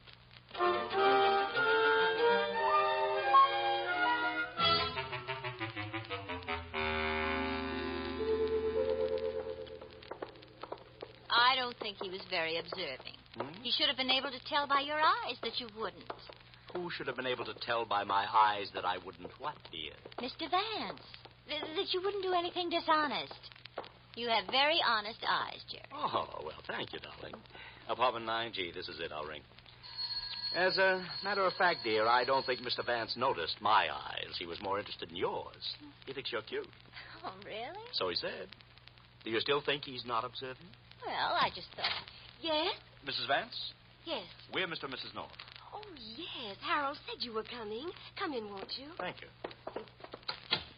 He's in his study. I'll call him. But I would like to talk to you first. Won't you sit down? Thank you. I'm terribly sorry about this misunderstanding. Misunderstanding? Why, yes, about the story. I told Harold there were a few things in the two stories that were similar, but I never meant to suggest that, well, if there was any question of plagiarism. Oh, I'm glad to hear it. When Harold came home tonight and told me he'd been to see you, why, I felt like a fool.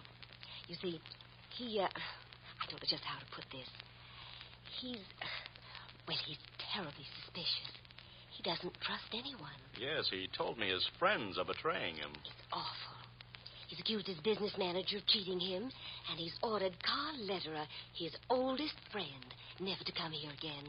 Did he give you any reason, Mrs. Vance? Why, he thinks... It's too ridiculous. I'd rather not discuss it. Well, that's all right. It's really none of our business. And as long as the matter of the story is cleared Yes, up... I think it is. I'll try to convince him. The trouble is, though, he doesn't even trust me. He keeps on spying on me as though I... Oh, what's the matter? I don't know. It's a pain under my heart. Can we do anything? No. It'll go. I've had this before.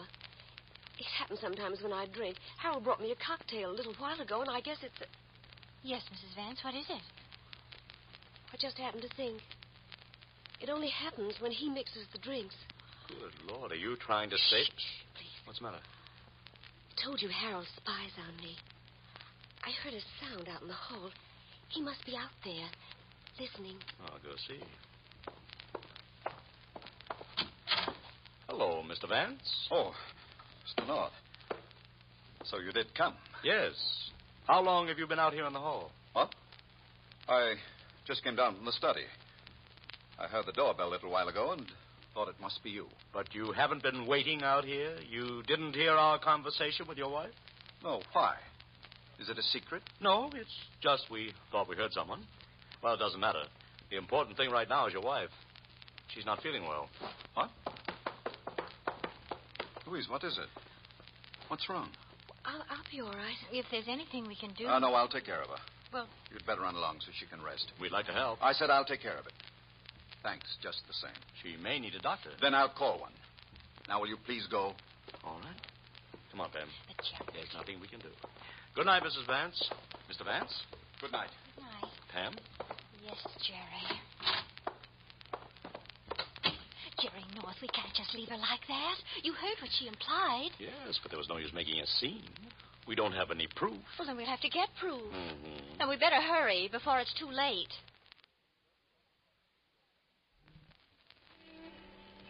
What are we going to do, Jerry? Well, first, let's see if there's a drugstore anywhere. Yes, there's one down the block. Come on. What are you going to get? Nothing. I just want to look in a phone book. For what? Or who? Carl Lederer. Mrs. Vance said he's Vance's oldest friend. Oh, that's right, Jerry. But she said Mr. Vance had a fight with him, ordered him out of the house. Yes, and he ordered us out. But you think Mr. Lederer may disobey the order, huh? I think he's likely to be in a better position, too, than we are. After all, dear, old friends can rush in where strangers may not tread. I only hope he's in the phone book.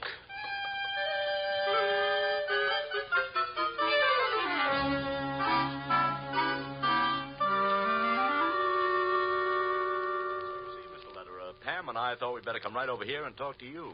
I'm glad you did. In spite of our misunderstanding, Harold's been my friend too long for me to turn my back. I don't want to see him do anything he'll regret. Do you really think he'd harm his wife? What?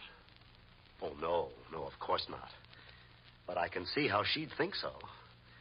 Very unwholesome things going on in that house, very.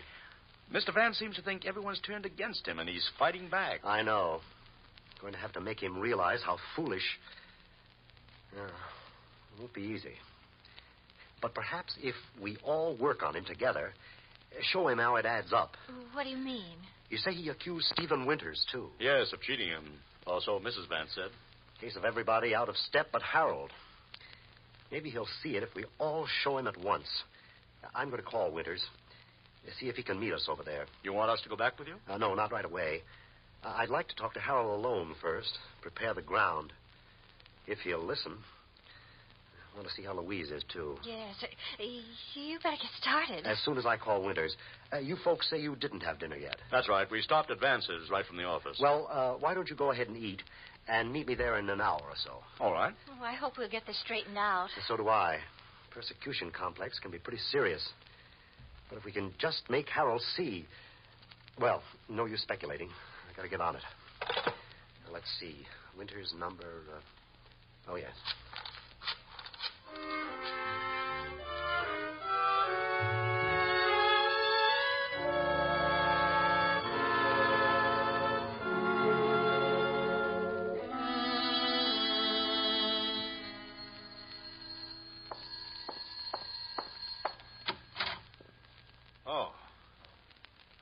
You, Carl. Yes, Harold, I want to talk to you. I thought I told you to stay away from here. I want to show you how silly you're being. We've been all through that. Not quite. Where's Louise? In her room. She doesn't feel well. May I see her? I thought that's why you came. It's not the way you think. I want to get you and her and Winters in the north. What? Is Louise up to it? No, neither am I. I don't know what I have to do to convince you that I'm not going to listen to anything more you have to say. I'm afraid there's nothing you can do. I'm going to talk to you. There's one thing. What's that? This. Harold, are you out of your mind? I'm fed up, that's all. Fed up. Everything happening at once, and you won't lay off. Well, here's where I... What's going on in here? Stop it! Stop it, both of you! Please, stop it! Stop it! Louise! Carl, are you all right? Is he all right? So that's what concerns you, Louise. Carl. Oh, no, Harold. It's just that you're stronger. You told me to try to make love to you, but you didn't want it. Of course I didn't. I wonder. Looks like there's nobody I can trust anymore. Harold, can't you see I think maybe I can't see at last. Now, go on. Get out of here. But Harold, Get out! And then I'm going to have a talk with Louise.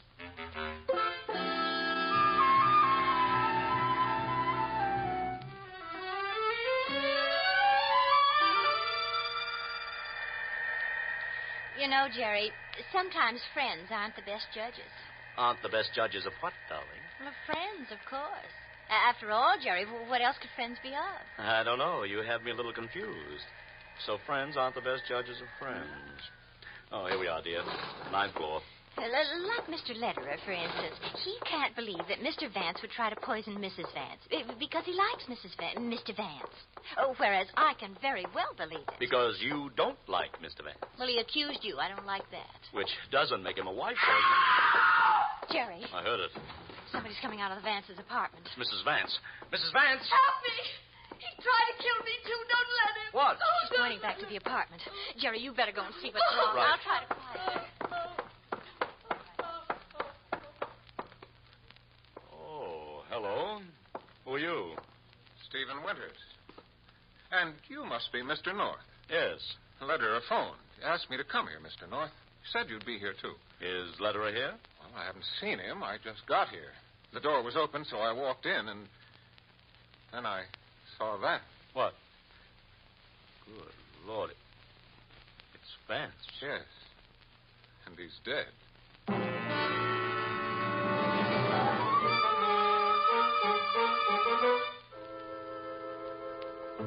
Yes, Bill, that's right. Apartment 9G.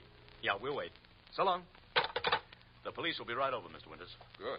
Hey, Pam, where's Mrs. Vance? I thought you were going to stay with her. She broke away, Jerry, so I came in. Broke away? Yes, she seemed terrified. She said that Mr. Winters killed her husband and he'd kill her, too. I? Why, she must be crazy. Just what did happen, Winters? I don't know. I told you the door was open, so I walked in and found Vance lying there. Did you touch anything? Oh, I didn't have time. Just took a quick look at him, and when I heard a sound, turned, and there was Mrs. Vance staring at me. And when I turned, she screamed and ran out. You know the rest. Yeah. Where'd you go, Pam? She ran to the elevator. Before I realized what was happening, the door was closing. And there's only one elevator, so I couldn't catch her. Oh, we better try to find her. Well, you're not taking her fantastic story that I killed Vance seriously, are you? Not necessarily.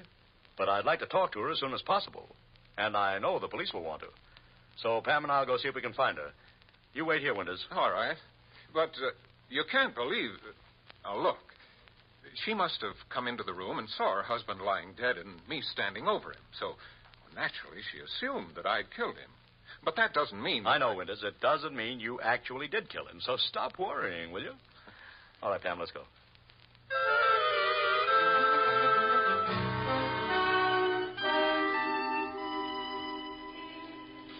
Do you see her, Jerry? No. Maybe she just went for a policeman. Well, in that case, she should be coming back with him pretty soon. Hey, wait a minute. There she is. Where? Down at the corner. She just signaled for a taxi, but it didn't stop. Oh, yes. I hope she's calmed down a little so she'll answer questions. She seemed pretty positive that Mr. Winters is the murderer. Well, Uh-oh. She sees us. Jerry, she's running across the street. Yeah. Mrs. Vance, wait! She won't stop. She must think that we're going to take her to Mr. Winters. There she goes into an alley. I'll try to catch her. Mrs. Vance! Mrs. Vance, wait. I just want to talk to you. Don't come near me. I'm not going to hurt you. No, you stay away. All right, I don't want to frighten you, but why don't you come to me? I won't hurt you. No. You can't get away. The alley's a dead end. All I want to do is... Can't you leave me alone? I want to talk to you. No. I won't take you back to Winters if that's what you're afraid of. Not until the police get here. You promise? I promise. Well, all right. But you can see why I'm so afraid. I saw him kill Harold.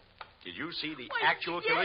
Yes. You're sure? Yes, I'm sure. Didn't you just see your husband on the floor and Winters standing over him? And so you just assumed from that? No. I didn't just assume. I saw, I tell you, I saw, I really Just did. exactly what did you see? I saw Mr. Winters arguing with Harold. I saw him grab a paper knife from the desk and stab Harold with it. I saw Harold fall. Winters did that with you looking on? He didn't know I was there. I'd been out. I just came in. He didn't see me until I screamed. I see. He didn't see. Well, you don't have to worry about Winters. When the police come, just tell them what happened and they'll arrest him. Yeah, I guess you're right. Now, come on. We'll go out to the street. No, stop. What's the matter now? You let go of me. I only took your arm. No, stop! Mrs. Vance, what on earth is wrong? Jerry, what's happening? I don't know, Pam. Oh, hello, Mr. Lederer. Hello, North. Louise, what's wrong? Oh, Carl. He drowned. It's just awful, Carl. What's the matter with the Jerry? I wish I knew. Where did Mr. Lederer come from? Well, he drove up just after you ran in here. I was talking to him. That's why I didn't follow right away. Louise, stop crying. Tell me, what's the matter? Mr. North tried to kill me. I hardly touched you, Mrs. Vance. Oh, you tried to kill me. Carl, look at my arm. There must be bruises on it where he grabbed me. I don't see anything.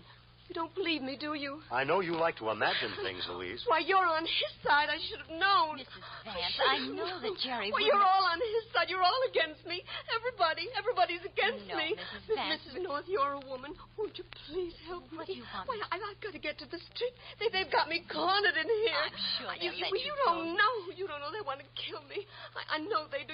I've got to get out of here. I've got to get away. Well, Please. Louise, where do you No, think let you're me going? go. Stop. I've got to You've get got out to of come here. to your senses. Lederer, maybe you better let her go. Well, she's out Let of her me head. go. We can't let her run the streets Please like this. let me Now, go. Louise, stop it. No. What did you do to her? Nothing. She fainted. Come on, Mr. North. Help me carry her back to the apartment.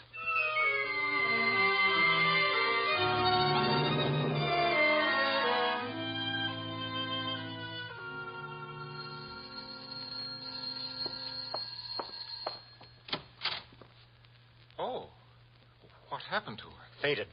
Come on, North. Over to the sofa. All right. Police didn't get here yet, Winters. No, not yet. All right, there we are, Leather. She'll be all right there. But you better call the doctor. Yeah. I knew she was unbalanced, but I had no idea it would go this far. Well, at least a few things begin to make sense at last. When you mentioned persecution complex, you were talking about Mrs. Vance, not her husband. That's right. She told him I was trying to make love to her, that you had stolen her story, and that Winters had cheated him in business. And he was so in love with her that he believed her. That's it, Winters. She drove him frantic, till he hardly knew what he was doing. I tried to make him see the truth, but he didn't want to. But she was even suspicious of him.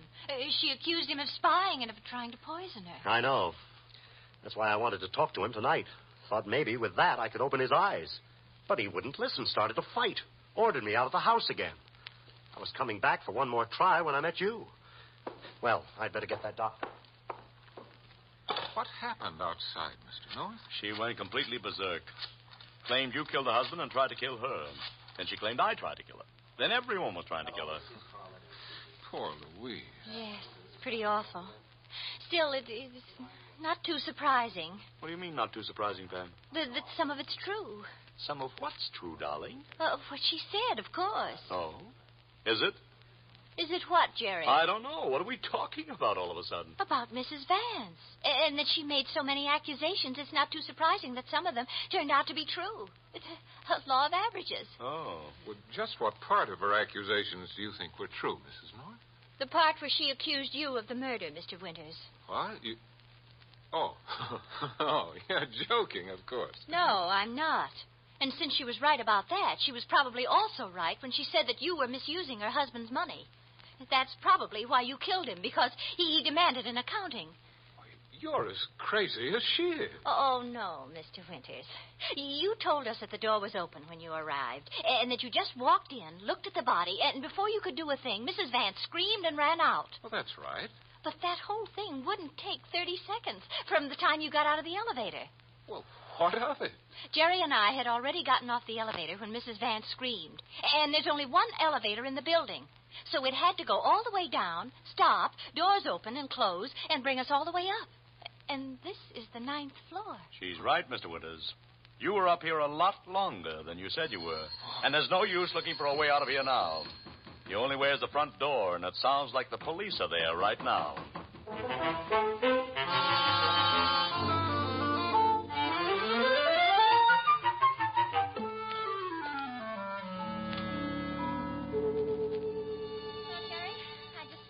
Your new book. Oh, like it, darling? Oh, yes, very much. There's just one thing about it, though. Oh, what's that? I can't help thinking I read something very much like it before. Pam, don't you start that. Good night, Jerry. This is the United States Armed Forces Radio Service.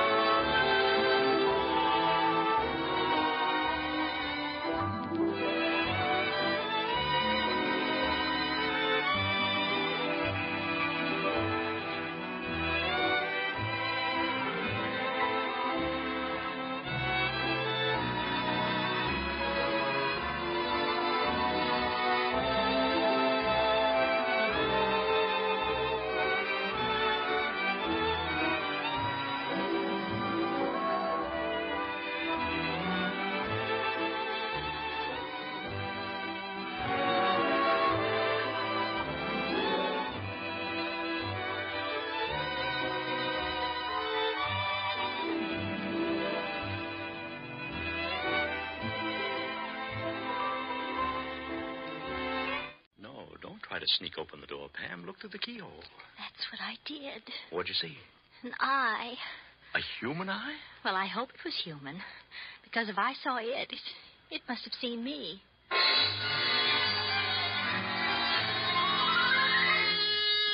Mr. and Mrs. North, starring Alice Frost and Joseph Curtin. Listen as Pam and Jerry solve the mystery, Murder Mismanaged. The man in the unpressed suit is still a little unsteady as he rises heavily from his bed and consults a mirror on the bedroom wall. It's almost noon. The effects of a late night spent at a neighborhood bar have lingered into the morning after, leaving him with a pair of red-rimmed eyes and a handful of shaky fingers. Sally? Sally, what time is it? Oh, you're up, Arnold? Yeah, I'm up. What'd you think I was doing in here, walking in my sleep? A cup of coffee in the house? Yes, Arnold. I'll get it for you. Make it snappy, will you? I gotta throw some water on my face, get down to the store. I'm late. Maybe you better not go to the store today. I mean, looking the way you do, maybe you better stay home. Sure. Just take the day off. Just like that. The old man would have a fit. Arnold. Well, wouldn't he? You don't have to stick up for him because he's your father. I know what a cheapskate he is. Darling, I don't want to argue with you about father. Well, then tell him to quit saying he's supporting me. Tell him to quit saying I married you for your money. Why did you marry me, Arnold? For the same reason you married me. Because you loved me. You thought it would work out. Only you didn't know I'd never amount to anything. Honey, I still love you. And I still think it can work out.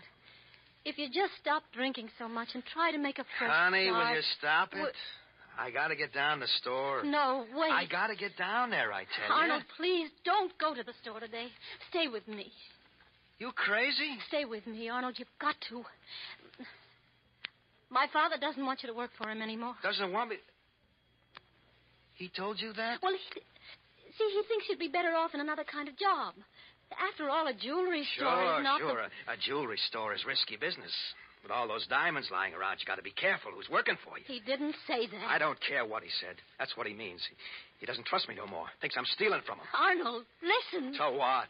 Now, let go of my arm, will you? I'm going down that store. No, please, you'll have a fight. All right, then I'll have a fight. Now, let go of me. Arnold, you're not going down there. Let go of me, I said. No.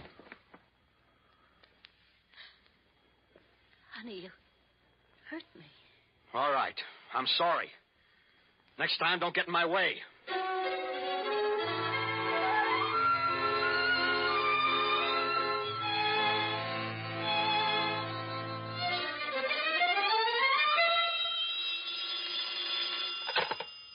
Hayden's jewelry store? Yes, this is Mr. Hayden speaking. Oh, Mr. Hayden, this is Mrs. North.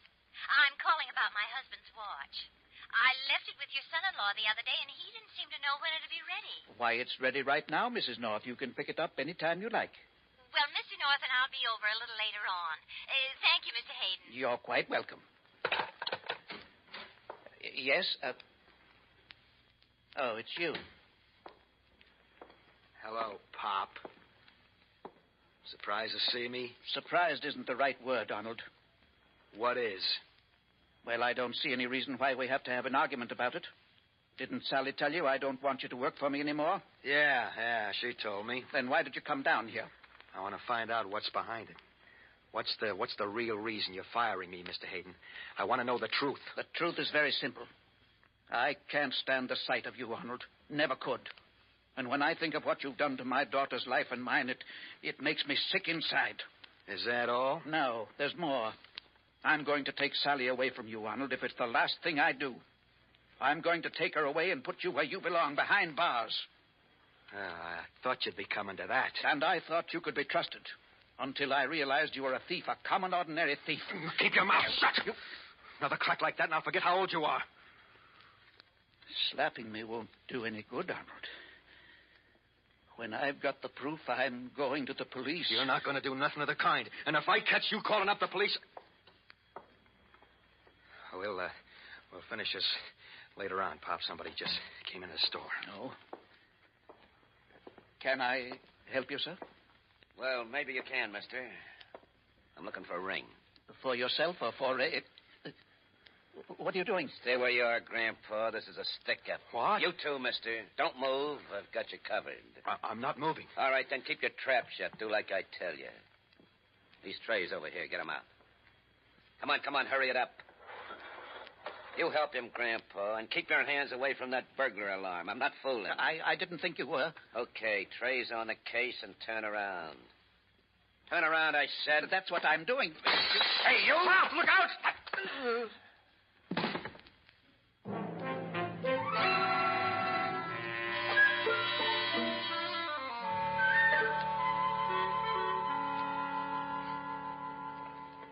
Where are you going, Pam? The jewelry store's over here. Oh, that's right. I was thinking we were on 6th Avenue. Now, don't tell me you gave my watch to the wrong place. Oh, no. This is right, dear. I spoke to Mr. Hayden about an hour ago. Only what? Goodness sake, look at the crowd, Jerry. Hey, something must have happened inside the store. There's a policeman outside. Keep moving, please. Move right along. Golly, somebody must have been hurt. Excuse me, please. Excuse me. Just a minute, lady. You can't go in there. Oh, but we have to. My husband has a watch in there, and Mr. Hayden's a very special friend of ours. Well, my orders... Thank you, officer. We won't be in the way. Come on, Jerry. All right, dear. All right. Give me a chance. We shouldn't have come in here anyway. Mr. Hayden's been hurt. Ask the doctor what happened to him. Hey. Go ahead, Jerry. They're just standing there. Darling, will you stop pushing? I'll ask Mr. Hayden's son-in-law. What happened, Mr. Ransom? Huh? What happened? Oh, I didn't recognize you, Mr. North. We had a robbery in here, and I'm still kind of shaky about it. The old man was almost shot. Good heavens, how? Oh, he got rattled, tried to set off the burglar alarm, so the stick-up man hit him with a gun. Yeah, he knocked him cold. What a shame. Yeah, I may have to take him to the hospital. I don't think that will be necessary, Arnold. Mr. Hayden, are you all right? I am now. The doctor says I can go home if I want to. Well, maybe you better get right into bed. You stay here, Pop. I'll get the car and we'll both go home together. No, It won't take a minute. I'll be right back. Mr. North, don't let him take me home. I don't want to be alone with him. Why? What's the matter, Mr. Hayden? I'm afraid of what he might do to me. He's tried to kill me already. What do you mean? My head, this blow I got. It wasn't from the stick-up man. It was Arnold who hit me.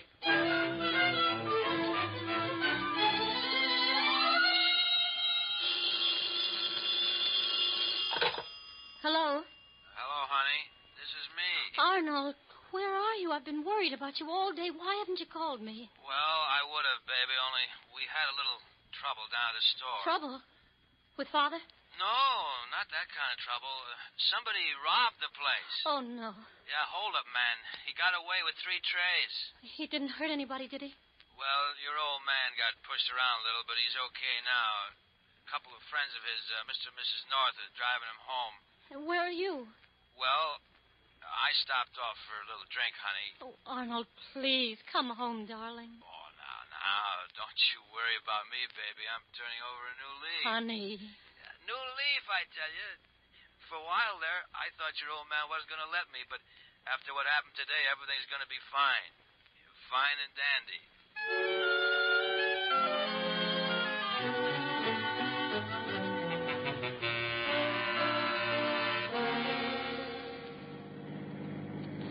I'm so glad you could drive me home, Mr. North. I needed this chance to talk to you. Well, if you think Arnold was the one who hit you, Mr. Hayden... It's the truth, I tell you. For months now, Arnold's been stealing from the store, substituting cheap imitations for valuable diamond rings. You're joking. He's a thief, Mrs. North. And this robbery today was a deliberate attempt to cover it up. You mean he wanted the store robbed? Wanted it and made it possible for the hold-up man to do the job. Oh, now, wait a minute, Mr. Hayden. That's a pretty broad statement. It's not a statement, Mr. North. It's the only explanation for what happened. And if he's gone this far, he'll go the rest of the way. He'll kill me. He won't do anything if you can prove what you just told us. But I can't prove it. Now that the jewels are gone, it's my word against his. Well, we'll see what we can do, Mr. Hayden. In the meantime, just be careful. And keep away from Arnold.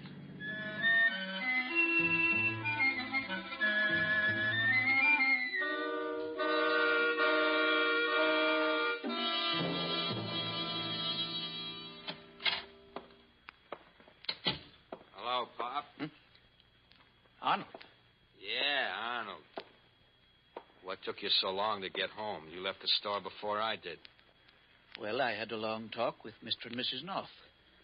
And then I stopped off to see Sally at your apartment. What about? About you. And what happened this afternoon? That's what I thought. You're doing everything you can to turn her against me, ain't you? Am I? I don't think she needs any help from me. She knows it all now. Knows what? What you tell her? The truth about you and what happened today. I don't know what you're talking about. Now stay where you are, Arnold. I'm ready for you this time. I have a gun. I don't care what you got. You're not going to blame me for something I didn't do. But you did hit me, Arnold. And you were stealing from the store. And I can prove it. You're crazy. How could you prove a thing like that? By the man who held up the store. I have his name right here on this piece of paper. His name and his address. And Give me that. Look out, Arnold. This gun is loaded. All right, then go ahead and use it. Go ahead. Shoot me. I will if you come any nearer. Oh, no, you won't. Arnold. Drop that gun. Drop it before... Mr. Hayden.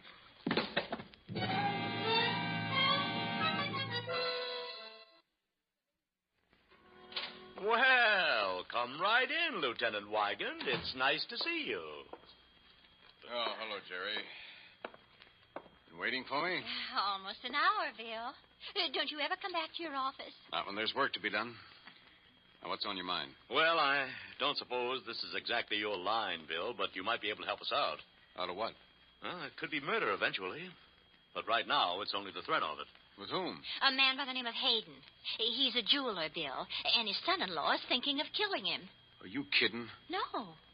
Why? Well, I just came from Hayden's apartment. His son-in-law shot him in the shoulder. Shot him? When was this? Oh, about 3/4 of an hour ago. It was just a flesh wound. Well, that's enough, isn't it?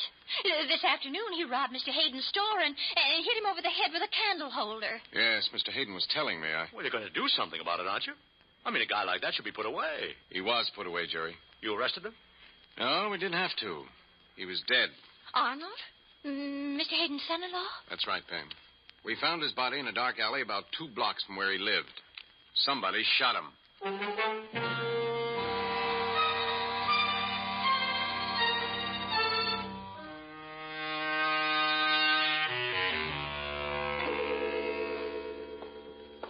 This way, Jerry. The policeman said we'd find Arnold's apartment at the end of the hall. Well, I don't know why we came here, dear, or what you expect to prove. I don't expect to prove anything, dear. I'd just like to know a little bit more about Mr. Hayden's daughter. But she isn't home. The police haven't been able to find her. Well, and maybe we'll find something that'll help us find her. What? Never mind, darling. Just try the door. The policeman said they left it open. They did. Only I feel awful funny about barging in here. Why? Bill told us it was all right. I'll bet anything he'd like us to get him a good lead on this case. Then why don't we go see Mr. Hayden instead of fooling around here? After all... Wait a second. That's the phone, Jerry. Well, what are you going to do? Answer it, of course. Hey, Pam. Hello? Hello, Sally. Yes. I gotta see you right away. Who is this? Me, Manny. I've been laying low, like you told me. Only I didn't expect no double cross. What do you mean? You know what I mean. What's the idea of sending your husband around to see me? Arnold? Who else? How many husbands you got? Well, I don't understand. In a pig's eye, you don't understand. He had my name and address on a little piece of paper. You know what he threatened to do? What? Tell the cops. He said I was in this just as much as he was. And if I made one move, he'd squad. Pam, who is it? Shh. What's the idea, Sally? What are you trying to pull? Nothing. Well, you've got a lot of explaining to do. You better do it fast. Look, I'll meet you over at my place in about an hour. Just as soon as I make sure it's safe. Where do you live? Oh, you know where I live. On the 2nd floor over Mulroy's bar. Now, be there. Okay, Manny. I'll be there. See you later. Yeah. Now, what did you get yourself into? Oh, nothing yet. But as soon as we find out where Mulroy's bar is, we're going over to Manny's place. Only we're going a little earlier than he expects us. Who in the world is Manny? Oh, I haven't the faintest idea, Jerry. But that's what we're going to find out.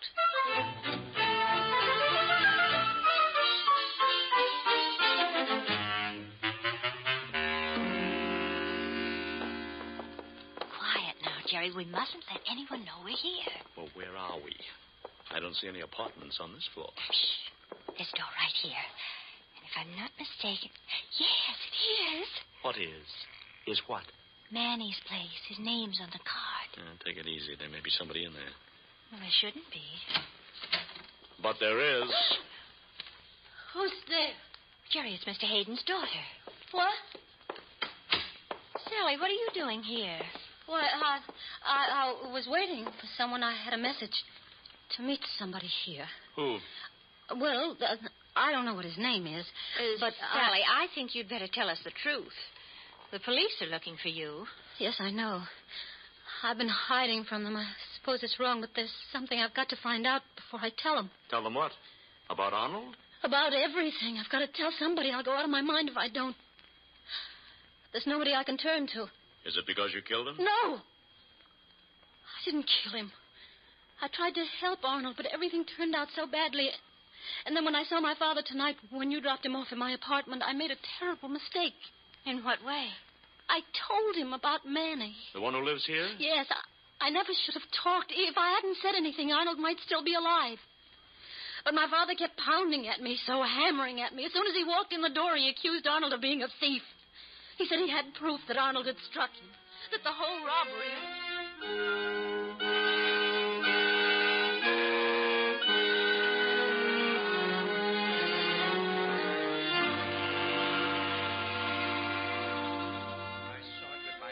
I tell you. He struck me when I reached for the burglar alarm. And what's more, he planned to do it. Planned the whole thing with that stick-up man. Father, it's not so. You're always against Arnold, no matter what he does. Oh, Sally, how can you defend this man? How can you go on protecting him when he treats you the way he does? There isn't an ounce of decency in him. I love him, Father. And he loves me. Does he? Is that why you stick to him? Well, then maybe you'd better know the truth. Maybe you'd better know what he does when he doesn't come home to you. Father. He's no good, Sally.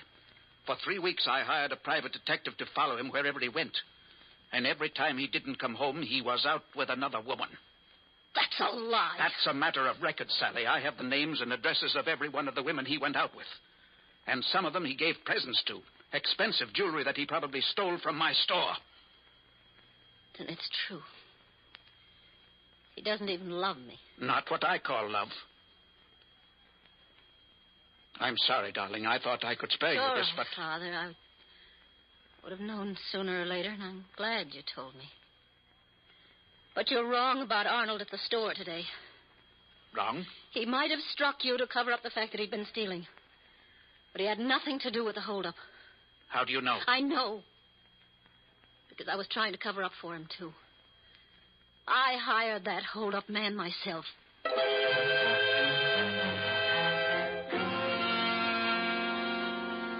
That was the mistake I made. I never should have told him. I never should have given him Manny's name. Manny is the man who held up the store? Yes, I hired him because I thought it would help my husband. Well, then he might have killed Arnold. When I spoke to him on the phone, he said your husband had been over here. That's what I wanted to find out. If Arnold knew him, if Arnold had been to see him. See who? Manny. What's going on here, Sally? Who are your friends? We're Mr. and Mrs. North, Manny. And before you reach for that gun of yours, I might as well warn you that the police know we're here. What else do they know? Enough to want to see you down at headquarters. I think it would be a good idea if Sally had a chance to identify you. And I think it'd be a good idea the three of you took a trip to the morgue. On a stretcher. That'll make a lot of noise. It'll make a lot more noise if I give you a chance to open your mouths. Why? What have we got on you, Manny? Nothing, sister. You ain't gonna get nothing, neither. Now stand up.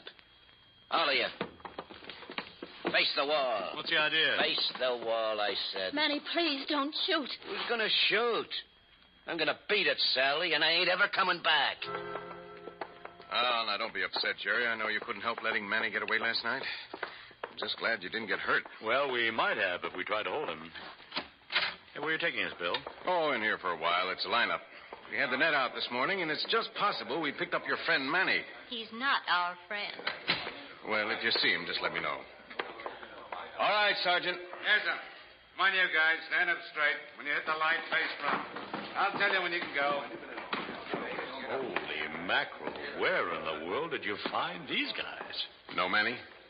Not yet. Try the next bunch, Sarge. Right. Come on now. Keep moving. Move along.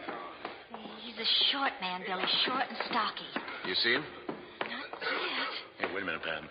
Isn't that him, the second one from the left? Golly, I don't know, Jerry. We only saw him for a minute last night. That's him, all right. Look how he's trying to hide. Hey, you. No, you. That's right. Say something. I didn't do nothing, Lieutenant. I just blew in from Cleveland. That's right, Jerry. That's him. No, it's not. That's enough, Manny. Come on down here. But I tell you, I didn't... That's enough, I said. You think Mr. and Mrs. North are lying? I've got some other people down here to identify you. Come on in, Mr. Hayden.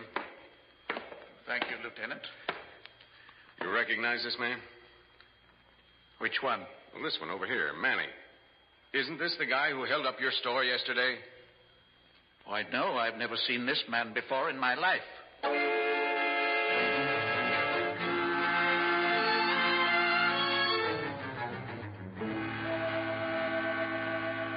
He's lying, Bill. He's lying to protect his daughter. That's why she won't say anything either. But why? How can Hayden protect his daughter by saying that this Manny guy didn't rob the store? Well, that makes sense. If he denies that Manny robbed the store, it's the same as saying that somebody else robbed it. Somebody who hasn't been found yet. Somebody who'll never be found and who will never be able to testify. Oh, I see. Hayden's convinced that Manny's testimony will convict his daughter. And since she had a good motive for the murder, her father's willing to commit perjury to protect her. But how is her father so sure that Sally's guilty? How does he know that Manny didn't kill Arnold? I'll tell you how he knows. He knows because he killed Arnold himself. Mr. Hayden? Well, he must have, Jerry. I hate to say it, but it's the only logical answer. Hayden killed Arnold? But for what reason? Oh, for any number of reasons, Bill. Because of what Arnold was doing to his daughter. Because Arnold had ruined her life, and she was still in love with him. There was no other way to get rid of him. Then Mr. Hayden wasn't protecting his daughter. When he refused to identify Manny, he was protecting himself. Was he? Only the murderer could have known that Manny wasn't guilty. And only the murderer would have refused to identify him. Oh, fine. But how am I going to prove it? You know, you two are just talking in the air. No, they're not, Lieutenant. They're telling you the truth. What? Well, how careful what you say, Mr. Hayden. This can be held against you. It doesn't matter. I've written you a full confession. Why? What made you change your mind? I knew you'd have broken me down sooner or later. I'd have broken myself down. A man like me can't live with murder in his heart. I'm too old and too tired to have resisted you. I realized that as soon as I lied to you this morning. Mr. Hayden... No. Let me go on. I made a great mistake, and I'm willing to pay for it. That's why I'm giving myself up. You killed Arnold? Yes, I killed him. Last night, after he left my apartment, I followed him and shot him. Because his life was taking two of ours. But that wasn't my mistake, Lieutenant. My mistake was not killing him sooner.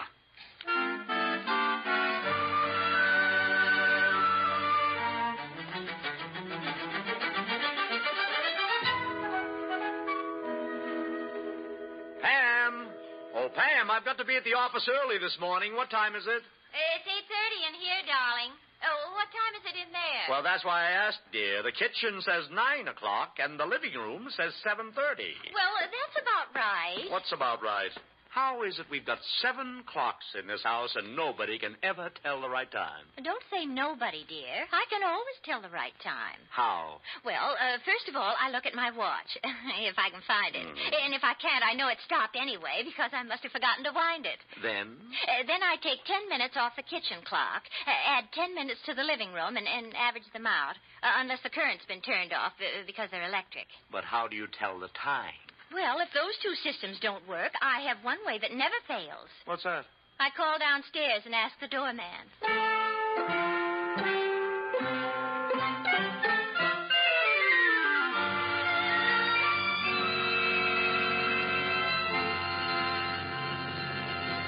The adventures of Mr. and Mrs. North are brought to you through the facilities of the United States Armed Forces Radio Service.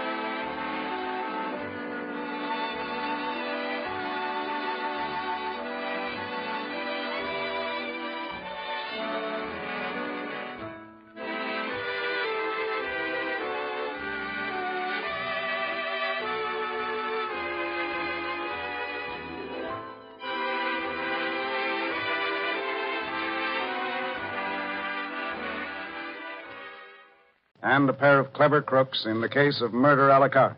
I invite you to hear Mr. District Attorney, which follows immediately on NBC.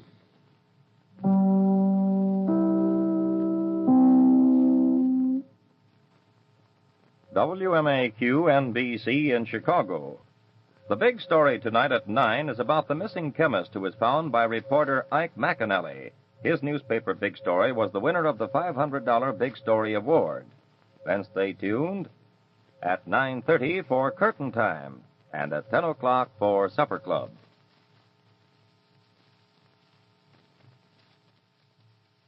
Ipana Toothpaste and Sal Hepatica present Mr. District Attorney, champion of the people, defender of truth, guardian of our fundamental rights to life, liberty, and the pursuit of happiness.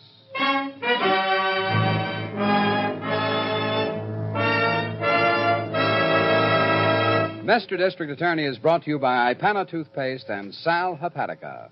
Ipana for the smile of beauty, Sal Hepatica for the smile of health. Ipana, Sal Hepatica. And it shall be my duty as District Attorney not only to prosecute to the limit of the law all persons accused of crimes perpetrated within this county, but to defend with equal vigor the rights and privileges of all its citizens. Mr. District Attorney.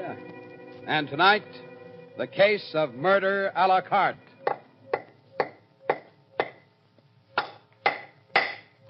Hey, Stanley, will you cut it out? Stanley, you boob! Yeah, Hannah? For the love of Pete, stop that hammering. I'm trying to concentrate on the racing form. Oh, I'm sorry, dear. I was just finishing this here little wren house. Yeah, you and your bill. Finishing a what? This wren house, Hannah, you see? I put a number 5 hinge in the bottom so you could clean it out. You're nuts. You know what, Stanley? A wren house. What for? Well, we won't always live in this small apartment, dear. I want to have so many things ready when we get a home in the country.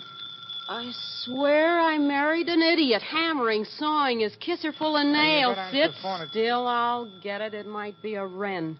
Oh, I'll use the sandpaper, dear. It won't disturb you. Hello? Hannah? Nicky. Oh, hi, Nicky. I gotta talk fast, Hannah. I have to get back to my tables. Yeah, I'm listening. Mr. and Mrs. Mallory are here for dinner again. You got the name? Mallory. I just brought them a bottle of Cordon Rouge on the house. Understand? How long will it take them to drink it? An hour at least. Probably more. All right, what's the address? Jefferson Towers, apartment 16. You got that? Right. Look for a mink, silver fox cape, and a platinum-dyed stole. Oh, yes, and a ruby necklace. She is not wearing it tonight. Not bad, Nicky. Send them another bottle. They'll need it when they get home. That's my girl. Good luck now. Bye, Nicky. Hey, useless. Stanley. Hey, look, Hannah, you see how it would hang in a tree? Like a dead duck, darling. Now get shaved and dressed, will you? We're going out on a job.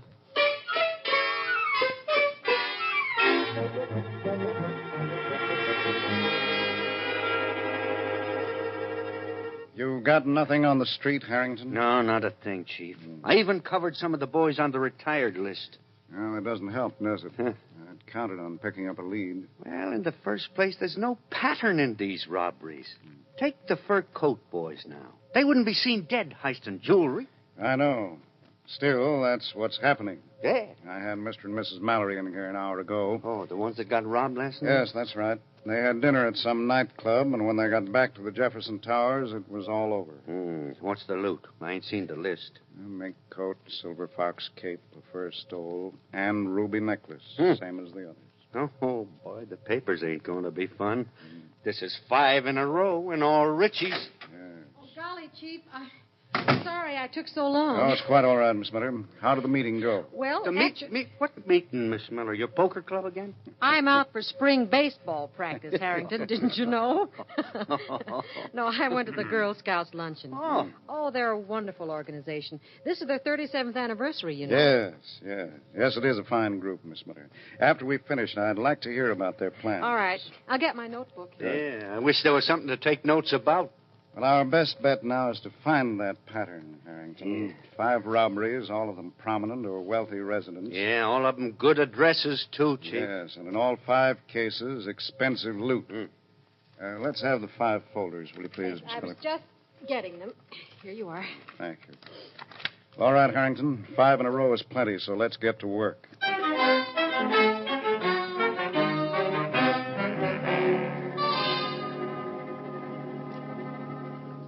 All right, that's $700 apiece on the platinum and an ace each on the necklace.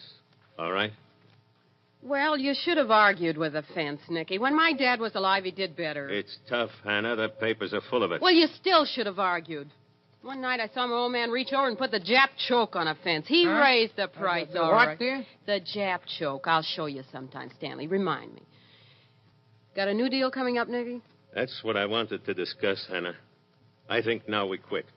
We what? I told you in the beginning it couldn't be for long. Even now, the district attorney might suspect the Regency Club. In a pig's eye, he might. Why should he? He can't think it is just coincidence. All 5 times we get a haul, they're having dinner at the club. Yes, and at one of my tables. Why not? It's the ritziest joint in town, yeah, and you're the most popular head waiter. Hannah, look, could I say something? Not now. It's too good to give up, Nicky. You know that. But now, don't- I haven't finished. Look how simple it is. You watch your regular customers, make a list of the furs and stuff. Look, Hannah, what I Will was you trying- be quiet? They even make it easy, Nicky. They sign their dinner checks. We get their address. I know all that. Well, what could be sweeter? The night Mrs. Richwich leaves something big at home, you call us, we get dressed up, go over with the passkey, and get it. I'm trying to tell you the DA has asked to see all the Regency Club employees tomorrow for questioning. Well, let him question. Turn on the head waiter act for him, baby. He won't understand a word you're saying. Hey, look, In Hannah, a minute, Stanley. As long as we look good to the doorman, yeah, and can work the locks, why, we're in, Nicky.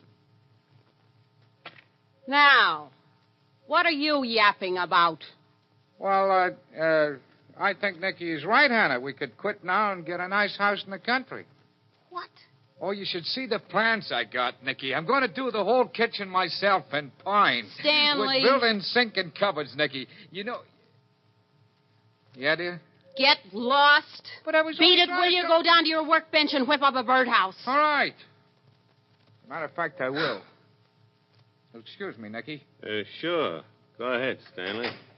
You know, one of these days, Hannah, you'll go too far. You don't treat Stanley very nice, Hannah. Oh, why should I? He's happy with a chisel and a bucket of nails. It's good for a man to have a hobby, I suppose. Maybe. What's yours, Nicky? Mine? Sit still. I'll light us a cigarette. Stanley is, in the basement? Here. Yeah, he makes things. You're not smoking? One's enough. I'll take drags off yours. Good Lord. What is that? So help me someday, I'll hit him with his own hammer. Stanley, turn that thing off, you thick-headed jerk! Stanley! What was that, dear? I said turn that thing off. Well, it was just my power saw, Hannah. I'm sorry. I don't care what it was. You make that racket again, I'll wrap it around your skull. Heaven is wrens. Now, let's see, where were we? Hannah, about pulling any more Oh, jobs? we'll pull more jobs, Nicky. You know we will. We got lots to do, you and me. Come on, honey. Sit down. Make yourself at home.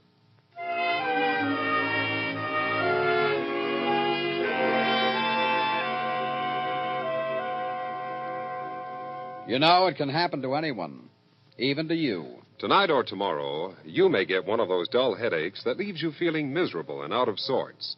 And all just because you need a laxative. So remember, like millions of others, you too can get gentle relief with Sal Hepatica. A glass of sparkling Sal Hepatica gives you gentle relief. Welcome relief, day or night. Sal Hepatica, taken when you get up, brings gentle, speedy relief. Usually within an hour. And at the same time, if you're troubled with excess gastric acidity, Sal Hepatica sweetens your stomach. So get a bottle of Sal Hepatica. America's most famous saline laxative, at any drug counter and keep it handy. Then, day or night, get feeling right with gentle, sparkling Sal Hepatica, the laxative that suits your convenience. Sal Hepatica.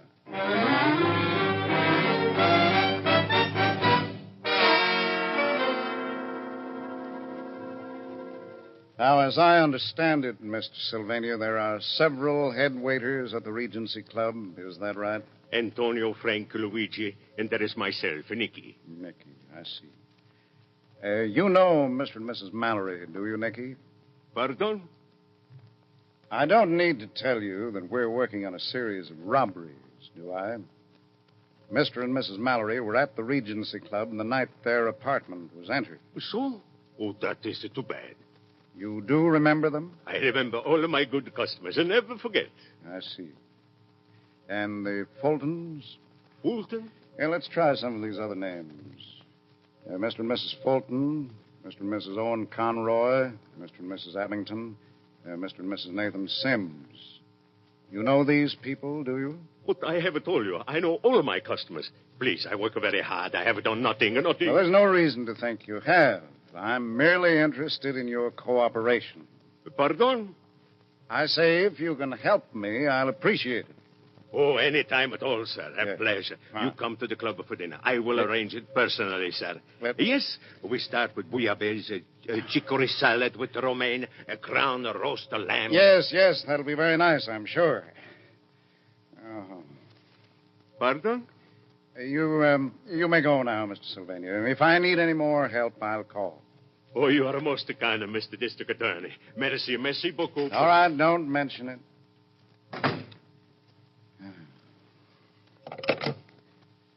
Dorothy, if Miss Miller and Harrington have finished in the other room, ask them to come in here, will you please?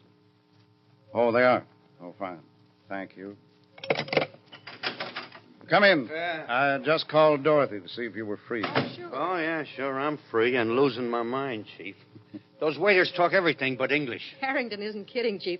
I don't know whether I was taking notes or ordering dinner. Yes. I had a little difficulty myself. Oh. I got this much, though, Harrington. Yeah? In every single case, the people who were robbed dined at the Regency Club the night it happened. Yeah, I got that too, Chief. I have the notes on it. Well, all right. There's our pattern, then. So let's see what the pattern makes.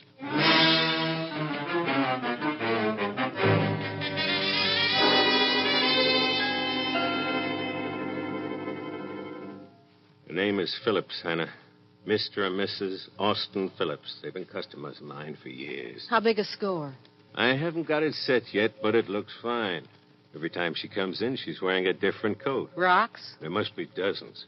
Diamond bracelets, rings, solid gold cigarette cases. It's very nice. And you wanted to quit. Aren't you glad I talked you out of it? I'm glad about a lot of things, Hannah. The only worry is... I know. Stanley. He would care, would he? If he knew about us? What if he does?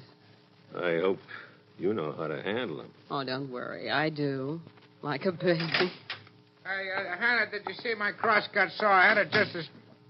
Ah, Nicky, I'm glad you're here. It's good to see you, Stanley. You're looking for a saw? Oh, no, that can wait. I haven't even told Hannah, but I've been waiting to talk to you. Both of you. So, but it is so late, Stanley. Some other time. No, I really must be gone. Hold it, Nicky, and drop the accent. You want to talk about what? Sandpaper? Oh, no. No, I've been thinking, Hannah. With what? Now, look, I warn you, don't treat this lightly. Oh, I let you have your way, I know, but this time I'm serious. Stan, old man. Let him maybe say it, Nicky. Well, I mean, all that's here in the papers, the employees of the club being questioned and all. I've come to a decision. I'll be a monkey's uncle. About what? We're quitting, Hannah. Not after the next one, not tomorrow or the next day, but now. You kill me, Stanley. Go back to your birdhouse. No. I mean it. We got money now. Well over $3,000. Well over 30 cents is more like it. Look, Hannah, I happen to know. What's more, with the money, we could buy a nice trailer. A nice what? Second hand, I think. If it needs attention, I could fix it up. Hey, did you ever see the inside of a trailer, Nick? Me? Oh, you can do wonders with a hammer and a nail, snug as a bug in a rug. Are you through now? No, Hannah, I'm not. Of course, it won't be like a house in the country, but that will come in time. Now, listen to me. In a moment, dear, in a moment. It has advantages, you know. Travel about, meet people. You know, I've always wanted to see Yellowstone National Park. Just see it? In comfort, of course. You can have that in a trailer, Hannah. You can? Oh, yeah. I thought a heavy gingham of some kind at the windows. You know, gives all the privacy in the world. On wheels. Oh, now, look, Hannah, you needn't be flippant. After all, half of what we've taken in is mine. All right, brace yourself, Buster. I've got news for you. Perhaps I should go. Just stay put, Nicky. He just don't know the time of day. I think I do, Hannah. Yeah, well, Mr. Trailer, we ain't got any $3,000. At this exact minute, we ain't got a lousy $200. What did you say? What do you think I've been playing the races with? Shavings? You're lying. Am I?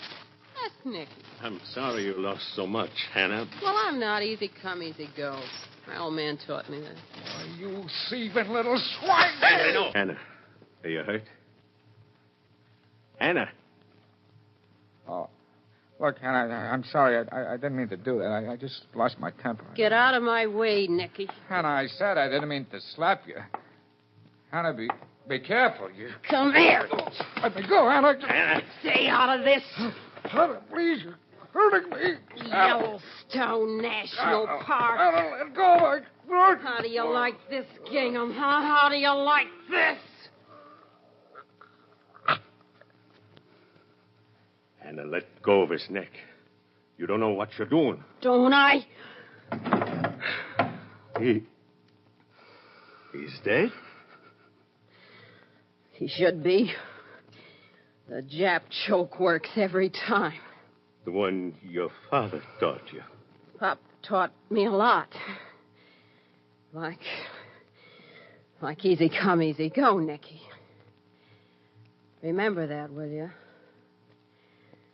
Now that you're going to hang around.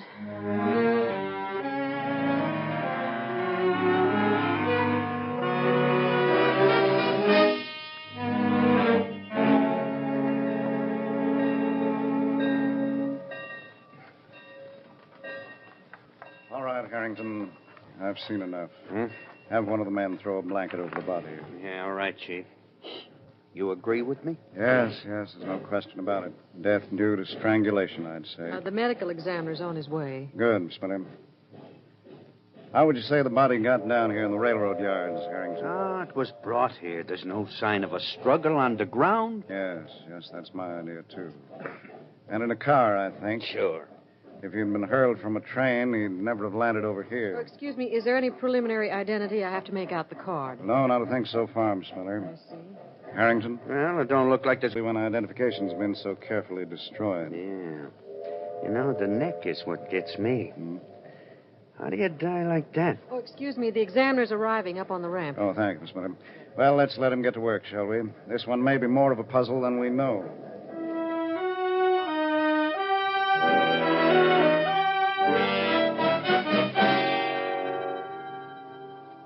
Hello? Hannah? Nicky. Any news? Oh, forget it. I've been waiting for the call about the job. Mr. and Mrs. Phillips are here in the club now. Oh, wonderful. They just ordered dinner, and they want to make an 8:40 curtain at the theater. Oh, what a break, Nicky. She isn't wearing the chinchilla, is she? She's wearing the mink. The chinchilla must be at home. I'll have it in 1 hour. Be careful, baby. They have a butler, you know. He may be home. Just so that coat's at home, honey. That's all I need to know.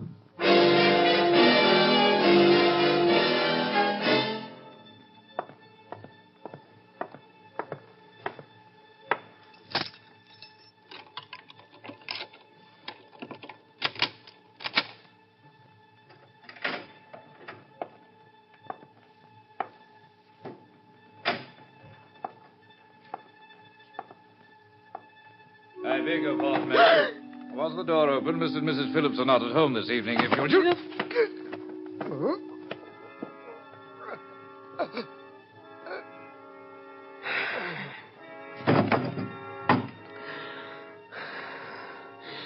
You got any more questions, Bud, or can't you talk?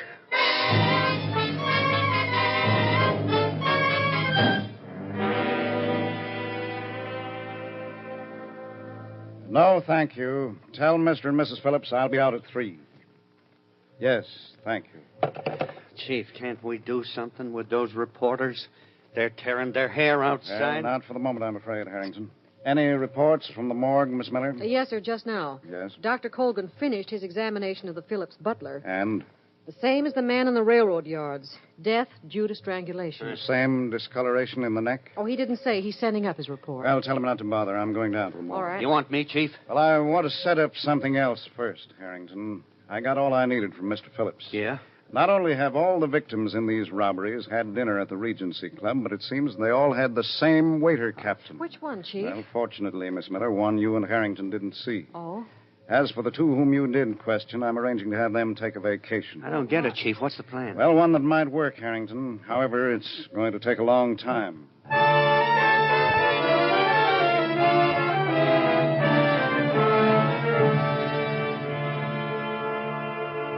Dentists say the Ipana way works. Yes, dentists say the Ipana way works. In thousands of reports from all over the country, 8 out of 10 dentists say the Ipana way promotes healthier gums and brighter teeth. Listen, here's the professionally approved Ipana dental care, the Ipana way. First of all, between regular visits to your dentist, brush all tooth surfaces with Ipana toothpaste at least twice a day. And then massage gums the way your dentist advises. Remember, Ipana's special formula actually helps stimulate gum circulation. Yes, for healthier gums and brighter teeth, the Ipana way. Dentists say the Ipana way works. Ipana toothpaste with a sparkling flavor that leaves your mouth fresher, your breath cleaner. Ipana, the toothpaste more dentists personally use and recommend than any other. So ask your dentist about Ipana and massage. A good dentifrice, like a good dentist, is never a luxury. Make the Ipana way your way to healthier gums, brighter teeth, and Ipana smile. Get Ipana toothpaste.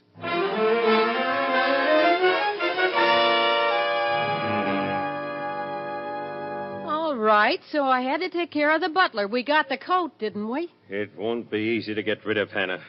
The fences all say chinchilla is too rare. Takes time to dispose of it. All right, so we do another. Now? But we... All right, hold it. Sure, it's getting hot, Nicky. I know that. Very hot. And I agree we should quit. Go somewhere, like you said. But that is just what I'm saying, But Hannah. we can't go without dough, can we? You just said it'll take weeks to get the cut on the Phillips coat. So we do just one more, Nicky. One big one, and we go. Now get somebody lined up, baby, and we're free.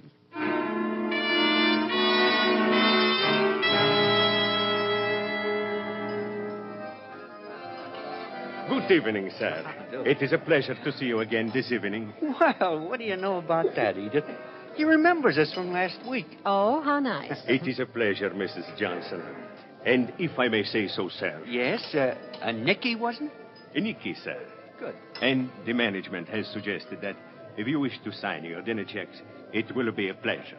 Well, now, isn't that nice? Just sure. Send the bills to the apartment, Nicky. Apartment 20, the Westport Arm. A pleasure, sir. Good. May I suggest oysters for Madame Toustar? The peconic salts are excellent. No, I think a hot consommé, please. It's been so cold. Oh, Harry, would you mind? I'll just put my mink over my shoulder. Oh, allow me, madame. Oh, thank you. And a hot consommé. Yes, please. It will be a pleasure.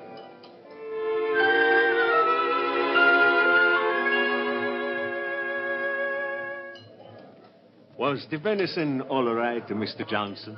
Oh, my favorite meat, Nicky. Even better than last week. Well, my dear, are you ready to go? Yes, Harry, we ought to get home. Oh, will you ask Nicky to get my coat, please? It's the sable there on that chair.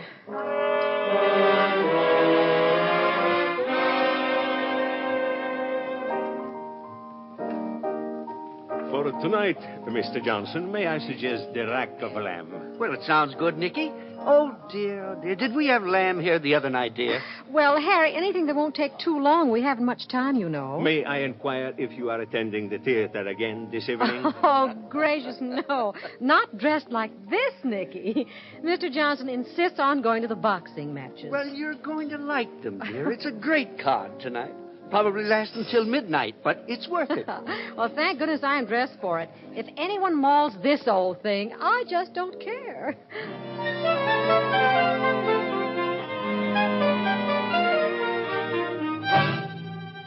It's all set, Hannah. They're gone to the fights, and she's left all the furs at home. Remember now, the Westport Arms, apartment 20. I'll be in the car in front when you're through.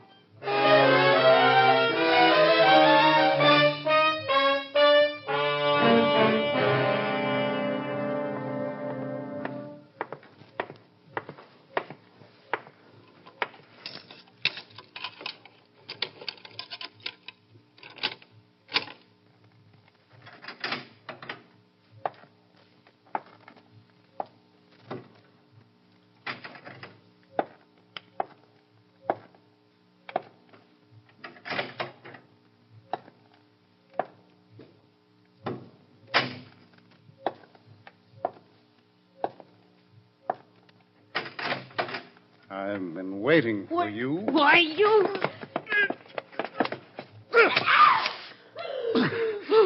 All right. Now just stand perfectly still. My wrist, you've broken my wrist. I don't doubt that. It's the only way I've learned to break that choke.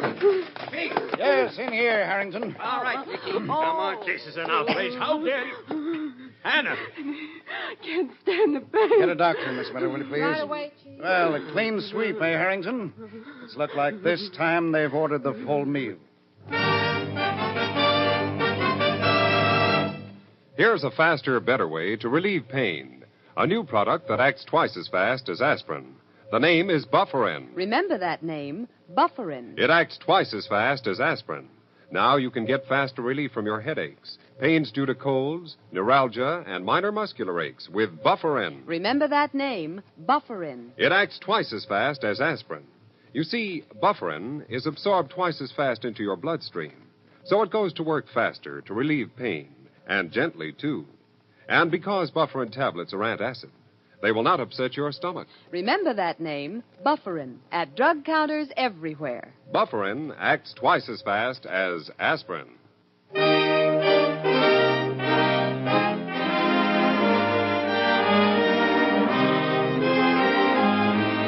And now, with the explanation of tonight's case, here is your district attorney. It's a pleasure to report, ladies and gentlemen, that with the arrest of Hannah Price and Nick Sylvania, we brought to an end the unusual wave of robberies. Both Hannah and Nicky will pay the full penalty demanded by law for the murders of the Phillips butler, as well as Hannah's husband, Stanley. Golly, that was one assignment I liked, Chief. I've never eaten such good food in my life. Yeah, and oh, boy, did you look swell in all those furs that you rented, Miss Miller. Why, thank you, Harrington. But, of course, I look good in just anything. Well, it was certainly good work, Miss Miller. You and Harrington sent Hannah right to the apartment where I was waiting simply by displaying those furs. Yeah, and when we got there, we picked up Nicky in front of the joint, Chief. Yes, actually, it was Hannah's peculiar method of choking her victims that helped, Harrington. Yeah, that's the Japanese choke, brother. That one's the works. Yes, it nearly always kills, and without as much effort as is sometimes needed. Fortunately, it leaves a characteristic discoloration of the neck, as well as abrasions on the lower jaw. And you saw those in the morgue, Chief? Yes, I did, Miss Miller, on both Stanley and the butler. And that's why I was ready for Hannah when she tried the Japanese choke on me. Yeah, and you can thank the Army service for that, huh, Chief? Right. Bring your arms down hard, and you can break it. Sir, and break the case, I'm glad to say. I'll say so. Oh, Chief, what about next week? Well, our case for next week is one of the most vital in our files, ladies and gentlemen. One which lays bare a vicious crime now being committed against all of us. It's the case of Send the Homeless, and I invite you to join us for it. Until then, thank you, and good night.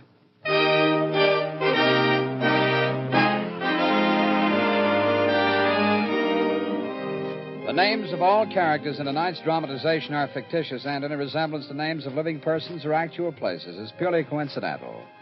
Our stars were Jay Jostin in the title role, Len Doyle as Harrington, and Vicky Vola as Miss Miller. The music was under the direction of Peter Van Steeden. The program is produced and directed by Edward A. Byron and written by Robert Shaw. Mr. District Attorney was originated by Phillips H. Lord. Remember, Ipana toothpaste for the smile of beauty, Sal Hepatica for the smile of health. Bristol Myers invites you to tune in again next week for Duffy's Tavern and Mr. District Attorney.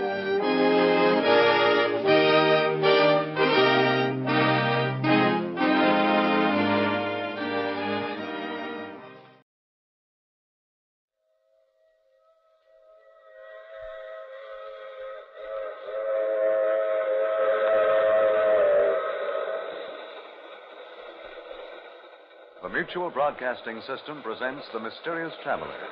Written, produced, and directed by Robert A. Arthur and David Copeland. And starring tonight two of radio's foremost actors, Ralph Bell and Charlotte Holland, in Killer at Large.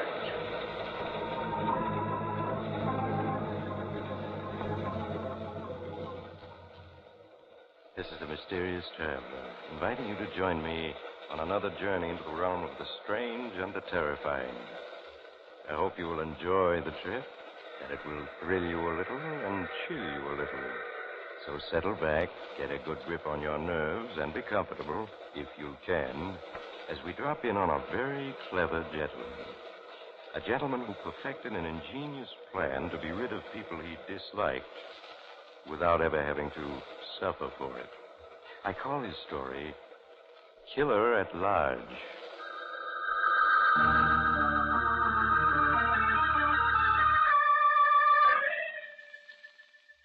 My friend, Mr. Jeffrey Andrews, is temporarily confined to a hospital. So we're going there to meet him. He's just been given a routine checkup by a new staff physician, Dr. French. Well, Dr. French, how am I? You seem to be in fine physical shape, Mr. Andrews. Guess you'll have to be letting me go soon, eh? I certainly hope so. Well, I've had a good rest, but I look forward to getting back into harness again. I'm Andrews First, you know. Andrews First? That's the name of my business. You see, my name is Andrews. Yes? So I named my firm Andrews First. And all my advertising carried the line. When you think of building materials, think of Andrews First. Oh, yes. Very clever. Used to drive my competitors crazy with my advertising. Yes, I pulled off many a smart deal, and I always let the world in on it. After all, what's the use of doing something smart if no one knows about it? Well, the urge to boast is certainly human. For instance, you probably don't know why I'm here. Haven't had a chance to study my case yet, I suppose. No, not in detail. Oh, then sit down. I'll tell you. It's really one of the cleverest deals I've ever swung. Now, tell me, have you ever wanted to get rid of someone? Get rid of someone? You mean, kill them? Exactly. Kill them. No, I don't believe I have. Why? Because most people have at one time or another. But they don't do it. They're afraid. Afraid of the law and of being punished. That's what the law is for. To restrain people's violent impulses. Exactly. Unless you happen to be smarter than the law, as I was. Because, you see, I figured out how to get rid of not just one person, but of two. Two people I disposed of and can't ever be punished for it. That's an unusual achievement. You disapprove? But I'm going to tell you how I did it. As I said, what's the use of being clever if people don't know about it? And since the law can't touch me, why not? To make it clear, Doctor, I'll go back to the very beginning. To that evening when I arrived home from work to find my wife Judith and my best friend and personal physician at that time, Alex Hearn, deep in conversation. They jumped apart guiltily as I entered the room and closed the door. Oh, Jeff, it's you. Yes, I left the office early. Hello, Alex. How are you? Fine, Jeff. And you? Oh, a little tired. I've been working late quite a bit recently. Yes, so Judith was saying. What's this about your buying a share in a new invention that's going to make you richer than Rockefeller? I've picked up a half interest in a new system of television, Alex. 3-dimensional television. In color. Sounds big. Big. It's colossal, man. It's still in the blueprint stage, but we'll iron the bugs out soon. But what were you two plotting so busily when I came in? Plotting? Dear, we were just talking. Nothing serious. I was giving Judith a little professional advice, that's all. Oh, don't you feel well, darling? It's nothing, Jeff. Nothing at all. Whatever it is, I want to know about it. Well, it's just that I've been having headaches lately. That's all. But why didn't you tell me, Judith? I didn't want to worry you over nothing. It's really nothing serious. I've given Judith a prescription that will help her. Well, I think I better run along now. Got another call to make. You take care of yourselves now, both of you. As Alex left, I knew from his manner he and Judith had not told me the truth. They were keeping some secret from me. Could Judith be seriously ill and they didn't want me to know? Or was it possible Judith and Alex were... No, that couldn't be. A thing like that might happen to other couples, but not to Judith and me. And yet, they were concealing something, and I had to know what. So I took steps to find out. Mr. Andrews, I'm from the Apex Detective Agency. I have here the report on your wife you asked for. Yes, please sit down. Thank you. What have you learned? Your wife left the house at 11:30 this morning. She caught the noon train into town. From the station, she went directly to the Union Department Store.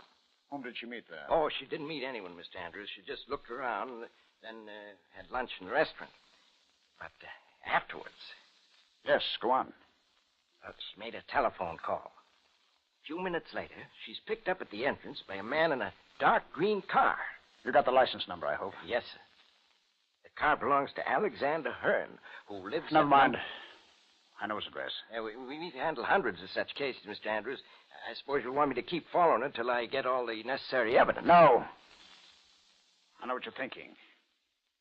It's not so. Yeah, and naturally I sympathize, Mr. Andrews. Of course, it's a shock to learn your wife is deceiving you, and... Why, you... Stop! You're joking me. It isn't so. Do you hear? My wife loves me. There's nothing between them. Nothing! I didn't mean anything. I just thought you'd want me to... Get out of here. There's nothing between them. How easily I'd said that. And yet, why should Judith meet Alex secretly in town? Where had they gone after they had eluded the detective? I wanted to trust her, but what was their secret? I had to find out. That night, when I returned home, I casually questioned Judith. What did you do with yourself today, darling? Oh, I got so bored I went into town for some inexpensive window shopping. Oh, why didn't you phone me? I'd have taken you to lunch. Well, I knew how busy you were, dear, so I ate by myself. What did you do after lunch? Take in a show? No, just window shopped. Then came home on the 4 o'clock train. Huh.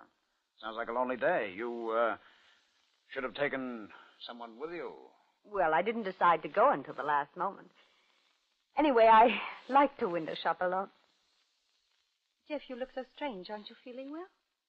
I'm all right. Just a little tired.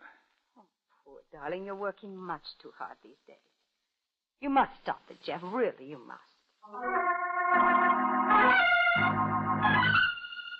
I settled down, pretending to read, but my mind was spinning tormentedly. I didn't decide to go until the last moment. Anyway, I liked to window shop alone. How easily her answers had come, as though she'd rehearsed them. But they were lies, all of them. Could the detective have been right and I wrong? No, I couldn't believe that. I had no proof. I had to have faith in Judith. I made myself believe I was doing her an injustice, but the very next evening, I found Alex at the house again. He and Judith were walking in the garden, speaking together in low tones, so secretly they didn't even notice me. Now, Judith, you must listen to me. No, Alex, I won't. I tell you, we can't go on like this. But if we're careful, Jeff may never find out. He's bound to. People will begin to notice and talk. Sooner or later, Jeff will know that something's wrong. And the longer we wait, the worse it'll be in the end. I know. Oh, Alex, I can't bear to hurt him. Judith, I understand how you feel, but it can't be helped. Now, I have a plan worked out that can't fail. A plan, Alex? 2 psychiatrists who are friends of mine will sign the papers, and Jeff will be quietly committed to a private sanitarium. We'll make him think it's just for a short rest. He'll never suspect a thing. Oh, Alex, I couldn't. But we can't go on hiding the truth from him like this. Believe me, Judith, it's the only way out. All right, I'll do whatever you say. But we mustn't let Jeff suspect what's happening.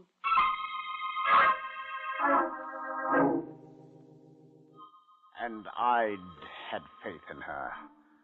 I thought I was misjudging her when all along she and Alex had been scheming to railroad me into a sanitarium. Oh, it was a clever plan. Alex could manage it through his professional connections, and Judith would become administrator of my fortune. I almost let them know I'd overheard them. And then I got control of myself.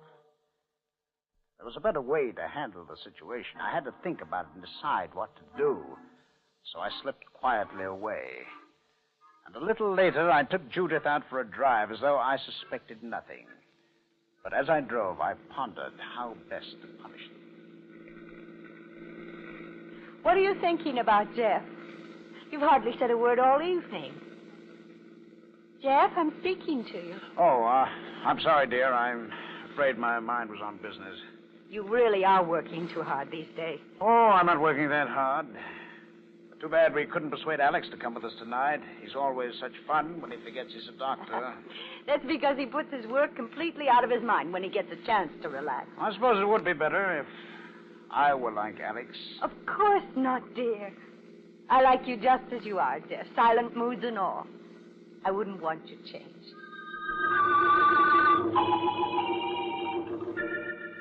She lied. I knew she was lying. By now, I found it impossible to believe a word she said. I had too much evidence to the contrary. Mr. Andrews, it's a shock to learn your wife is two-timing you. But if we're careful, Jeff may find out. I have a plan worked out that can't fail. Two psychiatrists who are friends of mine will sign the papers, and Jeff will be quietly committed to a private sanitarium. I like you just as you are, Jeff. Silent moods and all. I wouldn't want you changed. How easily she said that. How smoothly she continued her deception. Bitter rage burned inside me, and deliberately I stepped hard on the throttle. We went faster and faster until Judith became frightened. Jeff, why are you going so fast? We're doing more than 60, and there are a lot of curves in the road. Oh, don't worry, Judith. I'm a good driver. Yes, but darling, we're almost up to 70. Now, Jeff, please slow down. We'll be killed. Too bad Alex isn't with us. He'd enjoy this. Now, Jeff, please, darling, slow down. There's a crossroads ahead, then a curve. Jeff, you'll kill us both.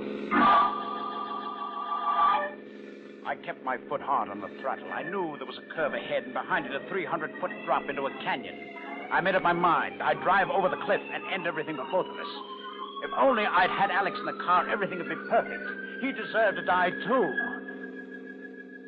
At the thought, my mind cleared abruptly. How stupid it would be to kill myself and leave Alex unpunished when I knew perfectly just how to make him pay. I slowed the car as I planned all my moves. They were going to try to commit me to a home, were they? All right. I'd fall in with their plot. I'd actually help them by pretending to be unbalanced. I'd make it easy for them, and in a few days, a week perhaps, I'd see who was the cleverer. We'd see.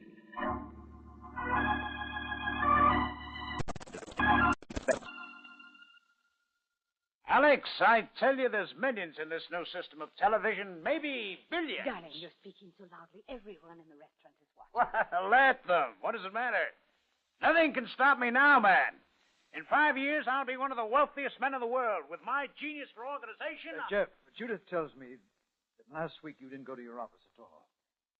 You just sat around the house and wouldn't say a word to anyone. Oh, well, you know how it is, Alex. Sometimes a man feels a little blue. All geniuses are like that. Now, when I set up my new television network, I'll revolutionize world communication. I'll have a monopoly no one will be able to buck. And furthermore... I went on talking, seeing Alex's eyes narrow as he watched me. He saw in me all the symptoms of the manic depressive, the exaggerated ideas of importance, the extravagant dreams of wealth. Soon others would notice, my business associates, my friends, the servants.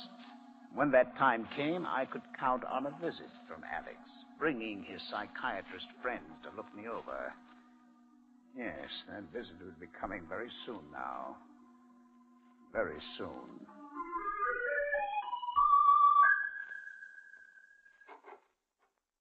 Yes, darling. Alex has come to see you. He has two friends with him. Hello, Jeff, old man. How are you? Oh, just fine, Alex. For the last month, I've been working on the plans for my television network. It's going to be the biggest thing of the century. Jeff, I want to talk to you, and I want you to meet some men I brought with me. Oh, Alex, I've no time to talk with strangers. They're two doctors, close friends of mine. Oh, what do they want? With my plans taking up all my time, They're here because of your new project, Jeff. You see, Judith has been afraid you're working too hard these days. Probably just being silly, darling. But I would like you to have a thorough examination before really starting on your new enterprise. You don't mind, do you? Oh, I haven't time to bother with such things, dear. I have too much to do. Please, Jeff. Oh, well. All right, but it mustn't take too long now. They're waiting in the hall. I'll bring them right in. At last, my patience was being rewarded.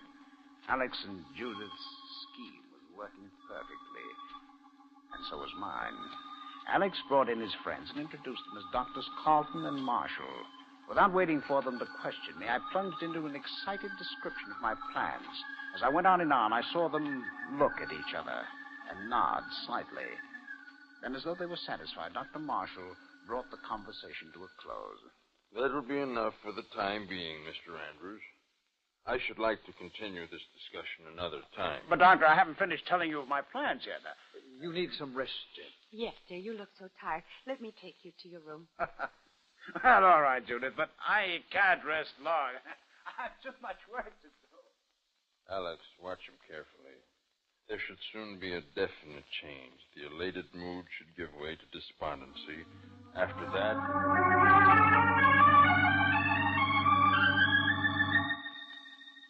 I couldn't help overhearing Dr. Marshall's words as Judith led me out of the room. Alex, watch him carefully. There should soon be a definite change. And he was correct. I knew the right symptoms just as well as he did.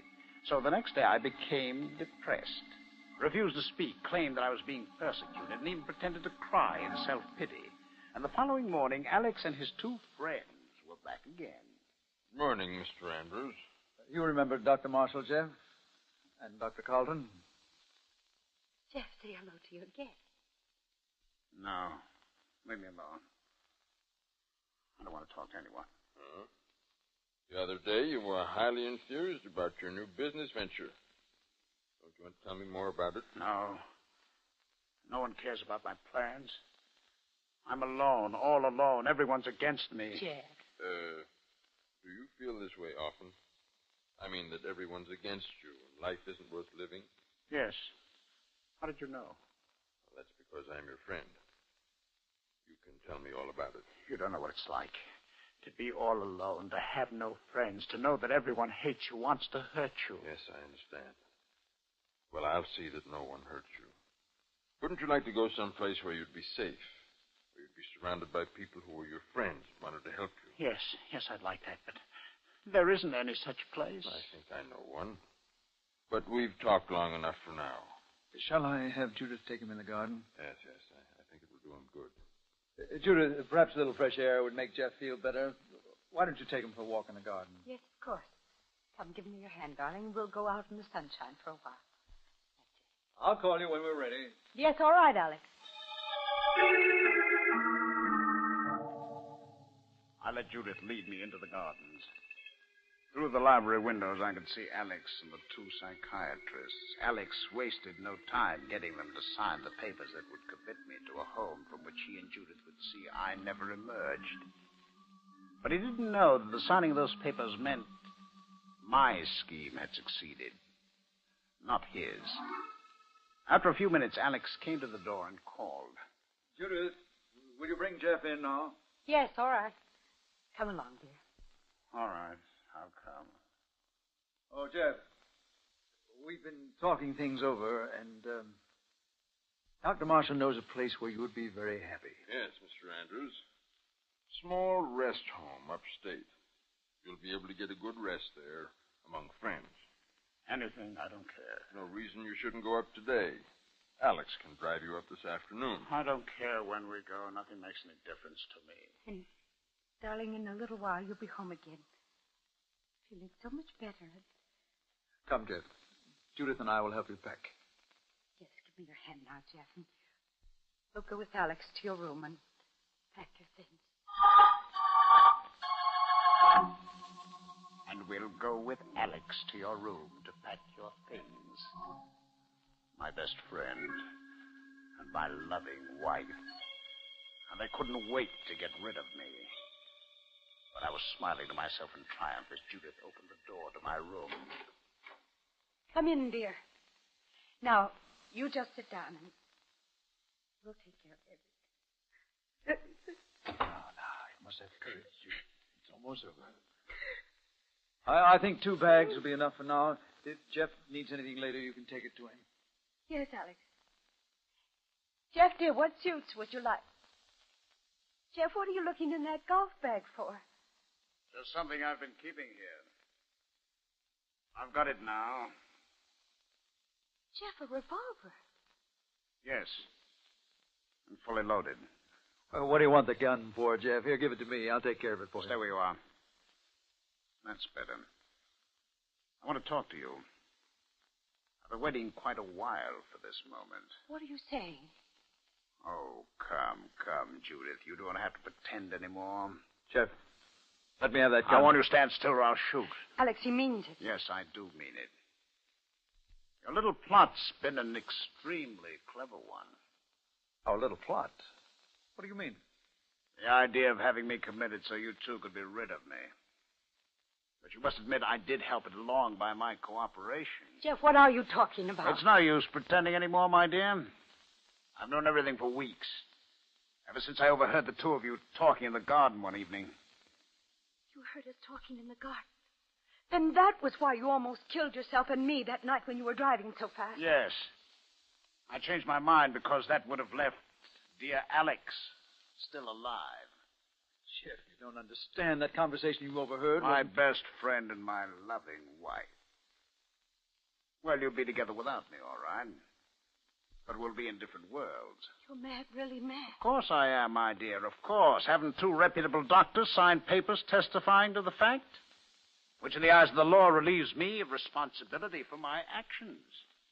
You aren't going to... But I am. Oh, no, Jeff. Yes, my dear. Yes. I'm going to give you both what you deserve. Death. Oh, no, Jeff, no. You're wrong, darling. You must There's listen nothing to to listen. But I shall be as considerate as possible, my dear.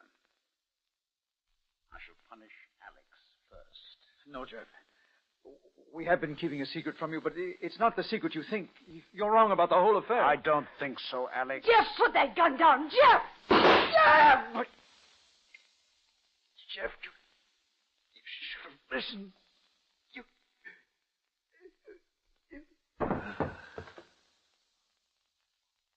killed him. Yes, Judy. And now it's your turn.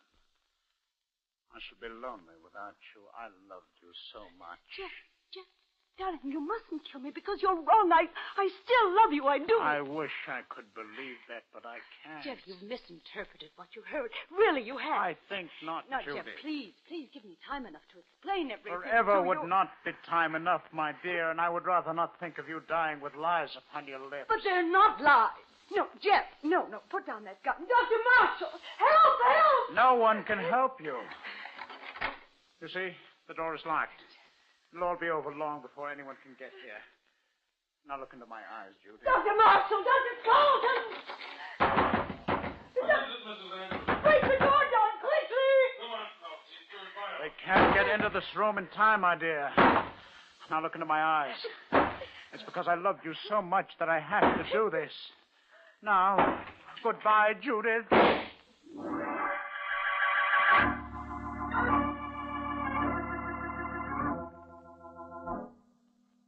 So, Doctor, that's how I did it. I pulled the trigger just as Dr. Marshall and Dr. Carlton broke the door down.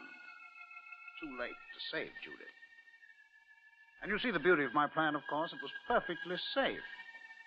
I was certified as being of unsound mind, so I couldn't be punished. Oh, naturally, for the last 2 years, I've been confined here in this institution, but I haven't minded it, really. I've been gradually responding to treatment. I've been careful not to respond too fast, you see. And soon you'll be letting me go as cured. I'll be free as air. Now, I ask you, Doctor, wasn't that rather clever? It might be considered so, Mr. Andrews. But why have you told me all this? Aren't you afraid I'll report it? The police will never believe it. Besides, they could do nothing if they did. No, Doctor, I'm in the clear. I'll start a new life and take up my plans where I left off. That television invention is still waiting to be developed. Hello. May we come in? Doc Marshall said it'd be all right for us to speak to Jeff today. Well, hello, old man. How are you? Judy. Alex. Oh, no. Darling, I'm so glad to be able to see you again at last. No. You're not real. You're dead. Mr. Andrews. Send them away. They've no right to come back. I killed them. They're dead. Mr. Andrews, calm yourself, please. I'll take care of them. I'll send them back where they belong. Please, both of you. Come outside. They have to go back. They have to stay in their graves. The dead must stay buried. Yes, of course, Jeff. We won't bother you again. Come, Judy. They can't be allowed to disturb me with the dead. I won't stand for it. I tell you, I won't stand for it. I won't stand for it. Alex, he still isn't well. We'd never have come, Dr. French, but we thought he was almost well. Yes, so did we. But we were wrong. Just temporary improvement. He still believes that you were plotting against him and that he killed you for it. But you understand the truth, don't you? I think I do, yes. Well, he overheard us talking about his mental condition and trying to decide what to do about it. And he completely misinterpreted what he heard. And then he tried to shoot us and had to be brought here. Of course, Mrs. Andrews. But I'm afraid we'll never be able to make him believe the truth. Oh, Doctor, no. You see, in his mind, he's killed you. As far as he's concerned, you're dead. I'm afraid you must never see him again. He'll live out his life here, believing he has committed a murder for which he cannot be punished.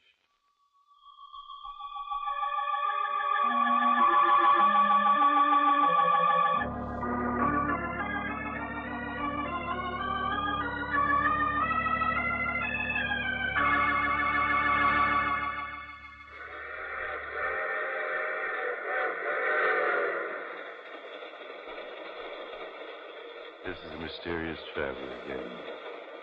Well, Jeff's idea looked like a good one for a while, didn't it? But I don't advise you to try it. You might wind up the way Jeff did. In fact, my advice is to forget the whole thing. You'll be much happier. There's no such thing as the perfect crime. Which brings me to my story for next week. Death has two faces. It's about a gentleman who discovers a new way to die, in which he lets someone else do all the work, and he... Oh, you have to get off here. I'm sorry. I'm sure we'll meet again. I take this same train every week at this same time.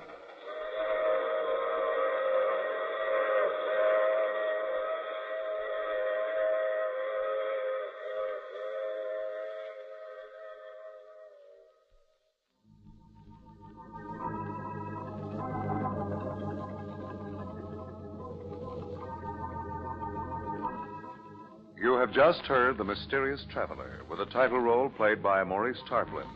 Others in our cast were Ralph Bell, Charlotte Holland, Nat Poland, and Chester Stratton.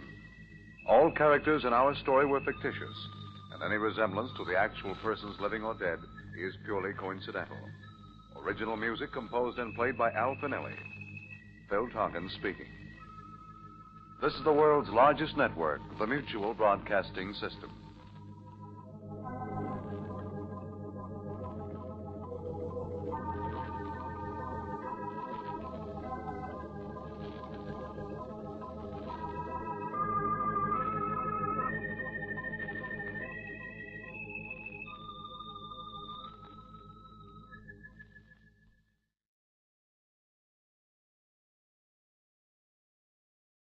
The Signal Oil Program, The Whistler.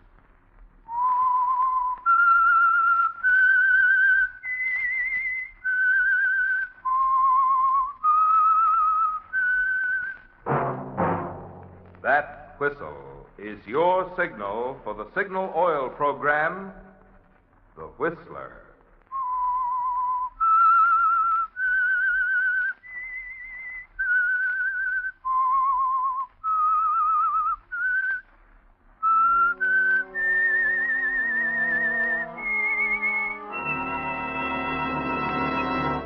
I am the Whistler, and I know many things, for I walk by night. I know many strange tales hidden in the hearts of men and women who have stepped into the shadows. Yes, I know the nameless terrors of which they dare not speak. Yes, friends, it's time for the Signal Oil program, The Whistler. Rated tops in popularity for a longer period of time than any other West Coast program in radio history. And Signal gasoline is tops, too. Tops in quality. It takes extra quality, you know, to give you extra mileage. And Signal is the famous Go Farther gasoline. So look for the Signal circle sign in yellow and black that identifies friendly dealer-owned Signal stations from Canada to Mexico. And now the Whistler's strange story. Boiling Point.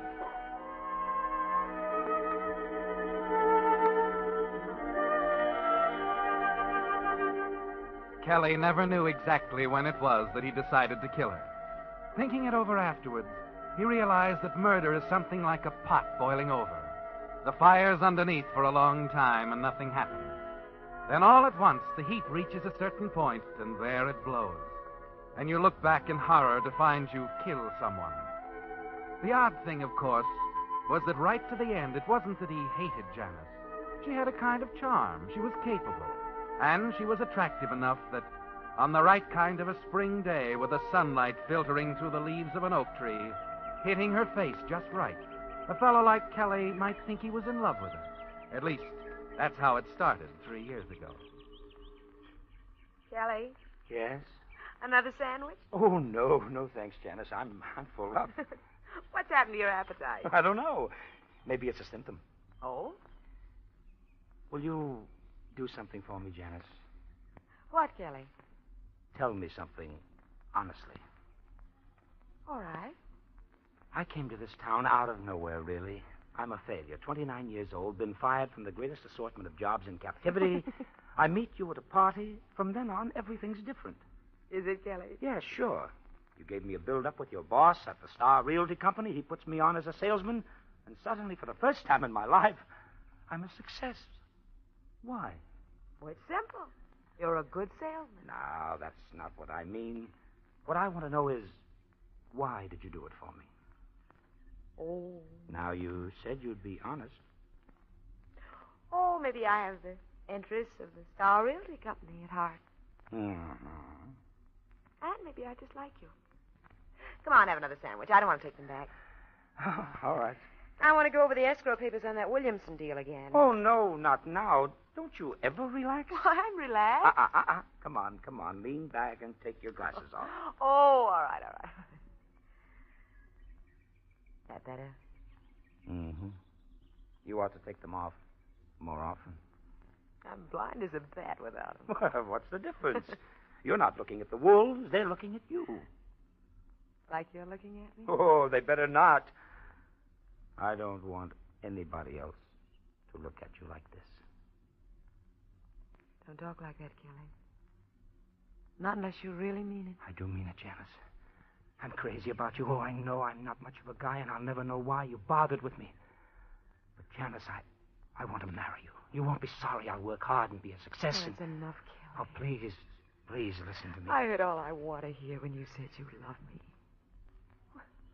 Aren't you going to kiss me, darling?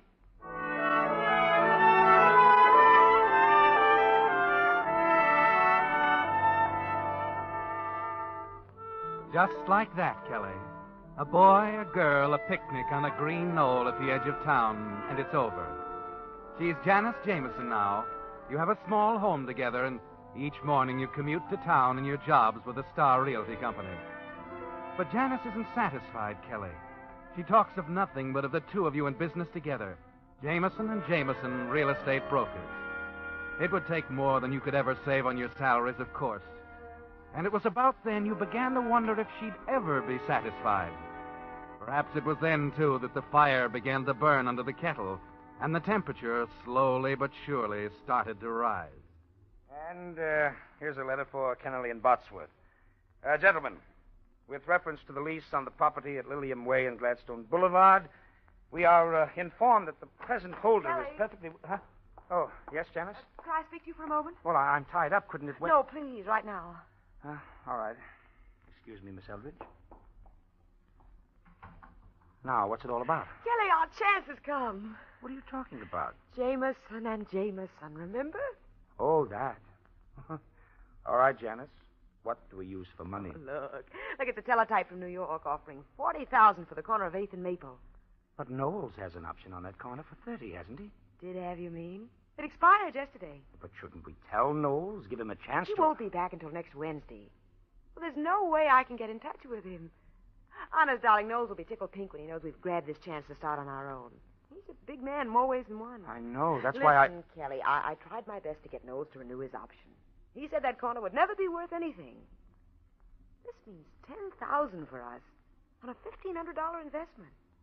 Now, you run right down to the bank and get a certified check. I'll teletype New York that Knowles no longer holds the option. Well, I hope you know what you're doing. Oh, I do know, and I know something else, too. Hmm? In a few days, we'll have a brand new office with a nice glass door reading Jameson and Jameson.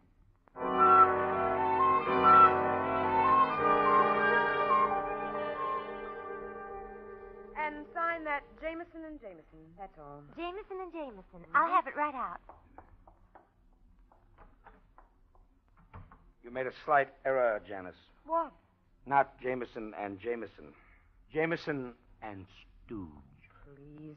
Kelly, let's not get into that again. Why not? Here. Why not? Let's be honest. You've got the brains, I run the errands. You set up the deals on paper, I go through the motions. Well, that's not true. This Brewster deal, for instance. A nice, clean little deal. I'm all set to handle it myself. Kelly, you're just being silly. There were just a few things you hadn't considered. I thought it might help if I wrote them out for you, that's all. There's something I don't think you realize yet, Angel. I'm really not a backward kid at all. Why, you act like I'm not quite bright. But you're wrong, Kelly. I think you're the best salesman in the business. Besides, you're my husband and I love you. Now, what difference does it make which one of us does None. what? But why can't you give me credit for some intelligence once in a while? Kelly, listen. Why, you're not my wife anymore. You're a business machine. Darling, as cold as a piece of steel. You don't realize what you're saying. Sit down. I'm not through. Kelly, no. For once, you're going to listen. I'm your husband, Janice, Kelly. your business partner. Please. Not a pet spaniel you lead around on Don't, a leash. Kelly. Oh. Janice. Janice! Oh, Janice, I'm sorry. Oh, good Lord. Yes, Mr. Jameson? Listen, Mr. Jameson, get a doctor up here. Hurry. I think Mrs. Jameson had a heart attack.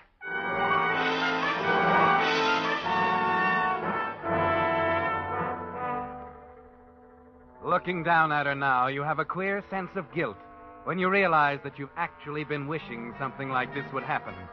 Anything to free you, give you back your independence and self-respect. Yes, Kelly, you're sorry and ashamed. And you almost take the kettle off the fire before it reaches the boiling point, particularly as you hear the doctor telling you it was a heart attack. That Janice will have to stay in bed and rest, with a day nurse in attendance. But that's what changes it all right back again.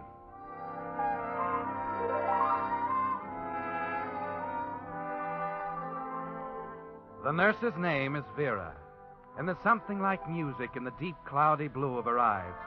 Something about her voice, the youthful grace of her that sets your heart racing, makes you think that here is everything you missed in your marriage to Janice. Good morning, Vera. How's the patient? I just don't know, Mr. Jameson. Kelly. Mr. Jameson. Check. She seems to think the doctor's all wrong, that it's silly to think of heart trouble at her age. Well, that's the way she is. Well, something has to be done about it. She says it's all foolish and that she's going to get up and go back to work. I know. I've been over that with her several times. Well, you ought to talk to her, Mr. Jameson. Kelly. What good would it do for me to talk to her? Well, after all, you are her husband. Yeah. Sometimes I wonder. What do you mean? Oh, skip it. Kelly, is that you? Oh. Yes, Janice. I'm coming.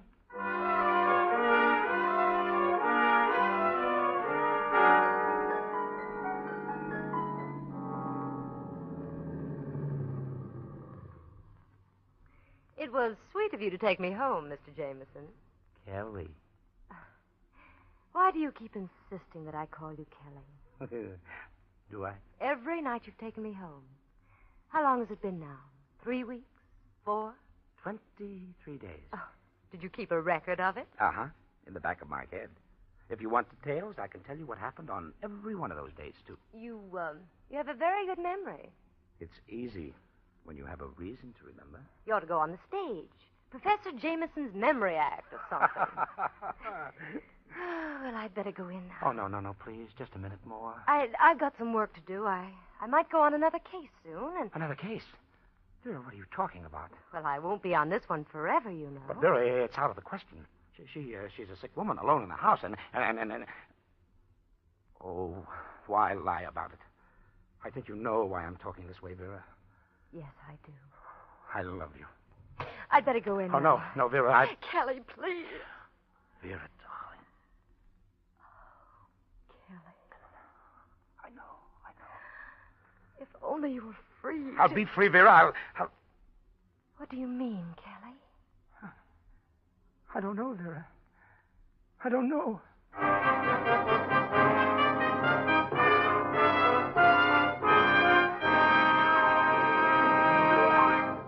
With the prologue of Boiling Point, the Signal Oil Company is bringing you another strange story by The Whistler. Friends, this being the first program of March, I'm reminded of that old saying, in like a lamb, out like a lion. With Signal gasoline, it's always that way. It goes into your car as a clear, innocent-looking liquid. But once inside your motor, it generates the power of a lion. Lithe, eager power that's quick to spurt ahead in crowded traffic, or to send you springing effortlessly up steep grades in high, with nary a ping of complaint. But while Signal's power may be likened to a lion, you'll find that your car's appetite for Signal gasoline is gratifyingly small. That's because the extra efficiency which today's Signal gets from your motor naturally means extra mileage, too. So when it comes right down to it, your speedometer is really the best yardstick of gasoline quality. That's why Signal says, to be sure of the tops in gasoline quality, there are just two things to remember. One, in gasoline, it takes extra quality to go farther. And two, Signal is the famous Go Farther gasoline. And now back to the Whistler.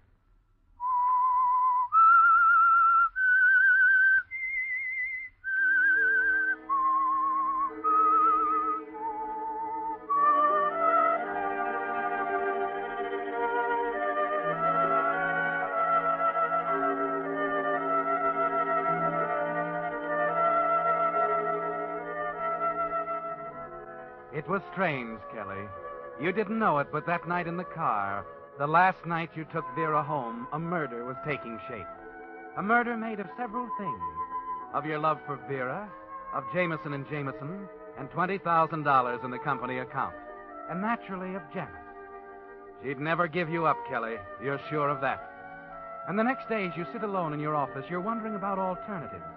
Puzzled, even a little frightened by the sudden, impulsive thing that popped into your head as you said goodnight to Vera. I'll be free, Vera.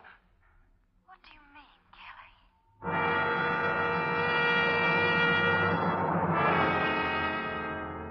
Kelly? Yes, Kelly. What did you mean? You thrust it out of your mind. Try to concentrate on the stack of letters in your desk. And then, just before noon...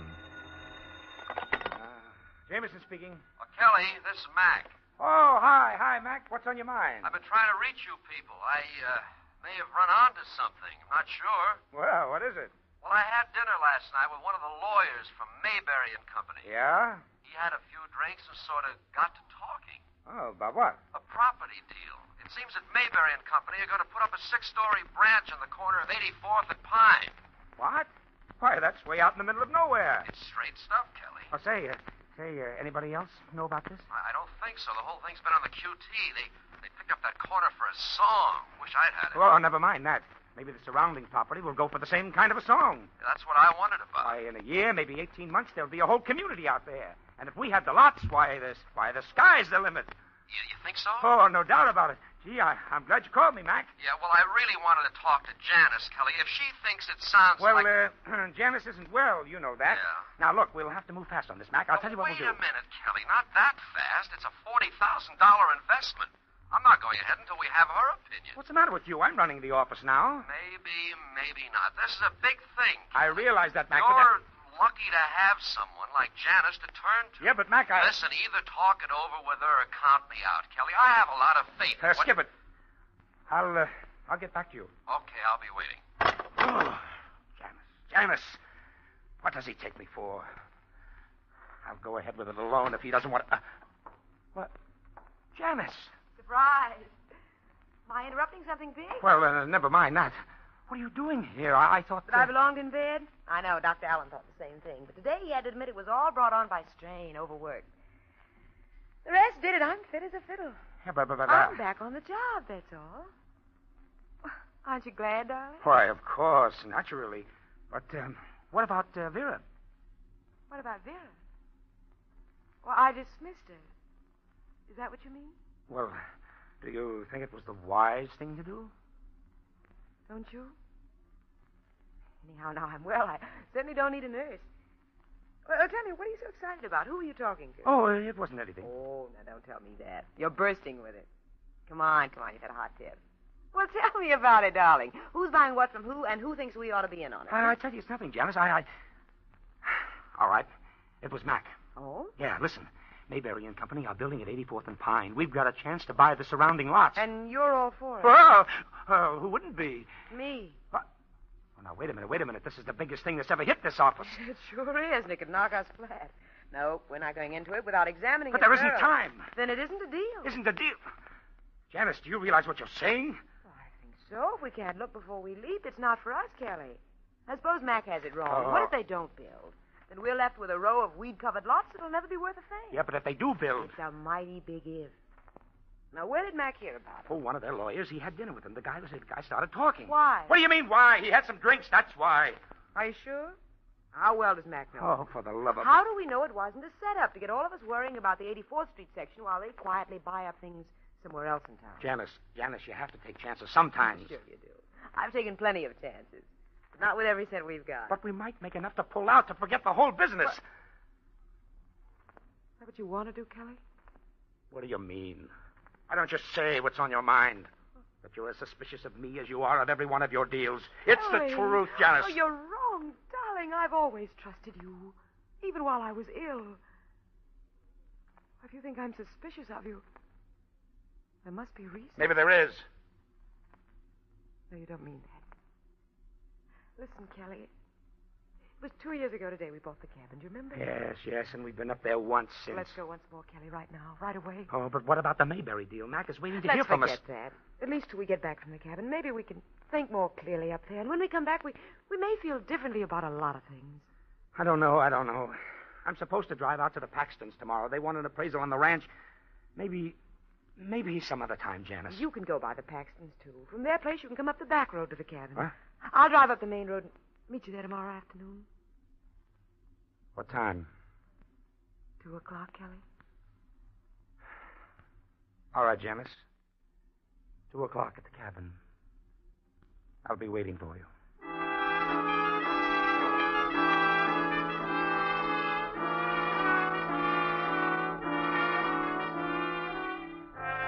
At the moment you agree to meet Janice, the kettle is beginning to boil, isn't it, Kelly? The first tiny bubbles are rising dangerously close to the rim, threatening to pour over, and there's no way to stop them. It's the same the next day as you drive up to the cabin. And grinding up the narrow mountain road, you admit to yourself that the Paxton Ranch was just an excuse, that you weren't even thinking of keeping your appointment there. You were thinking of an old wooden bridge, a bridge over a 200-foot drop straight down, a bridge that Janice would have to cross to reach the cabin.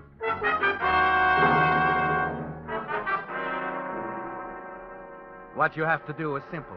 A few bolts removed from the right places and the bridge is ready. Its loosened ancient support certain to give way under the weight of the next car to cross.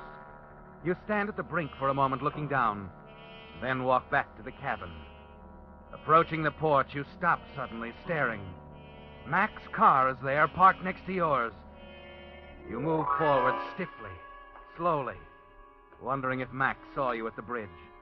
At the door, you take a deep breath and brace yourself before going inside. Well, decided to come back, huh?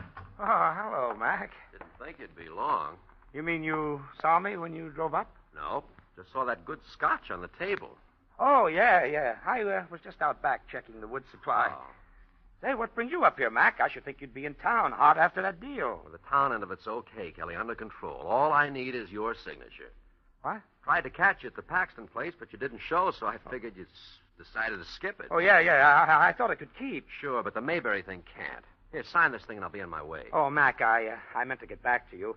I talked to Janice, and she isn't interested. What? Well, that's not what she told me. What? You talked to her? This morning.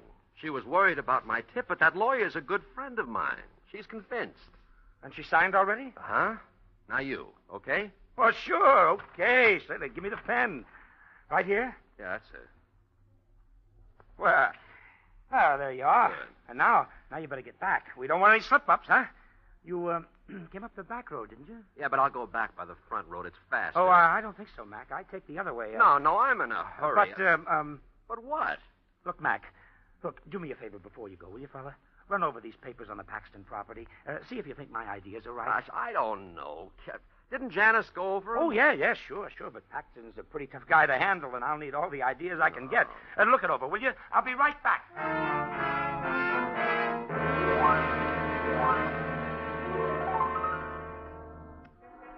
You're trembling as you go out of the door, aren't you, Kelly? Because everything is ruined if you can't talk Mac out of driving down the front road and over the bridge. You've got to stop him, or keep him from leaving at all. You wanted to get rid of him, wanted to tell your own story of the accident. But now you have to settle for the next best thing. If only you can keep him here, if there's something you can do. You glance at his car parked next to yours, hurry over to it, lift the hood. It won't take a minute to fix it so the car won't start. You just get the hood down again as Mac comes out of the cabin waving the papers. Hey, these look fine to me, Kelly. I'd say you'd covered all the angles. Oh, you think so? As far as I can see. Here, I better be on my way. Can't let any grass grow under our feet on this one. Yeah, I guess you're right. Yeah. But, what's the matter with this thing? I'm sure it's got gas. Well, maybe there's a vapor lock in the gas line. No, she ought to start. I better have a look. Hey, listen, Mac. Huh? Listen, that sounds like a car coming up the front road. Oh, it is a car. Well, that settles it. I gotta wait a little while now. One-way road, isn't it? Oh, yeah. Yeah, that's right, Mac. You just have to wait. I guess it's Janice. She's meeting me here this afternoon. Supposed to get here about 2. Oh, that reminds me, Kelly. I forgot to talk. Hey, Mac. Huh? Mac, that's not Janice's car. No, it isn't, is it? Here, Kelly, I meant to give you this. Hey, Mac. Mac, that's Vera's car. Okay, so it's Vera. Maybe this... Come on. We've got to stop her, Mac. She'll go through the bridge. What are you talking about? It's a trap. I thought Janice would be driving up, and I weakened the supports. You planned that for Yes, Janice? yes. Help me, Mac. Help me. Vera! Stop!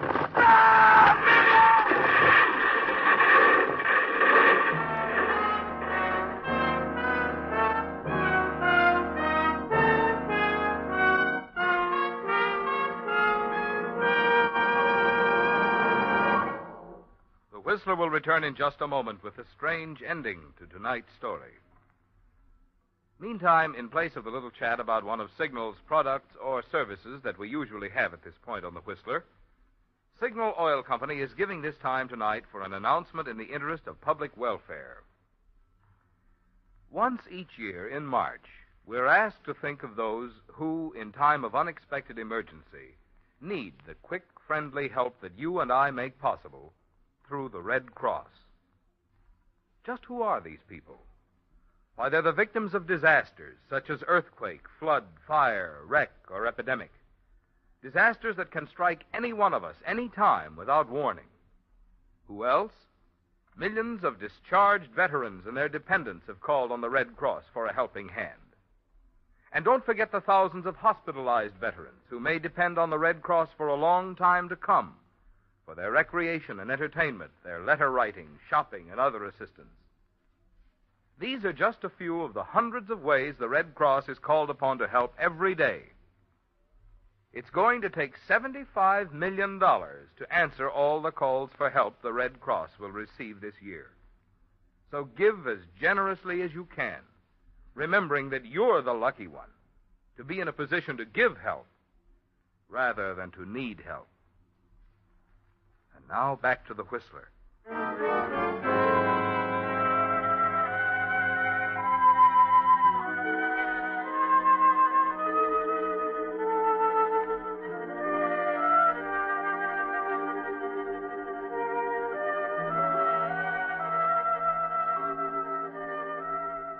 Yes, Kelly, it was strange, wasn't it? The way it sneaked up on you. The way the temperature rose slowly, quietly to the boiling point. Now, with the temperature back at zero, Vera lies dead in the wreckage at the bottom of the gorge beneath the bridge. The bridge whose supports you'd hacked away to trap Janice, your wife, so you'd be free to marry Vera. And as you stare down in fascinated horror, the words of Mac begin to penetrate the cloud of fog surrounding your brain. If you hadn't been so insistent on my going over those Paxton papers, this might not have happened. Paxton papers? That's right. I had a note for you from Janice. Janice? Yeah, she decided not to come and asked me to deliver this when I got here. Every time I tried to tell you about it, you interrupted me. Here, you'd better read it while I phone the police. The police? Oh, wait a minute, Mac. I can't wait, Kelly. I've got to report a murder. Better take a look at Janice's note. Yes. I guess I had, Mac. Why not?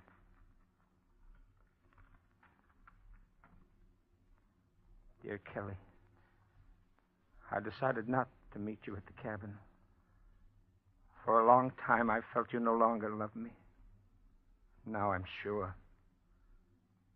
I had it out with Vera after you left yesterday. At first, she denied everything, then admitted the two of you were in love. I was tempted to tell her she couldn't have you. Then I realized you weren't worth the fight. So I'm going to Reno, and you'll be free. I have an idea Vera will join you at the cabin. She's your kind, Kelly. I hope you both will be happy. Janet.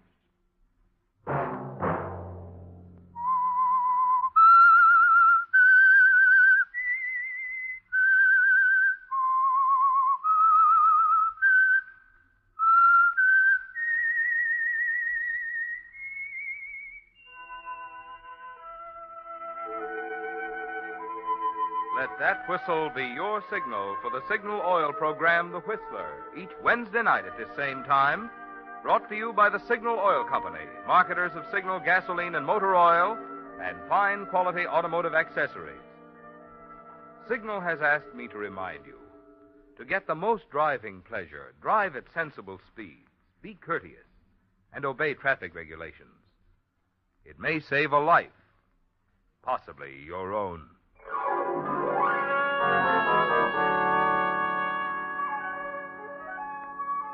Featured in tonight's story were Wally Mayer and Betty Lou Gerson. The Whistler was produced by George W. Allen, with story by Joe Pagano and music by Wilbur Hatch, and was transmitted to our troops overseas by the Armed Forces Radio Service. Next Wednesday, for a full hour of mystery over most of these stations, tune in a half hour earlier. Enjoy The Saint as well as The Whistler. Marvin Miller speaking. This is CBS, the Columbia Broadcasting System.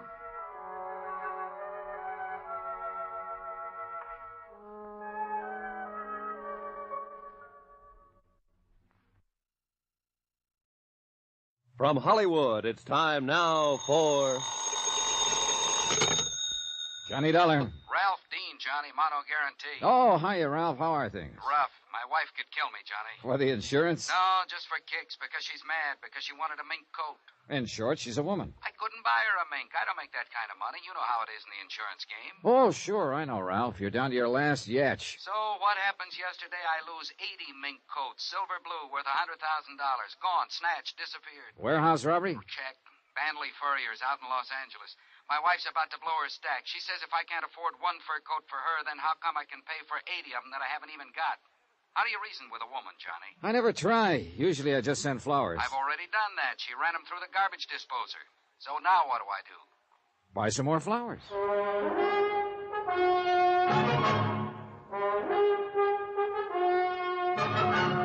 Tonight, and every weekday night, Bob Bailey in the transcribed adventures of the man with the action-packed expense account, America's fabulous freelance insurance investigator. Yours truly, Johnny Dollar.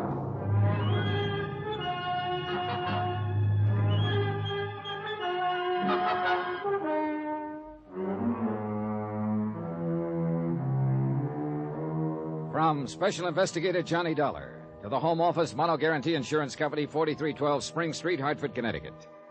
The following is an accounting of expenditures during my investigation of the Silver Blue matter.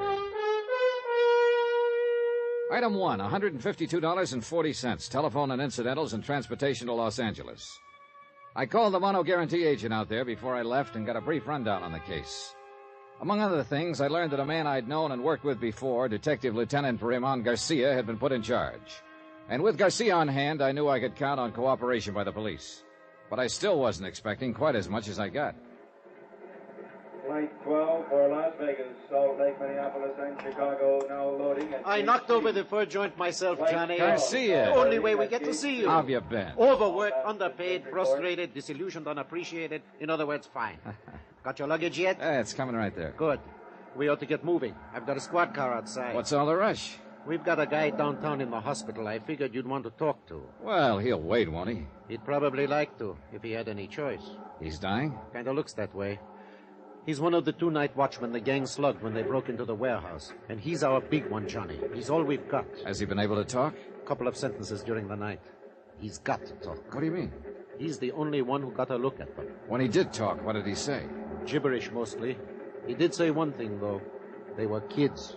Just a gang of kids. Oh, that's going to make it rougher. Yeah, in a lot of ways. What do you mean? You'll find out later, Johnny. Come on, let's go.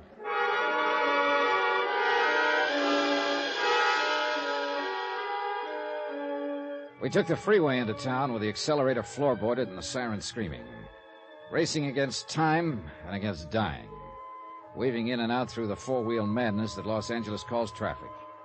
And then the other side of the coin. The solemn quiet of hospital corridors. The calm voices of the nurses.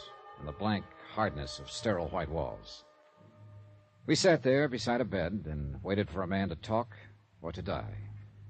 But the slow minutes passed, and he still did neither. So we waited.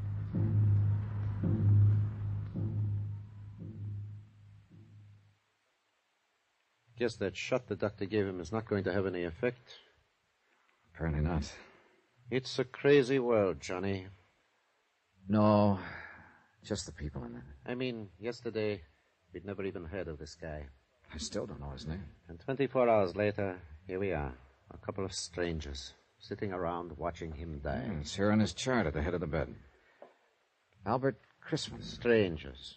Not even family or friends. He didn't have any family or friends. He lived alone in a furnished room. Worked alone, too, except for one partner. So, a gang of punks jump him and bust his head open.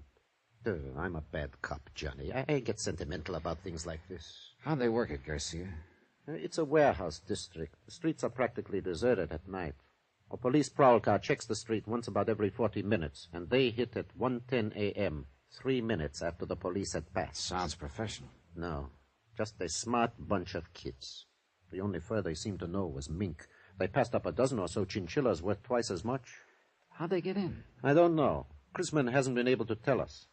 They must have tricked him into opening the door. What about Chrisman's partner? He was making his rounds. They slipped up behind him, slugged him. He didn't see them. He didn't know what hit him. And nobody outside in the street saw anything? Saw them leave with the furs or anything? Nope. Or if they did, they're not saying anything. Oh, it's a rough one, Johnny. We haven't got a thing to go on. Except Chrisman here. The shape he's in, that's only a straw. If he recognized any of them, if he lives long enough to identify... At least the poor devil can groan. I don't know. I think he's closer to being conscious right now than he's been in the last hour. Maybe you're right. Chrisman? Water? He wants a drink. Here you go. That enough? You want some more? Who are you? This is Johnny Dollar, insurance investigator from Hartford. I'm Lieutenant Garcia, L.A. Police. Warehouse. The kid. It's all right now. You're in the hospital now. It's going to be all right. My head. Do you feel like answering a few questions, Mr. Chrisman? It won't take long. Those kids, how did they get in? Telegram. Telegram? He showed me the telegram through the window. Yes. When I opened the door, one of them hit me. Did you get a look at the boy who showed you the telegram? Yes.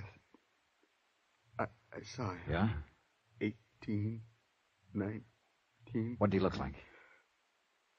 5'9", 10. Dark skin, black hair. How was he dressed? Dark jacket. Hard to think. Any scars? Anything unusual about him? No. My head. Are you sure? Sure. Would you recognize him if you saw him again? Yes. Any of the others? No. Only one. There was a mark on his arm. What kind of a mark?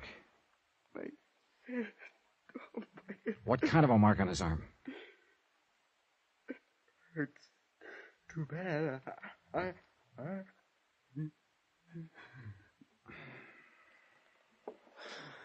Well, that's that.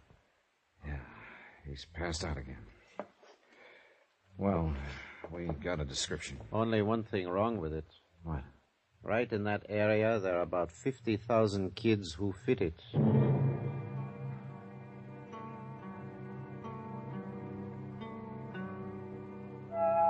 I talked with Mr. Banley, owner of the Furs. Then Garcia and I went down to the warehouse. It stood on the fringe of the river bottom section, fronting the railroad yards, and backed up by block after block of weather-beaten slum shacks. We looked through the warehouse, at the racks where the furs had hung, watchman's office where the gang had entered, but knew while we did it that we were only going through the motions. The police technicians had already been over the place inch by inch, and they'd found exactly nothing. Finally, we stepped out the door into the street. A drab gray street, cluttered with things cast off and discarded. Dusty and hollow. There's the story of this whole district down here, Johnny. Right there in that street.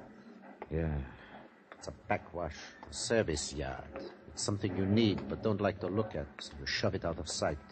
People you need but don't want around. It's the same with them. You grew up down here, didn't you, Garcia? Yeah, I grew up down here. That's why they gave me this case. I know this section inside out. And that's why I told you this one was going to be tough. I think I get the general idea. Those kids came from that slum there to the east. One gets you 9 on that. And the people who live there aren't on our side, Johnny. If they do know anything, they won't talk, is that it? They wouldn't tell a cop the time of day. I don't mean they're criminals. Most of them aren't. It's just that they always put themselves on the other side. What about juvenile gangs? Do they operate around here? There are dozens of them. And there's another thing. A few of these gangs are pretty rough, and people who might talk don't because they're scared to. Oh, it's a great setup, Johnny. A fine place to look for $100,000 in furs. You know, I've been thinking about the fact that they knew exactly the time to hit. They must have staked out here somewhere. Sure, and probably right in the place you're thinking. Hey, that lunchroom across the street? No, they had to be inside, or the prowl car would have seen them. That's the only place open at night. Did you shake it down? Like I told you, Johnny, they won't give us the time of day. Uh-huh. What about me having a go at it? Yeah, maybe they wouldn't smell cop on you quite so strong. The owner's name is Red Wellers. He was on that night. See what you can get out of him if you want. I think I will. By the way, Johnny, I know you insurance guys make deals sometimes, no questions asked, just to get the loot back. Sometimes, yeah. Well, before you make any deal on this one, you better remember one thing. Chrisman may die.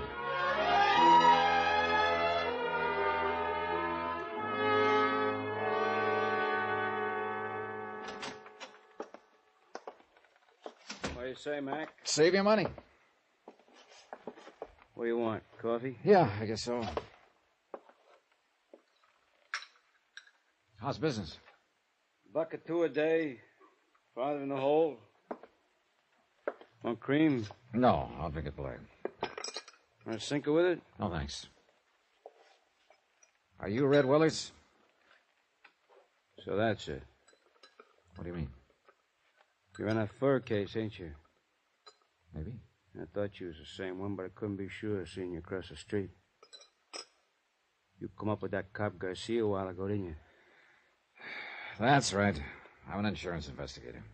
Well, you come to the wrong address, mister. I don't know nothing about nothing. Who was in the lunchroom here just before the robbery? I don't remember. Any young kids here? No, it was all old men with long beards.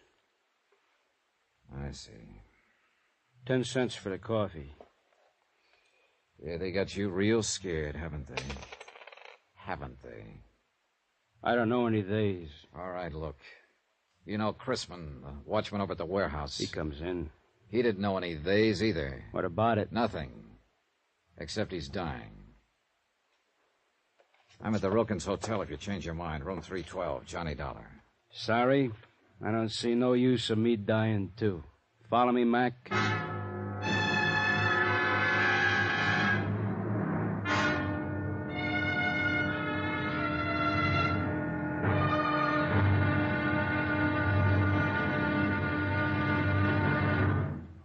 Now, here's our star to tell you about tomorrow's intriguing episode of this week's story. Tomorrow, fear stalks the streets, closing the mouths of a sullen and suspicious people, terrifying a lonely girl, and bringing death in a dusty alley. Join us, won't you? Yours truly, Johnny Dollar.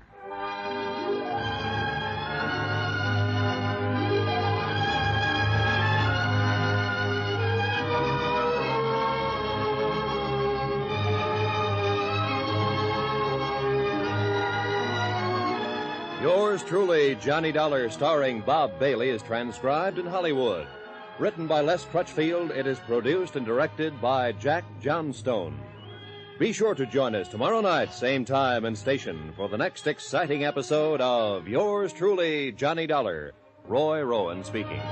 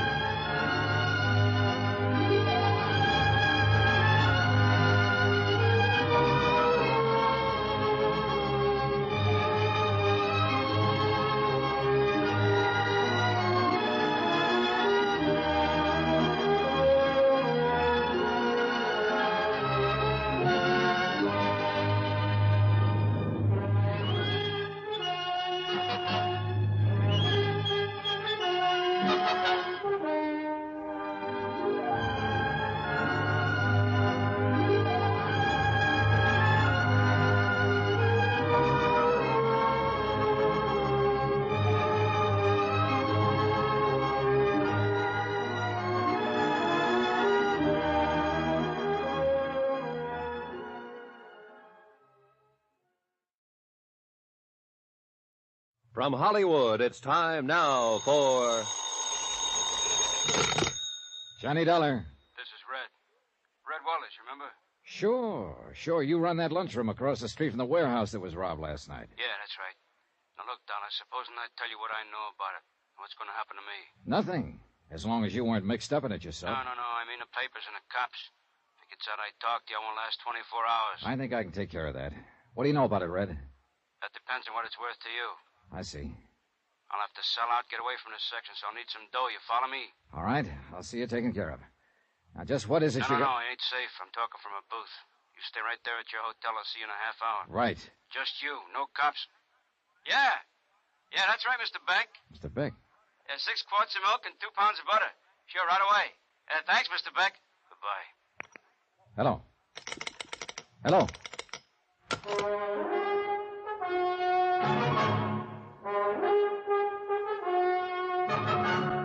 Tonight, and every weekday night, Bob Bailey in the transcribed adventures of the man with the action-packed expense account, America's fabulous freelance insurance investigator. Yours truly, Johnny Dollar.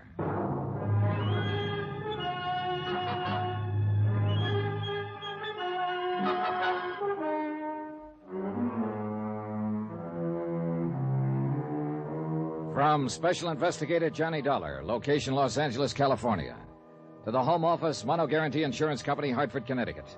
Assignment, the Silver Blue matter. Expense account continued.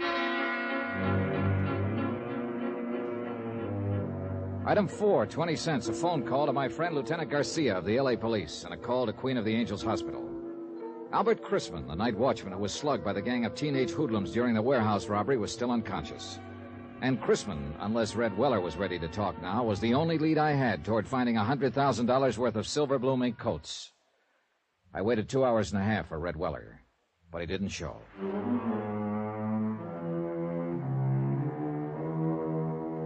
Item 5, $2.85, taxi to the warehouse district at the south end of the railroad yards.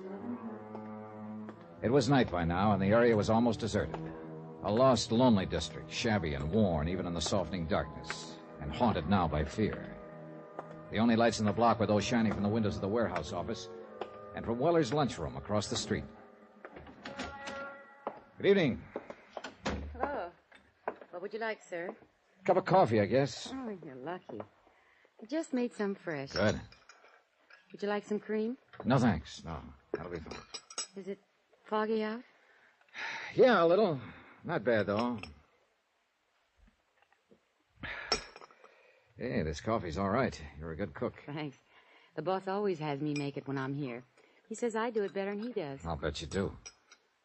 Is the boss around, by the way? No, he called me and said he had to go out. That's why I'm working. I'm on in the daytime mostly. Do you have any idea where he might be? No, he had to go somewhere, I guess. What'd you want to see him about? He wanted to see me. Do you know where he lives? Well, he's got an apartment over on Marina. It's about 8 blocks from here. Think he'd be there? No, he wasn't going home. He was going out somewhere. He acted kind of strange. I don't know what he was going to do. May I ask just what business you're in? Insurance. Oh. I'm a special investigator. What do you mean? I'm working for the company that insured those furs. Oh. The furs that were stolen night before last from the warehouse across the street. Oh. Something wrong? Oh, no. No, of course not. I don't know what you mean. Oh? Can I help you gather up that silverware? Oh, no, that's all right. I don't know what happened. Just careless, I guess. Yeah. Do you live around here somewhere? Well, yes, on Dalton, 3 blocks up. What's your name? Carla Monte. Why are you asking? How long have you worked here, Carla? About a year. Do many teenagers hang out here? What do you mean? Kids, 17, 18, 19. Do many of them come in here for coffee, hamburgers? Well, sometimes, yeah. I've never noticed much. Know any of them? No. I don't know any of their names. Are you sure? I don't ask them their names. Did I ask you your name? It's Dollar, Johnny Dollar. Well, I still didn't ask you. If you want to tell me your... What are you scared of, Carla? Nothing. I'm not scared. You're not? Of course not. Why would I be scared? For the same reason your boss is, Red Weller. He was scared when he talked to me this afternoon and when he phoned me later. I don't know what you're talking about. Oh, yes, you do. That's why he didn't come to my hotel. He was afraid to. And why did you drop that silverware when I told you who I am? Because you're scared half to death. No. What's the matter with you people down here? What are you doing, crawling into a hole because a half-grown gang of hoodlums starts throwing their weight around? You don't understand. Then suppose you tell me about it. Do you think that's any kind of an answer in the long run? To pull the covers up over your eyes and let them do as they please and just keep hoping they'll leave you alone? All you're doing is making things worse. Oh, you don't know how it is. You don't have to live here. No, I don't have to live here, but I know how it is.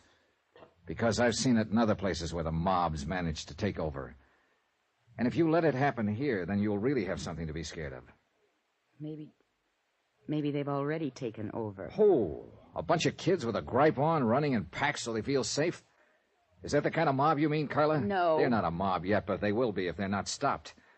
It seems to me you'd have some sense of responsibility to them, if nobody else. Maybe if other people had a sense of responsibility, Kids wouldn't have to grow up in a place like this. Have you ever thought of that, Mr. Dollar? Yeah, I've thought of it. But it doesn't hold water. Well, you'd think so if you lived here. All right, so it's a slum district. And sure, these kids start out with a strike on them.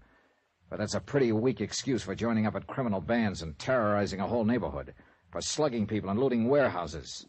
Yes, I know. Most of them find other answers. It's only a small minority that turns to crime. But if you let them get away with it, others will join them and they'll grow until finally it's too late. Well, Carla? Still nothing to tell me? I can't. I just can't. I see. Well, there's a quarter for the coffee. Keep the change. Good night, Carla. Wait. Yeah? Mr. Dollar. Suppose I knew someone who might be able to help you. I mean, who might know something about the robbery. Innocently, of course. If you talked to this person and they agreed to help you, could you keep them out of it? Depends on the circumstances. I do all I could, that much I promise. I don't know. I'm not sure. You're not sure of what? Of you. Oh, I know better when I stop and think, but I've lived in this neighborhood too long. Lived with these people and... I'm bound by the law like any other citizen, and I won't break it to help somebody cover up a criminal act. But I figure it's up to me sometimes to decide whether a thing is a criminal act. And if a person seems to deserve it, well, I can be pretty lenient. You promise? What you just said? Yes, I promise. I've got to trust you. I've got to trust someone. Do you know such a person, Carla? Yes. Do you know where to find them? I think so. Well, I'm sure they'll be at one of 2 or 3 places. Not very far from here. And who is this person? Someone who grew up around here. A boy. 19. What boy? My brother.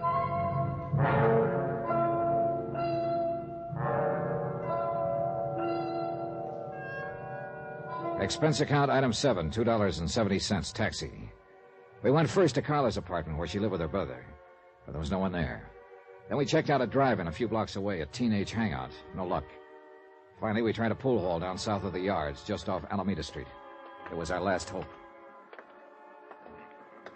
I know he comes here. It's not a good place for him, but a lot of the other kids do, too. And he wants to belong. Yeah, sure. Everybody does, in one way or another. Oh, gosh, it'd have been different if our folks had lived, but well, our boy just won't take orders from his sister. Yeah, I know. Go ahead. Thanks.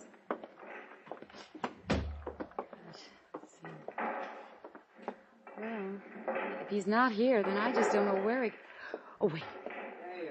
There he is. Down near the corner. The one with the dark curly hair. All right, come on. Take it easy. Just tell him I'm a friend of yours and you want to talk to him. We'll get him off to one side. Oh, whatever you say. Eddie. Yeah? Well, what are you doing here, Carla? Eddie, this is Mr. Dollar, a friend of mine. I wonder if we could talk to you for a moment. What about? Well, you know better than to come in a joint like this. But I want to talk to you, Eddie. You can talk to me at home. Now, go on, get her out of here, will you, mister? It might be a good idea if you listen to her first. I thought it was her that wanted to talk to me. Go on, get her out of here. All right, if you'll go with us. What for? I like it here. It's a nice place. Yeah? At least it's better than San Quentin.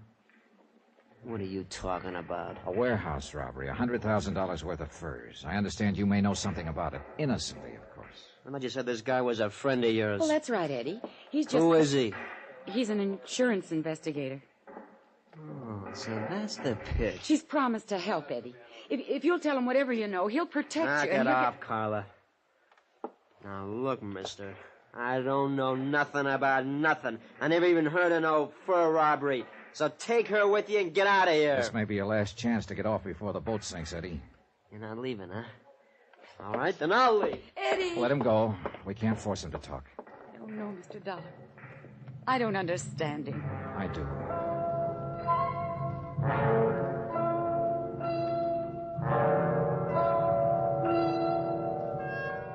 Item 8:10 phone call from the pool hall to Lieutenant Garcia at police headquarters. He said there was no change in Albert Chrisman's condition yet. He was still holding on, and he still hadn't talked. But there had been another new development, a big one. And when I joined Carla in the taxi outside, she knew it by the look on my face. What's wrong, Mr. Dollar? Now, look. How sure are you that your brother wasn't mixed up in that robbery? Well, I want the truth. I'm afraid he was mixed up in it. Then brace yourself, Carla. Your boss, Red Weller, who was going to tell me what he knew about it, was found murdered in an alley an hour ago.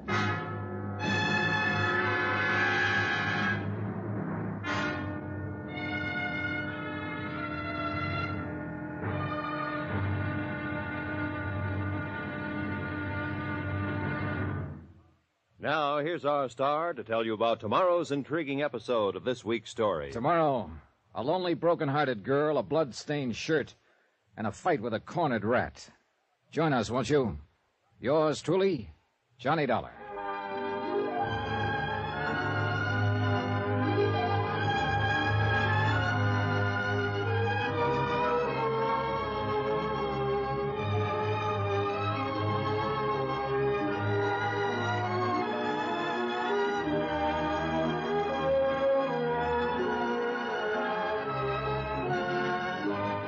Yours truly, Johnny Dollar, starring Bob Bailey, is transcribed in Hollywood. Written by Les Crutchfield, it is produced and directed by Jack Johnstone. Be sure to join us tomorrow night, same time and station, for the next exciting episode of Yours truly, Johnny Dollar. Roy Rowan speaking.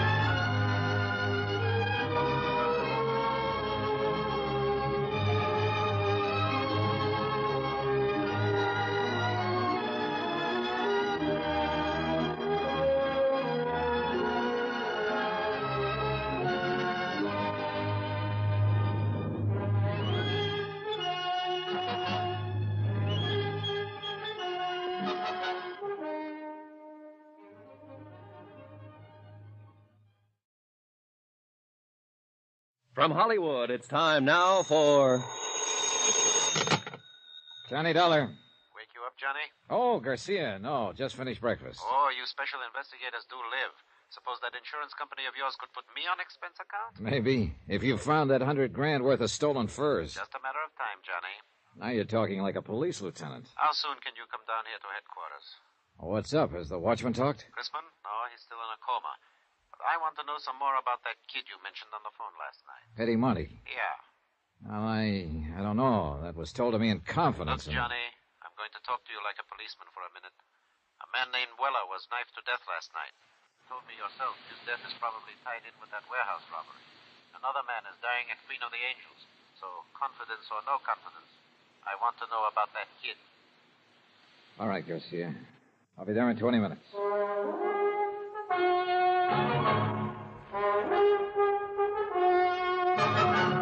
Tonight and every weekday night, Bob Bailey in the transcribed adventures of the man with the action-packed expense account, America's fabulous freelance insurance investigator. Yours truly, Johnny Dollar.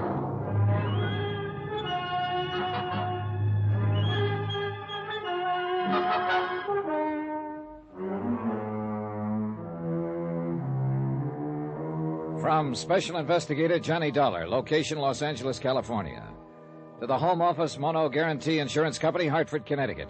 Assignment, the Silver Blue matter. Expense account continued. Item 10, $1.45. Taxi from my hotel to the police headquarters office of Lieutenant Garcia.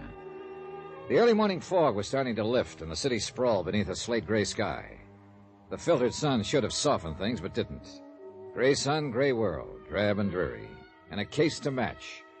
Teenagers, not a gang of hardened criminals. A bunch of wild kids who'd broken into a warehouse and stolen 80 fur coats, silver blue mink. A night watchman had been slugged and lay dying in the hospital. And a lunchroom owner named Red Weller had been stabbed to death the night before. So it couldn't be called kid stuff. That term doesn't apply to murder. Run those 4 cards through, Joe. See what you can make on them. Now, come on into the office, Johnny. This madhouse out here gets you frazzled before you know it. Oh, you police detectives have it pretty soft, Garcia. That's news to me. Teletypes, photo files, record cards, crime labs. How'd you like to try working alone? On your expense account, I could suffer the hardship. Now, let's go in here. Have a seat, Johnny. Thanks. Yeah. Did I put the fear of the Lord in you on the phone? You were real impressive. Well, the chief was breathing down my neck. Then I'll stop trembling. Kidding aside, Johnny, I've got to know just how that Monte boy figures in this. Did I say he even figured in it at all? No.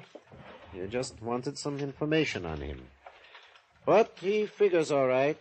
You didn't come out here from Hartford to look up the nephew of an old friend. Oh, I've done crazier things at times. He's got a record. You know that?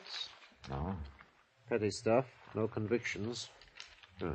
Gang brawls, auto pilfering, vandalism, intoxication. Interrogative attitude, sullen, hostile, antisocial. Yeah, that's quite a nephew you've got, Johnny. Black sheep of the family. What's the story? How did you get onto this kid? Look, amigo, I made a promise on this. I hate to break it. It's murder, Johnny. This kid's sister worked for Red Weller in that lunchroom across the street from the warehouse. Her name is Carla Monty. She's 5 years older than he is. They live together. Their parents are dead. So? So I put some pressure on her, and she told me she thought her brother Eddie might know something about the robbery.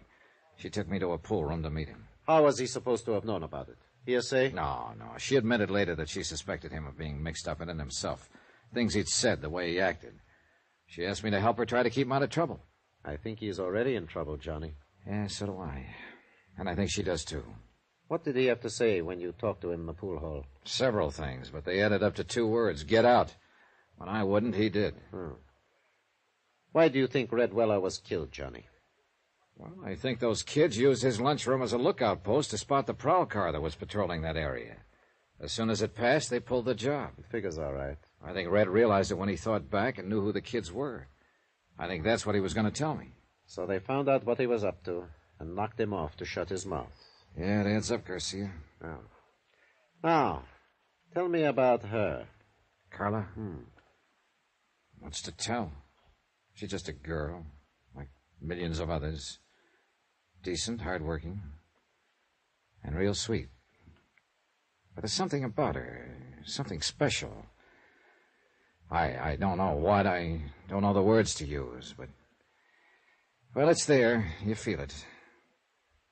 And she's kept it somehow, in spite of everything. I guess I know what you mean. Do you? I told you once, Johnny, I grew up in that district. I know how rough it is. Well, maybe it's even worse for a girl. It is. I know. I had a sister. Oh, I didn't know that. She was a lot like this girl Carla once. Then the district got to her, and she got to be more like Carla's brother. What happened to her? 1 to 5.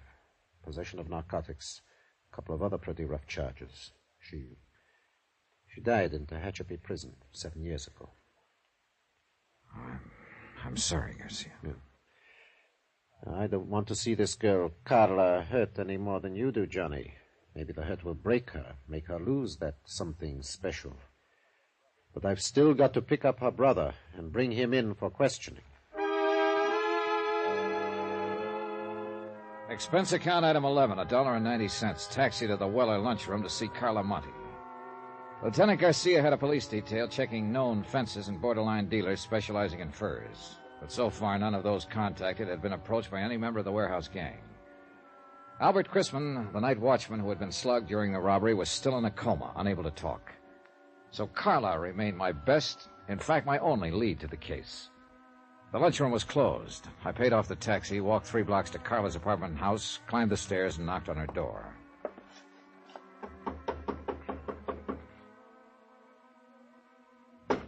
Yes? Who is it? Johnny Dollar, I'd like to talk to you. All right. Just a moment.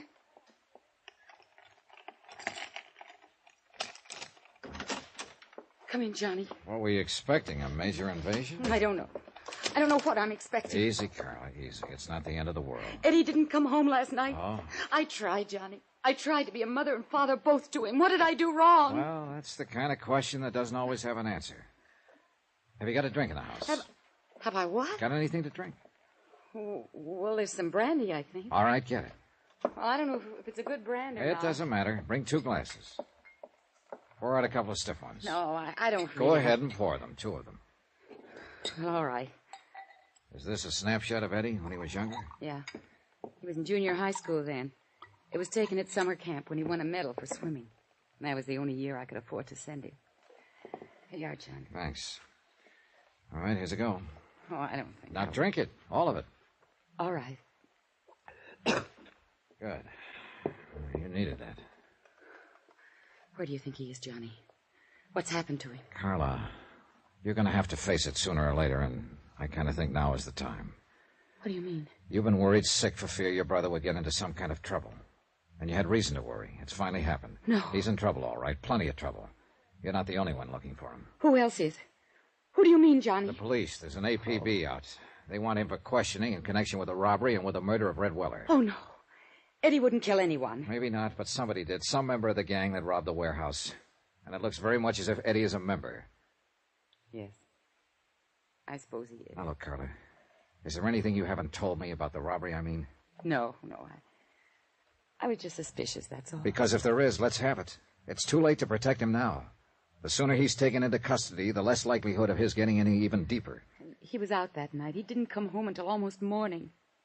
I was worried about it, but I knew it wouldn't do any good to ask him. Do you know who was with him that night? No.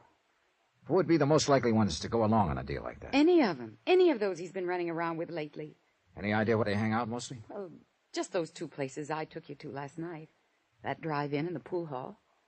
Look, if they did pull that robbery, where do you suppose they take the furs? Well, I don't know. Does Eddie have a car? No, but some of the other boys do. Uh-huh. Carla, would you mind if I look through Eddie's room? No, I don't mind. It doesn't matter. I guess nothing much matters now. It's gone so far that... Wait. It's Eddie. He has his own key. All right, take it easy now. Be careful, Johnny. Sis, you're gonna have... What the devil are you doing here? Looking for you, Eddie. Yeah? What for? I think you know. Eddie, you've got to give yourself up. Shut up. Because I got you to thank for this jam. This insurance dick comes around, romances you up a little, and you sell me right down the river. That's not true. How'd you know you were in a jam, Eddie? I got friends in this neighborhood. They keep me posted. Did the same friends tell you Red Weller was about to make a deal to talk?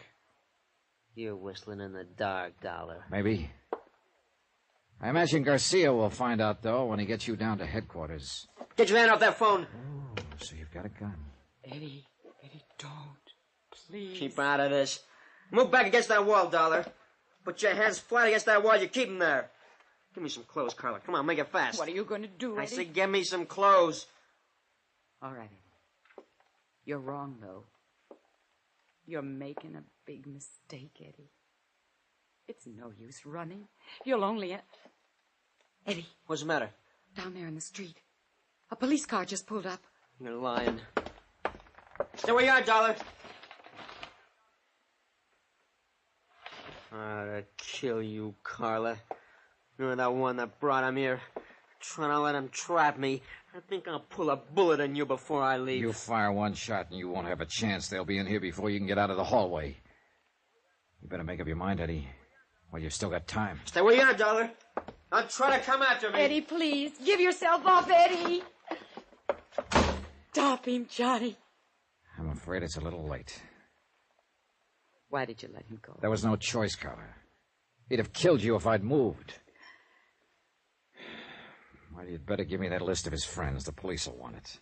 Heaven help him. Yeah. That's about all that can help him now.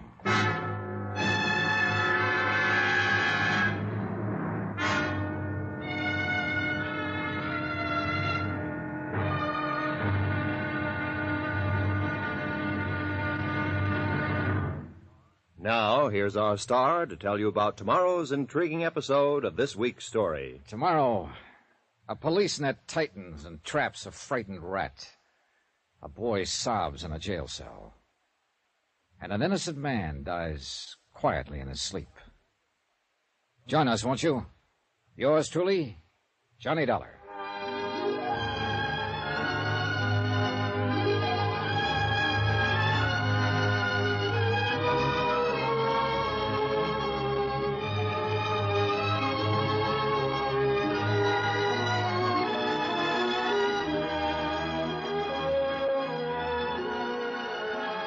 Yours truly, Johnny Dollar, starring Bob Bailey, is transcribed in Hollywood.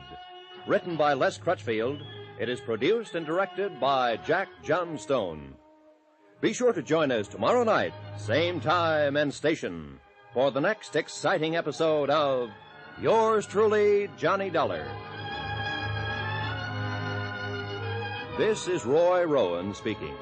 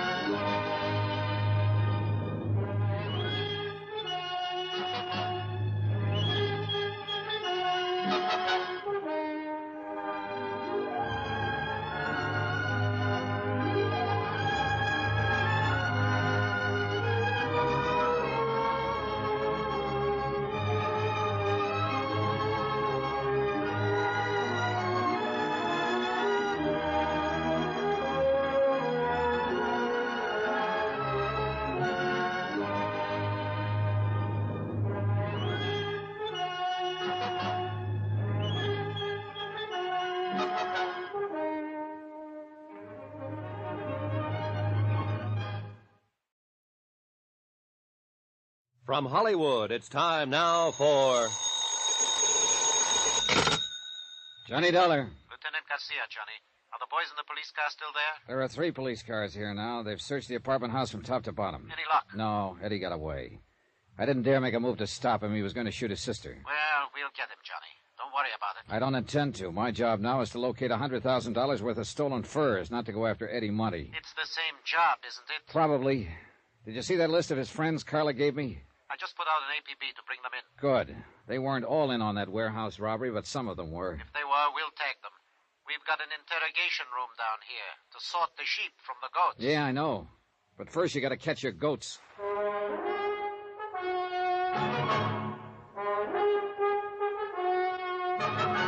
Tonight, and every weekday night, Bob Bailey in the transcribed adventures of the man with the action-packed expense account, America's fabulous freelance insurance investigator. Yours truly, Johnny Dollar.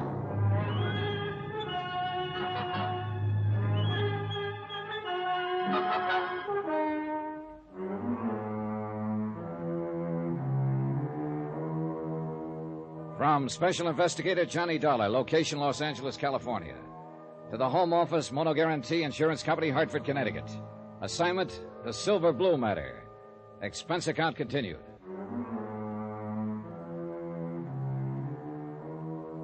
Item 12, 2 cents, for the way I felt. I hung up the phone and walked to the window, stood there looking out into the street.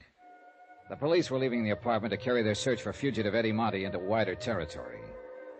And Eddie's sister, Carla, sat huddled in a corner, forlorn, beaten, broken-hearted. From the window, too, the view was anything but cheerful.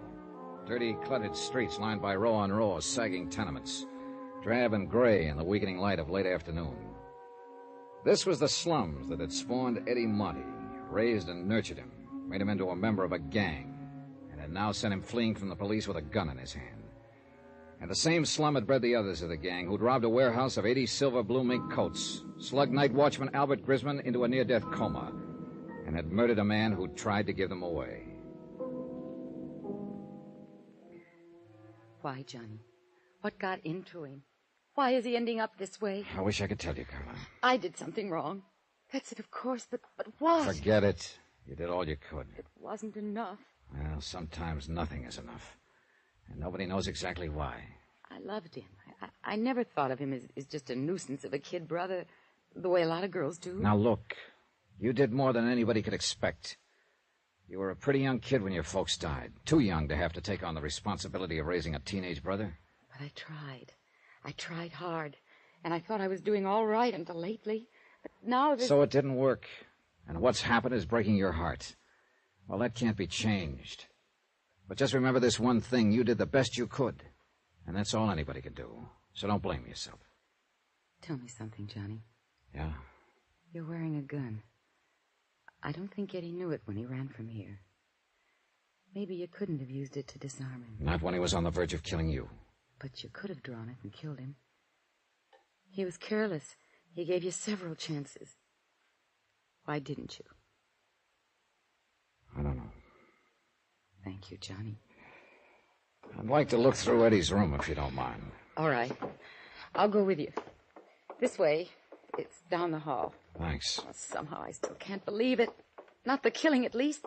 Eddie is just not that kind. Well, a kid gets under pressure sometimes and gets pushed overboard. Maybe we'll know more when they pick him up. What if he tries to resist arrest? You know the answer to that. Oh, I hope he doesn't. Well, here it is. This has been Eddie's room since he was 13. It ought to tell something. The main thing at the moment is to find something that tells where he might go to hide out.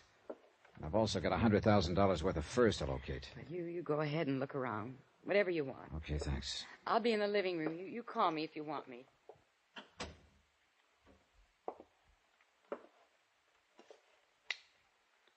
For the sake of company, I switched on a beat-up record player in the corner. And I looked at 6 years of a boy's life, accumulated in one room. Comic books, hot rod magazines, school mementos, knickknacks, photographs. Junk mostly, to anybody but the owner. I went through all of it, then through the drawers and chests and through his clothes. Nothing. I looked over the photographs stuck in the mirror tacked on the wall. Some of the names on the boys' pictures were the same as those on the list Carla had given to the police. There were a few pictures of girls and a lot of pictures of hot rods. I picked up an envelope of loose photographs lying on the dresser. They were views of a second-hand panel truck, and in all of the pictures, Eddie was standing beside the truck with obvious pride of ownership. One of the views showed the front license plate. I turned the envelope over. The film had been developed less than 2 weeks before. I called Carla back into the room and asked her about it. No, I didn't know he had a car, or a truck, rather. It may not be his, but I'll lay odds that it is. That look on his face is a dead giveaway. I don't know. He sure kept it a secret. He never brought it here once. Do you recognize the background in those pictures? No, I don't. It looks like a storage yard or an industrial place of some kind, doesn't it? Yeah, I'd call it that. Do you mind if I take these with me? Of course not. Why? The gang had to use something to haul those furs away from the warehouse. But if Eddie was keeping the truck a secret from me, it was because he was planning to use it for the robbery. That one or some other one. Johnny, he was in on it all along. Look, Carla, I've got a hunch Eddie is the leader of that gang. Oh, no. I think the truck was used in the robbery, and I think when we find it, we'll find the furs, and we'll find Eddie. See you later, Carla.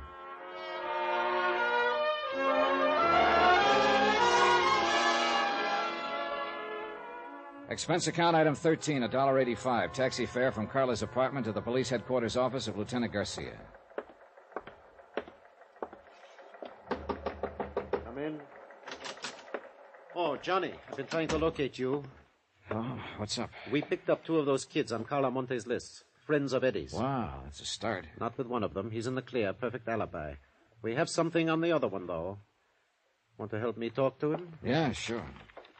Oh, say, here are some photographs I picked up in Eddie's room a while ago. We should take a look at them, Garcia. All right, let's see them. The pictures were taken about 2 or 3 weeks ago. Now, if this truck is his sister doesn't know about it. Yeah, he sure got that owner look on his face. Yeah, he sure has. That second one there shows the license number, see? Yeah, I see it. You think they might have used this in the robbery, Johnny? It's a possibility. And we're not exactly swamped with angles. I was wondering, too, if you happen to recognize that background behind the truck. No. Oh, but it looks like it might be down in that area somewhere, the warehouse district. Look, why don't you get some copies made, circulate them, and see if any of your boys can tag the place. Oh, you insurance dicks do get ideas sometimes. Oh, you'd be amazed. All right, I'll do it. And now let's go down and talk to that kid.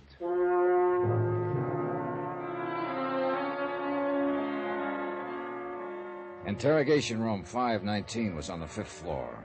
Bare walls painted gray, a businesslike room without a doorman or compromise. Furnished only with the necessary table, chairs, and lights. We stopped in the anteroom and looked in through the one-way glass window. The boy waited alone at the interrogation table, trying to put up a tough, defiant front, but failing by the tremble of a lip and the occasional flick of his eyes. Well, let's go in, get it over with. The kid stiffened when he heard the door open, but he didn't turn around. He just sat there at the table, braced and waiting. You can take that chair at the side, Johnny. Okay, thanks. What's your name? You already know it. I said, what's your name? Mario Santorres. That's your right name? Yeah. Where do you live? Roxman Place, my aunt. Ever been arrested before, Mario? No. Hey, you've got kind of a bad memory, haven't you? Why? September of last year. Arrest made by Officer C.J. Barton. Charge, possession of stolen articles. Hubcap, 2 autoradios, 1 camera. I wasn't convicted. I asked if you'd ever been arrested. Not convicted. It was a frame-up. I didn't have any evidence. No, apparently not. Witnesses for the prosecution refused to testify. Case dismissed. Here, what are you going to claim this time, Mario? Another frame-up? I don't know why you brought me in here. I don't know anything about anything. That bad memory again, huh? I just don't know what you're talking about. It's lucky for us that Eddie Monty had such a good memory, isn't Yes. What about Eddie? Huh? What do you mean? Is he a friend of yours? I know him. He's got a fine memory, that boy. Too bad you can't remember things the way he does. What are you talking about? Oh, that's true, all right. Eddie remembers everything that happened. What he did, what Mario did. I don't know what you mean. Well, that's because of your bad memory, Mario. Why, Eddie remembers the name of every boy who was in on that job and just what each one of them did. What job? That warehouse robbery. Have you forgotten about that? I don't know anything about any robbery. Well, there's been a lot of talk. At least you've heard about it, haven't you? I don't know anything about it. Maybe you've just forgotten. I don't know what you're talking about. When did you see Eddie last? I don't remember. Have you seen him since the robbery? No. How can you be sure? You said you hadn't heard of any robbery. I haven't. Still, you haven't seen Eddie since the robbery. Well, Come on, Mario. Tell us about it. I guess maybe I did hear about it. So? Well, why shouldn't I hear? It was in the papers. Everybody's been talking about it, so what if I did hear it? I don't prove anything. But you said you hadn't heard. So I forgot. Guy can forget something, can't he? Yeah. If he's got a bad memory, he can. Mario's got a real bad memory, Johnny. Not Eddie, though. He remembers how you guys loaded those furs into his truck. How you waited across the street in Red Weller's until the prowl car passed. How you slugged the night watchman, Albert Chrisman. That's a lie. How do you know it is, Mario? You don't even remember it. Eddie does, though. He even remembers the next night. When you stabbed Red Weller to death to keep him from coming to me. No. No, I didn't do that. Of course you did. You don't think Eddie would lie, do you? It's not true. Makes sense to us. Is Eddie here? You pick him up? How would we know what he remembers unless we picked him up? Now, how do you think we got your name? Out of the telephone book? It's not true what Eddie says. Well, if you've got anything to say, we'll listen to it. But I don't think it's necessary, do you, Johnny? No, I think Eddie remembers everything. Let's get out of here. Yeah. He's lying! You listen to me. I'll tell you the truth. I'll get a stenographer.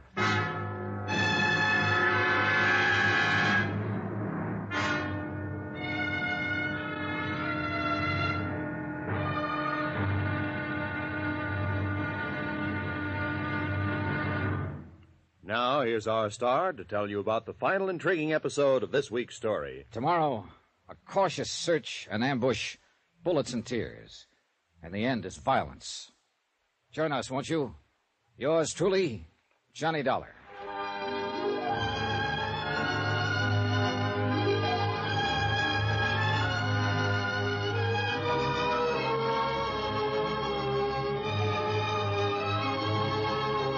Yours truly, Johnny Dollar, starring Bob Bailey, is transcribed in Hollywood. Written by Les Crutchfield, it is produced and directed by Jack Johnstone. Be sure to join us tomorrow night, same time and station, for the next exciting episode of Yours truly, Johnny Dollar. Roy Rowan speaking.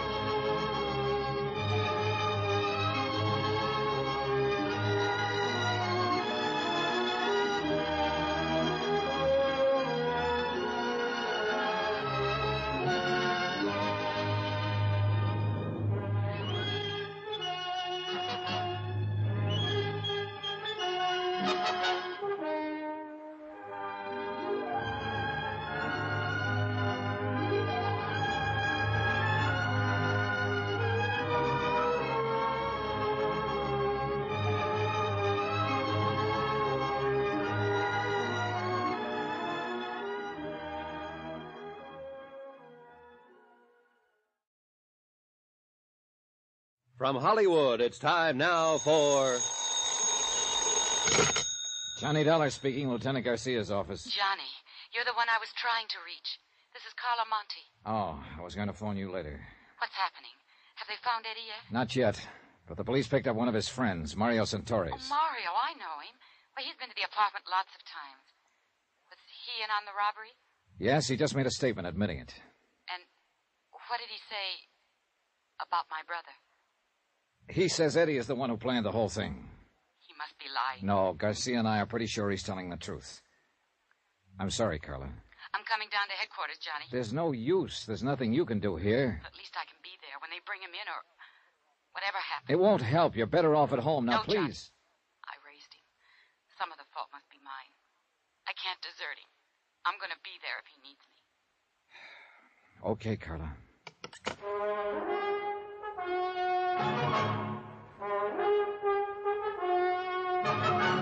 Tonight, and every weekday night, Bob Bailey in the transcribed adventures of the man with the action-packed expense account, America's fabulous freelance insurance investigator. Yours truly, Johnny Dollar.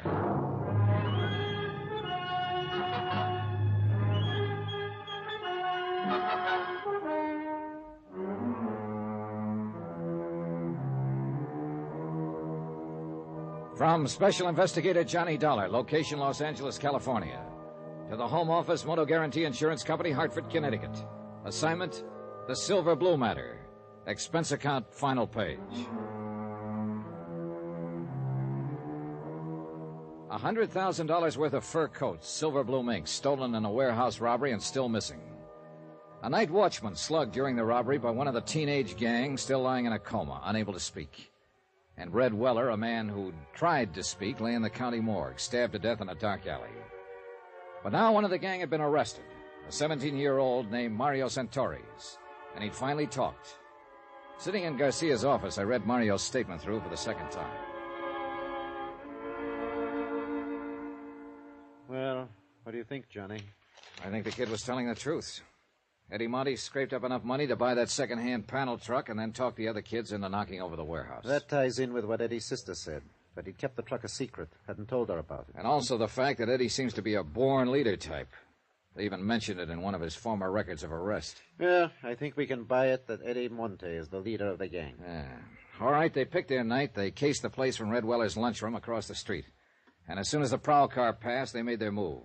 They got the watchman, Albert Crisman, to open the door by showing him a fake telegram through the window. That's another thing that checks out Mario's story, Johnny. Mario claims he's the one who showed the telegram. That's right. Crisman kept saying, kid with a mark on his arm, and Mario's got a bad scar on his left wrist. That's what I mean. It checks out. Mario didn't know what Crisman had told us. All right, so they got inside, and then, according to Mario's version, it was Eddie Monte who slugged the watchman.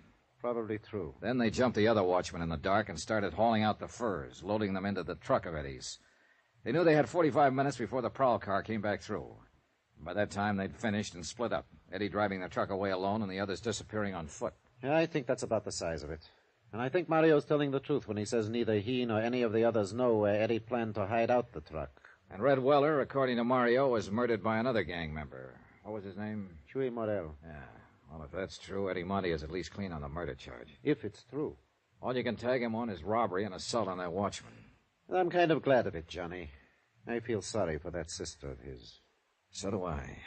She's a good kid. And she's carrying a real load of guilt. Thinks that she's responsible in some way. Oh, she was only 19 herself when their folks died. How could she be expected to hold him in line? And especially in that district. Yeah. She's on her way down here, by the way. Carla Monte? Yeah.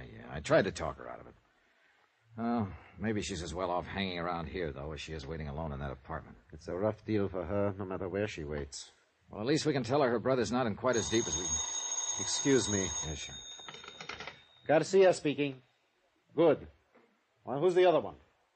Yeah, bring them on in and book them. I'll talk to them later. And now we... What? When? All right.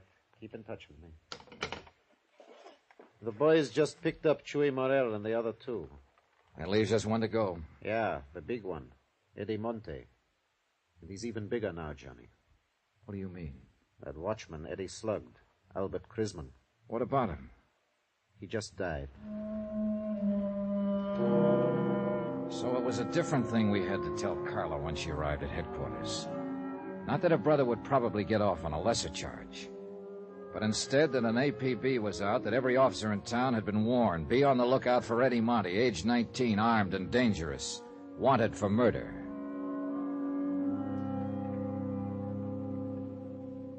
Expense account item 15, $12.50, rent on a hired car. One of Garcia's boys was certain that the background appearing in the photograph of Eddie's truck was somewhere in his district, but he couldn't tag the exact spot. So I decided to cruise that area street by street. Carla Monte, Eddie's sister, went along with me.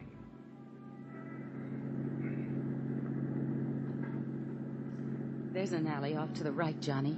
It might be worth a look. Yeah, it runs back toward a lumberyard there.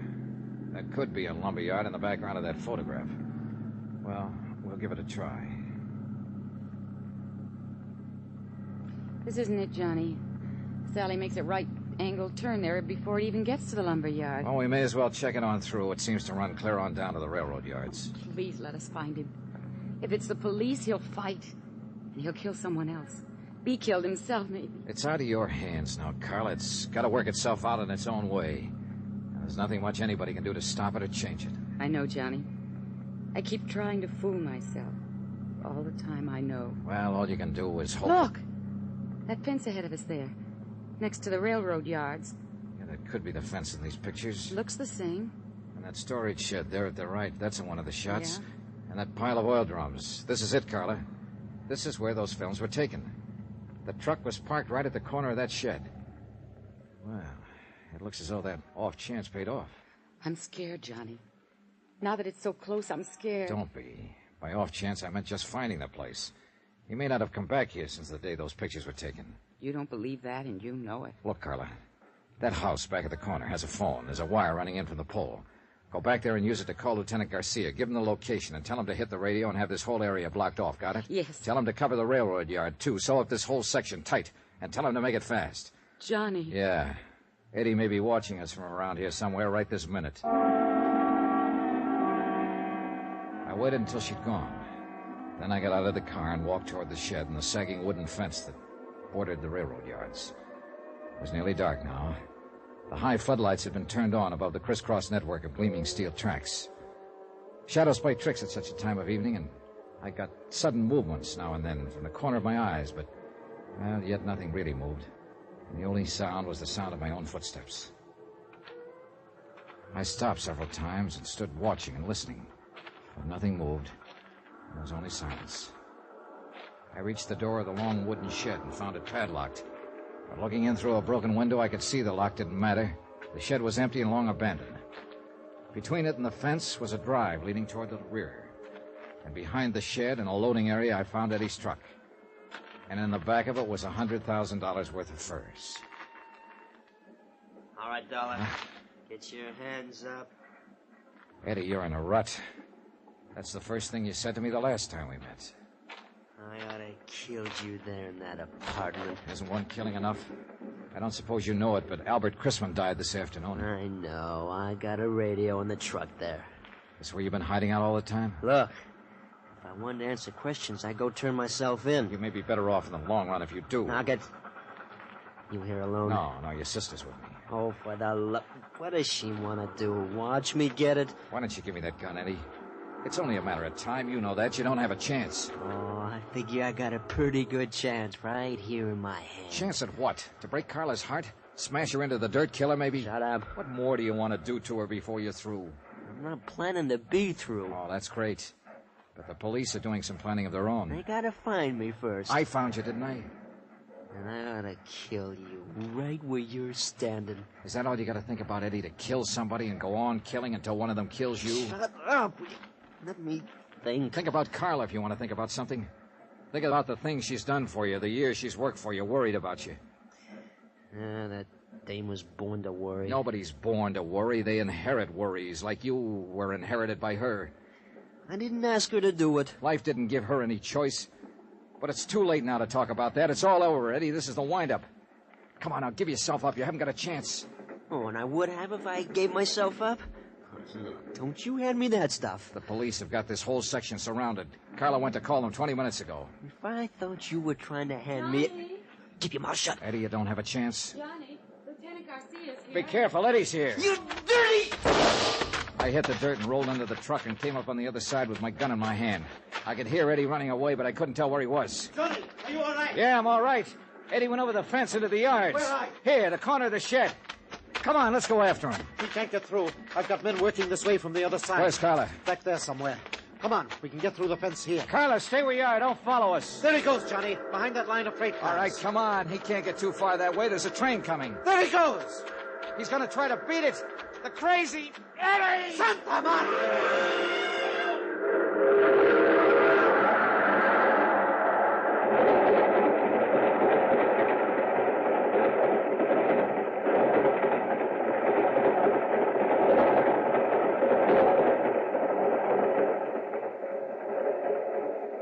I don't know, Johnny. There must be better ways to die.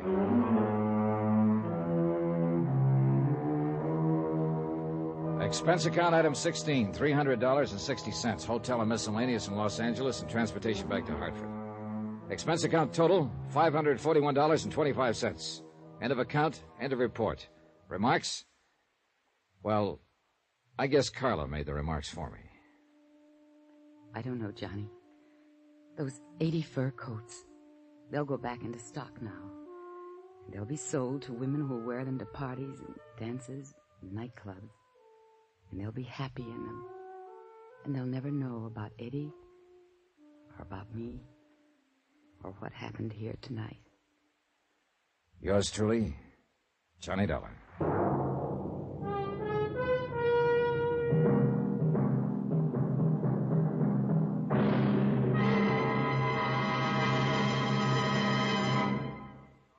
Now, here's our star to tell you about next week's intriguing story. Next week, The Matter of the Medium, well done. And a seance or two that I think you'll like. Join us, won't you? Yours truly, Johnny Dollar.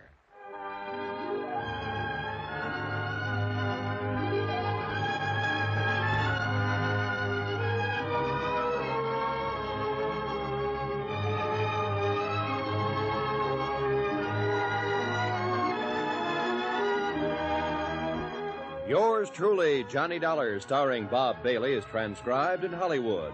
Written by Les Crutchfield, it is produced and directed by Jack Johnstone. Heard in this week's cast were Lucille Meredith, Edgar Barrier, Victor Perrin, Jack Crucian, Tommy Cook, and Richard Crenna. Musical supervision by Amerigo Marino. Be sure to join us on Monday night, same time and station, for another exciting story of yours truly, Johnny Dollar. Roy Rowan speaking.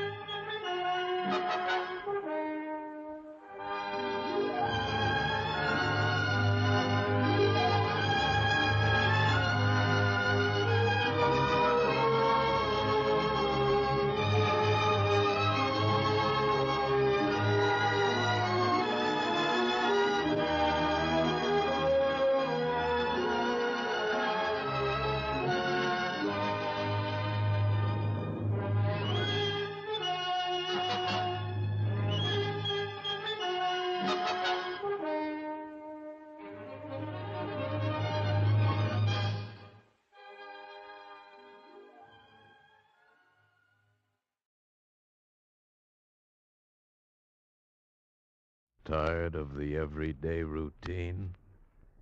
Ever dream of a life of romantic adventure? Want to get away from it all? We offer you Escape. Escape, designed to free you from the four walls of today for a half hour of high adventure. Tonight, we escape to the coast of Flanders in October 1914 into the story of a man chosen by a strange destiny to win the First World War, as Robert Buckner tells it in his classic tale, The Man Who Won the War.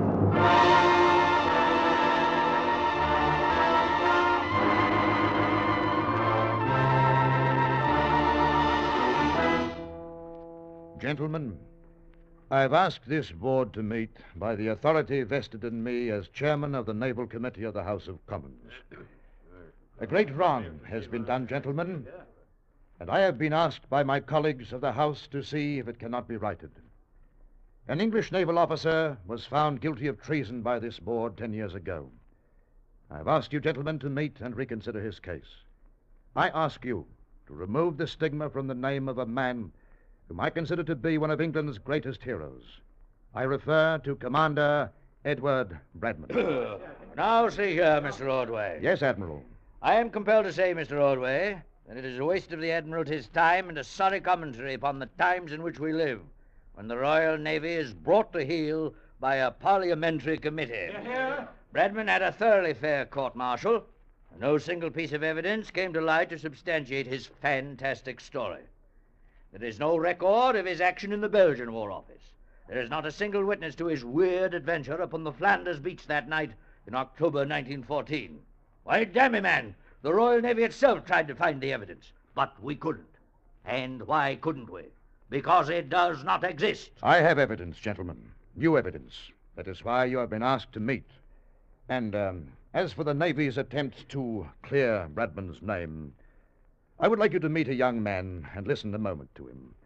Edward, would you kindly tell the gentleman your name? I'm Edward Bradman III. How old are you, Edward? 13 years and 6 months. Who is your father, Edward? Commander Edward Bradman, sir. And your grandfather? Who was he? Admiral Edward Bradman. And your great-grandfather? Lieutenant Edward Bradman, sir. He was killed in action aboard the Victory at Trafalgar. And you, Edward, what do you wish to become? A midshipman, sir. I shouldn't be surprised. And have you made application? Yes, sir. At the Royal Naval College at Dartmouth. And were you accepted? No, sir. Why not? They said there was no place in the Royal Navy for traitors or their sons. Well, gentlemen... This is scarcely added proof, and I must censure you, Mr. Ordway, for bringing this lad in here wrapped in the Union Jack, so to speak, subjecting him to such an ordeal, a disgraceful cheap show. Admiral, I am not on trial here. The Royal Navy is. You want added proof of Commander Bradman's innocence, you shall have it. Here is a letter from the commander, brought to me 3 days ago by the gentleman sitting here beside me. Commander Bradman is lying ill at Newport across the Channel in Belgium. Seriously ill of a tropical fever he contracted during those years when he fled the disapproval of Navy men throughout the Empire. This may be the last word you will ever hear from Commander Bradman, gentlemen. I charge you, listen carefully. It is dated October 24th, Auberge des Deux Matelots, Newport, Belgium, gentlemen.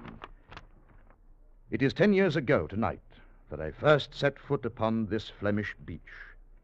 I have returned here tonight under a sort of compulsion, like a criminal returning to the scene of his crime. But I am no criminal, and what I did here 10 years ago was no crime. I am tired of saying it and of being disbelieved. I am tired, and I am ill. I shall not make this statement again. I make it this last time at the encouragement of the man who brings it to you, the proprietor of this little inn, and the one man in the world who has ever believed my story.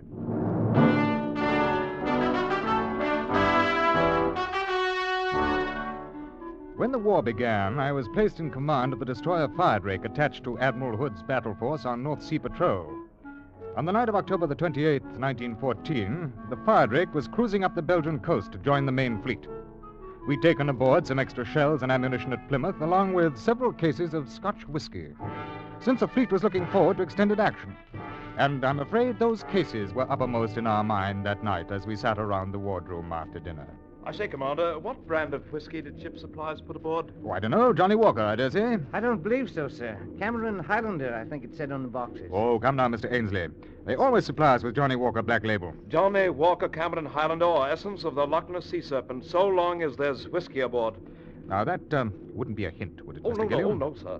But it is nippy on deck tonight. Do you concur, Mr. Ainsley? Oh, yes, indeed, sir. The wind's got a bite to it. Man could catch himself a nasty cold out there tonight. Very well, you scoundrels. Hopper. Aye, sir. Go down to the storeroom and break out a bottle of that whiskey we took aboard this afternoon. Aye, sir. Anything new on the fighting in Flanders, Commander? What there is all bad. General Haig has his hands full in the center. On the right, the French are just barely holding. But the real danger is right up there to our starboard. How's that, sir? The left flank, the Belgian sector. Von Kluck's Third Army is pressing hard. If he breaks through the Belgian line, you can write off France. I don't understand, sir. Well, if the Belgians don't hold, Von Kluck will cut off the Channel ports, Calais, Boulogne, and Le Havre. There's nothing to stop him until he reaches the Atlantic. And that will also cut off our supply line to our troops. Precisely. It's the Clausewitz strategy for the conquest of Western Europe. Paris would be bypassed and caught between giant pincers, to be taken later at the Kaiser's leisure.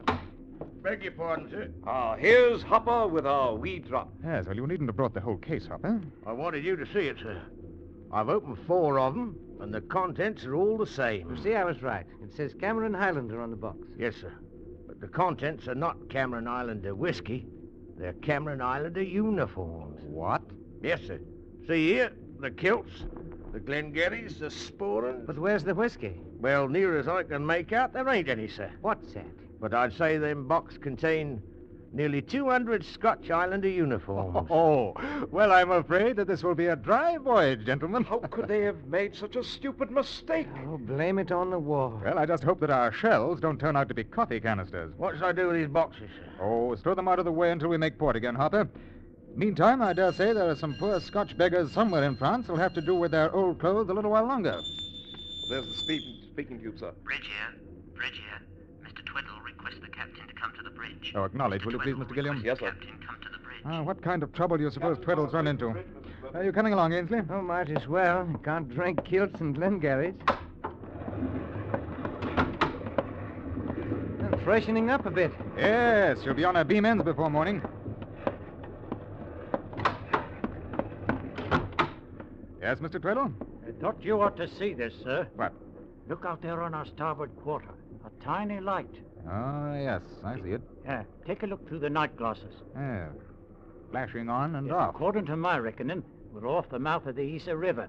Now, if you look at this chart, you'll see that there are no lighthouses along this stretch of coast.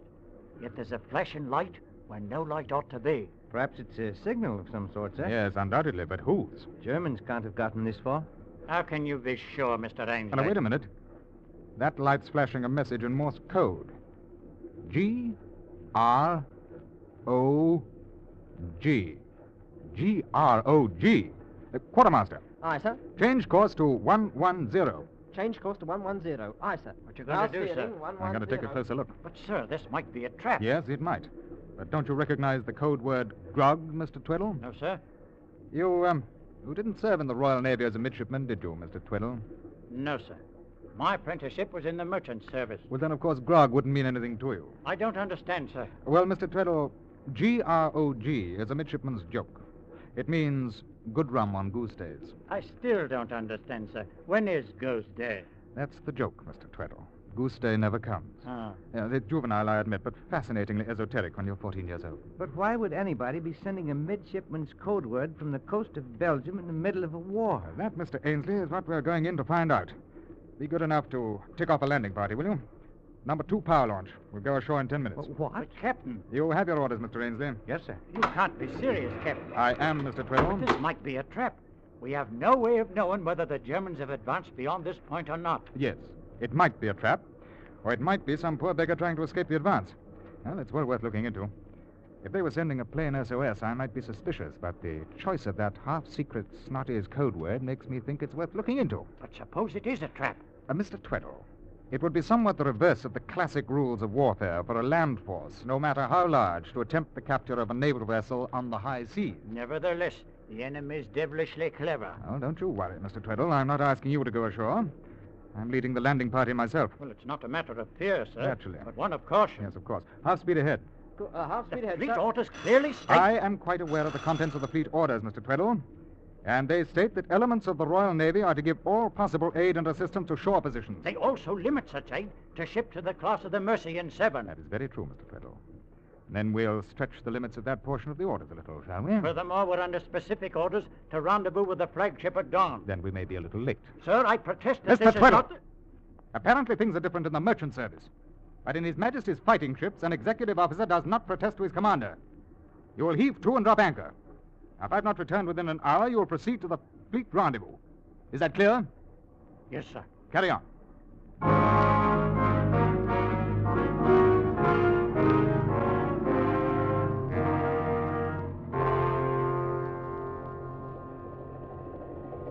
I'd say we're about a half-mile down the beach from the light now, sir. Good. Swing her inshore. Aye, sir. That light is getting dimmer and dimmer. Yes, it's probably only a pocket torch. Battery's burning out. All right, men. Now then, listen to me. Yes, sir. When we get to the beach, we'll spread out 10 feet apart and proceed toward that light. Now, you'll keep well down and walk with the utmost quiet. If you encounter a sentry, you try to knock him out before he challenges you. Use your firearms only as a last resort. We are not here to get into a battle, only to investigate that light. Now, if we should be engaged by the enemy, I will fire 3 rapid shots as a signal to return to the boat. Hopper and Spurgeon will remain with the boat. Hopper. Yes, sir. If we have to retreat in a hurry, you wait until the last possible moment before you shove off. Yes, sir. Any questions? All clear, sir. All right. Brace yourself, lads. We're coming into the surf. Now, men, Move. Over the side and hold your rifles high.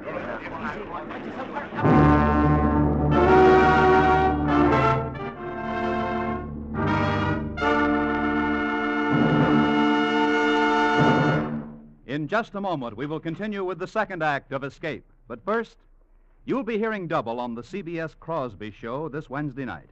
For Bing will be joined by Brother Bob, who soon comes back to CBS with his own show. They'll team up for a couple of swell duets, and Bing will solo with Chattanooga Shoeshine Boy and A Dream is a Wish Your Heart Makes. The Bing Crosby Show is a regular Wednesday night feature on most of these same CBS stations. And now we return you to the second act of Escape.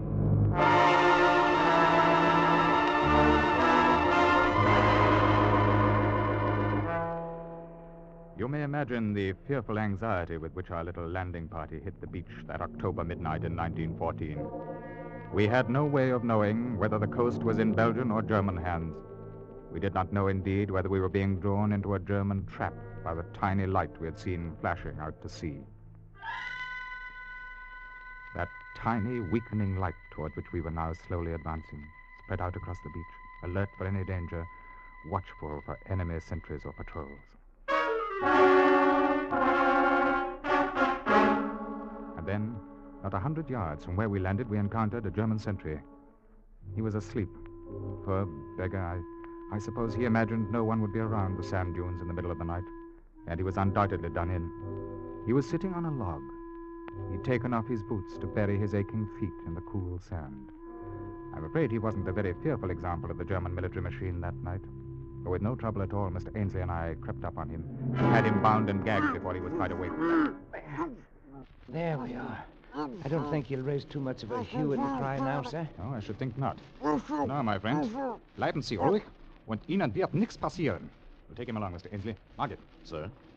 You put on this fellow's spiked helmet and remain at his post. If a relief sentry appears, you take care of him. But no shooting unless absolutely necessary. Yes, sir. Now, let's get cracking, men.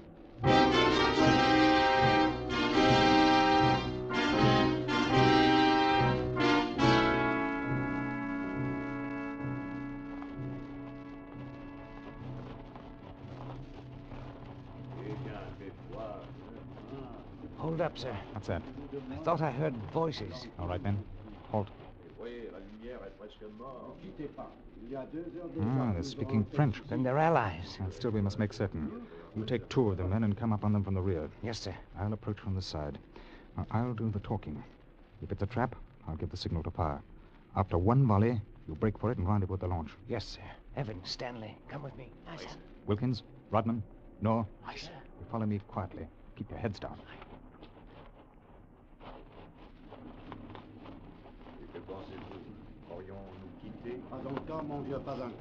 Allô? Qu'est-ce qu'on fait là? Qu'est-ce qu'on désire? Attention. C'est là cette voie. À gauche. Les Allemands. Silence. Et là? Vos amis. Anglais. Grâce à Dieu. Approchez, s'il vous plaît. What do you say, sir? He said to approach. Either Belgians or French. Come along, men. Bonsoir, messieurs. Bonsoir, mon ami. Est-ce que vous parlez anglais? Comment? Why, yes, I speak English a little. Well, I dare say your English is better than my French. May I introduce myself? I'm Commander Bradman of His Majesty's ship Fire-Drake. Oh, I can't tell you how glad I am to meet you, Commander. And I am Major de Lesseps of the 3rd Belgian Dragoons. This is Lieutenant Chapotin. Enchanté, Monsieur le Commandant. And here's one of my company, Lieutenant Ainsley. Enchanté, Lieutenant. Bonsoir, monsieur. And who is this bound and gagged? Oh, that's an enemy sentry we picked up on the way. You can have him. Thank you. We saw your light from the ship. Whatever made you flash the word grog? Oh, I thought a Royal Navy man would respond more quickly to grog than SOS. Yes, it was an inspiration, but where did you learn it? Oh, I used to sail in the regattas at Cowes when I was younger. And one of my best friends was Albert Hollister. He was a midshipman in those days. Oh, Bertie Hollister. Yes, I knew him well. Oh, he's a three-striper now, gunnery officer on the Repulse. Yes. We can go into that another time. What was the reason for your signal, Major? Simply this, Commander. We're in trouble, serious trouble. We've been pushed back day after day until our men are completely exhausted. Our orders are to make a stand here at the Isère River long enough to give the sappers time to blow the dikes. Once the dikes are broken, the river should stop the enemy. So how long will it take to blow the dikes? We must hold the line until sundown, roughly 18 hours. And you can't do that? I seriously doubt it, Commander. We've appealed to General Haig for help, but he's completely engaged on our right and can't send us any reinforcements. The French are too far south, and they have their hands full, too. It was my suggestion at tonight's staff meeting to seek help from the sea. It's our last chance. Well, what do you want us to do? Stand by us. Bring your guns to bear on the enemy's advance. But we're only a destroyer, Major. Our firepower is too low to do any good whatsoever. And we haven't the range for offshore bombardment. Alas, then we are finished. And so is the war. There is nothing between Von Kluck and Paris but us. I'm sorry, Major. Uh-huh. They are starting the barrage early this morning. I suppose they know this is the last day. Yes, I suppose. Oh, wait a minute. I've an idea. Mr. Ainsley. Sir? The kilts. The kilts, sir? Yes, we can put a company of Cameron Highlanders into the Belgian lines. I'm sorry, sir. I Major, we can help you. It's a long, long shot, but it might work. What might work, Commander? Well, somebody made a botch back in Plymouth and loaded us with 8 cases of Scotch uniforms instead of Scotch whiskey. There are nearly 200 complete uniforms of the 1st Cameron Highlanders aboard. Yes, but I don't understand. We'll give them to you, Major. You put them on a company of your men. Let them show themselves in the front line. When the attack begins this morning, perhaps the Germans will think the British have rushed in a crack division to reinforce you. Yes, it might work. Yes. We can let you have a few Lewis guns, too.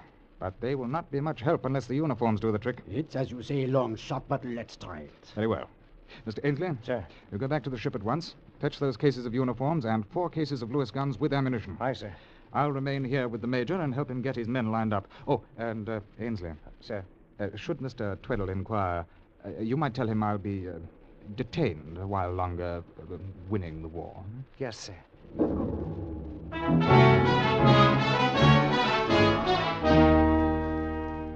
It was a sight I shall never forget. 200 men solemnly changing their battle-dirty green uniforms for the gay kilts and tartans in the pale light of the setting moon. Everything was done with the utmost dispatch and in utter silence. And it seemed to me that the bright plaid put new energy as well as hope into the battle-weary Belgians. They look like the real thing, don't they? Yes, they certainly do. You know, I believe this will work. Oh, I nearly forgot, sir. What, Ainsley? Mr. Tweddle asked me to tell you the flagship's been trying to reach you by wireless. Oh? What did they want? Mr. Tweddle didn't say, sir.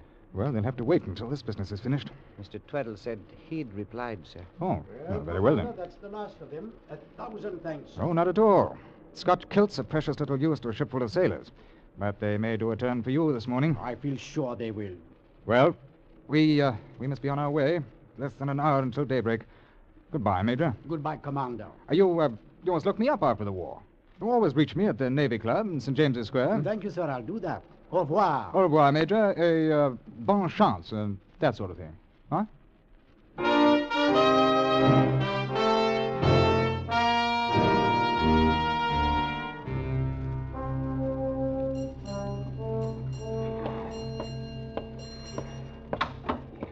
Well, Mr. Tweddle, I think we can get underway now.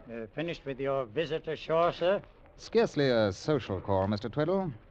I think we may have been of some help to our allies this morning. Of course, sir. Captain, the flagship's been trying to reach you. Yes, Mr. Ainsley said something. I signaled him that you'd gone ashore. Oh, you did? Well, that must have intrigued them. Well, I shouldn't say they were pleased. I just received this reply from them. As senior officer present aboard, you are ordered to take command of Firedrake and proceed to fleet rendezvous immediately. Well, that's a neat double cross, Mr. Tweddle. I'm sorry, Mr. Bredman, but my responsibility is to the ship on which I serve. Yes, I can see it is. However, since you're once more aboard... Oh, no, Mr. Tweddle. You have your orders from the flag. Follow them.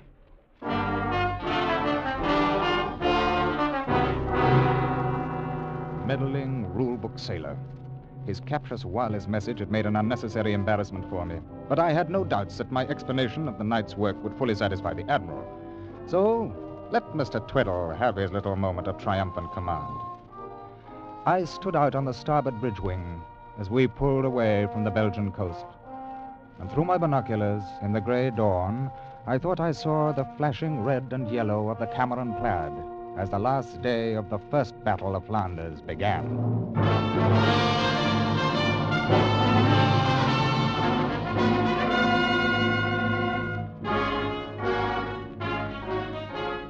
As I expected, the Admiral made a thorough investigation of the matter, and a few days later I faced him in his quarters aboard the flagship. Mr. Bradman, your little adventure of a few nights ago involved some very serious breaches of discipline. You disposed of war material without authorization. You left your ship without authorization. You deliberately violated the fleet orders regarding assistance to land forces. And I managed to stop the German advance dead in its tracks, sir. Mr. Bradman, we know that the German advance has been stopped, but it was stopped by opening the dikes of the Yser River, a plan which has been part of the Belgian and French grand strategy for years. Sir, the dikes would never have been opened if the Belgian lines hadn't held that last day of the battle, and they were held because the Germans' attack was slowed down. And it was slowed down because the Germans thought the Belgians were reinforced by the 1st Cameron Highlanders. Mr. Bradman, I have given your story the benefit of every doubt. I have even queried the Belgian General Staff to try to substantiate it. I have their reply. They have no record of any unit being outfitted in Highlanders' uniforms. But this wasn't a General Staff matter, sir. It was on a regimental letter. I may say there is even some doubt on the part of the members of your crew whether or not the men who received the uniforms were Belgians. What? Yes, Mr. Tweddle says... Mr. Tweddle? That meddling fool from the cargo ship... That is enough, Mr. Bradman. It is the decision of the Fleet Inquiry Board that you be relieved of your command, placed in irons, and be returned to Hull to face court-martial at the earliest possible moment.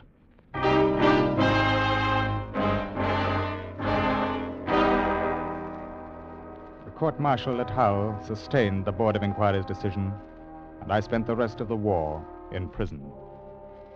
Afterwards, naturally, I had to leave England, and wherever I went, Cape Town, Vancouver, Singapore, Melbourne, sooner or later, their story followed me. Sooner or later, some ex-Navy man would turn up who recognized me, and I would have to move on.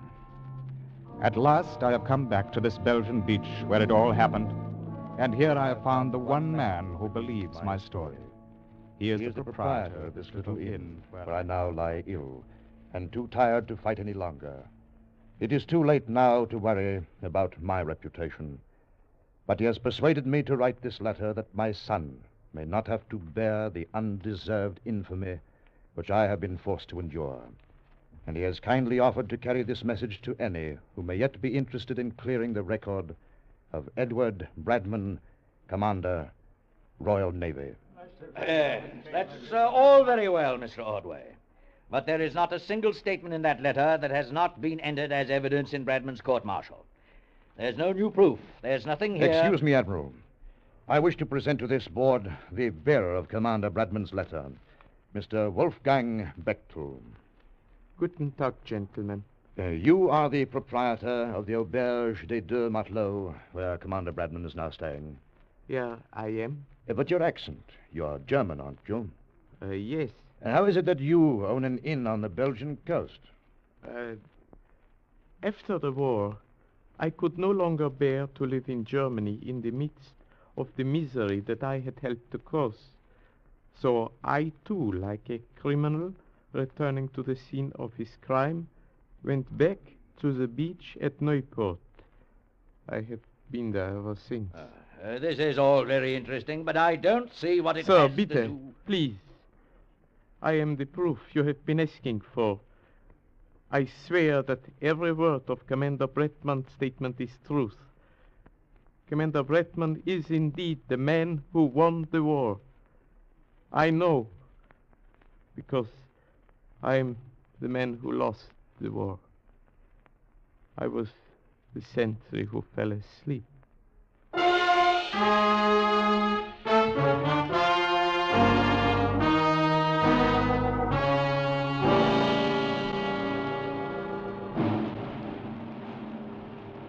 Midshipman Edward Bradman. Yes, sir. Advance 3 paces. Midshipman Bradman, as Commandant of the Royal Navy College, it is my honor, by order of His Most Gracious Majesty George V, to ask you to receive this Victoria Cross, awarded posthumously to your late father, Commander Edward Bradman, for gallantry and intrepidity beyond the line of duty, and to try to accept the humble apologies of a belatedly grateful empire.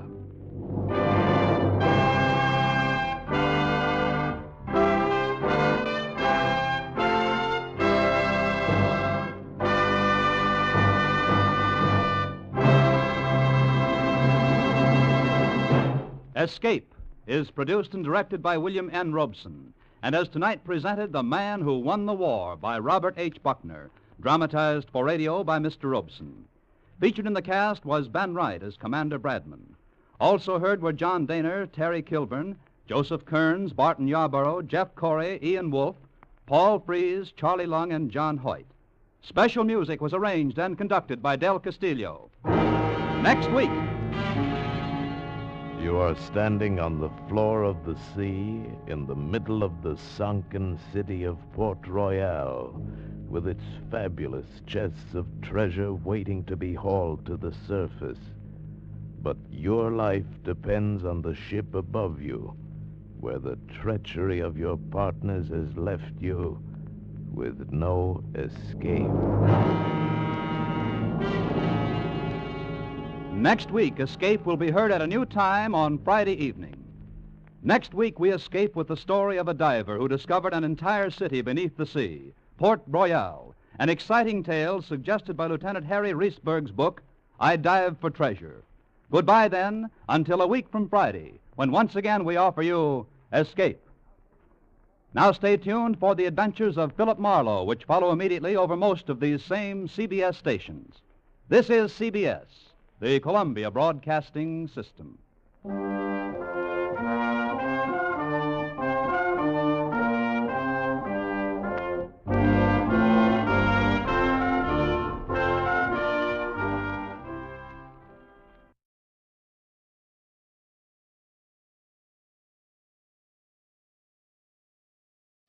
Kraft presents The Great Gildersleeve.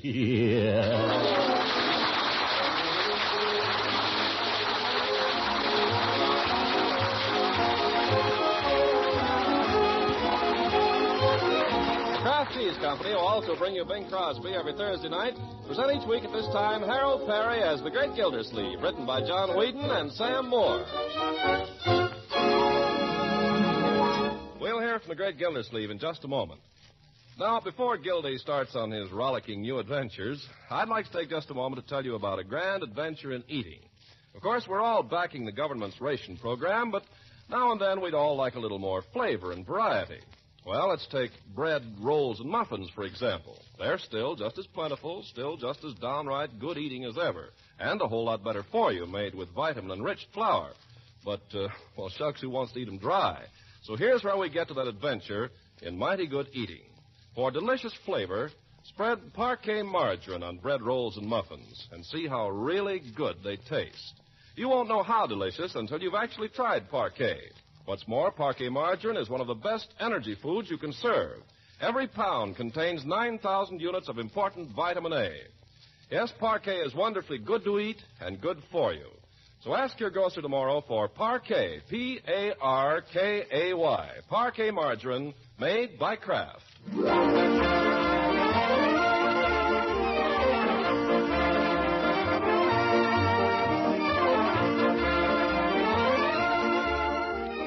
Now, what about our old friend Gildersleeve? Well, the last we saw of him back in June, he was left at the altar by the widow Ransom. 2 months have passed, but the mark of that fateful moment is still upon him. Gildersleeve today is a changed man. For the past week, he's been vacationing at the Idlewild Hotel on the shore of picturesque Grass Lake, where he's come to seek forgetfulness and such solitude as he can find in the company of his niece and nephew. It's the breakfast hour now, and Gildersleeve steps out on the veranda for a breath of morning air before advancing upon the dining room. Sea air. There's nothing like it. Why, it's Mr. Gildersleeve. Oh, Mr. Gildersleeve. Why, so it is. Oh, good morning, ladies. Miss Foltz, Miss Sowerby, Mrs. Good morning. Oh, you're up early this morning, Mr. Gildersleeve. Yeah, mistake. Well, you know the old saying, early to bed and early to rise. Makes a man, healthy, wealthy, and wise. Mr. Gildersleeve, you're the first healthy man I've seen in weeks. Oh, thank you. Mr. Gildersleeve, I'm just going to be frightfully bold and ask you if you won't share my table with me at breakfast this morning. Why, Now, Miss Foltz, I saw him first. And where do I come in? Mr. Gildersleeve as good as promised me. Now, ladies, please. Well, I think Mr. Gildersleeve should take us all into breakfast. It's the only way. That's it. We'll all go. Well, I'd be delighted, ladies, but it just so happens. Now, Mr. Gildersleeve, you have nothing to say about it. This is war,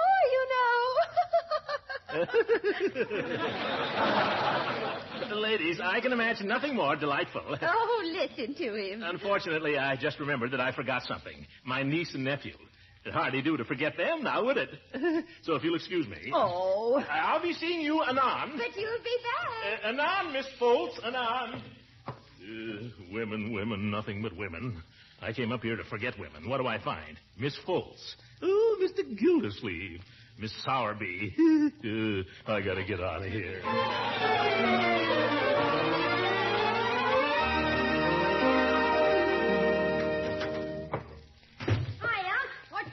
Leroy, get your clothes on. I was just going for a swim. You've just been for a swim. I was going for another. You've gone for your last. Get out of those wet trunks and start dressing. And stop dripping all over the floor. What's up? We going somewhere? We're leaving. Leaving? You heard me. Get dressed. You mean today? Today we're leaving? Today, this morning, right now, right after breakfast. I already had breakfast. You don't mind if I have a bite? No. Gosh, leaving. I better have breakfast sent in. I'm not going out there with all those harpies. Hand me the telephone. But, Unc, what about the swimming race tomorrow? It's too bad about the swimming race. Hand me the telephone. Hello?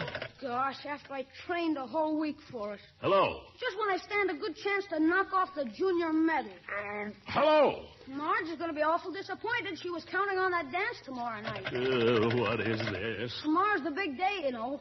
Swimming race, canoe tilting, free food. Hello? Dance in the evening, swimming race. Marge will be disappointed. Room service. Hello, operator. She's going to be awful disappointed, Marge is. Operator, anybody. Hello? I give up. Call this a hotel. Come in. Well, if it isn't Sleeping Beauty. Oh, shut up. Tough luck about that dance you're not going to Saturday night. What are you talking about? I'm talking about we're leaving. That's what, aren't we, Unc? Oh, Uncle Mort, not now. I'm sorry, my dear, but I can't stand another day of this. I can't go anywhere. I can't even stick my nose out of this room. But what I'm surrounded by old hens. Miss Foltz, Miss Sowerby, Mrs. Hooses. Well, you can't blame them, Uncle Mort, if you're so attractive. Well. You are, you know. You're the most attractive man in the hotel. I'm the only man in the hotel.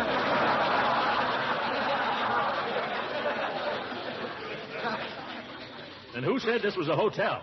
You ring the bell, no bellhop. You pick up the telephone, no operator. Turn on the water, no water. Whatever did we come up here for anyway? To find Marge a fella. Oh, shut up. Well, what are you kicking about? You found one. Listen, Mr. Nosey, if you would just kindly be so good as to kindly mind your own business instead of snooping around. I was snooping around. I missed the ball and it happened to roll behind the swing. Now, kids. What were you doing playing ball? You were supposed to be working on your arithmetic. You haven't done any also. Don't try to change the subject. He had his arm around you. Leroy. He did not have his arm around you. Now, Marjorie. Well, he was holding your hand. He was not holding my hand. And it wasn't who you think it was. Yeah. She admits it. She admits it. I do not. Quiet. You heard her, Unc. She admits it. He has done a bit of work on his arithmetic all summer. Quiet, both of you. Ye gods, you've done nothing but wrangle you two from the day we got here. I'm sick of it. We're getting out of here on the first train. Oh, Uncle Mort, please. No, it's settled. The first train. Now see what you did. Who did? I never did. You did, Quiet! Ye gods. Leroy, get some clothes on. Marjorie, you start packing. Where are you going, Unc? Never mind. You must know I'm going down to the lake, where I hope to have a few quiet moments to myself and, if possible, recover some of my sanity.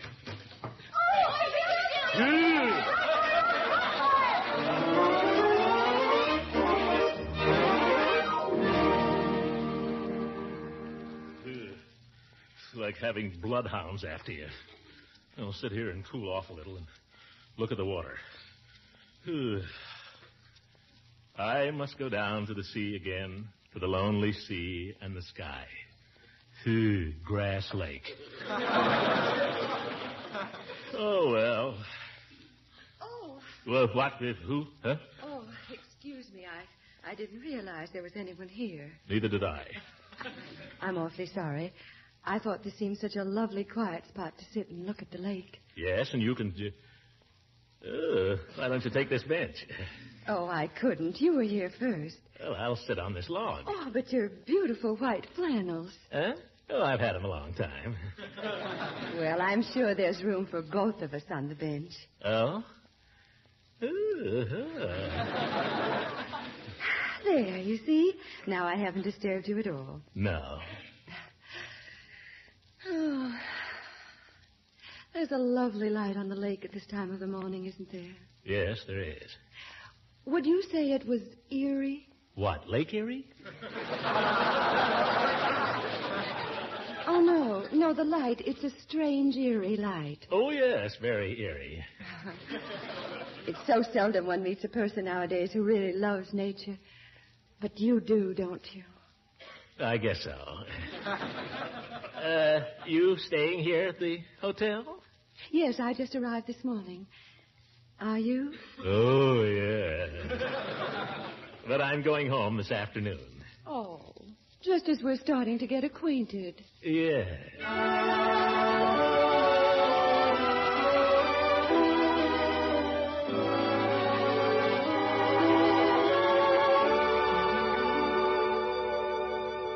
And ever since then, I've been water commissioner of Summerfield.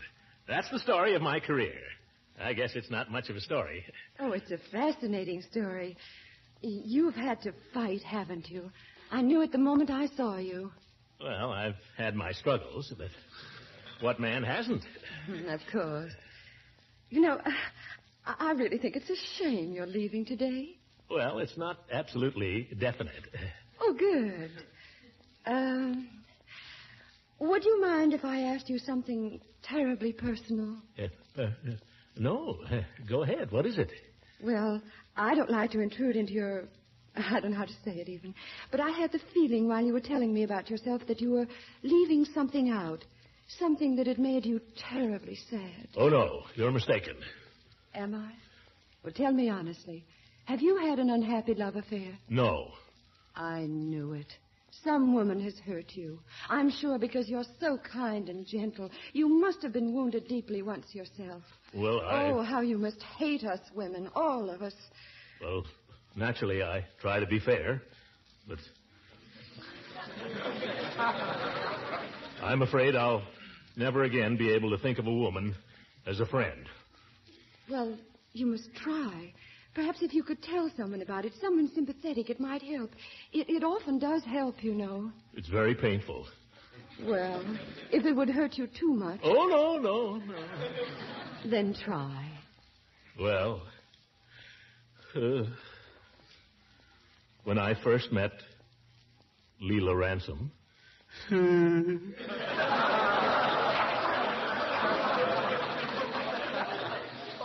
Oh... When I first met her, the thing that struck me about her was her helplessness. Just a young girl, I suppose. Well, she was more of a widow. At least I understood she was a widow. And she seemed to need someone to shield her from the world. Or that's what she led me to believe. She tricked you. I'm sure of it now. However, I lost my heart to Leela Ransom. I loved her deeply, sincerely. I asked her to marry me. And she consented. But the marriage? We were never married. Oh. I stood beside her at the altar, the happiest man in the world, asking only that I be allowed to devote the rest of my life to her. Suddenly, her husband walked in. He was no deader than me. Oh, how dreadful. Yes. You can see why I'm through with women, can't you? Oh, I don't blame you for feeling the way you do, honestly. But I do feel there's hope because, well, I was hurt once, too, terribly. Oh, you were? Yes. I once thought I could never bear to speak to a man again. Well, that's quite a coincidence. Did he leave you at the altar? Well, it wasn't quite like that. I'll tell you about it sometime. Oh, tell me now. Oh, no, I'd rather not, but you're very kind to be so interested. You've done a great deal for me. Oh, no, you've done a great deal for me. Would you... like to walk down this path to the lake for a little way? Oh, I'd love to. It looks so nice and shady. Yes, it is shady. You're sure that you won't be nervous walking in the woods with a stranger? Do you think I should be? Let's go. Oh, it's quite steep. Steep, yes. Oh! What's the matter? Oh, my ankle. I'm afraid I've turned it rather badly. Oh, here, lean on me. Oh, thank you. Oh, you seem so solid.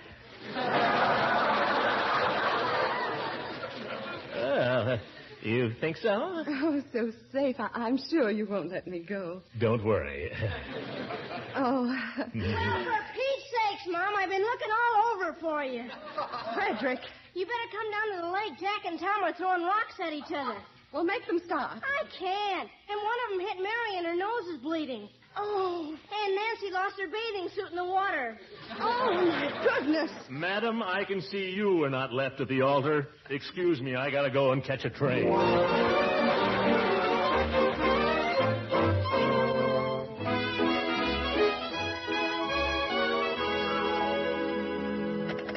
Hello, operator? No, I do not wish a beverage. I want my bill. I want to check out. Room 618 and 619. Yes, we'll see that he hurries. Tougher to get out of this hotel than to get into a good one. Well, I guess I've got everything in the bag. If I can only close it. Oh, Unky, before you close it, could you just tuck in one little thing for me? I suppose so. What is it? Just that little Cupid doll I won in a hotel raffle. But, Marjorie, that Cupid doll's almost as big as Leroy. I haven't got room for that. But your suitcase is bigger than mine. It's not that big. If you want the Cupid, carry it in your arms. You'll be lucky if they don't make you buy him a ticket. Oh. Gosh, I wish I hadn't won it now. Well, leave it. Let somebody else win it. Where's that man with the bill? Operator, this is 618. If that man isn't here with my bill in 1 minute, I'm going to sneak out and leave my baggage. That's telling a monk. Yeah. Let's close this thing, Leroy. I'm afraid those hinges are going to... There. Thank goodness. Say, I just remembered something. What? Something you forgot. Wait a second, I'll get it. Yeah, here it is, Unc. What is it? Here, cat. Leroy. Oh, gosh, I'm sorry, Unc. I thought you were looking. Well, I wasn't. Anyway, never throw a wet bathing suit at anybody. Where am I going to put this darn thing? Come in. Mr. Gildersleeve? Oh, yes. You the bill clerk? Oh, no, sir. I'm the assistant manager. Oh, excuse me. That's all right. The clerk told me you'd asked for a statement, but we can't let you check out, Mr. Gildersleeve. We're counting on you to be master of ceremonies at the ladies' archery contest this afternoon. Give me my bill. But, Mr. Gildersleeve, the ladies will be so disappointed. I can't help it. Why don't the ladies leave me alone? Well, there's a war on, you know. That has nothing to do with it. Get my bill ready and send somebody up here for my bags. All right, if you insist. Now, what was I doing? Thinking about your wet bathing suit.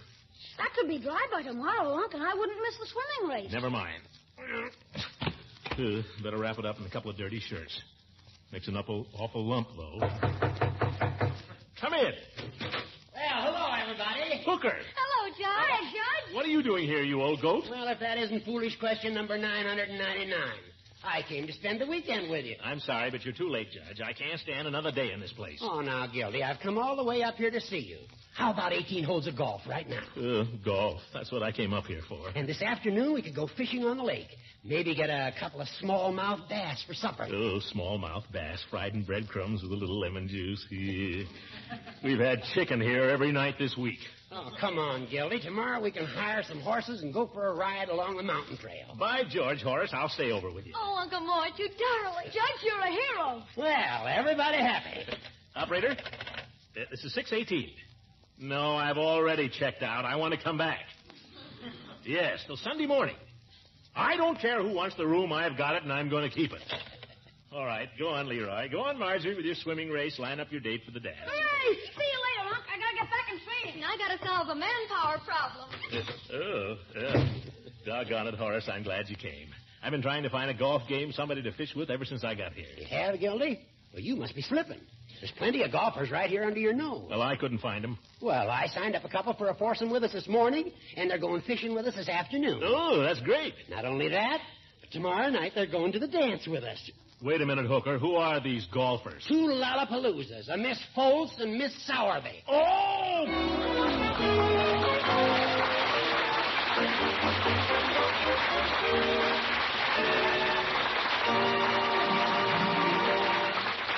The great Gildersleeve will be with us again in a few seconds.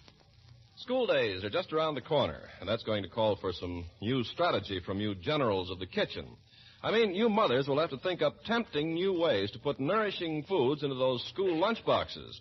So allow me to pass along a helpful suggestion. Here's how to get really important food value out of those precious few ration points. It's to buy and serve Parquet margarine. But do you know that Parquet requires only 4 red ration points a pound? And every pound of Parquet contains 9,000 units of important vitamin A. In your government's official nutrition program, the daily use of such excellent foods as vitamin-fortified margarine is recommended. As for appetizing flavor, well, Parquet really satisfies. You'll find Parquet just about tops as a delicious spread for bread. And you may be interested to know that Parquet carries the seal of acceptance of the Council on Foods and Nutrition of the American Medical Association. So ask for Parquet, P-A-R-K-A-Y, Parquet margarine made by Kraft.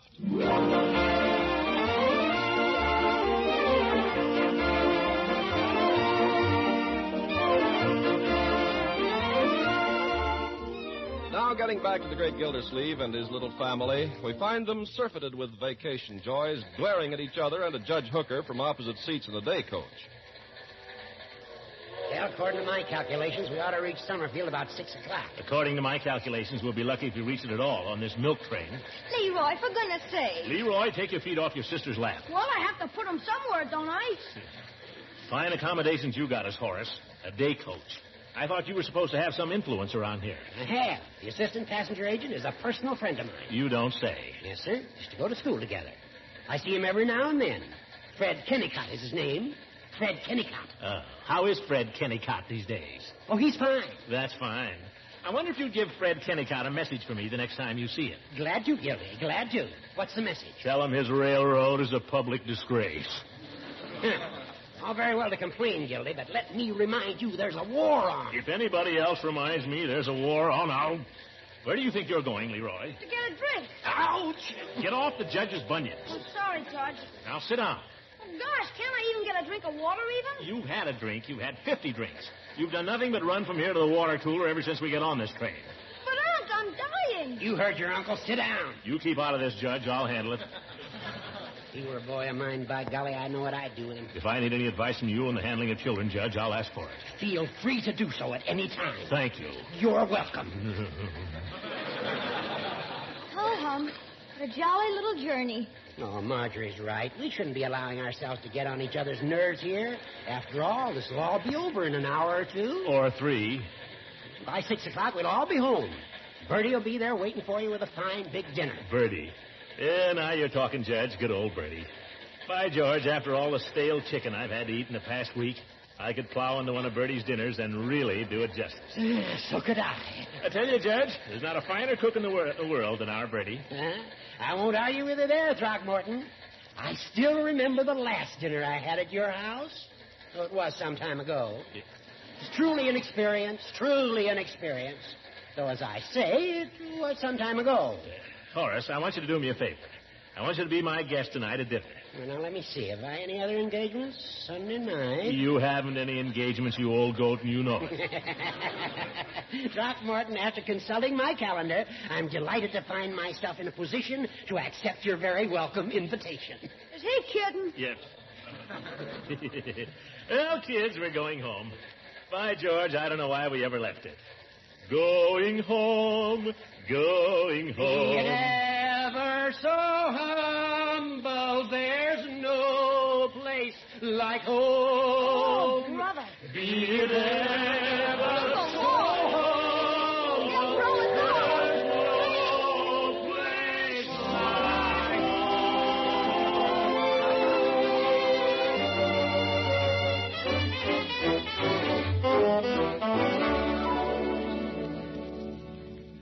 Here we are, kids.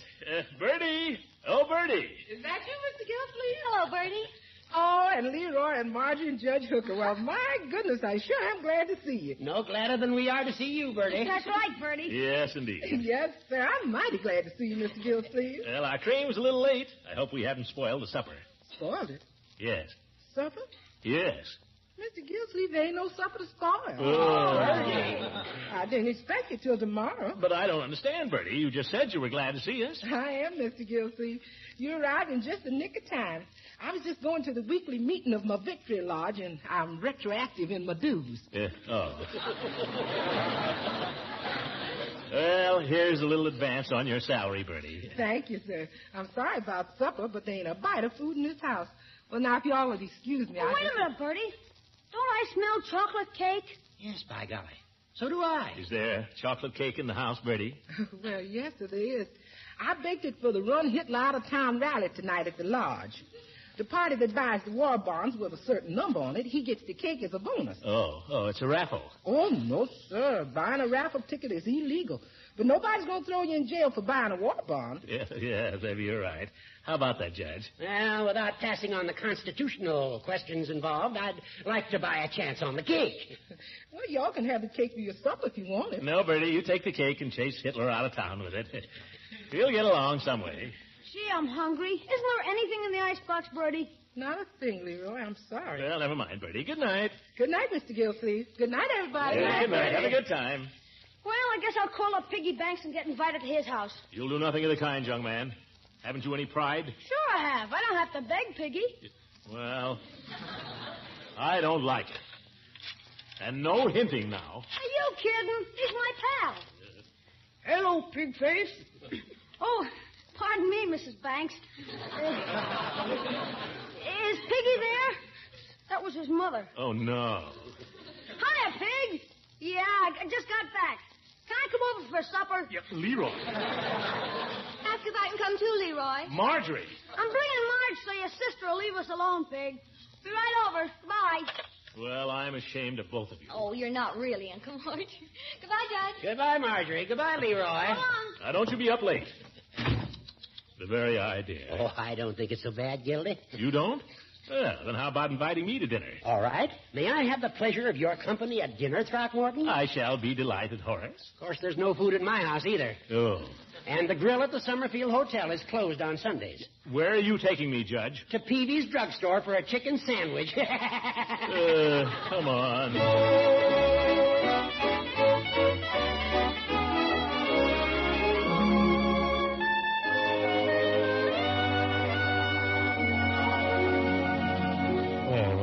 Soda satisfactory, gentlemen? Oh, I guess they keep the breath of life in us for a while. I'm using a new strawberry flavoring now. Synthetic. What do they make it out of? Plastics? Mr. Gildersleeve always has to have his little joke. Nice to see you back, Mr. Gildersleeve. How was the vacation? So-so, Peavy, so-so. I suppose it does a man good to get away once in a while. Yes, I've always heard it does. Though I haven't taken a vacation myself in 30 years. Neither has Mrs. Peavy. Yeah. 30 years with one woman? That's a long time. Well, no, I wouldn't. Yes, I will, too. It's a long time. The last time I took a vacation by myself was back in the summer of 1913. Oh, that the summer you got engaged? No. We were engaged for 5 years before that. Of course, 5 years is a long time, too, but then I believe in long engagements. So does Mrs. Peavy. Yeah, long engagements, short engagements. As soon as a man lets a woman get a hold on him, his life is over. Well, no, I wouldn't say that. Speak for yourself, Gildy. That's just who I'm speaking for. Gentlemen, from now on, I'm a free agent. Marriage may be all right for some people, but not for yours truly. Because, frankly, I'm just not interested. Our friend here sounds a little bitter. There wouldn't be a touch of sour grapes in that now, would there, Gildy? None at all. You're referring to Leela Ransom? Forget her, because I have. Speaking of Mrs. Ransom... I haven't given her a thought from that day to this. Speaking of Mrs. Ransom... If she were to walk right in here now, it would mean nothing to me. Absolutely nothing. I hear she may be coming back to Summerfield. No, sir. Where'd you hear that? You read the paper, didn't you? I haven't seen a paper in a week. Well, then you didn't hear about her husband. Beauregard? What about him? As if I cared. Sad. Very sad.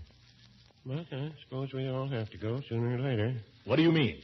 Here today and gone tomorrow. Peavy, what are you talking about? It's something we all have to face. We can only hope that when the time comes, we'll be ready. Peavy, will you stop mumbling and tell me what happened? Yeah, for the love of Mike, Peavy. It was in the paper yesterday. Beauregard Ransom passed on as the result of an accident 1 week ago today. Oh, that poor little girl. Now she's going to need an understanding friend.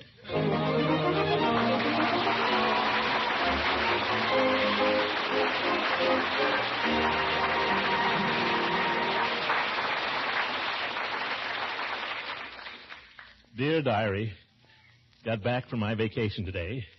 Total expenses, $110.18. We'll have to watch it a little during September. Was interested to hear from Peavy today that L.R. may be returning to Summerfield. Well, I should happen to run into her on the street. I know exactly how I'll behave. I'll be polite, naturally, but nothing more. She thinks she can take up with me just where we left off 2 months ago. She's sadly mistaken. I'll show her that I'm not to be tossed aside lightly like an old glove. Yeah, it'll be, how do you do, Mrs. Ransom, instead of, hello, Leela. Leela. Oh, Diary, am I going to make a jackass of myself all over again? Good night.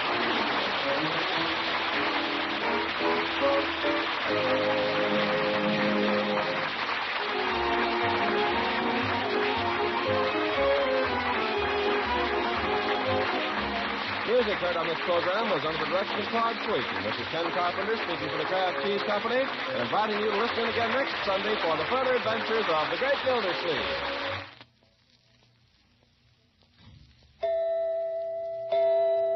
Homemakers, I want to tell you about something that's a point saver, a time saver, and a money saver all in one.